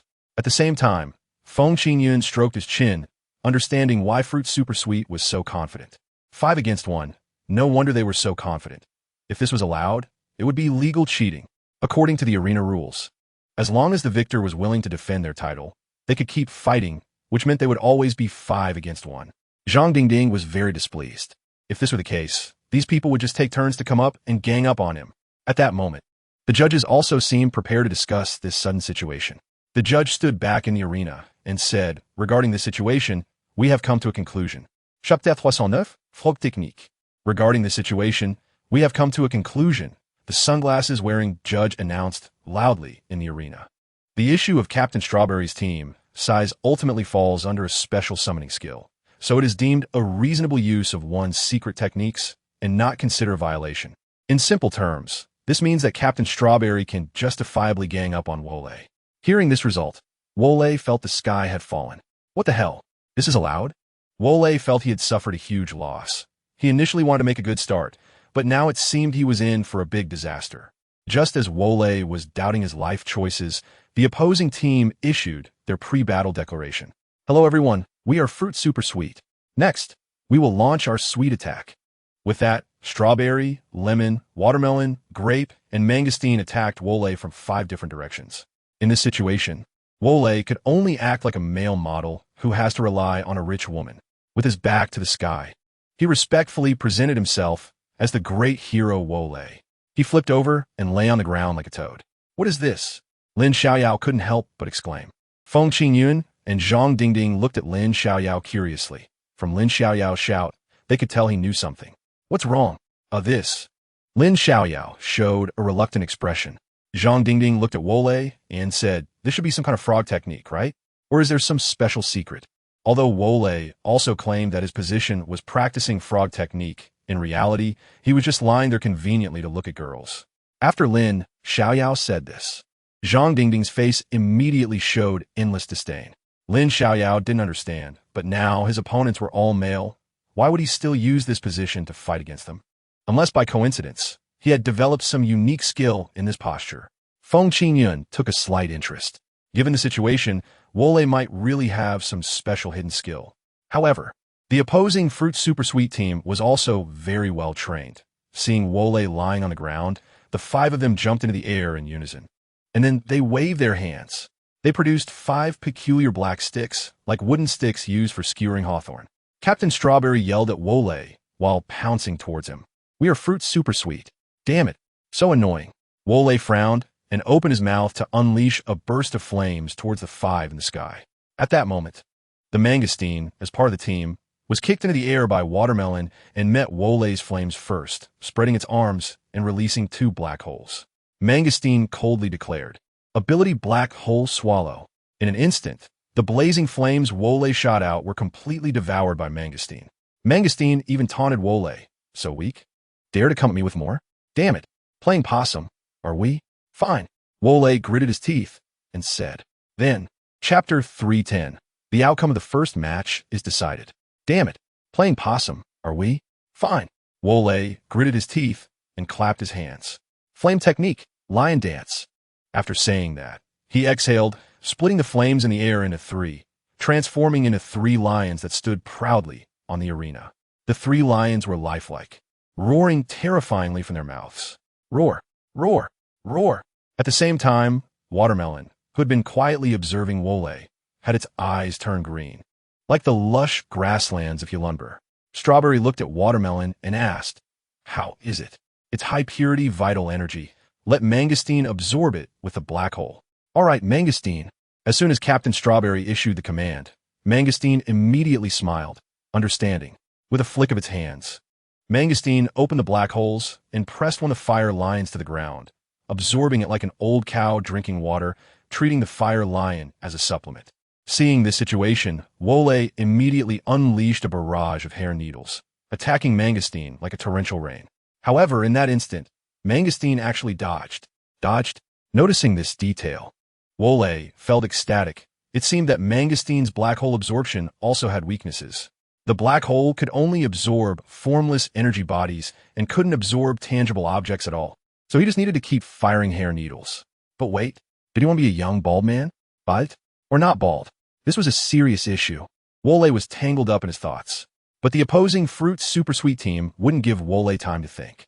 They picked up their black sticks again, rushing towards Wole at lightning speed, aiming straight at his body. Wole frowned and began to analyze. That Captain Strawberry's skill is a summoning contract, mainly summoning members of their Fruit Super Sweet team. That kid named Mangosteen can release black holes with both hands, which can absorb energy bodies, but not physical entities. That watermelon guy, before the battle, Captain Strawberry had to ask him about the battle situation, and since his eyes emitted green light, they should have analytical ability. Considering all these factors, my analysis time is too long. With a bang, Wole was crushed to the ground by the 5 members of Fruit Super Sweet. At the same time, the iron-eating beast, summoned out first by Captain Strawberry, picked up a bamboo stick and poked it into Wole's body to join the fun. This formed a situation where 6 people brutally attacked Wole alone. Wole was instantly suppressed and unable to move. Captain Strawberry coldly said, "We are Fruit Super Sweet." I lay on the ground, unwilling to accept that I was defeated by a group of sissies. It was truly frustrating and embarrassing. Captain Strawberry even comforted me, saying, "If it weren't for that special move, we really wouldn't have been able to deal with you. You're truly worthy of being a student from Tianwu Academy." Outside the arena, all the onlookers were stunned. The once invincible Tianwu Academy actually lost in the first round. Chapter 311. Thanks to you all, no way. Is Tianwu Academy really that weak? Losing like this in the first match? Damn it. I bet on them to win the first round. I placed $1,000. How much did you bet? Oh, I bet on them to lose. I see, ha ha ha ha. Huh. Why did you bet on them to lose? Because betting on them to win only earned me $1 for $1,000 bet. But if I bet on them to lose, a $1 bet can win me 1,000. So how much did you bet? $1. Ha ha ha ha ha. You fool. You only bet $1. You're killing me, ha ha ha ha. Do you think my $1 win could possibly be your $1,000 loss? Hearing the conversation between those two behind, Feng Qinyun realized that the pressure for the upcoming matches was going to be immense. Betting on a single match was just child's play. Betting on the outcome of the whole series was where the real stakes lay. Feng Qinyun estimated that about 90% of the people in the arena were betting on Tianwu Academy to win, so if they lost, they would probably be cursed so badly that their mothers wouldn't recognize them. Feng Qinyun let out a sigh, then looked at Lin Xiaoyao, Zhang Dingding, and Yo Zaiyan. The first match had already been a disastrous loss. No one knew what the next match would be like, but it could be guessed that the opposing team, Sweet Fruit, would rush in and deliver a righteous group beating. So Feng Qinyun asked the 3, "Who among you will go up to take the beating in the next match?" Lin Xiaoyao, Zhang Dingding, and Yo Zaiyan fell silent for a moment, then began to speak. "Qinyun, you know me. Although I'm the oldest and strongest, I'm what you call a face monster. I want to do anything that could make me lose face. Qinyun, you know me. I may be a homebody, but I still care about my appearance. If they hurt my face, I will cry until you collapse. Qinyun, you know me. I'm just a supporting character. There's no need for me to go out and take a beating, right?" Feng Qinyun nodded slightly and said, "I understand. You all have your reasons. However, this cannot be an excuse for you to avoid battle. Besides, I am the captain and have absolute authority in personnel arrangements. So I have decided, Lin Xiaoyao, you'll go up in the next match." Upon hearing Feng Qinyun call out Lin Xiaoyao's name, Zhang Dingding and Yo Zaiyan both heaved a sigh of relief. In fact, it didn't seem matter if they lost, but losing to a group of sissies was just disgusting. So the two comforted Lin Xiaoyao. "Hey, Senior Lin Xiaoyao, you can do it, because you're fast." Yeah. I've never seen anyone faster than Senior Lin Xiaoyao." Lin Xiaoyao rolled his eyes, thinking, "Thanks, guys." However, since it was confirmed that he had to go on stage, there was no avoiding it. So he stopped overthinking and focused on how to defeat these opponents. With eyes like thunder, Lin Xiaoyao looked at the 5 figures on the stage. Suddenly, a spark of inspiration struck him. "Referee, Since the last match has ended, shouldn't the summoned people be sent back and then re-summoned later? Lin Xiaoyao confidently made his request. At that moment, he had already seen the biggest flaw of sweet fruit. The summoning process was very troublesome, so as long as he aimed for that gap with his speed, he could definitely end this battle quickly. Chapter 312. The advantage is mine, referee. Since the previous match has ended, shouldn't the summoned individuals be sent back? Lin Xiaoyao loudly put forth his request, targeting Captain Strawberry. There was no other reason. He just noticed that Captain Strawberry looked constipated while summoning, which indicated it was a perfect opportunity to attack. Captain Strawberry immediately became tense at Lin Xiaoyao's request. I protest. The summoned personnel should be considered my weapons. Once taken out, there is no reason to take them back. This left the referee in a bit of a dilemma. Lin Xiaoyao made a valid point, but Captain Strawberry had a valid argument too. Thus, the competition fell into a state of stagnation, only to announce an emergency discussion phase. After analyzing the betting odds, it was confirmed that more people had bet on Lin Xiaoyao to win, so the advantage was given to him. The sunglasses-wearing referee immediately took to the stage to announce. After our emergency discussion, we unanimously agree to respect Mr. Lin Xiaoyao's opinion. The results of the last match cannot carry over to the next match. Upon hearing this announcement, 99% of the audience nodded in satisfaction, while the remaining 1%, though reluctant, could only accept it silently, as they simply couldn't win. However, the one most opposed was sweet fruit. Upon hearing the news, lemon, watermelon, grape, and mangosteen nervously looked at Captain Strawberry. Captain Strawberry bit his lip tightly, entering a state of constipation before even summoning. But there was nothing he could do. Seeing this situation, lemon, watermelon, grape, and mangosteen could only silently leave the arena and head to the waiting area. They all knew that what awaited them next would be a tough match. Meanwhile, Lin Xiaoyao, who had gained the advantage, did not immediately become complacent or let his guard down. Having experienced being beaten badly by Feng Qingyun before, Lin Xiaoyao became even more cautious.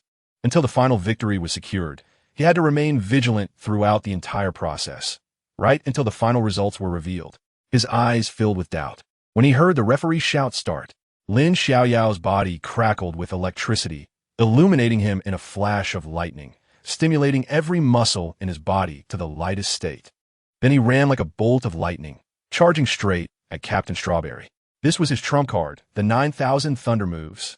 Its greatest feature was to approach the opponent at an extremely high speed, making it impossible for the opponent to react, let alone counterattack. Lin Xiaoyao chuckled lightly. Oomph. Since you already know that your most terrifying aspect is your summoning, how could I possibly let you summon endlessly? Upon seeing Captain Strawberry rushing towards him, he indeed panicked immediately. The whole person desperately retreated, trying to create some distance from Lin Xiaoyao to give himself time to summon powerful helpers. But how could Lin Xiaoyao give him that chance? With a movement, Lin Xiaoyao instantly suppressed him, his finger less than a meter away from Captain Strawberry. At that moment, Captain Strawberry, who had been terrified, suddenly relaxed his expression and actually smiled strangely. Chapter 313. Holding back, seeing Lin Xiaoyao quickly approaching, Captain Strawberry, who had previously looked terrified, actually smiled eerily. What's going on? Does he have a masochistic tendency? Lin Xiaoyao felt a tightness in his chest, as if he had been taken advantage of. But Captain Strawberry smiled sinisterly. Do you think summoning is really that difficult for me? You're mistaken. As long as I want to, I can just clap my hands. After saying that, Captain Strawberry clapped his hands heavily. Lin Xiaoyao immediately felt something was off and quickly stopped. However, nothing happened. What Captain Strawberry had said about summoning with a clap did not occur at all. Lin Xiaoyao was dumbfounded. Then, looking at Captain Strawberry, he saw him seizing the moment to put on a face like he was constipated. Oh, come out, come out. Lin Xiaoyao realized he had been played by Captain Strawberry. Oh no, he had caught him off guard. Lin Xiaoyao regretted it too late. He watched as the opponent transformed from one person into 5, and they immediately struck a particularly silly pose. We are fruit super sweet. Suddenly, the entire audience erupted in anger. What the hell? It turned into 5 people again. Is there even a chance to fight?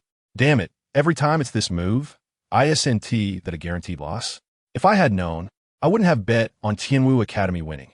This advantage stock can't compare to a dark horse stock. The audience was in an uproar, putting a lot of pressure on Lin Xiaoyao, who was currently fighting on stage. Lin Xiaoyao gritted his teeth in secret, not expecting this guy, who seemed so unremarkable, to actually be such a difficult opponent when it came to fighting. Meanwhile, Captain Strawberry changed his demeanor, wearing a smug expression, and waved at Lin Xiaoyao. Come on, let me see what your strength is like. Hee hee, do you think I can't handle you guys? Lin Xiaoyao smiled slightly and pointed to the sky. Captain Strawberry looked at the clear blue sky, lowered his head, thinking that Lin Xiaoyao might be scared silly. There was nothing in the sky. Was he afraid and trying to scare him? Hee hee, useless. No, it's not that there's nothing in the sky, but rather you haven't seen it yet. However, you should be able to see it now, Lin Xiaoyao said confidently.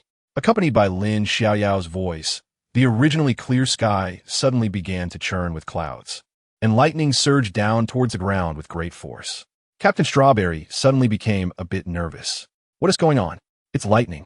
The nearby Watermelon stared at the dark clouds in the sky, his eyes glowing with a faint green light. Watermelon said to Strawberry, "He.S. using his own lightning to attract the lightning in the sky. He must have been preparing for this since he just stepped onto the stage." Really? Looks like he.S. quite the meticulous guy, preparing a backup plan early on. Captain Strawberry felt a tremendous pressure. Natural lightning wouldn't be easy to deal with. Lin Xiaoyao thought the same. So he smiled and said, "So, how about considering surrendering? Otherwise, when this lightning strikes down, you'll be wiped out." Chapter 314, Attack. So, how about considering surrendering? Otherwise, when this lightning strikes down, you'll be wiped out. Lin Xiaoyao unleashed the electric light in his hands. Like a remote control for a television, as long as Lin Xiaoyao wanted, he could unleash the falling thunder upon Fruit Super Sweet. However, despite Lin Xiaoyao's smile, Fruit Super Sweet did not seem very tense, and even had the mood to joke with Lin Xiaoyao. Captain Strawberry smiled charmingly.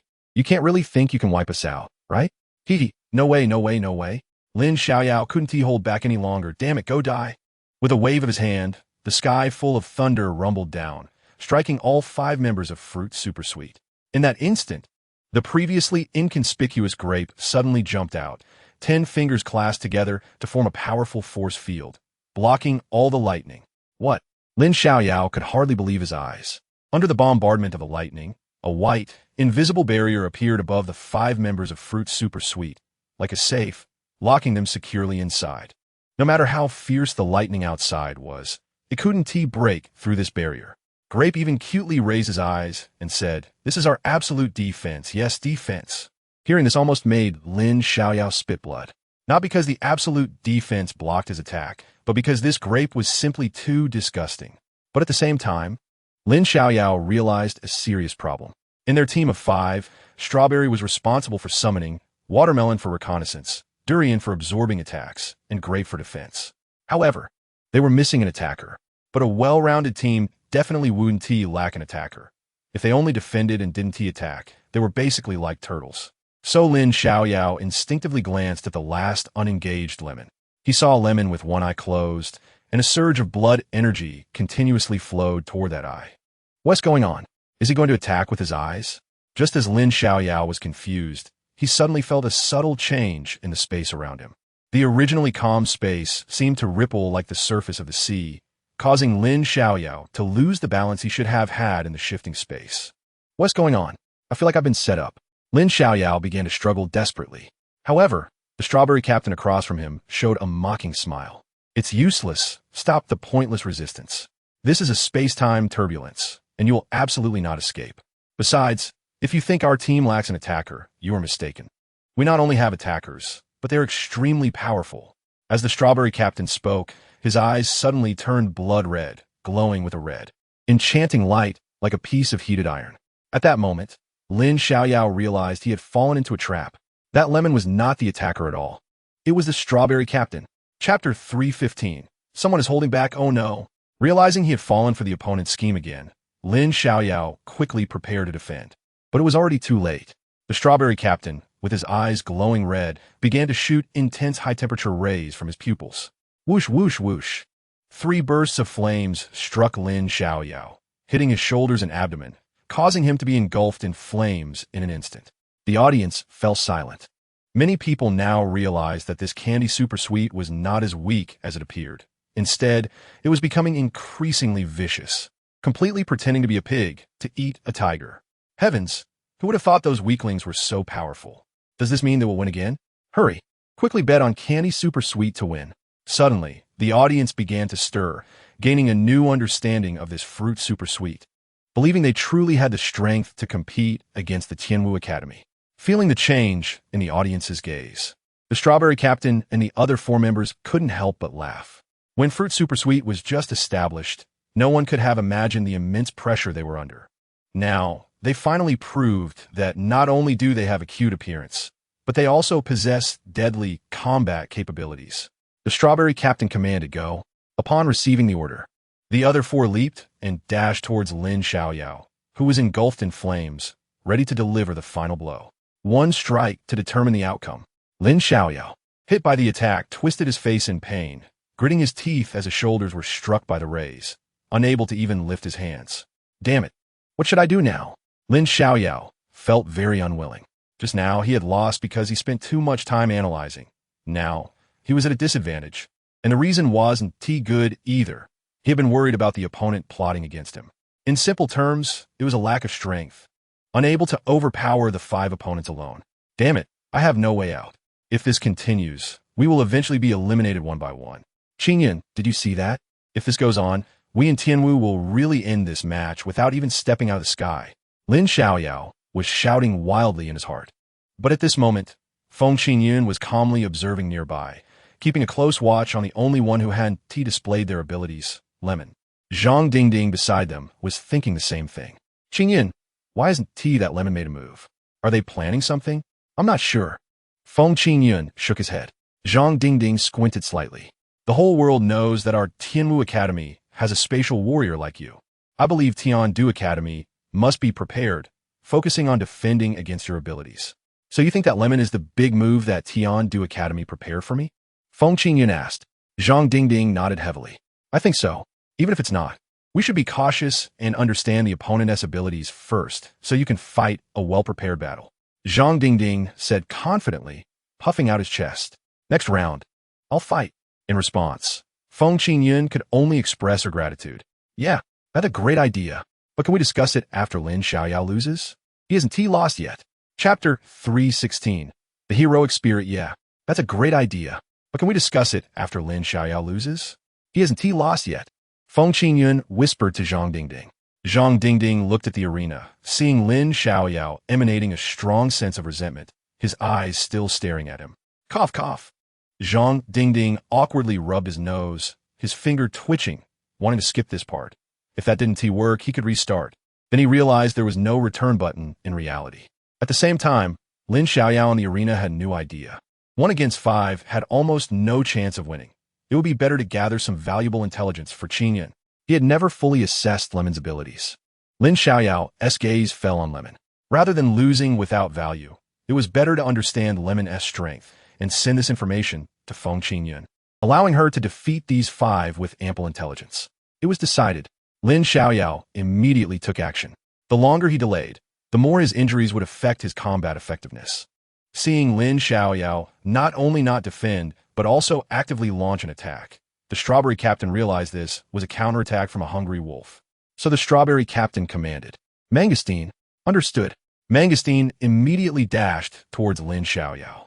Lin Xiaoyao charged forward, his vitality surging to the maximum, striving to break free from Mangosteen's entanglement in the shortest time possible.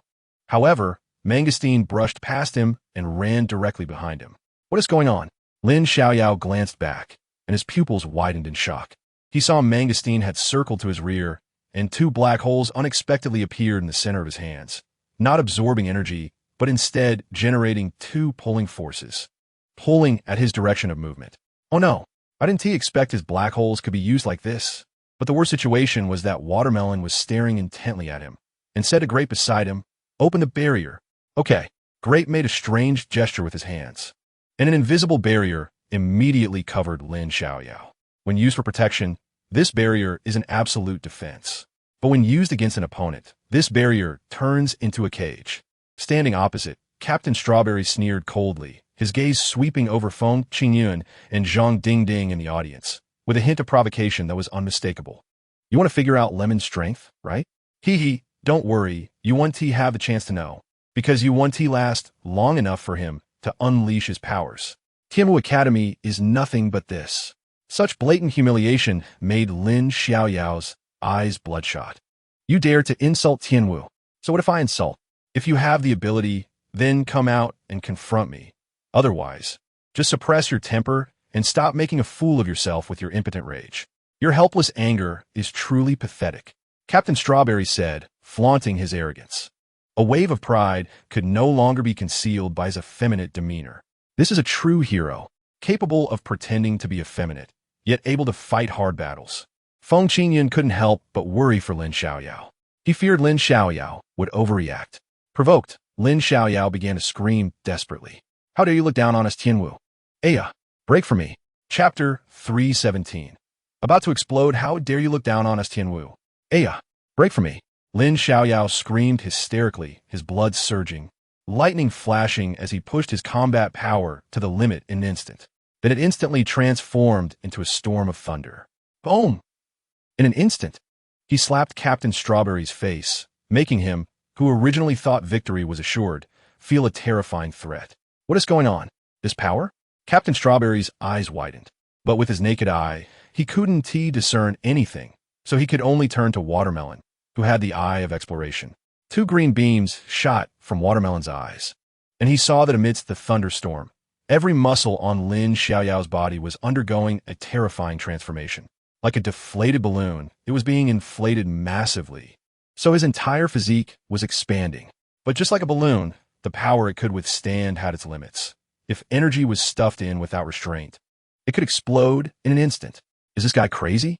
Watermelon said, cold sweat dripping, his legs shaking in fear. Captain Strawberry hurriedly asked, "What's wrong? This guy is continuously exploding with power. At this rate, he will soon become an energy body. What? If he doesn't control it well, then, as an energy body, his explosion could blow the entire venue away, and we being the closest will. Is this guy crazy?"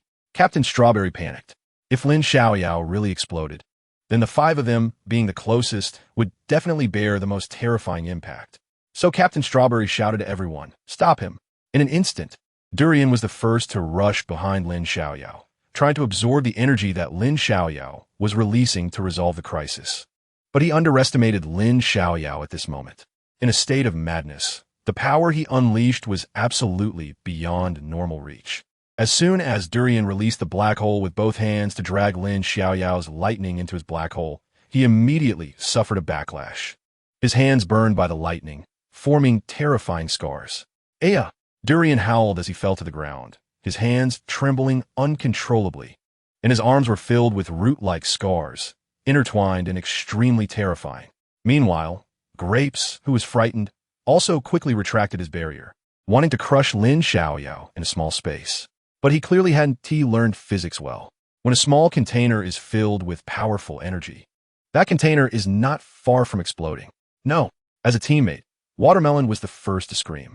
Originally, Lin Xiaoyao's energy was unrestricted, still a distance away from the explosion point, but now being confined in a small space, the energy was pressing against the space, and an explosion was imminent. This is bad.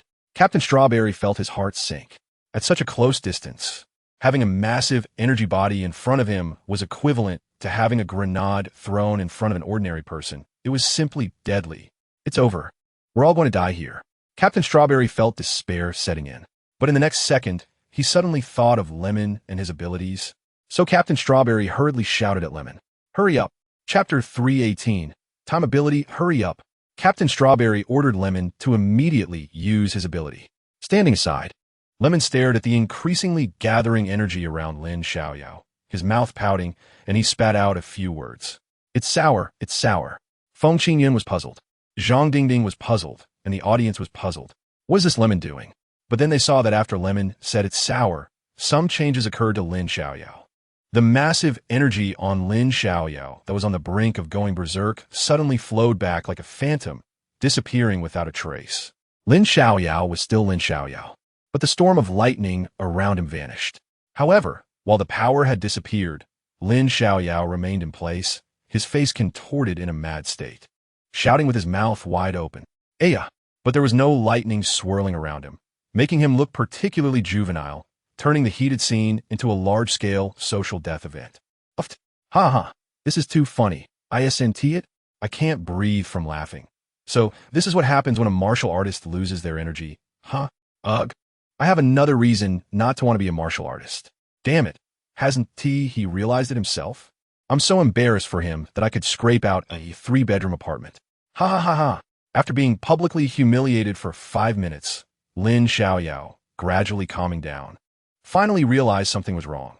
Why had all the energy in his body completely disappeared? Looking at Captain Strawberry opposite him, he saw a face full of lingering fear. Captain Strawberry said with relief, "That was really dangerous. If it weren't for Lemon's ability, we would have been in real danger." Hearing Captain Strawberry's words, Zhang Dingding furrowed his brows suspiciously. Strange, what exactly did that lemon do just now? How could he absorb Lin Xiaoyao's energy? No, it's not about devouring. It's about energy flowing back. To be more precise, it's the time on Lin Xiaoyao's body that has reversed. That lemon possesses the ability of time manipulation. Feng Qingyun said with a sharp gaze. Others may not have noticed, but Feng Qingyun's mental power is immense, and during the previous battle, he had already detected some clues. After that lemon exclaimed sour, the energy on Lin Xiaoyao did not show signs of being devoured, but rather exhibited the opposite process of condensation, disintegration, and ultimately returning to formlessness. Time manipulation?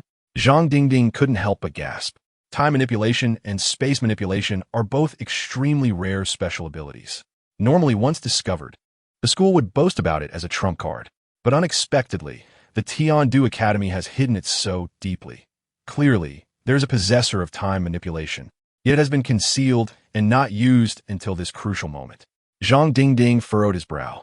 With time manipulation, the unfavorable combat situation can be reversed. And with 5 against 1, do we really have a chance of winning? Zhang Dingding, who had been carefree all along, fell into deep concern. If the highly anticipated Tianwu Academy were to be eliminated right away, how many people would be disappointed? How many gamblers would be let down? Tiandu Academy would become a target of criticism.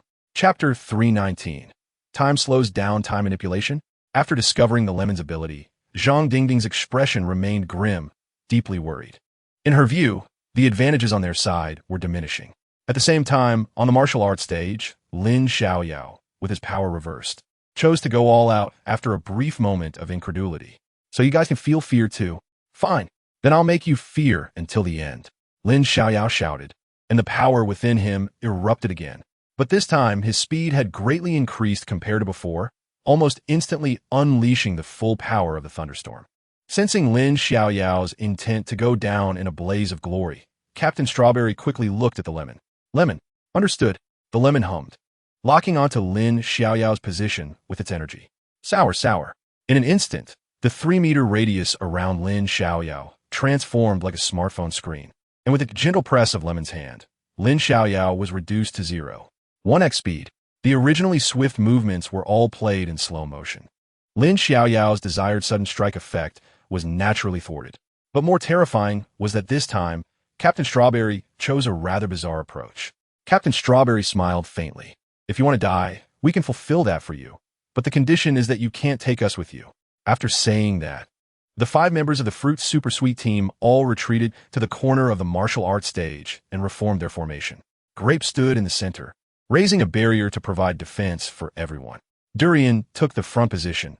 If the barrier was insufficient to protect against Lin Xiaoyao's explosive energy, he would absorb it immediately.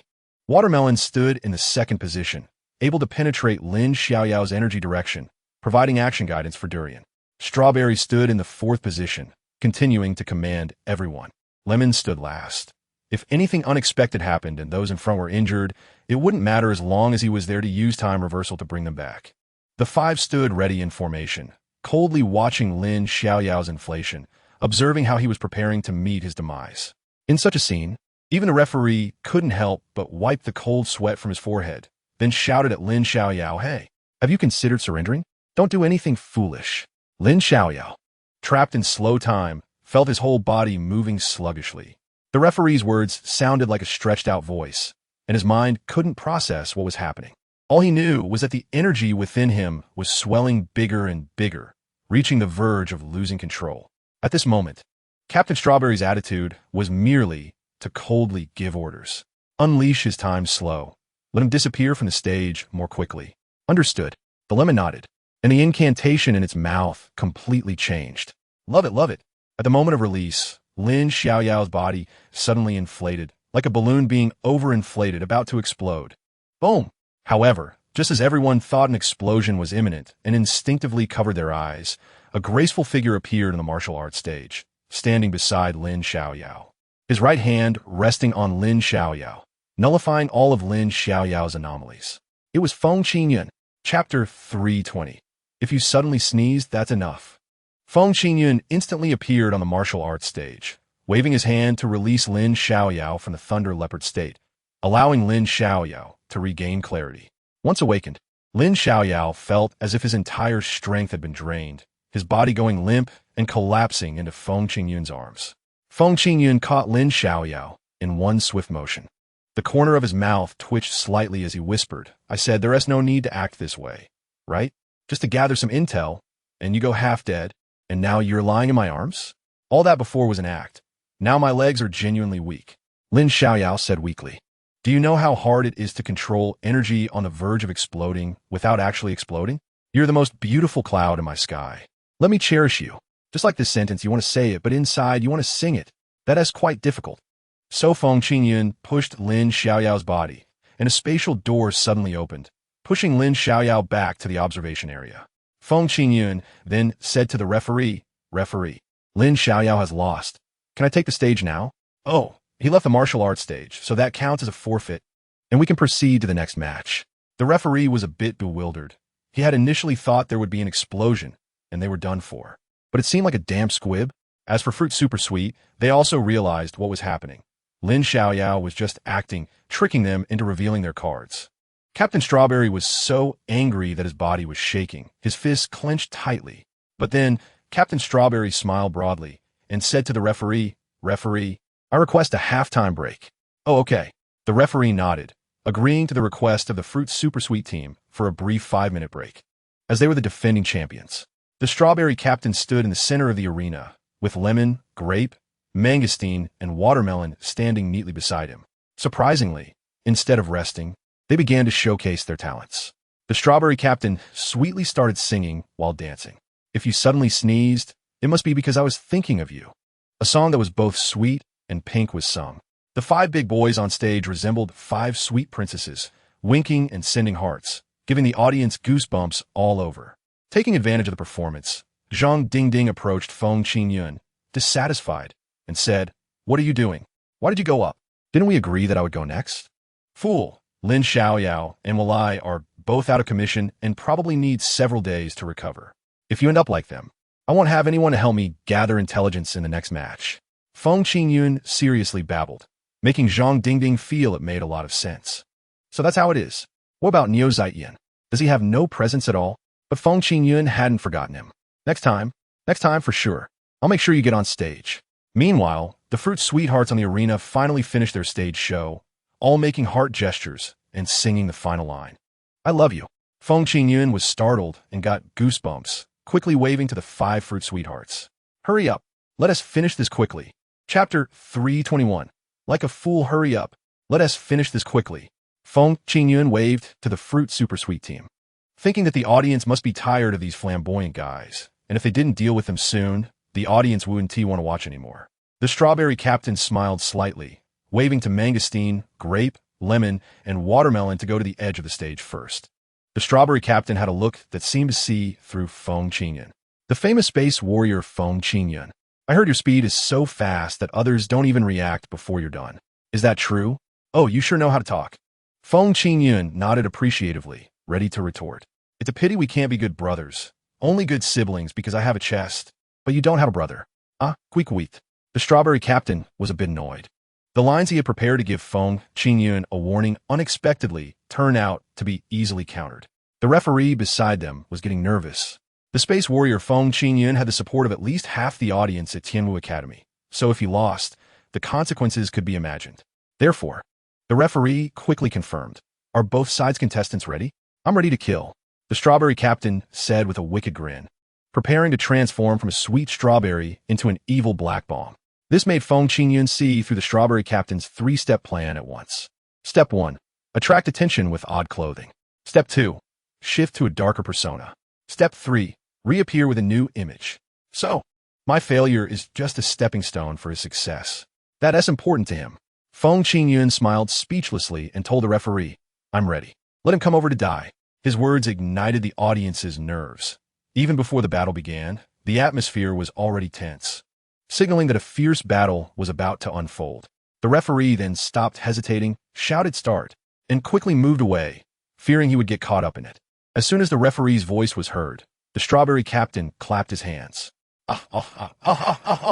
There was no longer the lengthy build-up process. The other four immediately sprang into action. The strawberry captain laughed triumphantly. Ha ha ha. How about that? I already predicted your prediction. I've been disguising for so long just to give you an unexpected strike at this moment. But as he spoke, the strawberry captain's voice began to weaken because Feng Qingyun hadn't attacked at all. He hadn't even prepared to seize the opportunity created by the strawberry captain's summoning, and instead was just picking his ears with his pinky finger. Seeing the dumbfounded look on the strawberry captain's face, Feng Qingyun calmly said, I knew you were pretending. All right, all 5 of you are here. Just try to take you all out at once, so I don't have to deal with you one by one. Arrogant. The strawberry captain was instantly furious. He had meticulously disguised himself for 2 matches and nearly fell into danger because of it, but Feng Qingyun saw right through it, making him look like a fool. So the strawberry captain waved his hand, commanding his teammates to attack. Go. Chapter 322. The King of Tongue Go. With the strawberry captain's order, the fruit super sweet team sprang into action, resembling 5 hungry wolves pouncing on a little lamb. However, Feng Qingyun was no little lamb. If he were to be called a sheep, he was the head of a sheep in an alternate dimension, able to stand tall. Thus, Feng Qingyun swiftly opened a portal behind the mangosteen. The sharp-eyed watermelon immediately warned the mangosteen, Mangosteen, be careful behind you. Based on Feng Qingyun's past combat records, he will give you a surprise attack from behind. Got it. Mangosteen had no doubts about Watermelon's warning and quickly bent down, raising his rear high. Feng Qingyun kicked out, knocking the Mangosteen completely dazed. How did he? Watermelon was instantly filled with black lines. Thinking it was either Feng Qingyun was too fast or Mangosteen's pose was too stylish, with his but so high that anyone would want to kick it. Meanwhile, as a main attacker, the strawberry captain's eyes turned red, shooting out a beam of red heat rays. Feng Qingyun raised his hand and slapped the red heat rays away, then slapped again, sending another series of red rays flying. With a mocking expression, Feng Qingyun said, weak power, right? The strawberry captain, enraged, concentrated all his strength into his eyes and unleashed a fierce heat ray towards Feng Qingyun. Seeing the strawberry captain so frenzied, Feng Qingyun could only tearfully open the system space to collect. System, collect more. Don't waste. Understood. The system happily absorbed all of Captain Strawberry's heat rays like a giant mouth. Feng Qingyun was still shaking his head and dancing around, shouting loudly. Ah, ah, ah, ah, ah. The beautiful scenery of Westlake in March. Spring rain like wine, willows like smoke. The first few screams were fine, but what was going on with the later ones? Captain Strawberry looked confusedly at Feng Qingyun, who was standing there completely unaffected. Seeing that he had stopped, Feng Qingyun calmly patted his clothes and said, Is my strength weak? Is it? This made Captain Strawberry furious, almost ready to explode on the spot. Damn it. If you're fine, why are you shouting? Cut it out. Which law states that if a person isn't hurt, they can't shout. Is shouting illegal? Captain Strawberry was so angry that his teeth were grinding, nearly shattering his molars. Watermelon reminded him from the side, Captain, if we can argue with words. We don't need to fight. There's no point in exchanging barbs with him. Brother, I must disagree with you on that. Feng Qingyun shook his head, hands behind his back, and began to speak nonsense seriously. What good is it to practice martial arts well? If you can't hit the opponent, it's all useless. You might as well learn to argue with me. Even if you can't hit the opponent, you can still make them furious. Right, ugly guy? Watermelon was so angry his eyes bulged. But Feng Qingyun was overjoyed, as if he had found a treasure. Look, you're excited, right? You're angry, right? This is the power of arguing. All right, only truly ugly people react to such words. Handsome people don't care at all. Damn it, you dare call me ugly. Watermelon's face turned red with anger, just a step away from losing control. Captain Strawberry hurriedly advised him, Watermelon, if we can argue with words, we don't need to fight. It's meaningless to exchange barbs with him. I know. But I'm just really angry. Watermelon said angrily. Chapter 323. Defeating 2/5. I know, but I'm just really angry. Watermelon clenched his fists in frustration, unable to swallow his anger. Everyone is like this. They advise others to be kind, but they themselves are petty. They encourage others to be magnanimous, yet they are extremely stingy. Thus, two green glows shot out from Watermelon's eyes, extending over 20 centimeters, fixed on Feng Qingyun without moving. He wanted to see through everything about Feng Qingyun. Grape, first trap him. Mangosteen, don't compete with him in abilities yet. Try to defeat him with punches and kicks. Understood. Grape immediately took action, swinging his arms to create a barrier that trapped Feng Qingyun, forcing him into a desperate struggle. At the same moment, Mangosteen rushed in front of Feng Qingyun and swung his fist. But Feng Qingyun didn't have time to waste. He boldly reached out and shouted a chilling phrase. Summon the lightning. In an instant, a thick bolt of lightning erupted from Feng Qingyun's palm, crashing towards Mangosteen. Mangosteen chuckled. Are you out of your mind? This kind of energy is useless against me. But Mangosteen seemed to forget that Feng Qingyun was not the Lightning King. Where would he get electricity? Of course, it was borrowed from Lin Xiaoyao and then sent back out 100-fold. So the lightning in Feng Qingyun's palm looked small, but the power was extremely pure. Once fired, it grew thicker and thicker. Thick enough that Mangosteen's black hole couldn't withstand it. Not good. The tolerance has reached its limit. Mangosteen's eyes widened in shock. He had never expected Feng Qingyun's energy to be so great that he couldn't endure it. Then with a bang, the energy that was supposed to be useless sent him flying in 3 seconds. What? What just happened, Watermelon? Captain Strawberry asked incredulously. But even Watermelon looked confused. What on earth is going on? He clearly isn't a lightning ability user, but his lightning energy is hundreds of times that of Lin Xiaoyao. What? Upon hearing Watermelon's words, Grape was the first to feel scared. He was currently trapping Feng Qingyun with a barrier, but if Feng Qingyun's energy was this strong, breaking his barrier would mean Grape would suffer a terrifying backlash. No, I need to secretly ease up a bit. After all, my barrier is transparent. Even if I turn it off, no one will notice. Grape thought to himself, just as he was about to deactivate the barrier. But Feng Qingyun raised his hand and unleashed a thunderous strike. The speed of the lightning completely exceeded Grape's reaction limit, and with a bang, it shattered Grape's barrier. Grape immediately spat out a mouthful of blood, crashing into a corner, unable to stand up at all. Seeing this, Captain Strawberry realized the seriousness of the situation. Just Feng Qingyun's combat power alone was on a completely different level compared to the previous Walla and Lin Xiaoyao. Feng Qingyun was the ultimate weapon of the Tianwu Academy.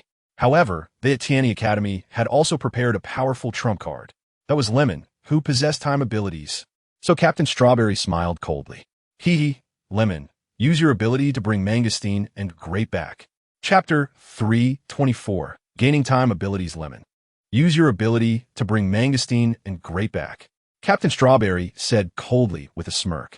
He clearly did not care about Feng Qingyun easily defeating Grape and Mangosteen, and had the capability to control the situation effortlessly. Lemon immediately took action, murmuring, "It's sour. It's sour." Then they saw the injuries of Mangosteen and Grape visibly healing at a rapid pace. But at the same time, Feng Qingyun's figure flashed and suddenly appeared behind Lemon. Then he clenched his fist and swung it towards Lemon's face. Lemon's face took a heavy hit, but Lemon only took a step back, then gently waved his hand over his face, and the imprint left by Feng Qingyun disappeared. Lemon coldly sneered in ridicule.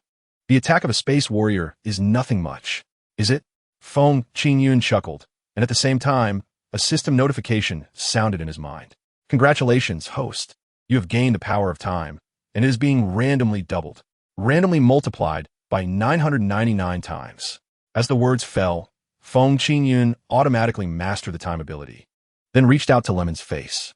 In an instant, Lemon felt a stinging pain on his face, as if he had been punched again, making him grimace in pain. What's going on? Lemon incredulously covered his face, then was astonished to find that the location of the pain was exactly the same as where Feng Qingyun had just punched him. A wave of panic surged in Lemon's heart. No, this is impossible. He is clearly a spatial warrior. How could he have time abilities? It must be an illusion. This has to be an illusion. Do you think it's an illusion? Feng Qingyun smirked mischievously, waved his hand lightly again, and the pain on Lemon's face disappeared. Then, with another gentle shake, Lemon felt as if he had been hit again. Now Lemon was truly panicking, because Feng Qingyun also possessed time abilities. Even more surprising was Watermelon, who, as the most perceptive person, had already seen that Feng Qingyun's time abilities were above Lemon's. Is this guy a monster? How could he also have time abilities? Strawberry shouted nervously. What's going on? Lemon, what happened? There's nothing wrong. Everything is going according to Feng Qingyun's plan. Feng Qingyun helped answer, then looked at the already recovered mangosteen and grape, a smirk appearing at the corner of his mouth. He then made time rewind for them. In an instant, the mangosteen that had been knocked down by lightning was now hit by lightning again, and the grape that had its barrier blown up by lightning was also once again blasted and confused. But did they think it would end there? It did not. Feng Qingyun began to repeatedly torment them, making them experience pain over and over again, turning their mental shadows into insurmountable burdens. One moment they were fine, and the next they were covered in injuries and unable to move. Seeing this scene, Lemon quickly tried to fight back. But it was like a weakling charging a scion. The scion simply grabbed the weakling's fist and sent him crying for his mother. With just a light wave of his hand, Feng Qingyun left another punch mark on Lemon's face, making it burn with pain, and with another gesture, there was nothing on Lemon's face again. But Lemon knew that in the next second, there would be another mark. The saddest part was that, as a fellow time warrior, he couldn't stop Feng Qingyun. Thus, the audience watched as if they were viewing a buffering movie online. Lemon, mangosteen, and grape were tormented repeatedly, their injuries reappearing time and again, and they had no way to escape. Chapter 325. The Charge Plan O. This time ability is quite fun, Feng Qingyun said with a wicked smile, repeatedly messing with the wounds of mangosteen, lemon, and grape. Physical harm is one thing. Psychological harm is another. He had them in tears. Stop it. Stop it. We really can't take it anymore. Hee, begging for mercy? That won't do. When you bullied my teammates earlier, you showed no mercy at all. If I don't treat you harshly, it will be disrespectful to my teammates. Feng Qingyun said with conviction, continuing to manipulate time, increasing the psychological trauma of the three. Seeing this situation, Strawberry, as the captain, could no longer tolerate it. No, we must be the winners of this battle. Otherwise, we will be laughed at as weaklings. But his strength was incredibly strong. Strawberry gritted his teeth in frustration. He urgently needed a way to defeat Feng Qingyun. At that moment, Watermelon approached Captain Strawberry. Captain, if it really doesn't work, we should quickly abandon the troops to save the leader. What do you mean? Mangosteen, grape, and lemon are already on the verge of collapse. We might as well let them sacrifice themselves to take down Feng Qingyun. As long as Feng Qingyun goes down, we can continue 2 against 1, and we still have a chance to win. This thought made Strawberry's heart waver. The Academy had been looking forward to this victory for too long, and they themselves had been waiting for it as well. So sacrificing some people to achieve their common goal seemed like a very worthwhile approach.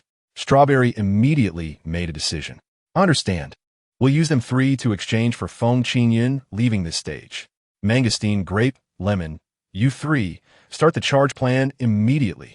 Charge plan? Mangosteen, grape, and lemon were all stunned.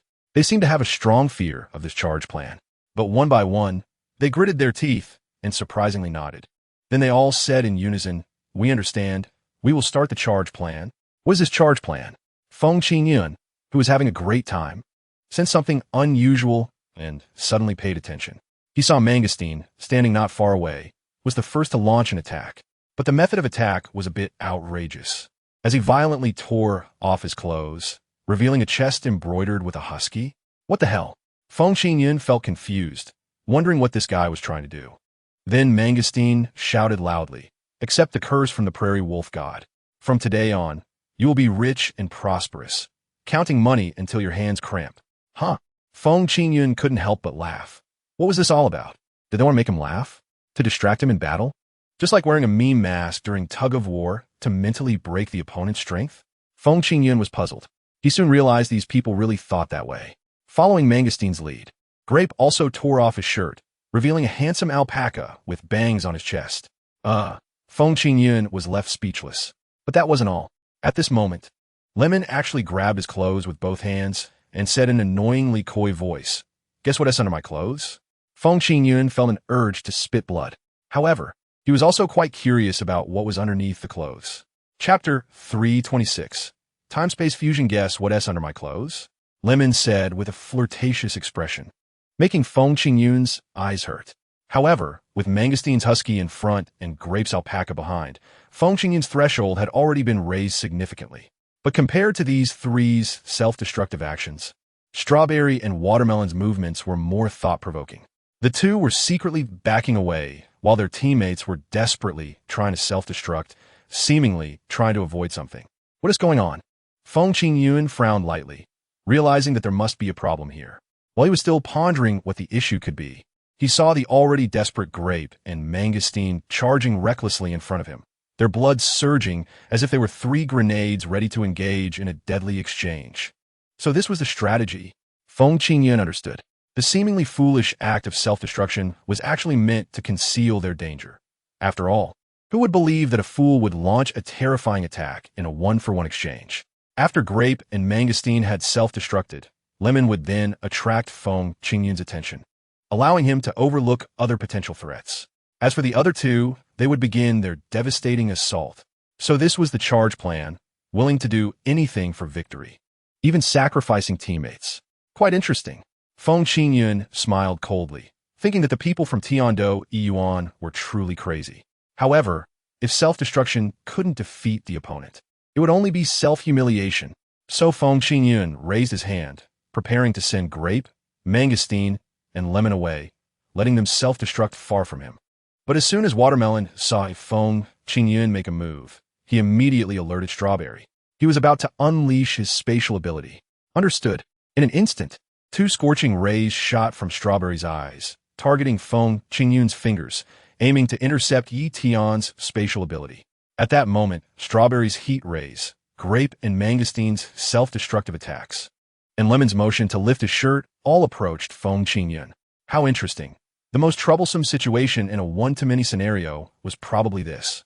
However, at that moment, Feng Qingyun felt the spatial power and the power of time within him slowly overlapping and gradually merging. What was happening? Feng Qingyun felt like the whole world was slowing down. Watching others felt like watching in slow motion, whether it was Strawberry's heat rays or Grape and Mangostine's self-destruction, as well as Lemon's shirt being lifted. To be honest, I really wanted to see what was under Lemon's clothes.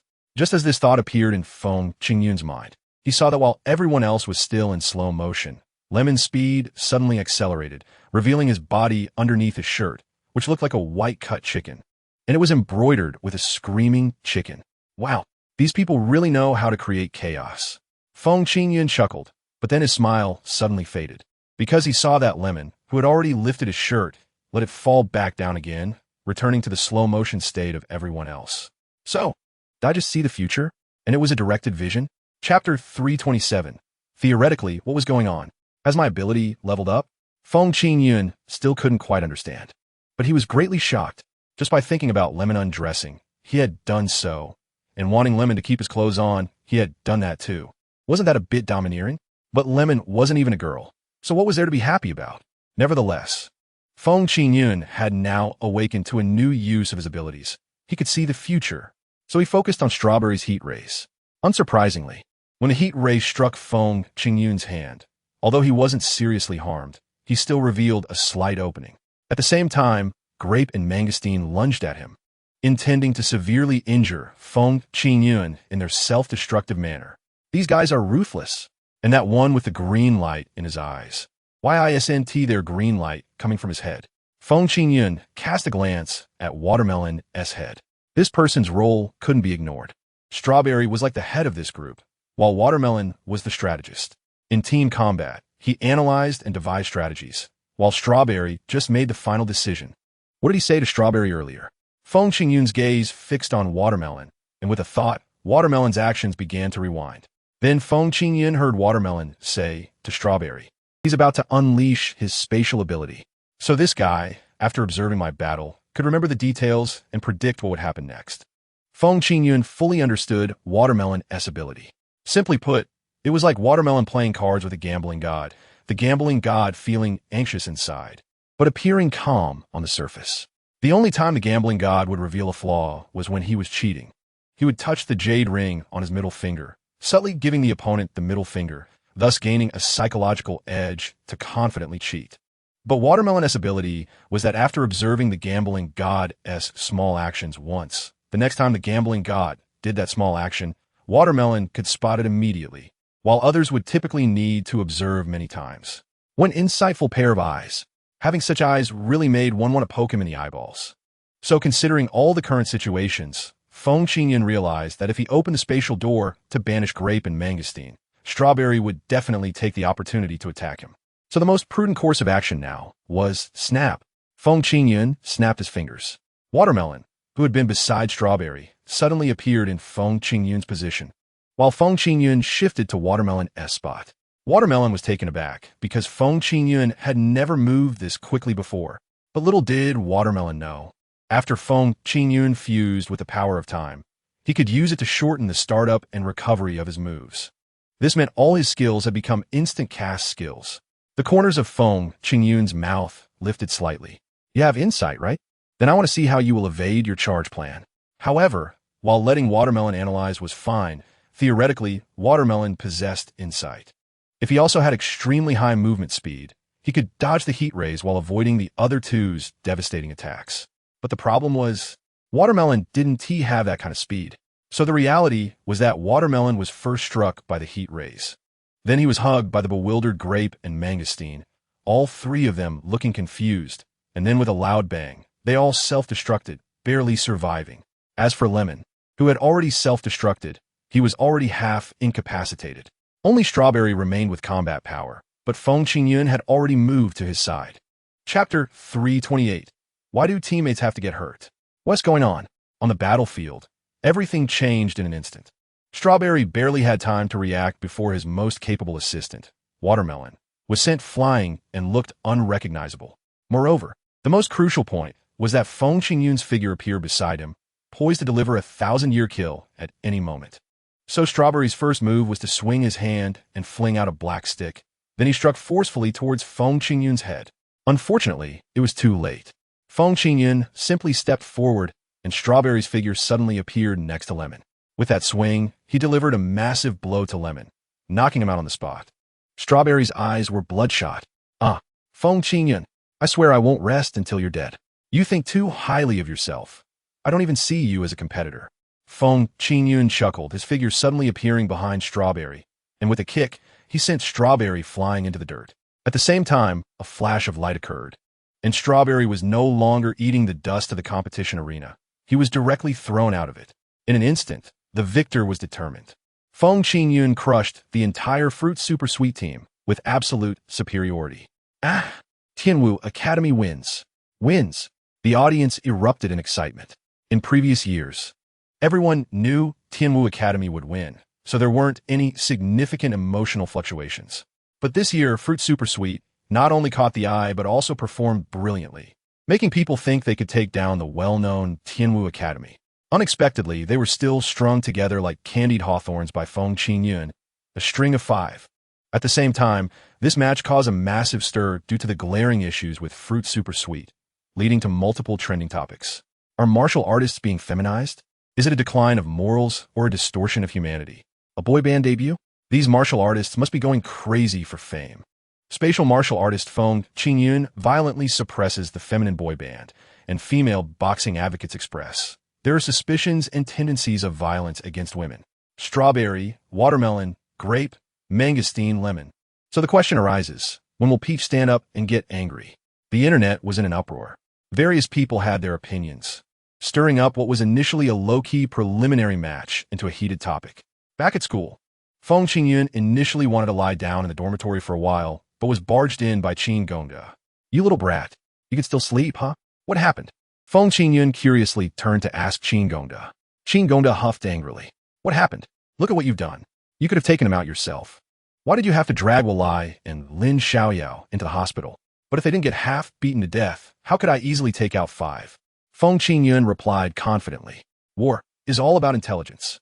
Qin Gongda pondered for a moment, and it made sense to him. All right, I won't scold you about that. Let me ask you about the second thing. What are you planning for the next match? Simple. Let Niu Zaiyan and Qiao Qiao go up. Once they get sent to the hospital and my anger meter fills up, I can take out another 5. Feng Qingyun said with absolute certainty. Chapter 329. That is my mentor, friend, and brother. Simple, let Niu Zaiqian and Xiao Xiao go up. Once they get sent to the hospital and my anger meter fills up, I can take out another 5. Feng Qingyun said with absolute certainty. This made Qin Gongda so angry his nose almost crooked. So, you're planning to sacrifice your teammates. Huh? You think they're expendable? How can you say that? They're all my mentors, friends, and brothers. So at least they're high-tier expendables. Feng Qingyun emphasized very seriously. He absolutely wouldn't allow Qin Gongda to look down on them. Qin Gongda muttered weakly. Although he wanted to scold Feng Qingyun a bit, he thought about it. Who hasn't been someone else's expendable? So after muttering for a long time, he could only say, all right, whatever makes you happy, Lord Feng Qingyun. Just one request. You must take down Diwu and Mo. Yes, I guarantee I will complete the task. That's good. Also, one more thing. What is it? Could you not have the dormitory above the office building? Although the lighting is good, it's not friendly to the teachers. Oh, I thought the school was my home, huh? Can't I lie down in my own home? With a hint of disappointment, he waved his hand. Feng Qingyun vanished from the school office building. Below the office building, students who were watching the excitement saw Feng Qingyun run away without getting beaten and left with expressions of disappointment. Meanwhile, as the saying goes, fortunes turn. Some are joyful while others are sorrowful. Facing the overwhelming public opinion, all the senior officials at the Tianwu Academy were silent and sullen in the meeting. They had initially thought that their fruit super sweet would be a dark horse, but before it could even fully emerge, it was cut down by Feng Qingyun. Now they've lost face, lost the match, and all the benefits went to Feng Qingyun. How could they tolerate that? This match was a humiliating defeat. For such results, you 5 must bear the main responsibility. Faced with the questioning from the higher-ups, the 5 members of Fruit Super Sweet, Strawberry, Mangosteen, Grape, Watermelon, and Lemon all looked ashen and trembled with agitation. But the higher-ups didn't care how they felt. They coldly said, after you go back, you need to reflect on why 5 of you couldn't defeat just one Feng Qingyun. You are all extraordinary martial artists. Why did you lose so miserably? After reflecting, each of you must write a 10,000-word reflection for me. Really, there is still a bunch of troublesome things ahead. Listening to the discontented tone of the higher-ups, the 5 of them understood, even if they were fools, that this matter was far more than just writing a reflection. It probably wouldn't be used again for a long time. So after leaving the conference room, Strawberry punched the stone hard, shattering it into pieces. Damn it, Feng Qingyun, you think you're so great. Everyone loves you. Of course, you have high strength and good looks, and you don't have to act feminine like us to get attention. Watermelon said indignantly. Mangosteen frowned and asked, what should we do next? Are we really just going to let it go like this? Huh, no way. Strawberry let out a cold laugh and continued. We can't beat Feng Qingyun, but there are people who can. Isn't he currently riding high and mighty? Then let us make him climb higher, so he falls harder. Chapter 330. Fanning the flames, let us make him climb higher, so he falls harder. Strawberry said fiercely. Mountain Mango, Grape, Watermelon, and Lemon felt inexplicably excited at the thought of dealing with Feng Qingyun's arrogance. It would be more satisfying than finding themselves boyfriends. So Watermelon curiously asked, Captain, who should we look for to do this? Oh well. Strawberry awkwardly scratched his nose. Although the slogan sounded good, he and T thought of the specifics yet. This caused the 4 who were just fired up to instantly fall into a sage mode, mentally. However, once people enter sage mode, inspiration can easily strike. Watermelon suddenly clapped his hands. Right? We can directly search for it. Search? Can we find that out? Of course. Watermelon immediately took out his phone and opened the tomato search engine to look up who Feng Qingyun's biggest rival was. In an instant, a bunch of answers popped up on the page. The most liked answer was, at first, I thought Feng Qingyun's biggest rival was Fruit Super Sweet. But after Feng Qingyun defeated Fruit Super Sweet, the invincible Dugawudi came out. However, Dugawudi seems to have a dog-like attribute. So I can't be sure if Dugawudi can win against Feng Qingyun. Dugawudi. Upon seeing this name, the eyes of the 5 from Fruit Super Sweet lit up. Dugawudi's name had already become a legend, a man who swept through the Demon Martial Academy and made a name for himself at the Heavenly Martial Academy. Everyone believed he would be Feng Qingyun's lifelong rival. Now, he also represented the Sect Alliance, participating in the World Martial Artist Exchange competition. Right? How could I forget him? This person's strength, while not necessarily stronger than Feng Qingyun's, might not lose to him either. Strawberry said excitedly, but Lemon expressed some skepticism. In the past, he might not have lost to Feng Qingyun, but now, it seems Feng Qingyun has gained time-related abilities. Can Dugawudi truly be his opponent?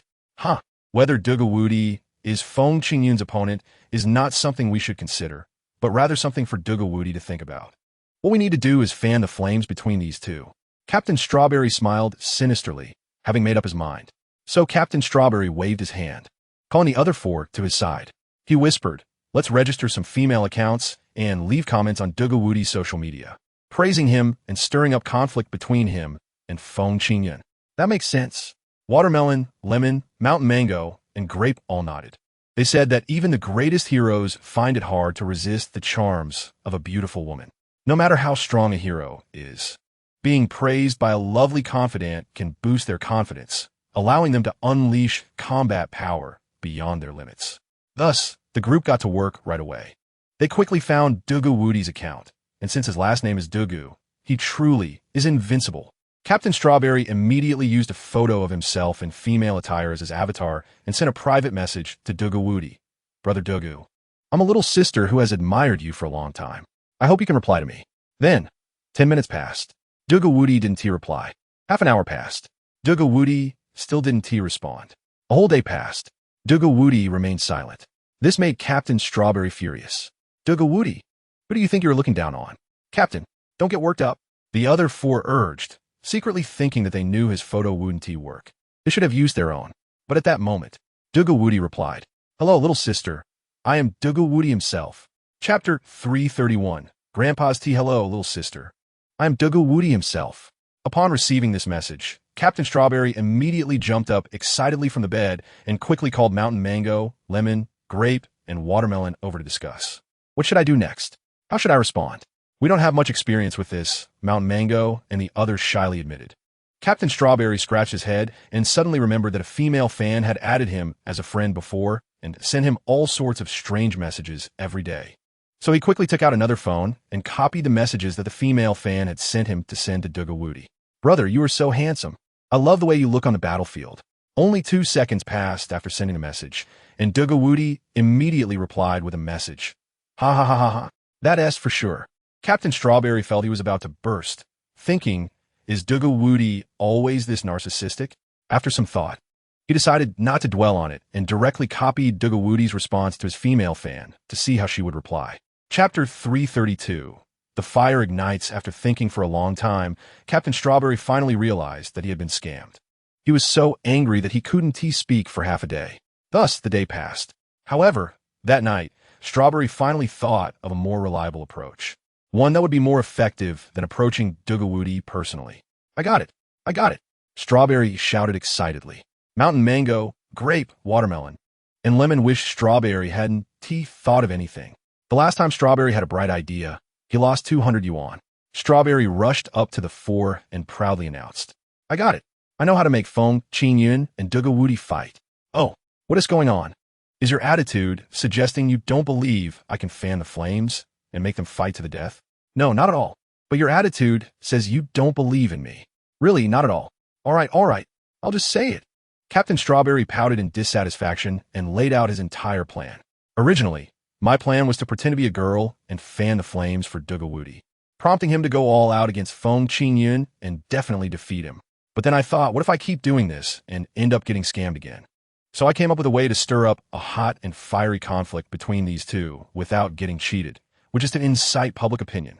Upon hearing this, the four of them, Shanju, Grape, Watermelon, and Lemon, made faces filled with entanglement and confusion, as if to say, "You only just thought of that? Don't you have any self-awareness about how you became popular online?"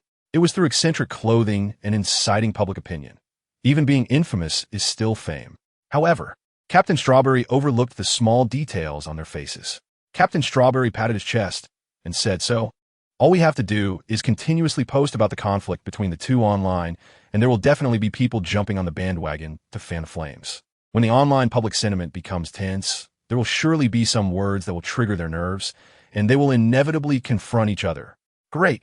The other four quickly applauded, thinking, let us get on with it and find something for you to do, or else something weird will happen again. So the five of them agreed to go for it. Using various accounts, they frantically fanned the flames across all social media platforms. How do you view the impending battle between Dugawudi and Feng Qingyan? It's obvious. In fact, the outcome is already clear to anyone who understands.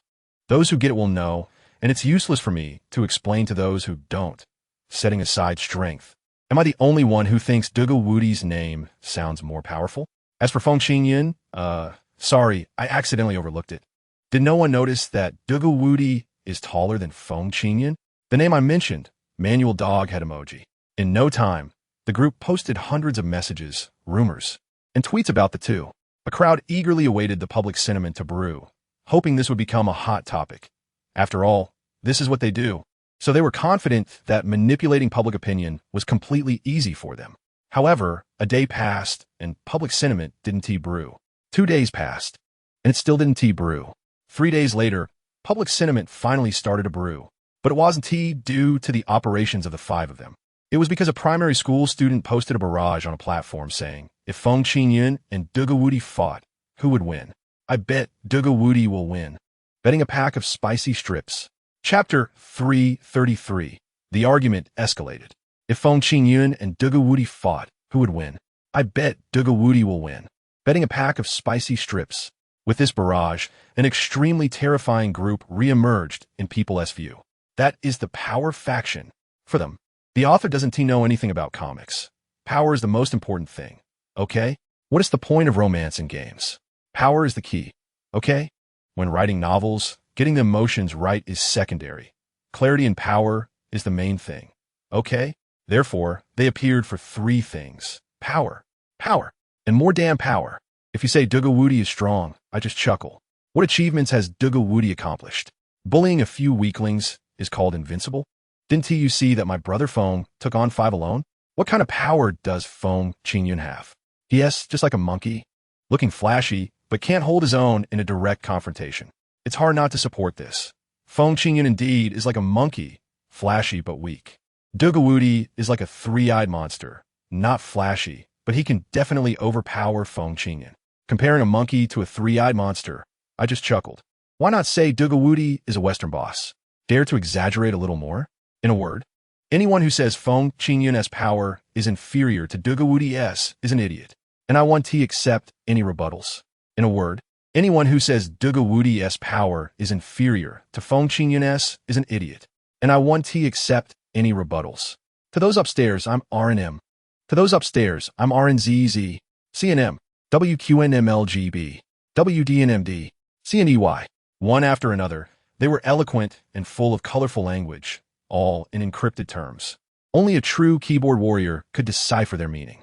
With the power faction making a huge uproar, both the Sect Alliance and Tianwu Academy had to pay attention to this matter. Sect Alliance. I didn't expect there to be so many primary school students online. As adults, we need to view these comments rationally. Report everyone who says Dugawudi can't beat Feng Qingyan. On the other side, Tianwu Academy. I didn't expect there to be so many keyboard warriors online. It's truly heartbreaking that they give evaluations without knowing the whole story. Hey, whoever, open a secondary account and post a few messages about Feng Qingyan's power being above Dugawudi. With the entrance of these 2 major forces, the matter of Feng Qingyan versus Dugawudi also hit the trending topics. It even caused singer Wang Feng to want to hold a concert, but no one paid attention. He could only quietly follow along and eat melon seeds. Meanwhile, the commotion on the internet finally reached the ears of the 2 main characters. Regarding this matter, Dugawudi was exceptionally excited. I didn't expect brother Feng Qingyan to be playing dead. Haha, great, now I can finally battle brother Feng Qingyan. Haha. The nearby protector didn't know whether to say Dugawudi was carefree or foolish. At such a time, Dugawudi was only concerned with this. Meanwhile, Feng Qingyan looked at the uproar on the internet and couldn't help but shake his head and sigh deeply. Zhang Dingding, who came to visit, saw Feng Qingyan's worried expression and kindly asked, "What's wrong? Feeling a lot of pressure?" "The pressure is okay. Mainly I feel like Sai." "What's wrong?" "It's just that no one compliments my looks, you know." Sai. At this moment, Zhang Dingding really wanted to hit someone. But Zhang Dingding had no idea that beneath Feng Qingyan's unruly exterior, there actually hid a mature and steady side. That is, Feng Qingyan bet a pack of spicy strips on himself, believing he would definitely win. Chapter 334. What to eat at the celebration banquet. With the fermentation of online public sentiment, the battle between Feng Qingyun and Dugawudi had become a highly anticipated showdown. Those supporting Feng Qingyun were waiting to slap the faces of those saying Dugawudi had a higher power level.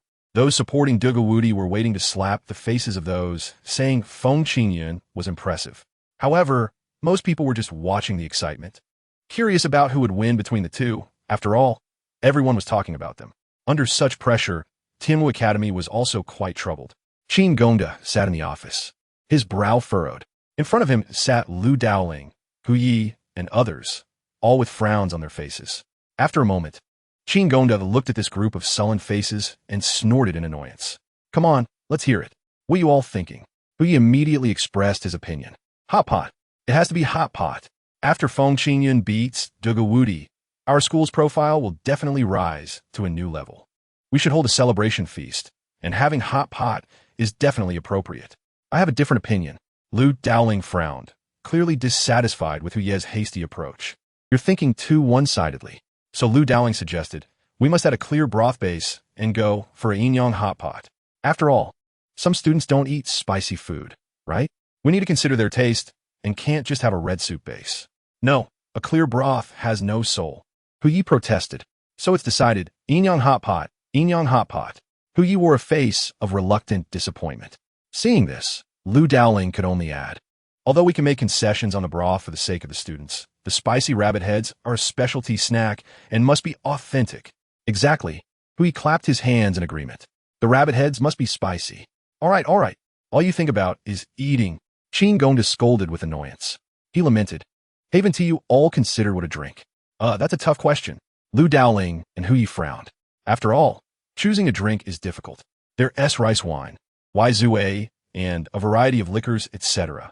Seeing the two of them struggling, Qin Gongda shook his head. Moreover, after the celebration feast, should the students take some souvenirs? Sigh, I have to worry about these little things too. Just arrange for some dogshit candy and zhang fei beef. Okay, Lu Daoling and Hu Yi agreed, thinking to themselves that the principal is quite attentive. Just then, Qin Gongda's phone rang. He picked it up casually.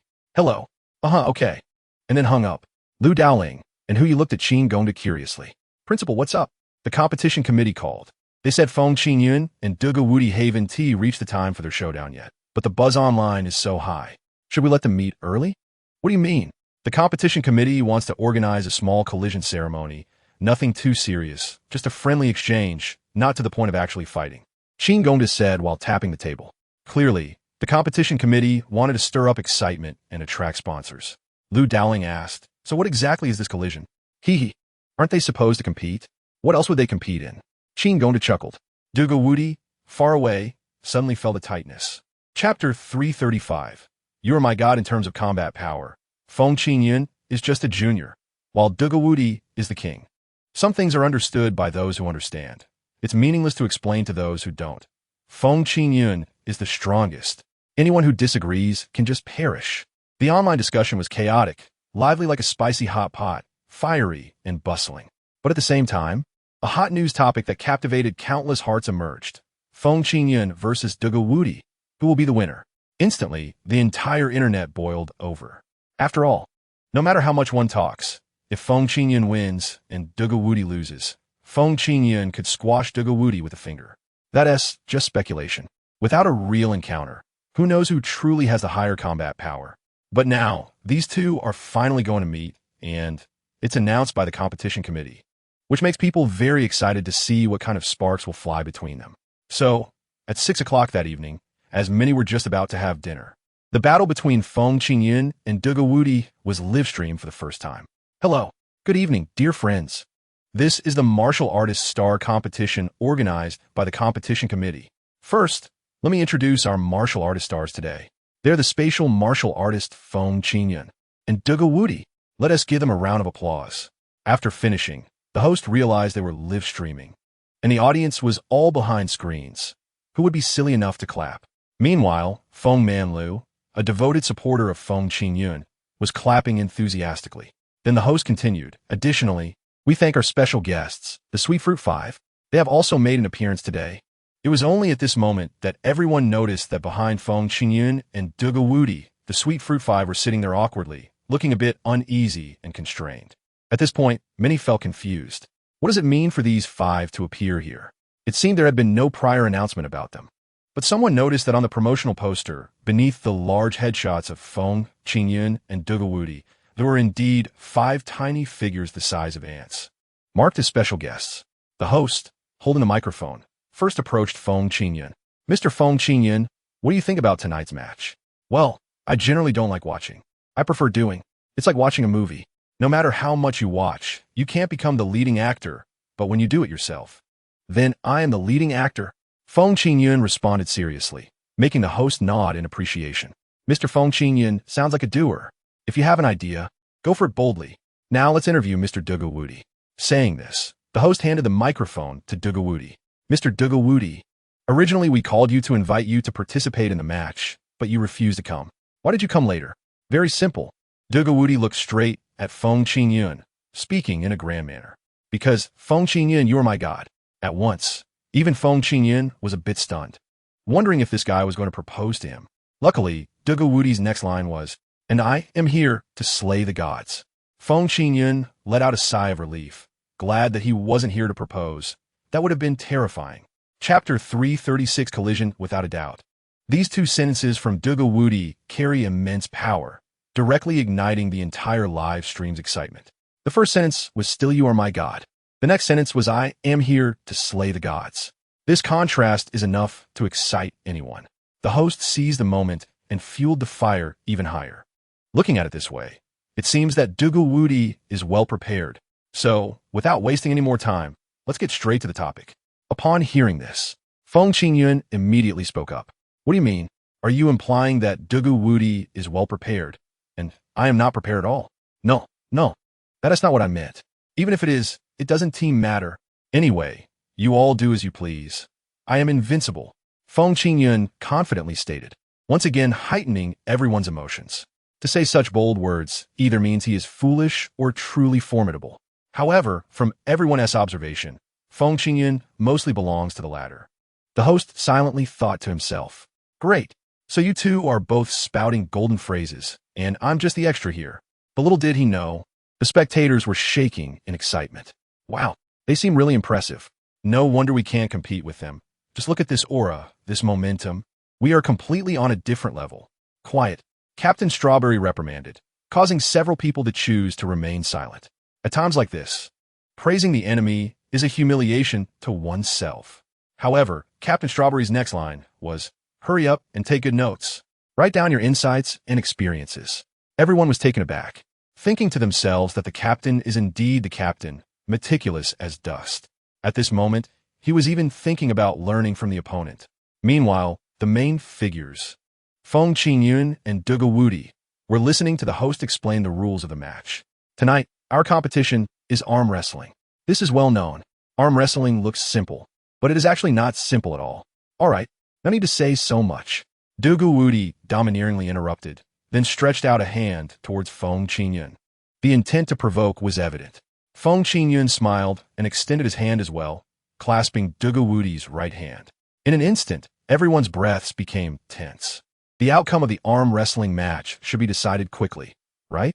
And that was indeed the case. Dugawudi glared, his blood energy surging like the yellow river flooding, roaring towards Feng Qingyun. Even the air was filled with intense sounds. It was evident that Dugawudi intended to press Feng Qingyun down with one strong push. Faced with Dugawudi's powerful advance, Feng Qingyun was equally unyielding.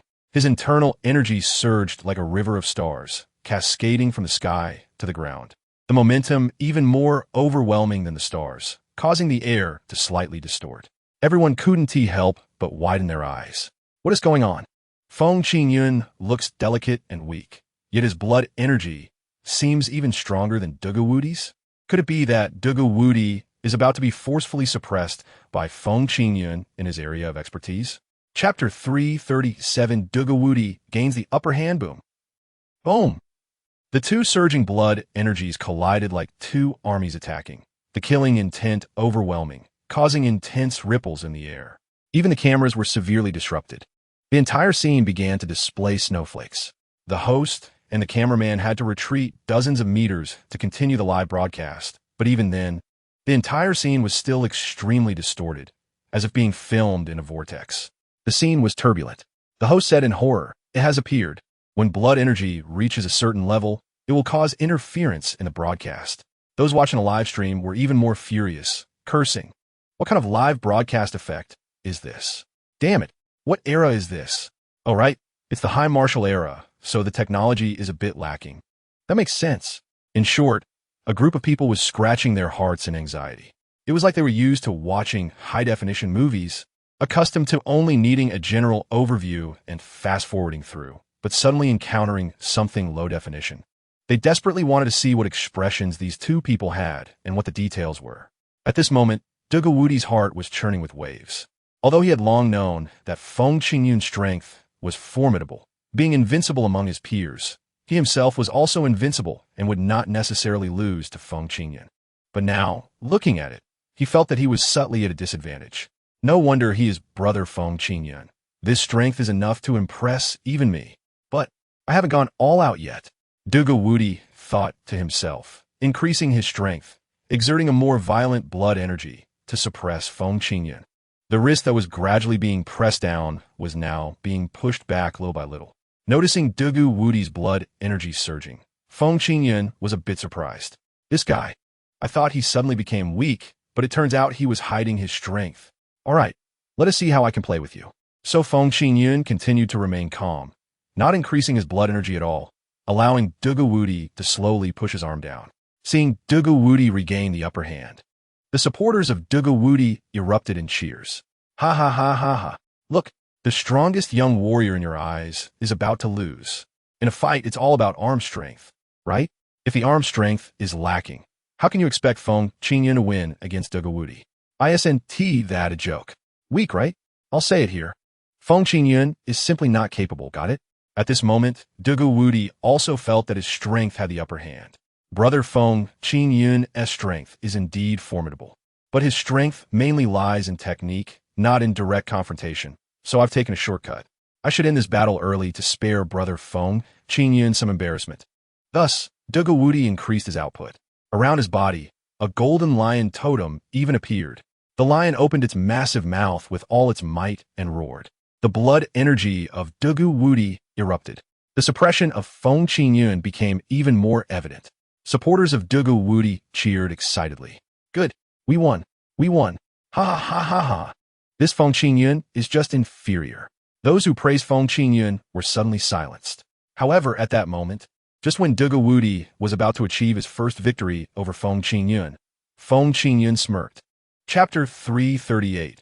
Repeated torment. Just as Woody was about to achieve his first victory, Feng Qingyun smirked. The time for showing off had arrived.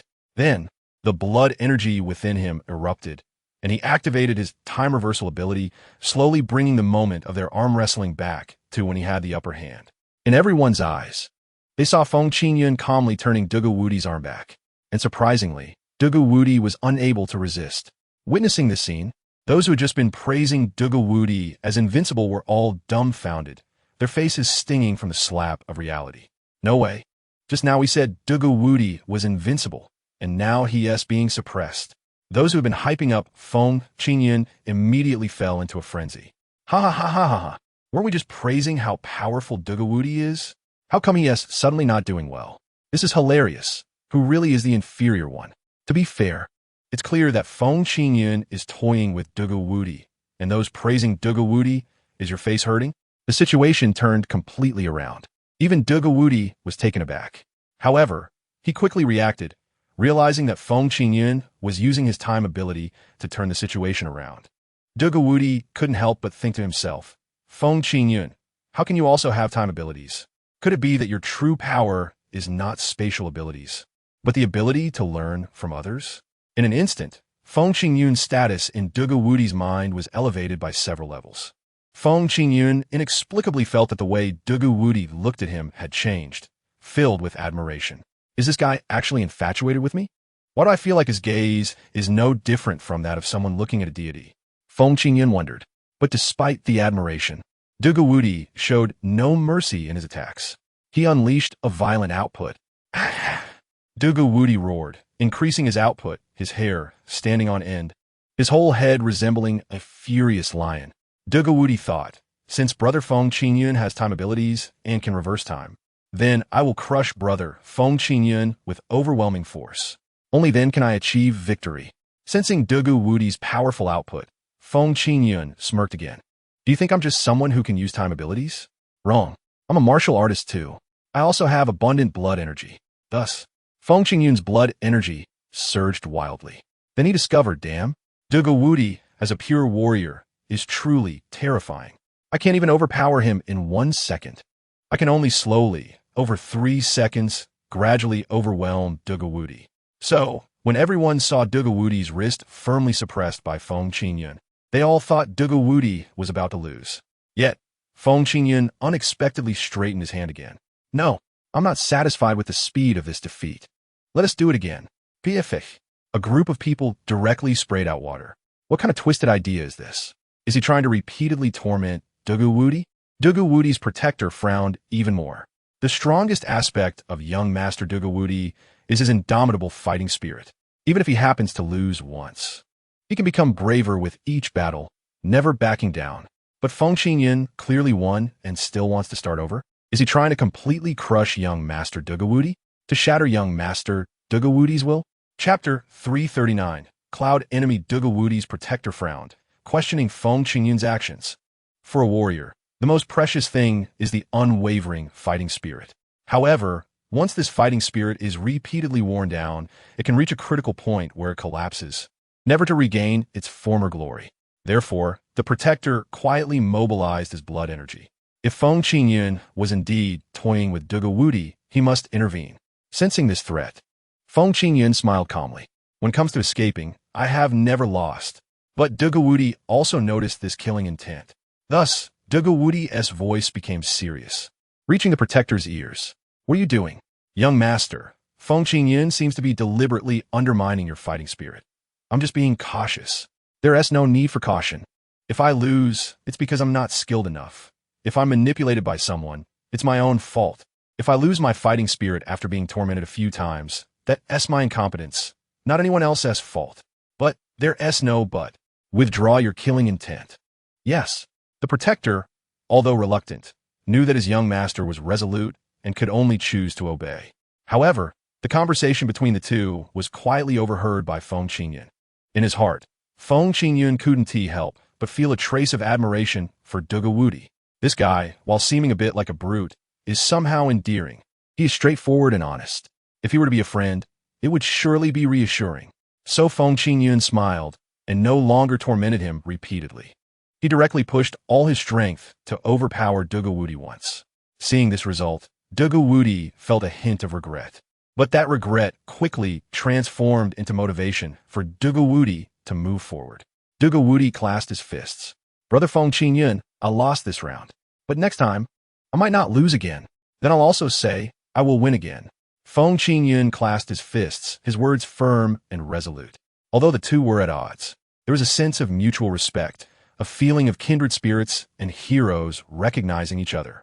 Until in front of the TV, a girl wearing glasses cried. They really made me cry. So this girl, not eating or going to the bathroom, rushed into her room, opened her computer, and started writing a novel. The title was very explicit. It was called The Song of Cloud and Enemy. The Years of Wind Like Cloud and Dew Goo Invincible.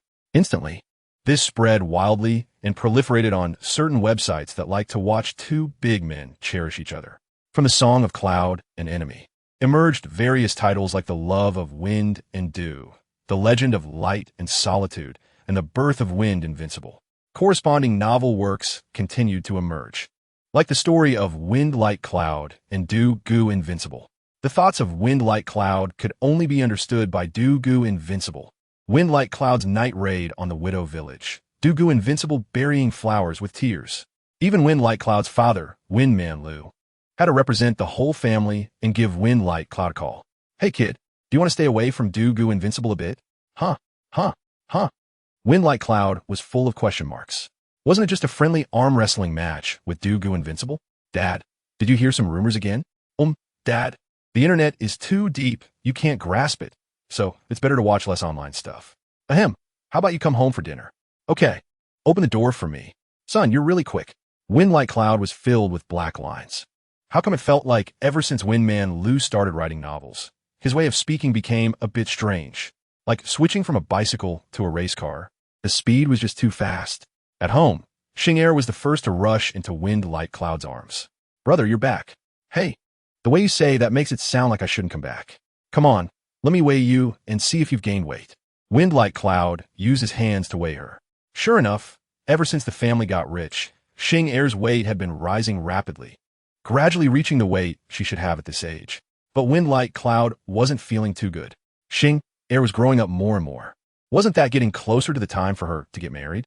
At this time, the Bigfoot that Wind-like Cloud had previously kept at home also came over happily, rubbing against Wind-like Cloud.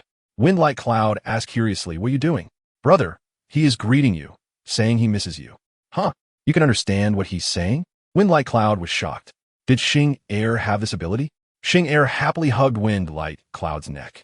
Then she whispered in Wind-like Cloud's ear, "Brother, actually, it's Xing who misses you." But Mom doesn't let Xing say it, saying if you hear it too much, you'll always want to come home and won't focus on your classes. Silly Xing, if you miss your brother, just say it. Transportation is very convenient now. You can come over in the blink of an eye. Wind-like Cloud patted Xing's little head, looking very indulgent. In the study, Windman Lu also came out. Seeing his son back, he felt a surge of emotions. Recently, many female fans had left messages saying they wanted to see Wind-like Cloud and Dugu Invincible as a couple. As a father, he was really frustrated to the point of wanting to spit blood.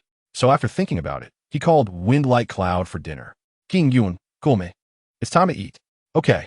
Wind-like Cloud carried Xing and first went to the kitchen to greet his mom. "Mom, I'm back." "All right. The braised pig trotters will be ready soon. Just sit at the table." "Okay." Wind-like Cloud sat down at the table with Xing. Not long after, his mom brought in a large pot of fragrant braised pig trotters, filling the room with the delicious smell of red braised meat. Even the Bigfoot was drooling. "Mom, how come your pig trotters are so delicious?" Wind-like Cloud smiled and reached for the pig trotters with his chopsticks. But at that moment, his mom discreetly poked Windman Lu in the lower back. So Windman Lu, feeling embarrassed, extended his chopsticks to block Wind-like Cloud's. Wind-like Cloud was confused. "Dad, what are you doing?" "Xing, look at your dad's chopsticks. So straight. So good looking. How about you? Are yours straight?" Wind-like Cloud looked at Windman Lu with a speechless expression, thinking enough already. After having dinner at home, he didn't know if the food was good or not. But the straightness of the chopsticks became the focus. Also, was that really about chopsticks? That was clearly using an object to metaphorically refer to a person. So Wind-like Cloud helplessly returned to Tianwu Academy, preparing to complain a little to Qin Gongda. In the principal's office, Qin Gongda was looking at the computer and laughing foolishly. Principal!" Wind-like Cloud shouted, opened a small space door, and reached out to unlock the locked door. Entering the office required walking through the door. This was Wind-like Cloud's greatest respect for Qin Gongda. Qin Gongda looked at Wind-like Cloud with a smile. "What's up? Isn't it your arrangement for me to meet Dugu Invincible?" "Now, it's good. We were clearly just having a passionate duel, but everyone says we are full of bromance." "Oh, don't say that. Now that the Cloud enemy flag is waving, it's also helpful for your fame," Qin Gongda said with a cheerful face. Then he felt a sudden jolt in his heart. He thought, oh no. He saw Wind-like Cloud's body still sitting in the chair, but his head had already appeared beside Qin Gongda's head through the space door. Wind-like Cloud stared at the computer screen. As a result, he found that the entire computer screen was filled with exciting clips of himself and Dugu Invincible. What a shock. Wind-like Cloud and Dugu Invincible actually have such a past. What must watch for Cloud enemy? From the slightest clues, see the relationship between the two. And there was more, no more nonsense. The Cloud enemy flag is waving. Ahem, I can explain, Qin Gongda said, secretly sweating. He thought this was bad. Wind-like Cloud might just go berserk. However, Wind-like Cloud only sighed and pulled his head back. Wind-like Cloud, dissatisfied, tapped his fingers on the armrest of the chair. Principal, this matter has a huge impact on my reputation. I feel like the pressure on me is overwhelming, and it's about to crush me. Qin Gongda thought for a moment. This means he wants to withdraw from the competition. So he quickly said, no, Qin, if you don't like this kind of thing, I can contact someone to help reduce the heat. Feng Qin shook his head. Even if the heat is reduced, the subsequent impact cannot be eliminated. everyone will still say, look at that guy. He is the one who has an ambiguous relationship with so-and-so. This is indeed the case. Qin Gongda fell silent. Such matters are like being splashed with dirty water. The dirt can be washed off, but there will always be people gossiping. So Qin Gongda also became serious. What do you hope to do? How should I put it? Feng Qingyun frowned, analyzing the situation with a heavy heart. Since I entered Tianwu Academy, the school has deliberately shaped me into the school's top star. Top star? Ahem, I mean the emblem. Feng Qingyun corrected himself, without realizing it.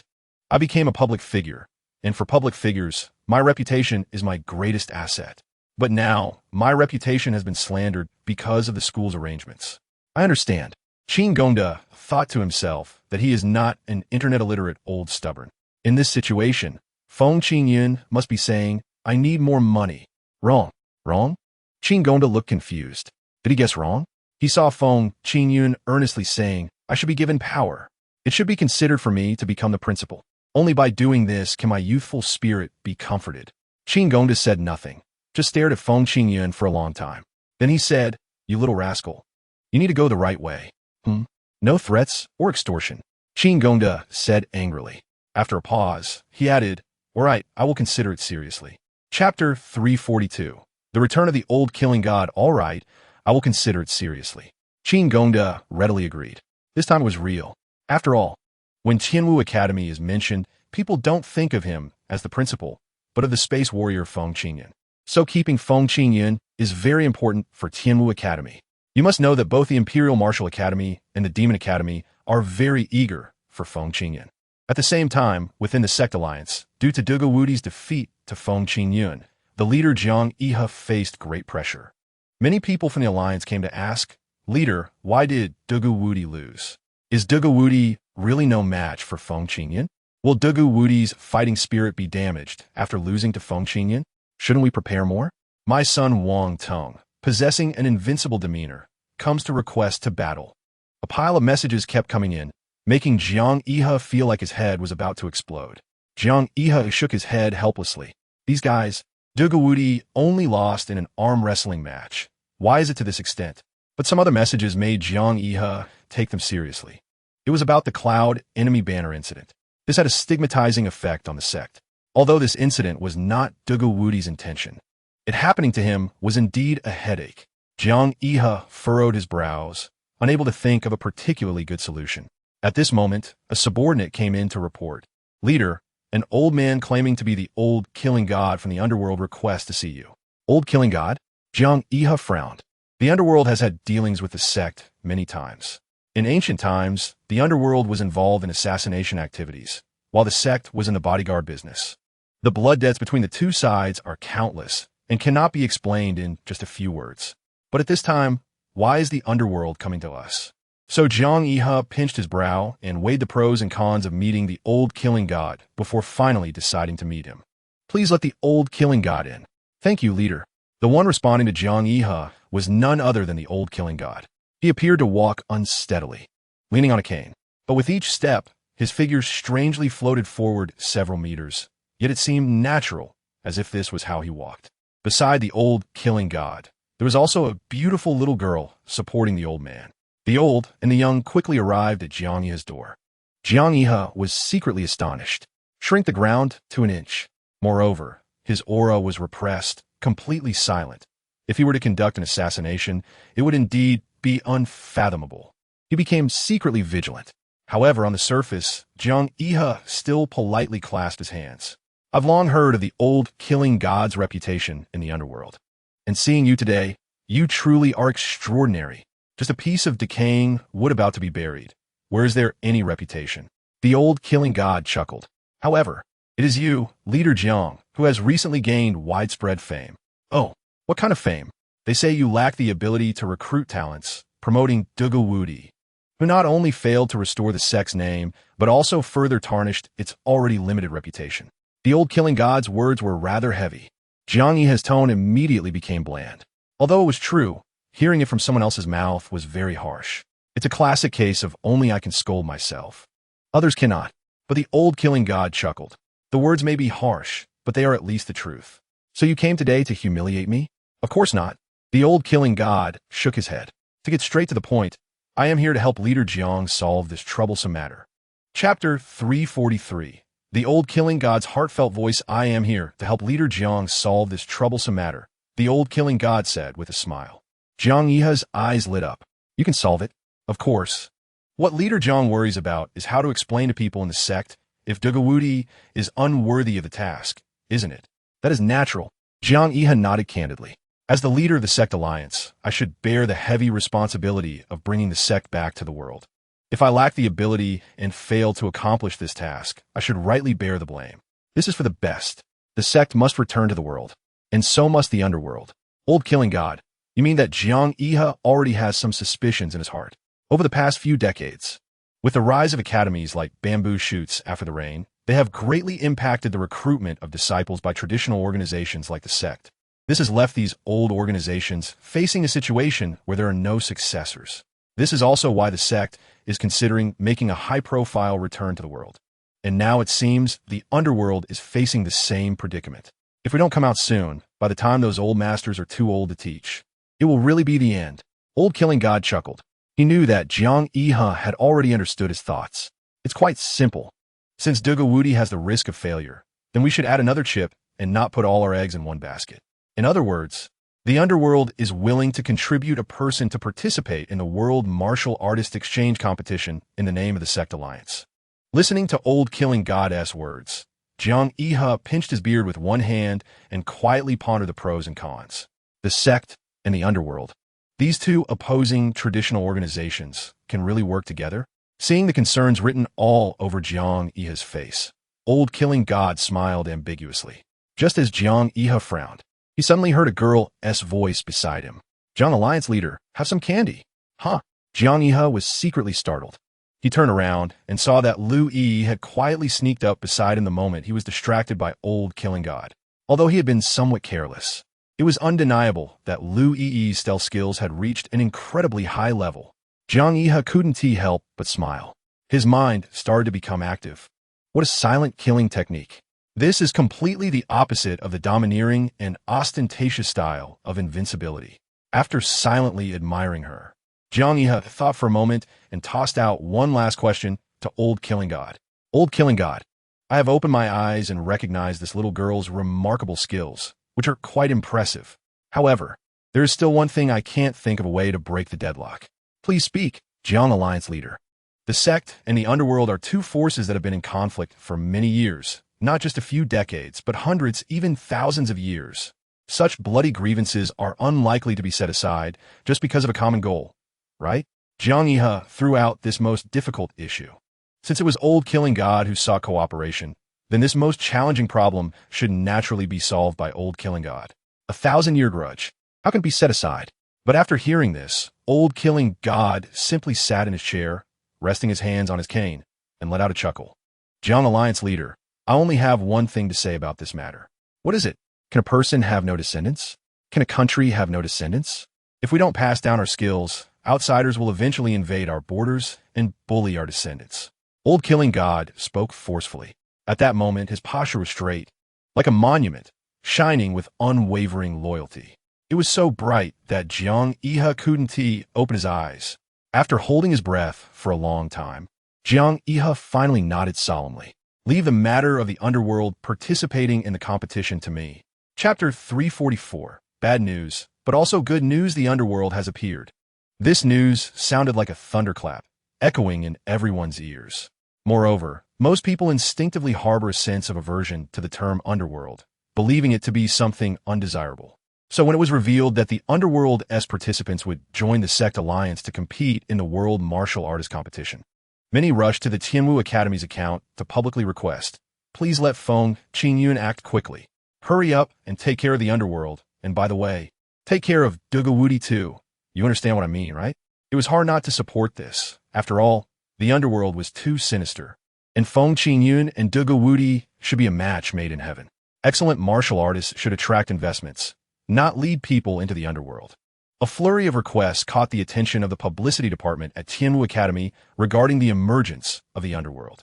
At that time, the account manager of Tianwu Academy was misusing the official account to browse for pictures of girls in white stockings. And he ended up seeing those girls criticizing Tianwu Academy for not taking action. Is the flag of the cloud, enemy, still waving? Is the underworld being dealt with? Which is better, black stockings or white stockings? Regarding this kind of chaotic situation online, Qin Gongda felt deeply powerless. Sigh, what use is it to learn martial arts well? It can't kill anyone through the screen. It's better to learn how to argue instead, as that can infuriate people from a distance. Principal, what do you think about the underworld situation? Lu Daoling asked from the side. According to the normal competition system, Feng Qingyun and Dugu Wudi's battle, which represented Tianwu Academy and the Sect Alliance, was still far from the time to come. However, the online clamor was overwhelming. If they didn't arrange for Feng Qingyun and Dugu Wudi to get married, it would be hard to settle things. Qin Gongda frowned. Just now, the competition committee called me, saying that their popularity is too high and the competition committees from other regions are already very dissatisfied. So they're demanding that Dugu Wudi must fight Feng Qingyun as soon as possible to let this wave of heat pass, and to give some heat to the other region's events, increasing some advertising revenue. What? Lu Daoling immediately frowned. Now we're going to fight against the Sect Alliance? The opponent has Dugu Wudi and the Underworld's heir. Even if we can win, we will definitely suffer heavy losses. At that time, right? If we lose, we'll suffer greatly, and if we win, we'll still suffer greatly. In short, we are in trouble. Qin Gongda was even more displeased, letting their students clash with the Sect Alliance and allowing others to reap the benefits. What kind of situation is this for them? However, Qin Gongda still had to consider it. The time was roughly set after the battle with Tiannan Courtyard this week. The next week would be a major battle with the Sect Alliance. This, Lu Daoling sighed. Now that it has come to this, it's useless for me to oppose it alone. But Qin Gongda still had something to say. Although this is bad news, there's also some good news. What good news? The latest announcement, regional honors for an academy, national honors for a province. World honors must belong to Huaxia. Qin Gongda smiled slyly. Even though our Tianwu Academy lost, Feng Qingyun will still represent the Tiandu region in battle. And both Dugu Wudi and that underworld heir are currently on the reserve list for the battle team. What? Lu Daoling couldn't help but be astonished. You mean, that's right. This time, Tianwu, the sects, and the underworld, and of course the two factions of Diwu and Mo, might form a battle team together to participate in the final competition of the 4 war zones. As Qin Gongda spoke, he couldn't help but laugh. His eyes filled with anticipation for the future. This time, we really have to mobilize the whole country to stand atop the world. Chapter 345. The final battle at the Keiqiao Summit. Great.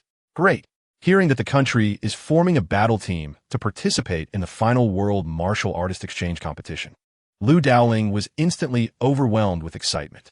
At this moment, national honor far surpassed academy honor, making Lu Daoling eager to see the Huaxia battle team standing at the pinnacle of the world. Seeing Lu Daoling's inexplicable excitement, Qin Gongda chuckled. Sit down. You're getting too excited over nothing. Dean, I can't control myself. No. It's me who can't control myself. After so many years of aspiration, it's finally about to be realized. Lu Daoling was so excited that tears nearly fell. Since he was a student, he dreamed of bringing glory to the country, wanting to inscribe Huaxia's honor in the World Martial Artist Exchange competition. Now he was already the head of Tianwu Academy, yet he still hadn't witnessed this honor firsthand. Hearing Lu Daoling's words, Qin Gongda sighed with emotion. Little Lu, I feel that this world has changed. Dean, us old folks, day by day, just love to squabble among ourselves. But the young people, they don't have as many schemes as we do. Although they also fight back and forth. They always stop just in time. Dean, you mean I'm getting old and should go home to dance square dances, brew a cup of tea, and watch my favorite soap operas all day? Qin Gongda smiled as he spoke, as if arranging matters for after his departure, which made Lu Daoling feel inexplicably panicked. Dean, don't worry, it's not that soon, but it will be in a few years, so it's time to select a suitable successor. Qin Gongda said with a smile, the wrinkles on his face spreading like a dry tree in bloom. It seemed that making this decision had instantly rejuvenated him by several years. Lu Daoling sat silently in his chair. Metabolism, the old giving way to the new. It's an inevitable and normal transition. Forcing it is meaningless. At the same time, due to the Sect Alliance absorbing the underworld, the already lively Unity flag incident was pushed to another level. Online, just the petitions for Feng Qingyun to battle Dugu Wudi had exceeded 30 million. This forced the competition committee to release a preliminary announcement. He, a strong powerhouse, loves milk tea and often says, hey, not bad. He, a powerful figure, lives freely and loves his buddies, crossed out. Freedom, his catchphrase being, who dares to fight me? And now, he and he are about to have a showdown at the Keiqiao Summit. Stay tuned for the Valentine's Day battle between Feng Qingyun and Dugawudi on July 7th. Once the news broke, the entire internet was in an uproar. The competition committee is stirring things up. Zhang Dingding looked at this promotional video and felt completely baffled. Lin Xiaoyao beside him also thought that the committee's planning was a bit eccentric. Is this the world where the younger generation is gradually taking power? The world style is developing in strange directions. Forget it, this is probably just a gimmick to attract attention, and once the hype passes, everyone's focus will shift to another topic. Feng Qingyun calmly withdrew his fist from the center of the television screen, leaving a large black hole. Then he calmly told his teammates, now, we should focus more on how we will fight this battle. Chapter 346, Refund the Keiqiao Sports Center. 41,000 spectators had gathered early outside the venue, waiting for the showdown between Feng Qingyun and Dugawudi. Of course, there was also an underworld presence. Reporters were already there conducting interviews, asking passersby for their opinions on this match. Damn it, refund. A bespectacled cute girl shouted excitedly. Some people around her, just as furious as she was, shared her sentiment. Is this how you treat us? The venue isn't even decorated in pink. How can you treat us like this? The reporters understood. This belonged in the realm of the end of Days Valley, where two characters' severed hands and blood didn't flow into the shape of a heart peach. The reporters couldn't help but want to ask, are you just looking for trouble? But out of professional ethics, they still handed the microphone to another girl. What do you think about the upcoming battle between Feng Qingyun and Dugawudi? Can they really fight? That's hard, the girl said ambiguously and meaningfully, making the reporter feel that he shouldn't have asked her that. After thinking about it, he had just interviewed two girls who seemed normal but behaved abnormally. So he quickly sought out another girl who seemed abnormal for questioning. Hello, what are your thoughts on the battle between Feng Qingyun and Dugawudi? How do I put this? I personally really like both Feng Qingyun and Dugawudi, but I came here today not to see them, but to see Zhang Dingding. Zhang Dingding? The reporter thought to himself, isn't that off topic? Just then, the girl let out a loud shout. Zhang Dingding. Awesome. For a moment, it was unclear whether she was praising or mocking Zhang Dingding. In any case, she was quickly pulled away from the crowd. From within the crowd, shouts erupted one after another. Stop fighting. Stop fighting. You can't kill her like this. To which the reporter could only respond. Hee. It's clear that everyone is very excited about the battle between Feng Qingyun and Dugawudi. Now, let's enter the stadium together and witness this highly anticipated showdown. As the camera pans, we see the Keiqiao Sports Arena. The main characters, Feng Qingyun and Dugawudi, each lead their teams and sit on opposite sides of the viewing area. In the middle of the stadium lies a patch of grass covering thousands of square meters. That is their battlefield. The spectators surrounding them are already buzzing with excitement, cheering endlessly, all anticipating the unfolding of this epic battle.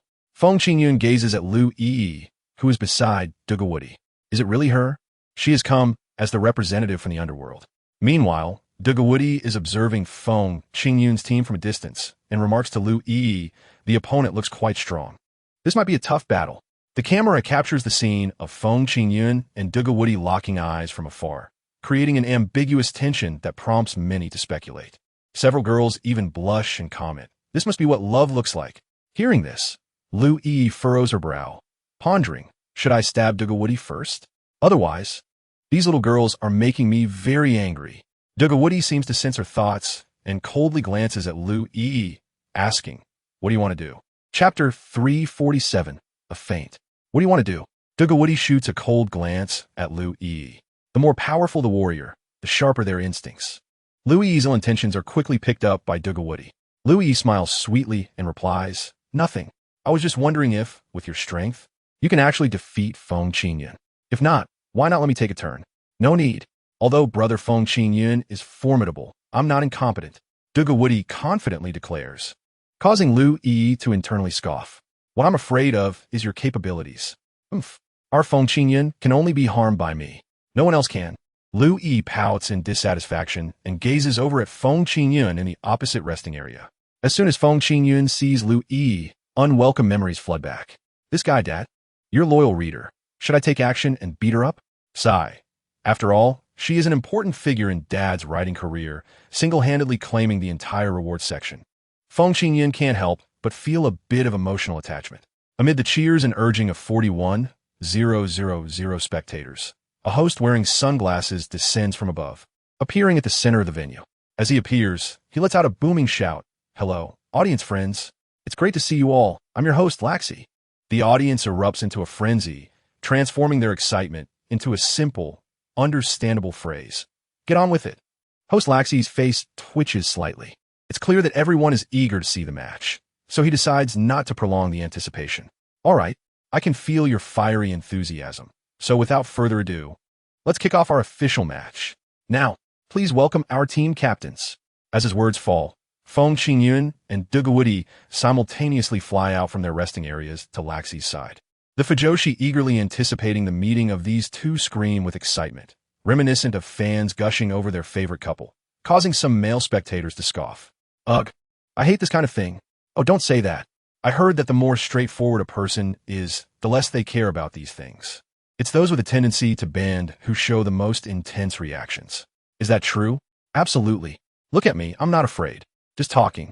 But please don't get physical, or I'll accuse you of harassment. You jerk. You're annoying. Meanwhile, floating before Feng Qingyun, Dugawudi smiles slightly. Brother Feng Qingyun. This time is different from the last. Last time, we only compared our strength. This time, I will unleash all my abilities. All right, I'm looking forward to this battle. Feng Qingyun replies with a slight smile. Instantly, the two groups of people perceive different emotions. One side senses the tension of a powder keg, while the other feels a hint of couple vibes. At this moment, host Laxi, oblivious to the atmosphere, jumps in. Haha, now, the two captains can announce the roster for the first round. Upon hearing this, the audience bursts into boos. Oh, so just a feint. They're not directly starting the fight between Feng Qingyun and Dugawudi. Chapter 348, 5 Elements Fist. Tianwu Academy, First Combatant, Walai Yi. Sect Alliance, First Combatant, Wu Bu Shuai. As the announcement rings out, Walai Yi, sitting in the viewing area, excitedly claps his hands on his wheelchair. It's me again. How come I'm the first one up again? I'm already in a wheelchair, and I still have to go first. Looking at his pitiful demeanor, it truly evokes feelings of sympathy. However, the next second, Lin Xiaoyao kicks Walai Yi from behind. Get up, it's my turn to sit. Walai Yi huffs and stands up from the wheelchair, shaking his hips and floating to the competition stage. In this world, the most romantic relationship is, I push you in the wheelchair, and when I get tired, you take over pushing me. Meanwhile, from the opposite resting area, a tall man from the Sect Alliance flies out, looking quite unique, Wu Bu Shuai. Feng Qingyun glances at Wu Bu Shuai in the air, and Dugawudi chuckles. Wu Bu Shuai is quite special in our Sect Alliance, because his martial arts are a bit unique, making him quite difficult for ordinary people to deal with. Oh, how so? Feng Qingyun becomes curious. Dugawudi is also very open-minded. Since Feng Qingyun wants to ask, he is willing to answer. The martial art practiced by Wu Baswa is called the 5 Elements Fist, which allows one to evolve the 5 elemental properties with one's own strength and utilize the principles of mutual generation and mutual restraint of the 5 elements to deliver fierce attacks on opponents. This fist technique is extremely difficult to master at first, but once one gets started, they can quickly advance to a profound level. Therefore, a martial artist with 5 elemental properties encountering me as a teammate is akin to encountering a natural enemy. Hearing Dugawudi's explanation, Feng Qingyun did not show any special expression. However, Walai was already filled with questions. 5 Elements Fist? Especially targeting the 5 elements? But damn it, I'm a fire-wielding martial artist. Oh no, is this specifically aimed at me? Walai said in shock. As a result, Wu Baswa on the opposite side glanced at him disdainfully. Don't worry, I'm not interested in ugly people. Walai couldn't hold back anymore. If someone else said this, it would be fine. After all, the plain and unremarkable Gu Tianla and the ugliest Lu Yifei in the family could say such things, and he could still endure it. But you, a big ugly guy, dare to say I'm ugly? Walai was so angry that he started laughing. His body was shaking with laughter. And if this were in the dorm, his roommates would definitely throw him a roll of toilet paper. There are 3 things in this world that cannot be tolerated. One is small, one is fast, and the other is being called ugly by an ugly guy. This is intolerable. Therefore, today I must take you down, you ugly guy. Wale angrily pointed at Wu Bourgeois, issuing an exciting declaration of war. On the opposite side, Wu Bourgeois' face also showed veins bulging. How dare you say I'm ugly? I clearly just have a Dio-style look in a Naruto setting. How am I ugly? It's just that my charm is different, okay? So Wu Bourgeois was also getting fired up. He originally wanted to fight you as an ordinary person, but you call me ugly. So I won't hold back anymore, Wu Bourgeois, have the posture of a champion, enough to sweep away your trash. Chapter 349, The Posture of a Champion. As soon as Wu Bourgeois said this, the entire venue was in an uproar. Even the top seed, Feng Qingyun, did not dare to say such things. The second seed, Dugu Wudi, also had such a declaration. Instead, it was an unknown guy making the claim. Champion's posture? What a joke. Oh man, this kid is too arrogant. Hey, you over there. Hurry up and take him down, and I'll change my support to you. Yeah. As for fans and stuff, you know that's impossible. Exactly, a group of girls murmured. Wale was left with a black line on his forehead. Damn it, who did I offend? I don't even have any luck with women. So Wale was even more enraged, gritting his teeth. It's all your fault. You lowered the average level between us. That's why everyone doesn't like me. Huh. I lowered the average level? If you were really handsome and I was ugly, shouldn't that make you look like a god? Wu Bourgeois said with a cold smile. Kadwali hitting volaya es sol. So since that situation didn't occur, you should have a clear understanding of your own looks, right? Puffed. Wale almost spat out a mouthful of old blood. And the most infuriating thing for Wale was not that Wu Bourgeois was slandering him, but that what Wu Bourgeois said made so much sense that he even agreed with it. Damn it, how can I admit that I'm also ugly? No way. Absolutely not. Wale suddenly became furious, clenched his fists, and charged violently toward Wu Bourgeois. He launched a fierce attack. Great Fire Fist. In an instant, a fist formed from condensed flames, starting from the size of a fist, rapidly expanded to over 10 meters in size at a speed visible to the naked eye. It swept across the arena, roaring towards Wu Bourgeois. But Wu Bourgeois remained calm. He gently waved his right hand forward. At that moment, a vast surge of clear water suddenly emerged from the originally grassy athletic field, flowing slowly but incredibly violently, and in the blink of an eye, it rushed forward, roaring and swirling to confront Wu Bourgeois. It blocked Wale's raging flames. As the fierce flames met the surging flood, upon contact, they formed steam. A large cloud of white vapor surged into the sky. The audience was astonished by Wu Bourgeois' performance. Volaya was equally shocked. This kid has some skills. You haven't seen the real skills yet. Suddenly, a cold snort came from the opposite side. Wale had not yet understood what Wu Bourgeois meant by this statement, but suddenly, he felt some strange changes around him. What is going on? This feeling? Volaya frowned slightly. Before he could figure out what was happening, he found that his feet had been unknowingly bound by a thick mass of grass. What is going on? Wale was taken aback, quickly twisting his feet, trying to break free from the grass on the ground. But Wu Bourgeois shouted loudly, "Want to escape? Did you get my permission?" With that, all the grass in the arena suddenly began to grow wildly. Growing to over several dozen meters long, it tightly surrounded Wale, forming a terrifying green cage. The entire audience was shocked. Could it be that Wu Bourgeois really has the posture of a champion? Chapter 350, The Mutual Generation of the Five Elements.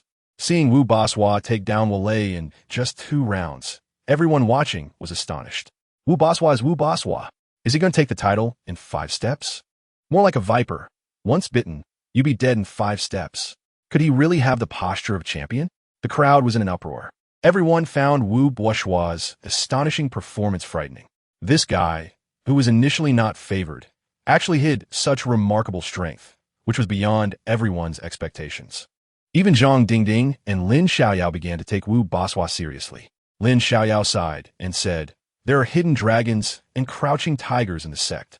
Originally, I thought that their seed players this time were Dugu Wudi and that killer from the underworld, but unexpectedly, there is now another person. Indeed, this person's strength cannot be underestimated." Zhang Dingding nodded. Beside him, Feng Qingyun also showed great interest in Wu Bourgeois' skills. You two shouldn't just look at the surface. You need to look at some deeper aspects. Deeper aspects? Lin Xiaoyao curiously examined Wu Bourgeois, glancing several times before concluding that this kid had no depth and seemed to lack any substance. I didn't notice anything different about him. You're being careless. Feng Qingyun chuckled. The five elements generate and restrain each other. And the ancient methods also say that when the five elements are in chaos, one can achieve the Buddhist and immortal state. In other words, once the five elements are complete, one can create a small world within, allowing for endless cycles of life and use. Just like earlier, water nourishes wood. After Wu Bushui finished using his flood attack, the plants immediately began to grow wildly. You thought that was the next attack, but in fact, that was Feng Qingyun's point. Zhang Dingding understood at this point. This means that the growth of the plants is actually the follow-up to the last move, or rather, it's all part of the same move. If that's the case, then his next move is... Lin Xiaoyao also realized this. His gaze fixated on the mass of grass. If nothing goes wrong, the next move is a fire attack, because wood generates fire. Thus, Lin Xiaoyao secretly clenches fists. Wole, you must not use fire escape, otherwise it will only aid the opponent. But the three people in front were all focused, while only Niu Zaiqian was in the back adding goji berries to his thermos. It is well known that among the five combatants, everyone only knew Feng Qingyun, Lin Xiaoyao, Zhang Dingding, and Wole. Wole, who was wrapped in grass, was not in a good situation, but it wasn't terrible either. When the wild grass entangled his body, Wole had a flash of inspiration and used the chaotic lion dance, wrapping his body with his own hair. At the same time, Wole was also seriously analyzing the opponent's abilities. Damn it, I didn't expect this guy to be so strong. If I lose to him, others will definitely laugh at me. Ha ha, you can't even beat an ugly loser. Thinking of this, Wole couldn't help but feel a surge of anger. Losing to anyone is fine, but I absolutely cannot lose to an ugly loser. But how should I break the deadlock now, right? For plants like this, they're most afraid of fire attacks. As long as I set a big fire, won't all this grass be burned clean? Damn it, I'm really a genius. Chapter 351. He can't use Earth Escape, right? Damn it, I'm really a genius. Wole was deeply impressed by his own wisdom. What do you do by binding me with your grass? I could just burn it all away. So, trapped in the grass, Wole looked up to the sky and let out a loud laugh. Ha ha ha, let him be strong. The breeze sweeps the mountain ridge. Let him be arrogant. The bright moon shines on the great river. Everyone present heard this and recognized Wole's unwavering will. Even Zhang Dingding and Lin Xiaoyao breathed a sigh of relief. Hearing him say such things proves that he is fine. This is good, in a clear-headed state. You should be able to analyze the principles of the five elements generating each other and not recklessly use fire escape. Just as the words left his mouth, Wole suddenly shouted, "Fire escape! Inferno feast!" Instantly, both Zhang Dingding and Lin Xiaoyao were petrified. This guy not only used fire escape, but also the most powerful kind.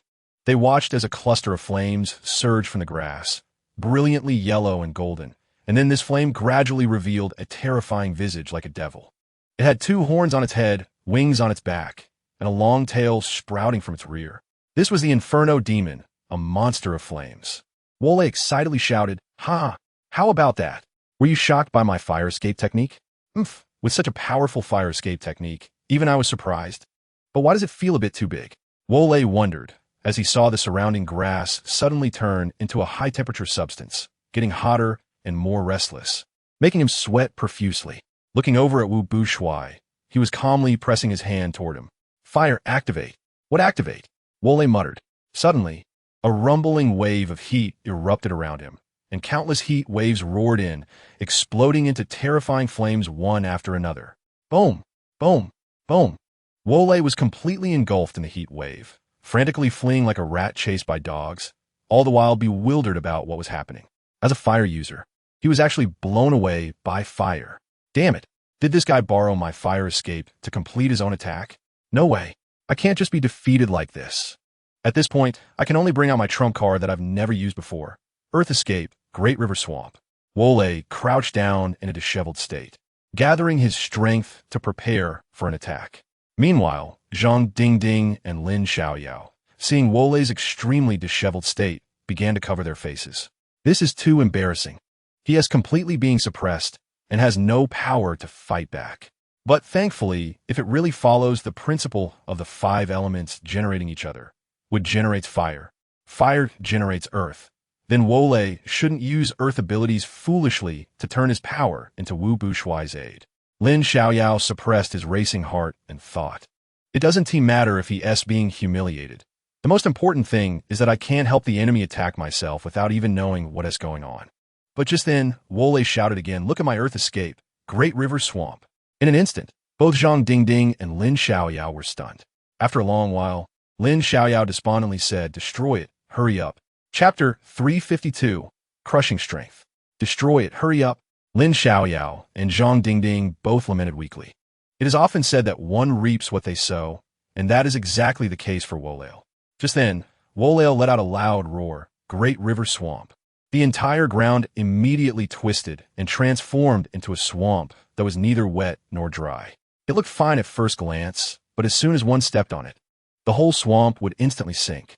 However, at this moment, the greatest effect of this technique was to use the moisture of the swamp to interfere with Wu Bushuai's fire techniques, preventing him from using flames to blow himself up. Yet all of this was just Wole's personal imagination. Wu Bushuai had just used a fire attack, and fire generates earth, so at this moment, his next attack would be an earth attack. Huh? Why did the ground turn into a swamp? It must be my opponent giving me an assist. So, go die. Wu Bushuai generously accepted Wole's gift. With a flick of his fingers, the swamp in the venue suddenly roared and surged upwards, transforming into a strange torrent of mud that howled towards Wole to crush him. Wole's face turned green upon seeing this. At that moment, he finally understood. Damn it. After all this time, I was just assisting you, and it was all at my own expense? Wole was so furious that he almost ascended to the heavens right there, because his opponent gave him no chance to ascend. The massive mudslide rolled down, directly engulfing Wole in its torrent, leaving him completely unable to escape. In no time, Wole was suppressed beneath the mudslide, unable to turn the tide. Wu Bushuai clenched his fists and shouted at the center where Wole was suppressed, "Swamp burial."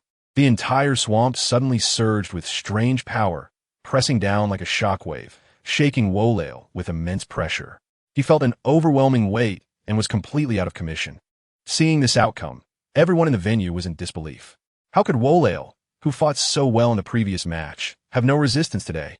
It felt like he was completely dominated, a one-sided crush.